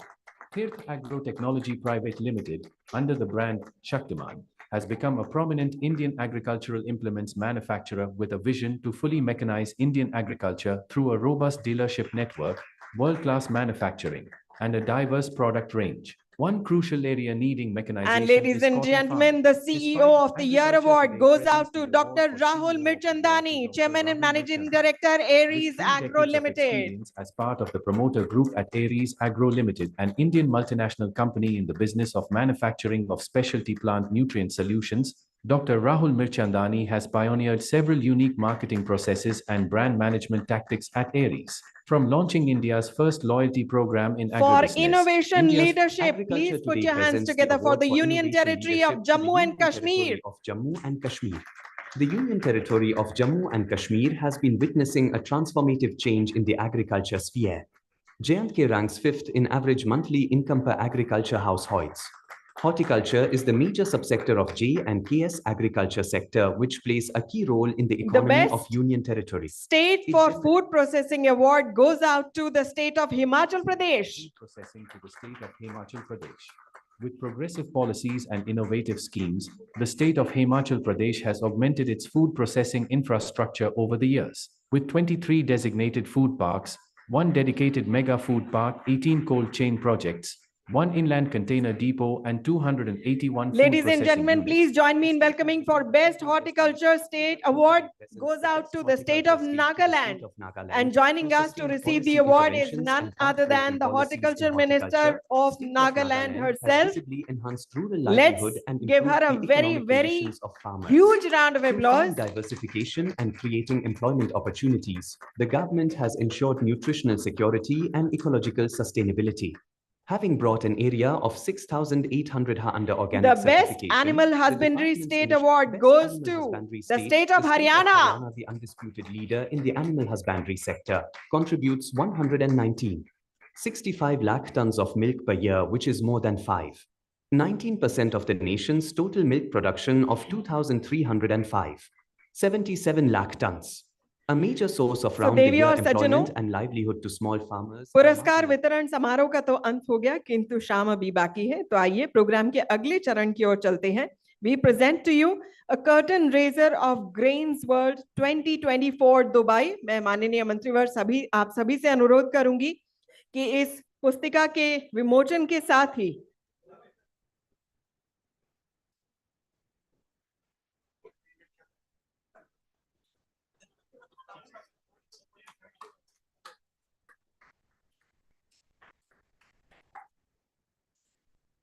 चूंकि ये आप ही के कर कमलों द्वारा होना था, माननीय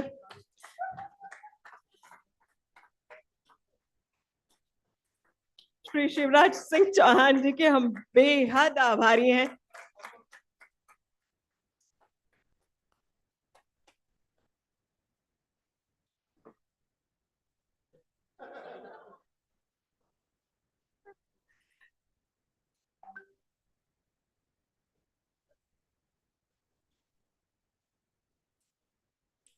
बेहद कृतज्ञ और बेहद बेहद आभार। मैं माफी चाहता हूं, एक और बहुत महत्वपूर्ण काम था, कार्यक्रम था, इसलिए जाना पड़ रहा है। वैसे तो आपके साथ रहने को ही जी करता है, लेकिन अभी जाना पड़ेगा। नितिन जी अब हैं तो आगे कार्यक्रम जारी रहेगा। धन्यवाद। तो देवी और सज्जनों, आइए एक नजर डालते हैं इस कर्टन रेजर पर। जैसा कि हमने देखा, इस पुस्तिका का विमोचन हुआ। ये ब्रोशर था ऑफ ग्रेन्स वर्ल्ड 2024 दुबई, और इसके लिए आप सभी लोग आमंत्रित हैं। तो आइए देखते हैं कर्टन रेजर। हम माननीय मंत्रीवर की विशेष तवज्जो चाहेंगे।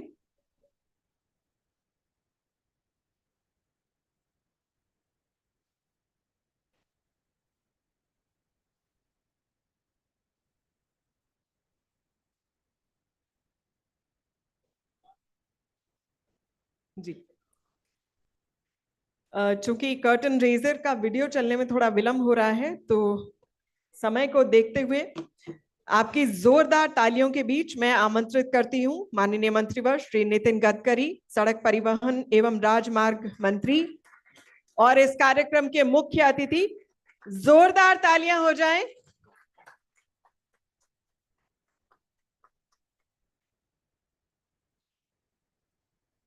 महाराष्ट्र के मुख्यमंत्री आदरणीय एकनाथ शिंदे जी, हमारे फॉर्मर सुप्रीम कोर्ट के चीफ जस्टिस आदरणीय श्री सदाशिवम जी, विशेष रूप से महाराष्ट्र के कृषि मंत्री धनंजय मुंडे जी, पाशा पटेल जी, डॉक्टर एमजे खान और उपस्थित सभी भाई और बहनों, सबसे पहले जिन्होंने बहुत अच्छा कार्य किया है ऐसे स्टेट गवर्नमेंट को, इंडिविजुअल्स जो काम कर रहे हैं उन कंपनीज को, साइंटिस्ट को आज जो पुरस्कार मिला है उन सबका मैं हृदय से अभिनंदन करता हूं और आप सबको बहुत बहुत शुभकामनाएं देता हूं। वैसे मैं पिछले 25 साल से कृषि क्षेत्र में ही काम करता हूं और इसलिए स्वाभाविक रूप से इस क्षेत्र के अनेक चढ़ उतारों को मुझे देखने का सौभाग्य भी मिला है। मुझे बहुत खुशी है कि आज इस क्षेत्र में अनेक लोग बहुत अच्छी मेहनत कर रहे हैं, नया नया संशोधन भी हो रहा है और ज्यादा कुछ करने की आवश्यकता है। सबसे पहली समस्या ये है कि हमारे देश में हमारे टोटल जीडीपी ग्रोथ में 52 to 54% सर्विस सेक्टर से कंट्रीब्यूशन होता है, 22 to 24% मैन्युफैक्चरिंग सेक्टर से आता है और 15% एग्रीकल्चर एंड अलाइड सेक्टर से आता है। अगर देश के आबादी की तुलना करें तो 15% जीडीपी ग्रोथ में कंट्रीब्यूट करने वाला ये एग्रीकल्चर सेक्टर, इसका पॉपुलेशन जो इसके ऊपर बिलोंग करती है वो 60% है। और यही कारण है कि गांव में गरीबी, भूखमरी और बेरोजगारी का प्रमाण अर्बन सेक्टर से ज्यादा है। हम ग्लोबल इकोनॉमी में हैं और स्वाभाविक रूप से हमको डिमांड एंड सप्लाई, ये दोनों बातों का गंभीरता से विचार करना होगा। अब ये बात सच है कि कृषि उत्पादन का भाव तय करना हमारे देश के हाथ में नहीं है, क्योंकि ग्लोबल एक्सपोर्ट और इंपोर्ट के कारण वर्ल्ड में अवेलेबिलिटी के आधार पर, डिमांड एंड सप्लाई के आधार पर रेट तय होते हैं और इसलिए स्वाभाविक रूप से क्रॉप पैटर्न कौन सा रखना, बदलना, ये बहुत जरूरी है। हमारे देश में शॉर्टेज है तेल बिया का। हम करीब 55% तक तेल को आयात करते हैं और आज हमारे देश में तेल बिया का जो उत्पादन है, चाहे सरसों का हो, सोयाबीन का हो, इन सब बातों में हमको प्रोडक्टिविटी भी बढ़ाने की आवश्यकता है और एकरेज भी बढ़ाने की आवश्यकता है।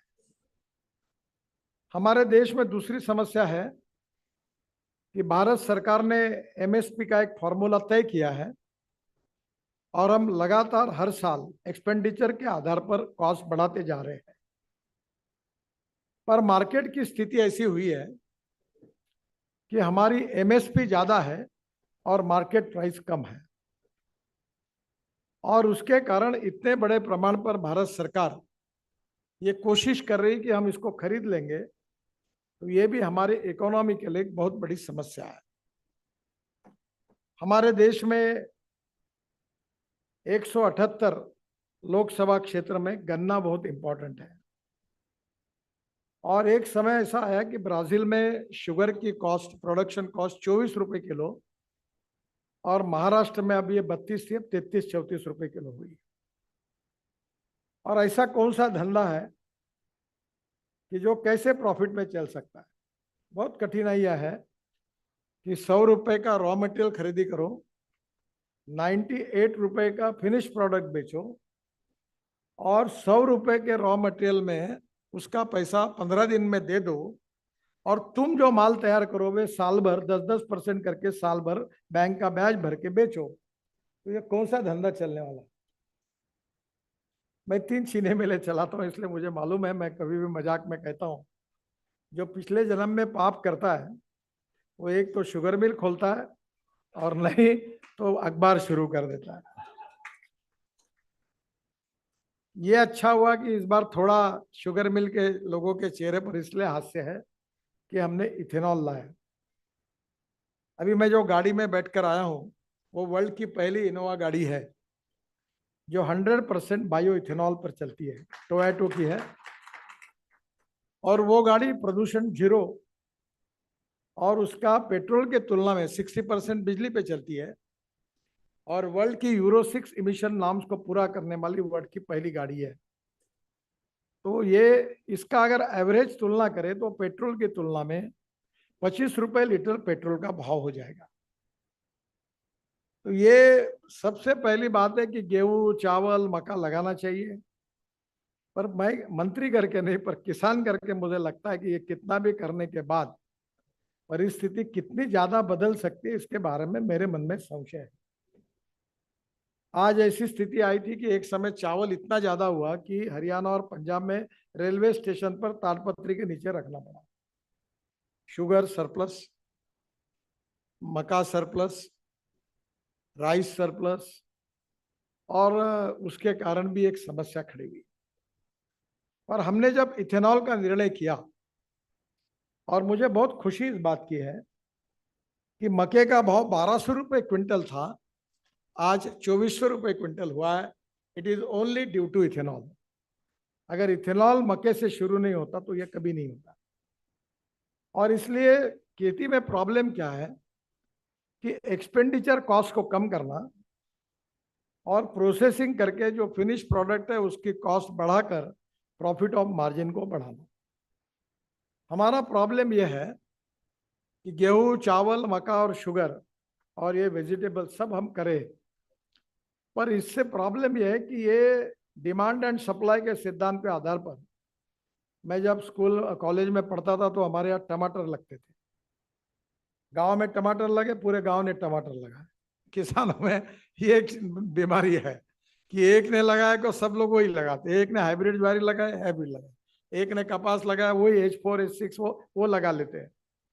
प्रॉब्लम ये हुआ कि एक दिन में इसमें 20 किलो टमाटर आते थे। तो मैं जब कॉलेज से मार्केट गया तो उसने कहा कि आज टमाटर में भाव ही नहीं मिला, अब मुझे ही आपसे 15 रुपए लेने हैं, क्योंकि वो सब ट्रांसपोर्ट, किराया, मजूरी देकर पैसे ही नहीं निकलते। तो मैंने बोला तुमने बेचे क्यों? अगर आप मुझे रखते तो मैं अपने घर में ले जाता और आसपास के लोगों को फुकट में बांट देता, तो कम से कम उनको समाधान होता। आज हमारी स्थिति यही है कि जब प्याज का भाव बढ़ता है तो स्वाभाविक नीति के अनुसार कंज्यूमर को प्रोटेक्ट करने के लिए हम एक्सपोर्ट को बंद करते हैं, और जब प्याज का भाव 2 रुपए किलो आता है तो हम नहीं खरीदते हैं। तो फिर किसान कैसे काम करेगा? और इसलिए इन सब परिस्थितियों में हमारी सरकार नई नई नीतियों के आधार पर कोशिश कर रही है। तो पहला पार्ट जो मुझे आपको सबको कहना है कि हम एक्सपेंडिचर कॉस्ट को कम करें। अब जैसे 1 एकड़ गन्ना में हमको 8 बोरे मिश्र खत और यूरिया लगता है, और मैंने इस बार एक्सपेरिमेंट किया हमारे क्षेत्र में, तो 3000 एकड़ हमने ड्रोन से स्प्रेइंग किया। हम जब यूरिया और फर्टिलाइजर यूज करते हैं तो 8 बोरे लगते हैं और हमें हाथ से फेंकते हैं तो 75% जमीन में खराब होता है और 25% प्लांट को जाता है। जब ड्रोन से करते हैं तो 25% वेस्ट होता है और 75% प्लांट को जाता है। तो 8 बोरे के बजाय फर्टिलाइजर के 4 बॉटल में काम होता है। तो हमारा खत पे 5000 रुपये एकड़ बचत होती है। ऐसे हमको बहुत सी चीजें जो है कि एक्सपेंडिचर कॉस्ट को कम करना। अभी 8 दिन पहले मैंने बजाज का एक मोटरसाइकिल पुणे में लॉन्च किया। वो CNG पर है और उसमें वो मोटरसाइकिल वर्ल्ड की पहली है। वो CNG पे चलती है तो उसका 1 किलोमीटर का खर्चा 1 रुपया है और पेट्रोल के मोटरसाइकिल का खर्चा 2 रुपये 25 पैसे है। तो जो पेट्रोल पे 10,000 रुपये महीना खर्चा कर रहा है वो काम 4,000 रुपये में उसका काम होगा और प्रदूषण भी कम होगा। अब मुझे खुशी की बात है कि मैं उस एसोसिएशन का अध्यक्ष हूँ। हरियाणा, पंजाब, वेस्टर्न यूपी में जो चावल की पराली निकलती वो जलाते हैं अभी उसको 2000 रुपये टन भाव आ गया, क्योंकि हमने क्या किया कि 40 project, 5 ton of rice straw pearl is giving 1 ton of bio CNG, तो करीब 40 प्रोजेक्ट शुरू हो गए और अभी 300 प्रोजेक्ट प्रोसेस में है। और मुझे बताते हुए खुशी हो रही है कि बहुत पीछे लगकर हमने पानीपत में एक प्लांट शुरू किया। जो पराली जलने से दिल्ली में प्रदूषण होता था, वेस्ट टू वेल्थ वाली बात है, तो वो राइस स्ट्रॉ से 1 lakh litre bio ethanol per day, 150 ton bio bitumen per day और 76,000 ton bio aviation fuel, sustainable aviation fuel शुरू हो गई है। अब ये गेहूं, चावल, मक्का, दाल बिया लगाओ, पर अब मैं जो कहता हूँ, अरे हवाई ईंधन बनाओ। और मैं जो बता रहा हूँ वो हवा की बात नहीं कर रहा हूँ, मैं आज तक जो बोला हूँ हर चीज हुई है। मुझे कोई पत्रकार नहीं पूछ सकता कि आपने ऐसी गलत बात बताई करके।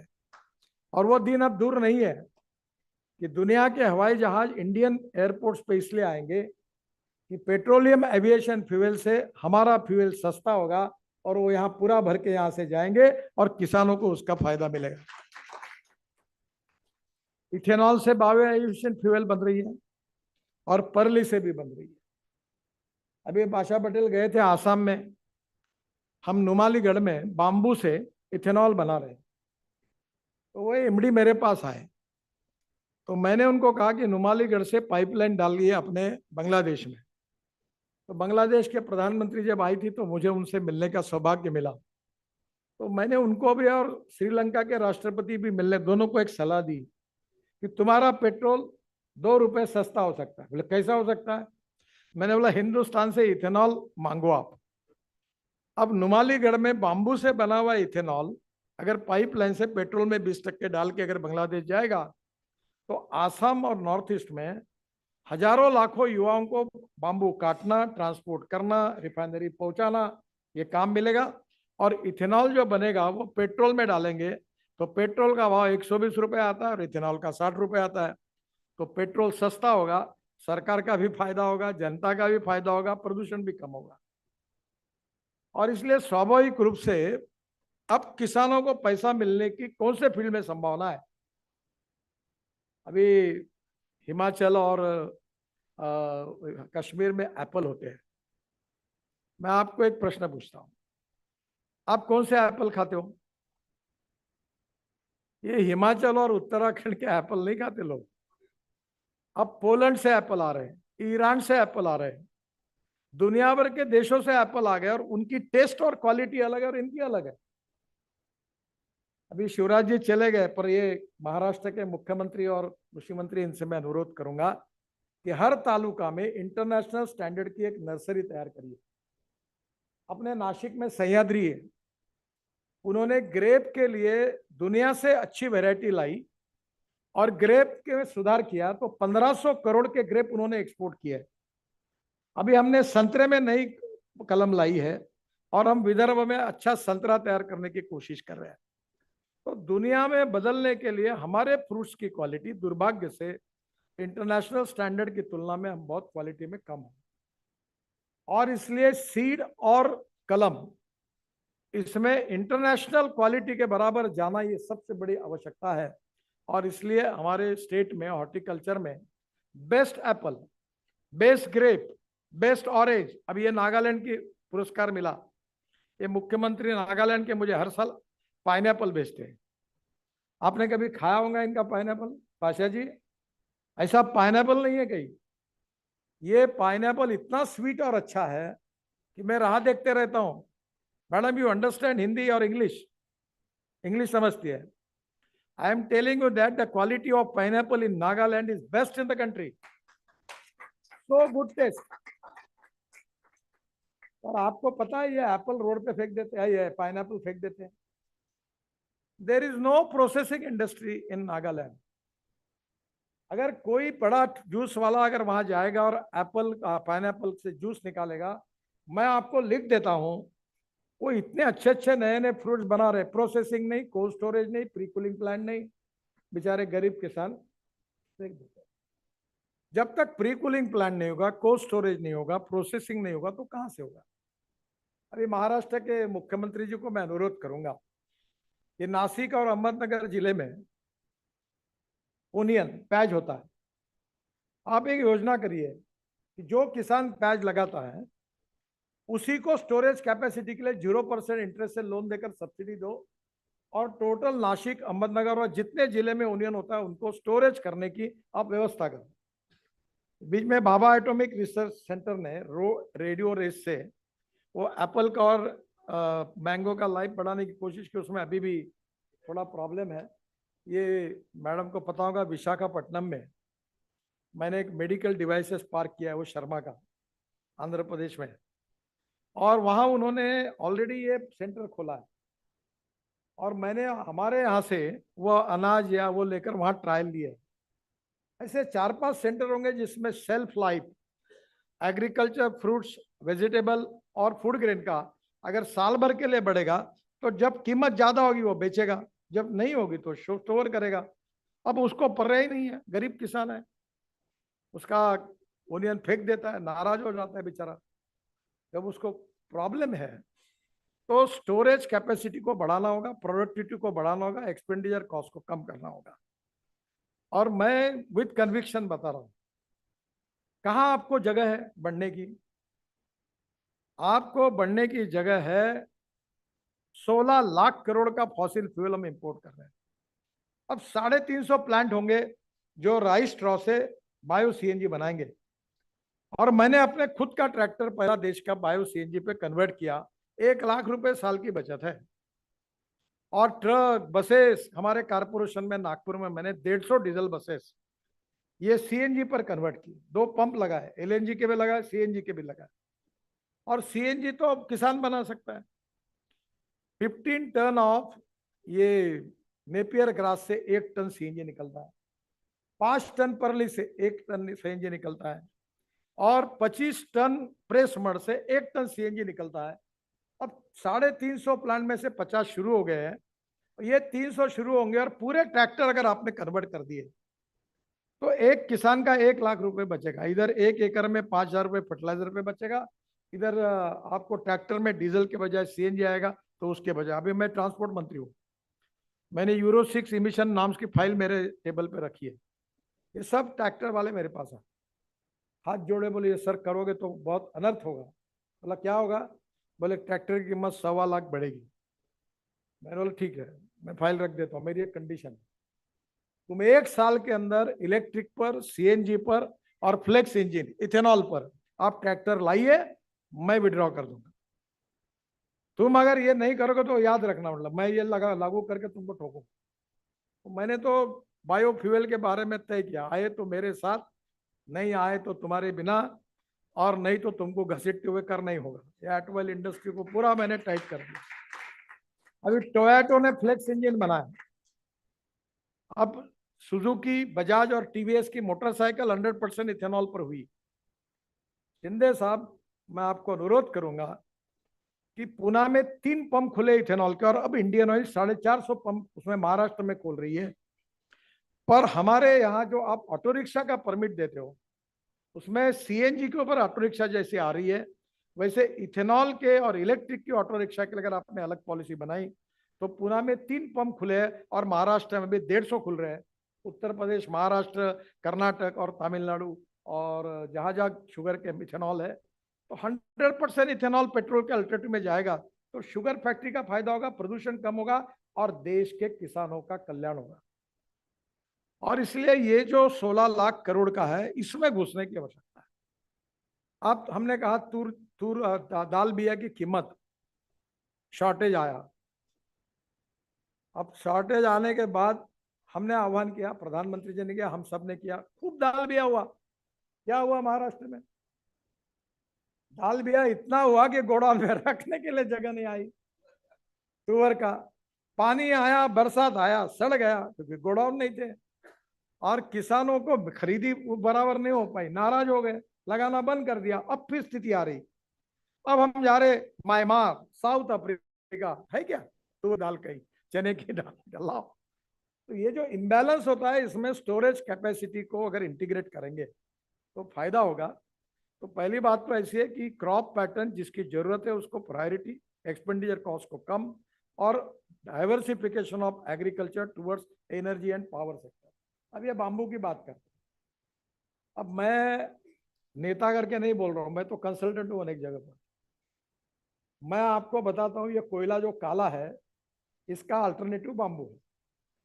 कोयले की कैलोरिक वैल्यू जिसकी 4000 है उसकी कीमत 4500 रुपये टन है। और बाम्बू में अगर 1 रुपया 1 यूनिट एक रुपए में अगर 1 कैलोरिक वैल्यू आई तो बाम्बू कोयले से सस्ता है। तो मैंने पाशा पटेल को कहा कि हम बाम्बू बनाएंगे, हमने मशीनें बनाई हैं और उसमें से 3 mm, 4 mm, 20 mm के टुकड़े करेंगे और पूरा बाम्बू ये महाराष्ट्र में अगर अपने पावर प्रोजेक्ट में गया तो ये पाशा पटेल जैसे 1 लाख लोगों ने कितना भी बाम्बू लगाया तो भी बाम्बू नहीं पूरेगा, इतनी डिमांड है। मैं खुद, मेरे यहाँ 380 मेगावाट पावर है, मेरे को रोज कम से कम 600 ट्रक बाम्बू चाहिए। 600 ट्रक मैं ही लूंगा, कोराडी, कापरकेड़ा, वो सब आपके पावर प्लांट, वो पोल्यूशन कर रहे, कार्बन डाइऑक्साइड आ रहा, उसके बजाय बाम्बू के टुकड़े से अगर, अभी एनटीसी ने ये भी किया है, जीआर भी निकाला है, 6% खरीदी करो। अगर ये वेस्ट लैंड में बाम्बू लगेगा, बाम्बू काटेगा, बाम्बू बारीक होगा, लाखों महाराष्ट्र के युवाओं को रोजगार मिलेगा। ये हमारे यहाँ WCL, magnifying of India mining करते हैं, पूरे एनवायरमेंट पॉइंट ऑफ व्यू, पहाड़ खड़े, एक पेड़ नहीं दिखता।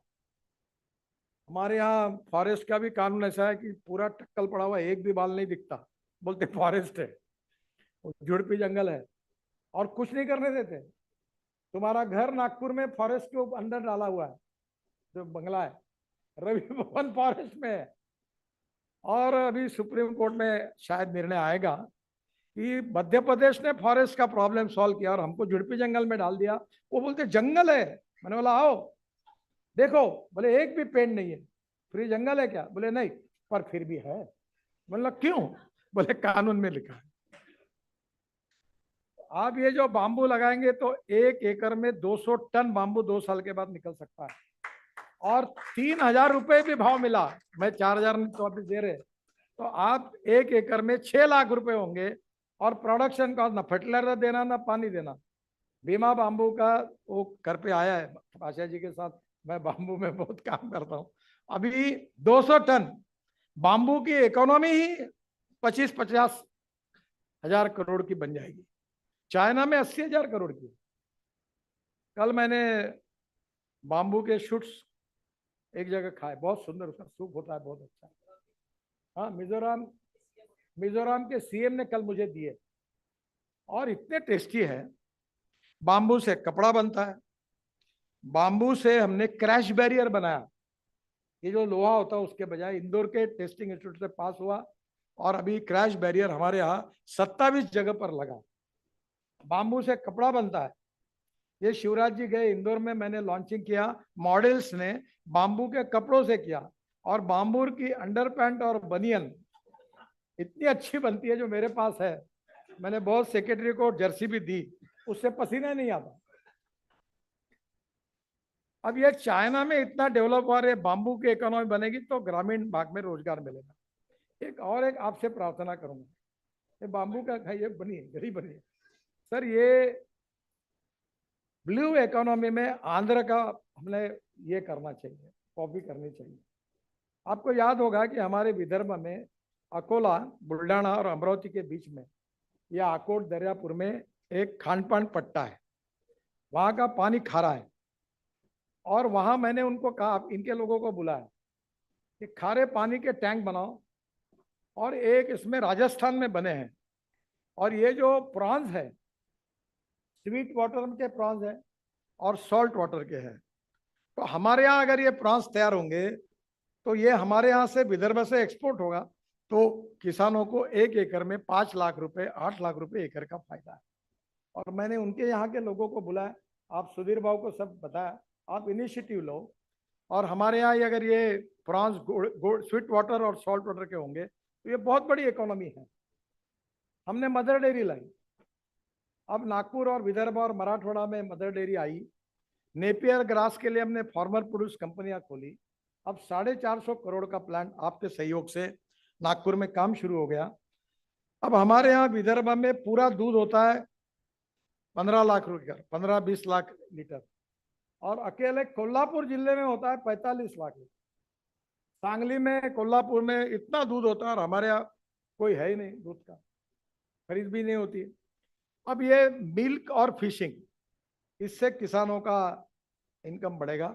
और दूसरी और एक्सपेंडिचर कॉस्ट को कम करना, नर्सरी और सीड में डेवलपमेंट करना। जीएम सीड पर बहुत बहस है हमारे बीच में भी, मैंने प्रधानमंत्री ने मुझे बताया, मैंने बहुत कोशिश की, पर इतने झगड़े हैं। और ये साइंटिस्ट लोग भी विद्वान भी है, होशियार भी है, अच्छा काम भी करते हैं, पर इनमें भी बहुत पॉलिटिक्स है। अब मैं ज्यादा उसमें नहीं जाना चाहता। तो अभी मैंने प्रधानमंत्री को सुझाव दिया है कि जीएम सीड करना कि नहीं करना और राज्य सरकार पे सौंप दो, हम क्यों पड़े इसमें। तो आज अगर प्रोडक्ट 1 एकड़ में, अमेरिका में 30 क्विंटल सोयाबीन होता है, दूसरा ब्राजील में 29 क्विंटल होता है, अर्जेंटीना में 28 क्विंटल होता है, और मेरे पत्नी को इस बार अवार्ड मिला कि सोयाबीन का बहुत अच्छा उत्पादन हुआ, तो मेरे यहाँ हुआ 11 quintal. Average Akola, Buldhana, Wardha 5 quintal. तो ये जो 30 क्विंटल का और 5 क्विंटल का प्रोडक्टिविटी नहीं बढ़ेगी तो किसान को पैसा कहाँ से मिलेगा।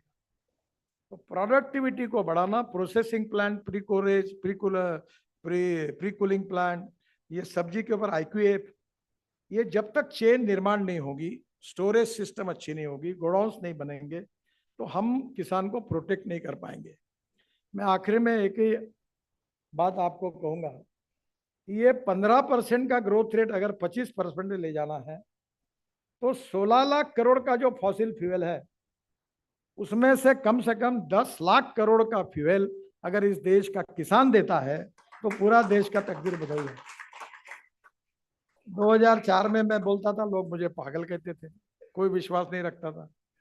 मैं ब्राजील गया था, अटल बिहारी वाजपेयी ने ब्राजील भेजा, बहुत बता था, कोई सुनता नहीं था। अब सब बोलने लगे, सब पॉलिसी बन गई।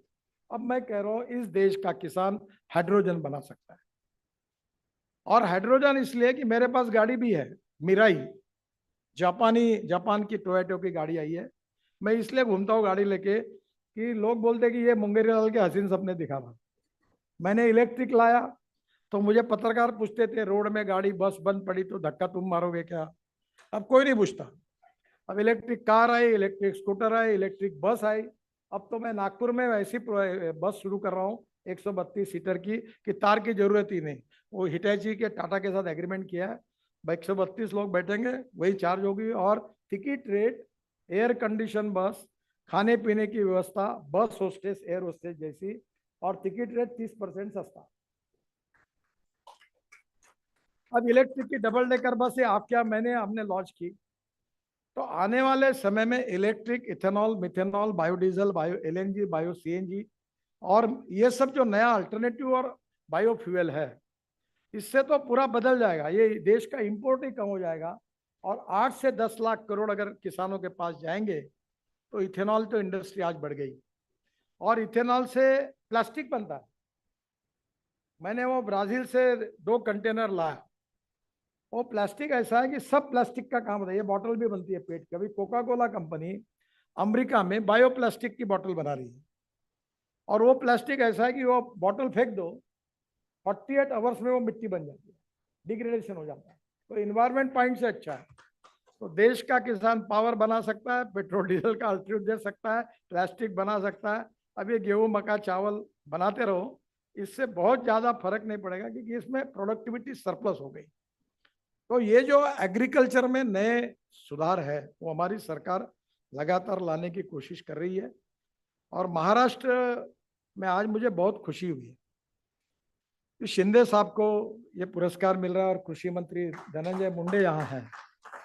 और महाराष्ट्र ये प्रगतिशील कृषि का एक बहुत बड़ा सेंटर है, और महाराष्ट्र में डेयरी के क्षेत्र में भी बहुत काम हो रहा है।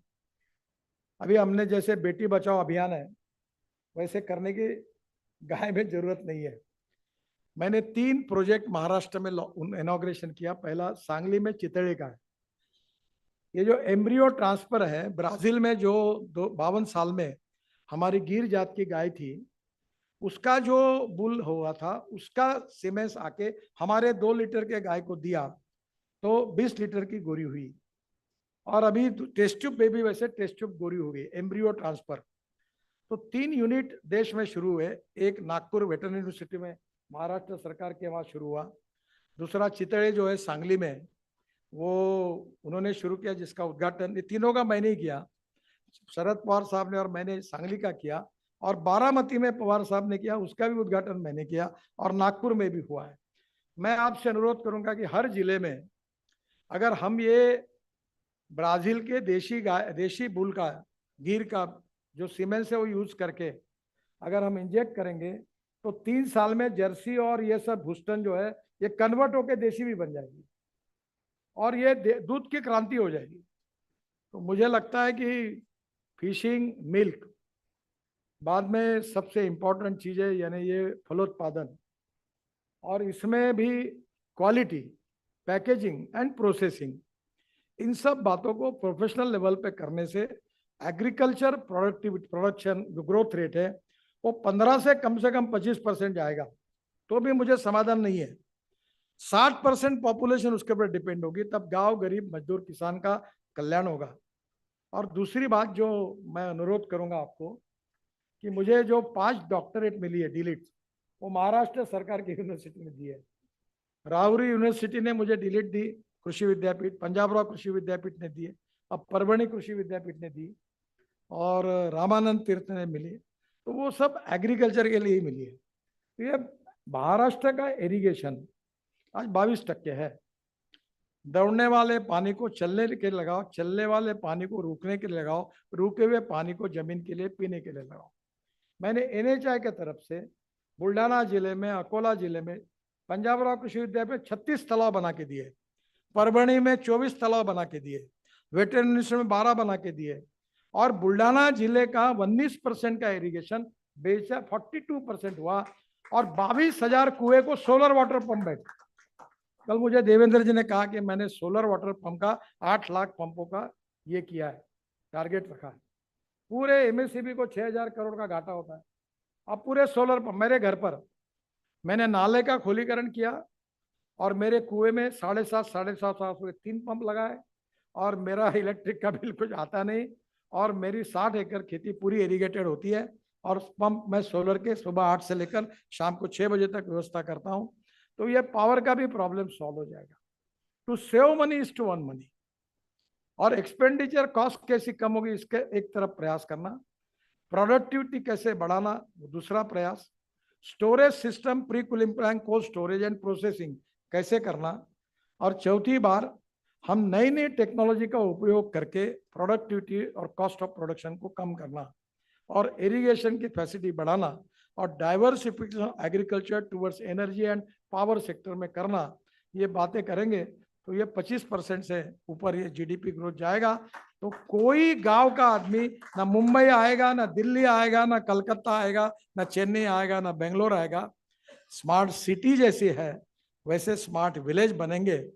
मैं आपके सहयोग से एक स्मार्ट विलेज भी बना रहा हूँ, और उसके उद्घाटन के लिए आपको बुलाऊंगा, और 5 लाख रुपए में 500 स्क्वायर फीट का घर, और जीवन भर बिजली मुफ्त, पानी मुफ्त, और खेलने के मैदान सहित पूरा घर 5 लाख रुपए में बना रहा हूँ पैशन के रूप में। और मुझे तो कोई प्रॉब्लम नहीं, आजकल मैं सरकार पे डिपेंड नहीं होता। मेरा टर्नओवर 2,500 करोड़ हो गया तो मेरे उपक्रमों का, तो मैं वही प्रॉफिट डालता हूँ। मैं बालों से एमिनो एसिड बनाता हूँ, मैं तिरुपति से 4 ट्रक बाल खरीदता हूँ, एमिनो एसिड बनाता हूँ। इतना पॉपुलर है साहब, इतना प्लांट बूस्टर करके अच्छा है, और मार्केट के प्राइस से 25% में किसानों को देता हूँ। तो अभी आने वाले समय में मैंने बीच में एक यूरिन बैंक की योजना शुरू की। हमारे देश में जितने लोग यूरिन करते हैं वो अगर स्टोर की तो देश को 80,000 करोड़ का यूरिया इंपोर्ट करने की जरूरत ही नहीं पड़ेगी। पर मेरी बातों को लोगों ने बड़े अलग अलग तरीके से लिया तो मैंने बोलना बंद कर दिया। हमको कहीं ना कहीं we need to find out the way outs by which we can reduce the production cost, giving the good facility for storage and processing, and even we can increase our export and reduce our import, and we can make agriculture growth rate up to 25%. गांव गरीब मजदूर किसान का कल्याण हो। मुझे बहुत खुशी है कि आप महाराष्ट्र में लगातार प्रयास कर रहे हैं। उसमें भी एक थोड़ा दुख है, वेस्टर्न महाराष्ट्र बहुत अच्छा है, उत्तर महाराष्ट्र भी अच्छा है, मराठवाड़ा अभी थोड़ा अच्छा हुआ है और विदर्भ तो हालत बहुत खराब है। अब आप सहयोग करेंगे तो आपके देवेंद्र जी के प्रयासों से विदर्भ भी परिस्थिति बदलेगी। 10,000 किसानों ने हमारे आत्महत्या की है। We want to change that scenario.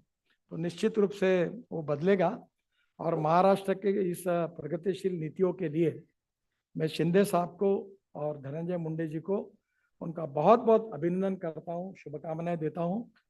और जिन जिन लोगों ने बहुत अच्छा काम किया, जिनको पुरस्कार मिला, उन राज्यों को, सभी साइंटिस्ट को और राज्य के अधिकारियों को भी दिल से बहुत बहुत शुभकामनाएं। धन्यवाद, नमस्कार।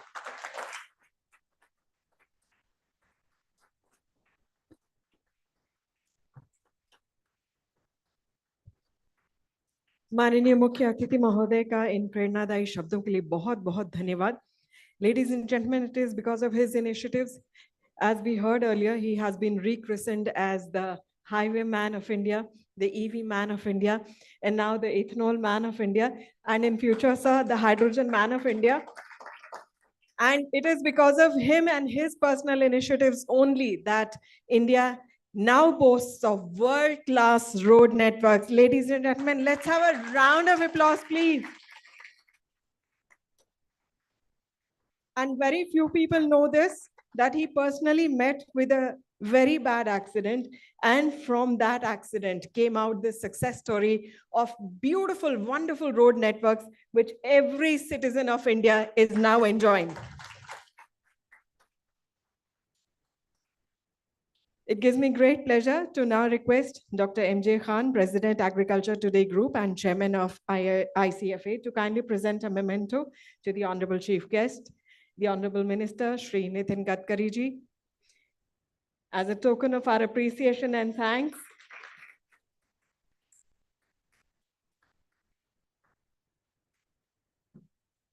and now may I request Dr. M.J. Khan to kindly propose the vote of thanks. Please put your hands together and give a very warm welcome to the man of action, Dr. Khan himself.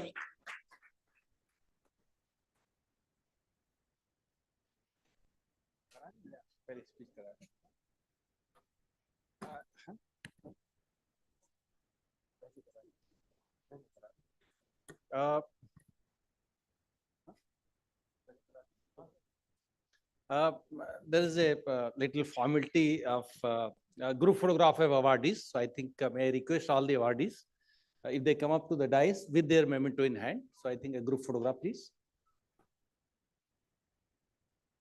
कैसे करेंगे? Chairs आगे बढ़ानी पड़ेंगी, नहीं वो tables आगे बढ़ानी पड़ेंगी, नहीं सामने एक तरीका हो सकता है तो आगे खड़े हो जाए।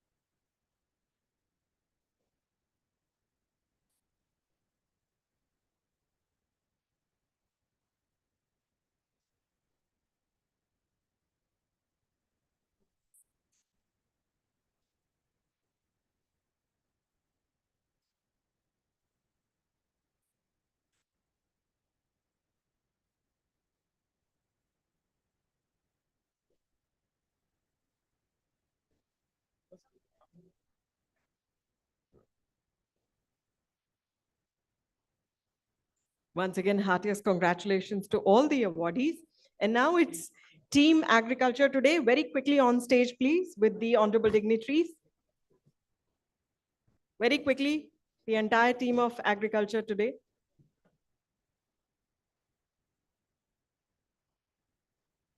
Thank you, awardees. May I request you, please kindly take your seats back amongst the audience. अभी एक्शन बाकी है, प्लीज कृपया अपनी अपनी सीट पर बैठे रहें.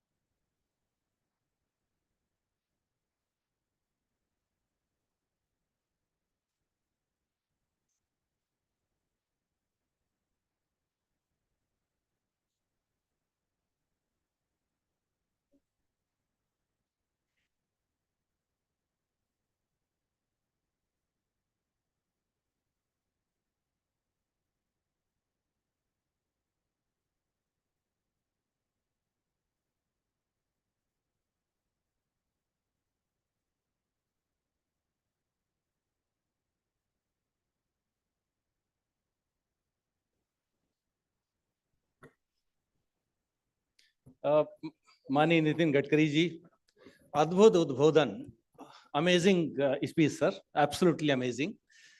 पहली बार हुआ कि आपकी कृषि केंद्रित पूरी स्पीच हमें सुनने का ऐसा मौका मिला. Contents loaded and full of solutions. Wonderful. Thank you very much honourable minister for gracing this occasion. माननीय केंद्रीय परिवहन मंत्री गडकरी जी, महाराष्ट्र के मुख्यमंत्री माननीय एकनाथ शिंदे जी, कृषि मंत्री माननीय धनंजय मुंडे जी, भारत के पूर्व न्यायाधीश और 15th agriculture today leadership award की जूरी के चेयर माननीय जस्टिस सदाशिवम जी, देश के अलग अलग हिस्सों से आए कृषि से जुड़े आप सब लोग जो बहुत इंपॉर्टेंट महत्वपूर्ण भूमिका में हैं, जिन लोगों को अवार्ड मिला है उनको बहुत बहुत बधाई कि उनके प्रयासों से एक कृषि में जो एक बदलाव आ रहा है उसमें आप सार्थक भूमिका निभा रहे हैं. Many many congratulations to you all. India, as we know, is the second largest agriculture producer in the world. We are the largest exporters of grains, but also the largest importer of pulses. There is a very unique situation. But our participation in the international trade in agriculture is, sir, just 2%. We need to improve upon the agriculture practices and improve the competitiveness, something which Nitin Gadkari ji has just spoken about, how we can make agriculture more profitable. There are distress stories, but there are more promising stories. A lot of innovations are happening in agriculture, and startups are playing a very important role. And thanks to the scale neutral technologies today available, which are making things possible. So India is on the move. Agriculture today is playing a very small role in that. In the year 2008, as was shown in the film, the Institution of Agricultural Leadership Awards and Agricultural Leadership Conclave, that was on the inspiration of Professor M.S. Swaminathan. We know him as a pioneer, father of India's Green Revolution, who remained its chair for next 11 years. And after that, His Excellency Justice Sathasivam has assumed this role. Long journey has been performed. I believe that today is the biggest challenge that we have been discussing about how to face the challenge of the climate change and ensure the food security. And that is by way of the sustainable agriculture practices, something which Honorable Nitin Gadkari ji and before that Honorable Eknath Shinde ji have given very detailed contents about that, the strategy about that, the solutions about that. And I must appreciate Pasha Patel Sahab, because bamboo has a role to play. And there has been a consensus almost emerged that green gold revolution. India has given yoga to the world. It gave last year the millets by celebrating the year of millets to the world. Now it is time to give the green gold revolution, and by that extending the benefit to the world. There are enormous possibilities, and one of the greatest possibilities is the startups in the agriculture ecosystem, making very, very innovative agriculture models, working on the ground. And I think with that promise, the challenge of bringing out the cost, improving upon the productivity, creating the value chain, and connecting farmers with the global market. This is going to be possible. So let me congratulate all of you once again for being part of the 15th Agriculture Leadership Summit. And tomorrow, there will be outstanding agriculture awards to be presented to 25 very, very deserving professionals in agriculture. So morning we started at 9:30 a.m. We request all of you to be here tomorrow at 9:30 a.m. and till 4:30 p.m. Concluding with the awards presentation to the outstanding professional. Sir, third Professor M. Swaminathan Award has also been today revealed and announced, and that goes to the chairperson of the Global Agriculture Research System, Professor Sibanda, on 7th August that will be presented. Maharashtra ने जो UN goals को जमीन पे उतार के जो एक example पेश किया है, मेरा ऐसा मानना है कि विश्व पटल पे महाराष्ट्र की पहचान बननी है और आपके माननीय मुख्यमंत्री जी, आपके विजन, आपके नेतृत्व में जो काम हो रहा है ग्राउंड पे, उसको विश्व स्तर पे पहचान मिलने की कामना भी है और उस तरफ प्रयास भी है। मुझे लगता है जल्दी ही कोई बड़ी न्यूज आएगी इस संबंध में भी। बहुत बहुत शुक्रिया आप सब लोगों का हिस्सेदार होने के लिए। छोटा सा निवेदन है, नितिन गडकरी जी हमारे युवाओं की धड़कन है, आइकन है, हमारे बच्चे सब हर बार कहते हैं आपसे मुलाकात करवाने का। तो आ जाओ बच्चों, दोनों कहाँ हो? हाँ चलो, अम्मी भी है? हाँ है, चलो फोटो खिंचा लो। अरे नहीं तुम मोना, तुम अपना अलग बाद में खिंचा रहे, तुम मैंने मम्मी को बोला था। चलो उधर बैठ जाओ, जाओ खड़े हो जाओ पीछे।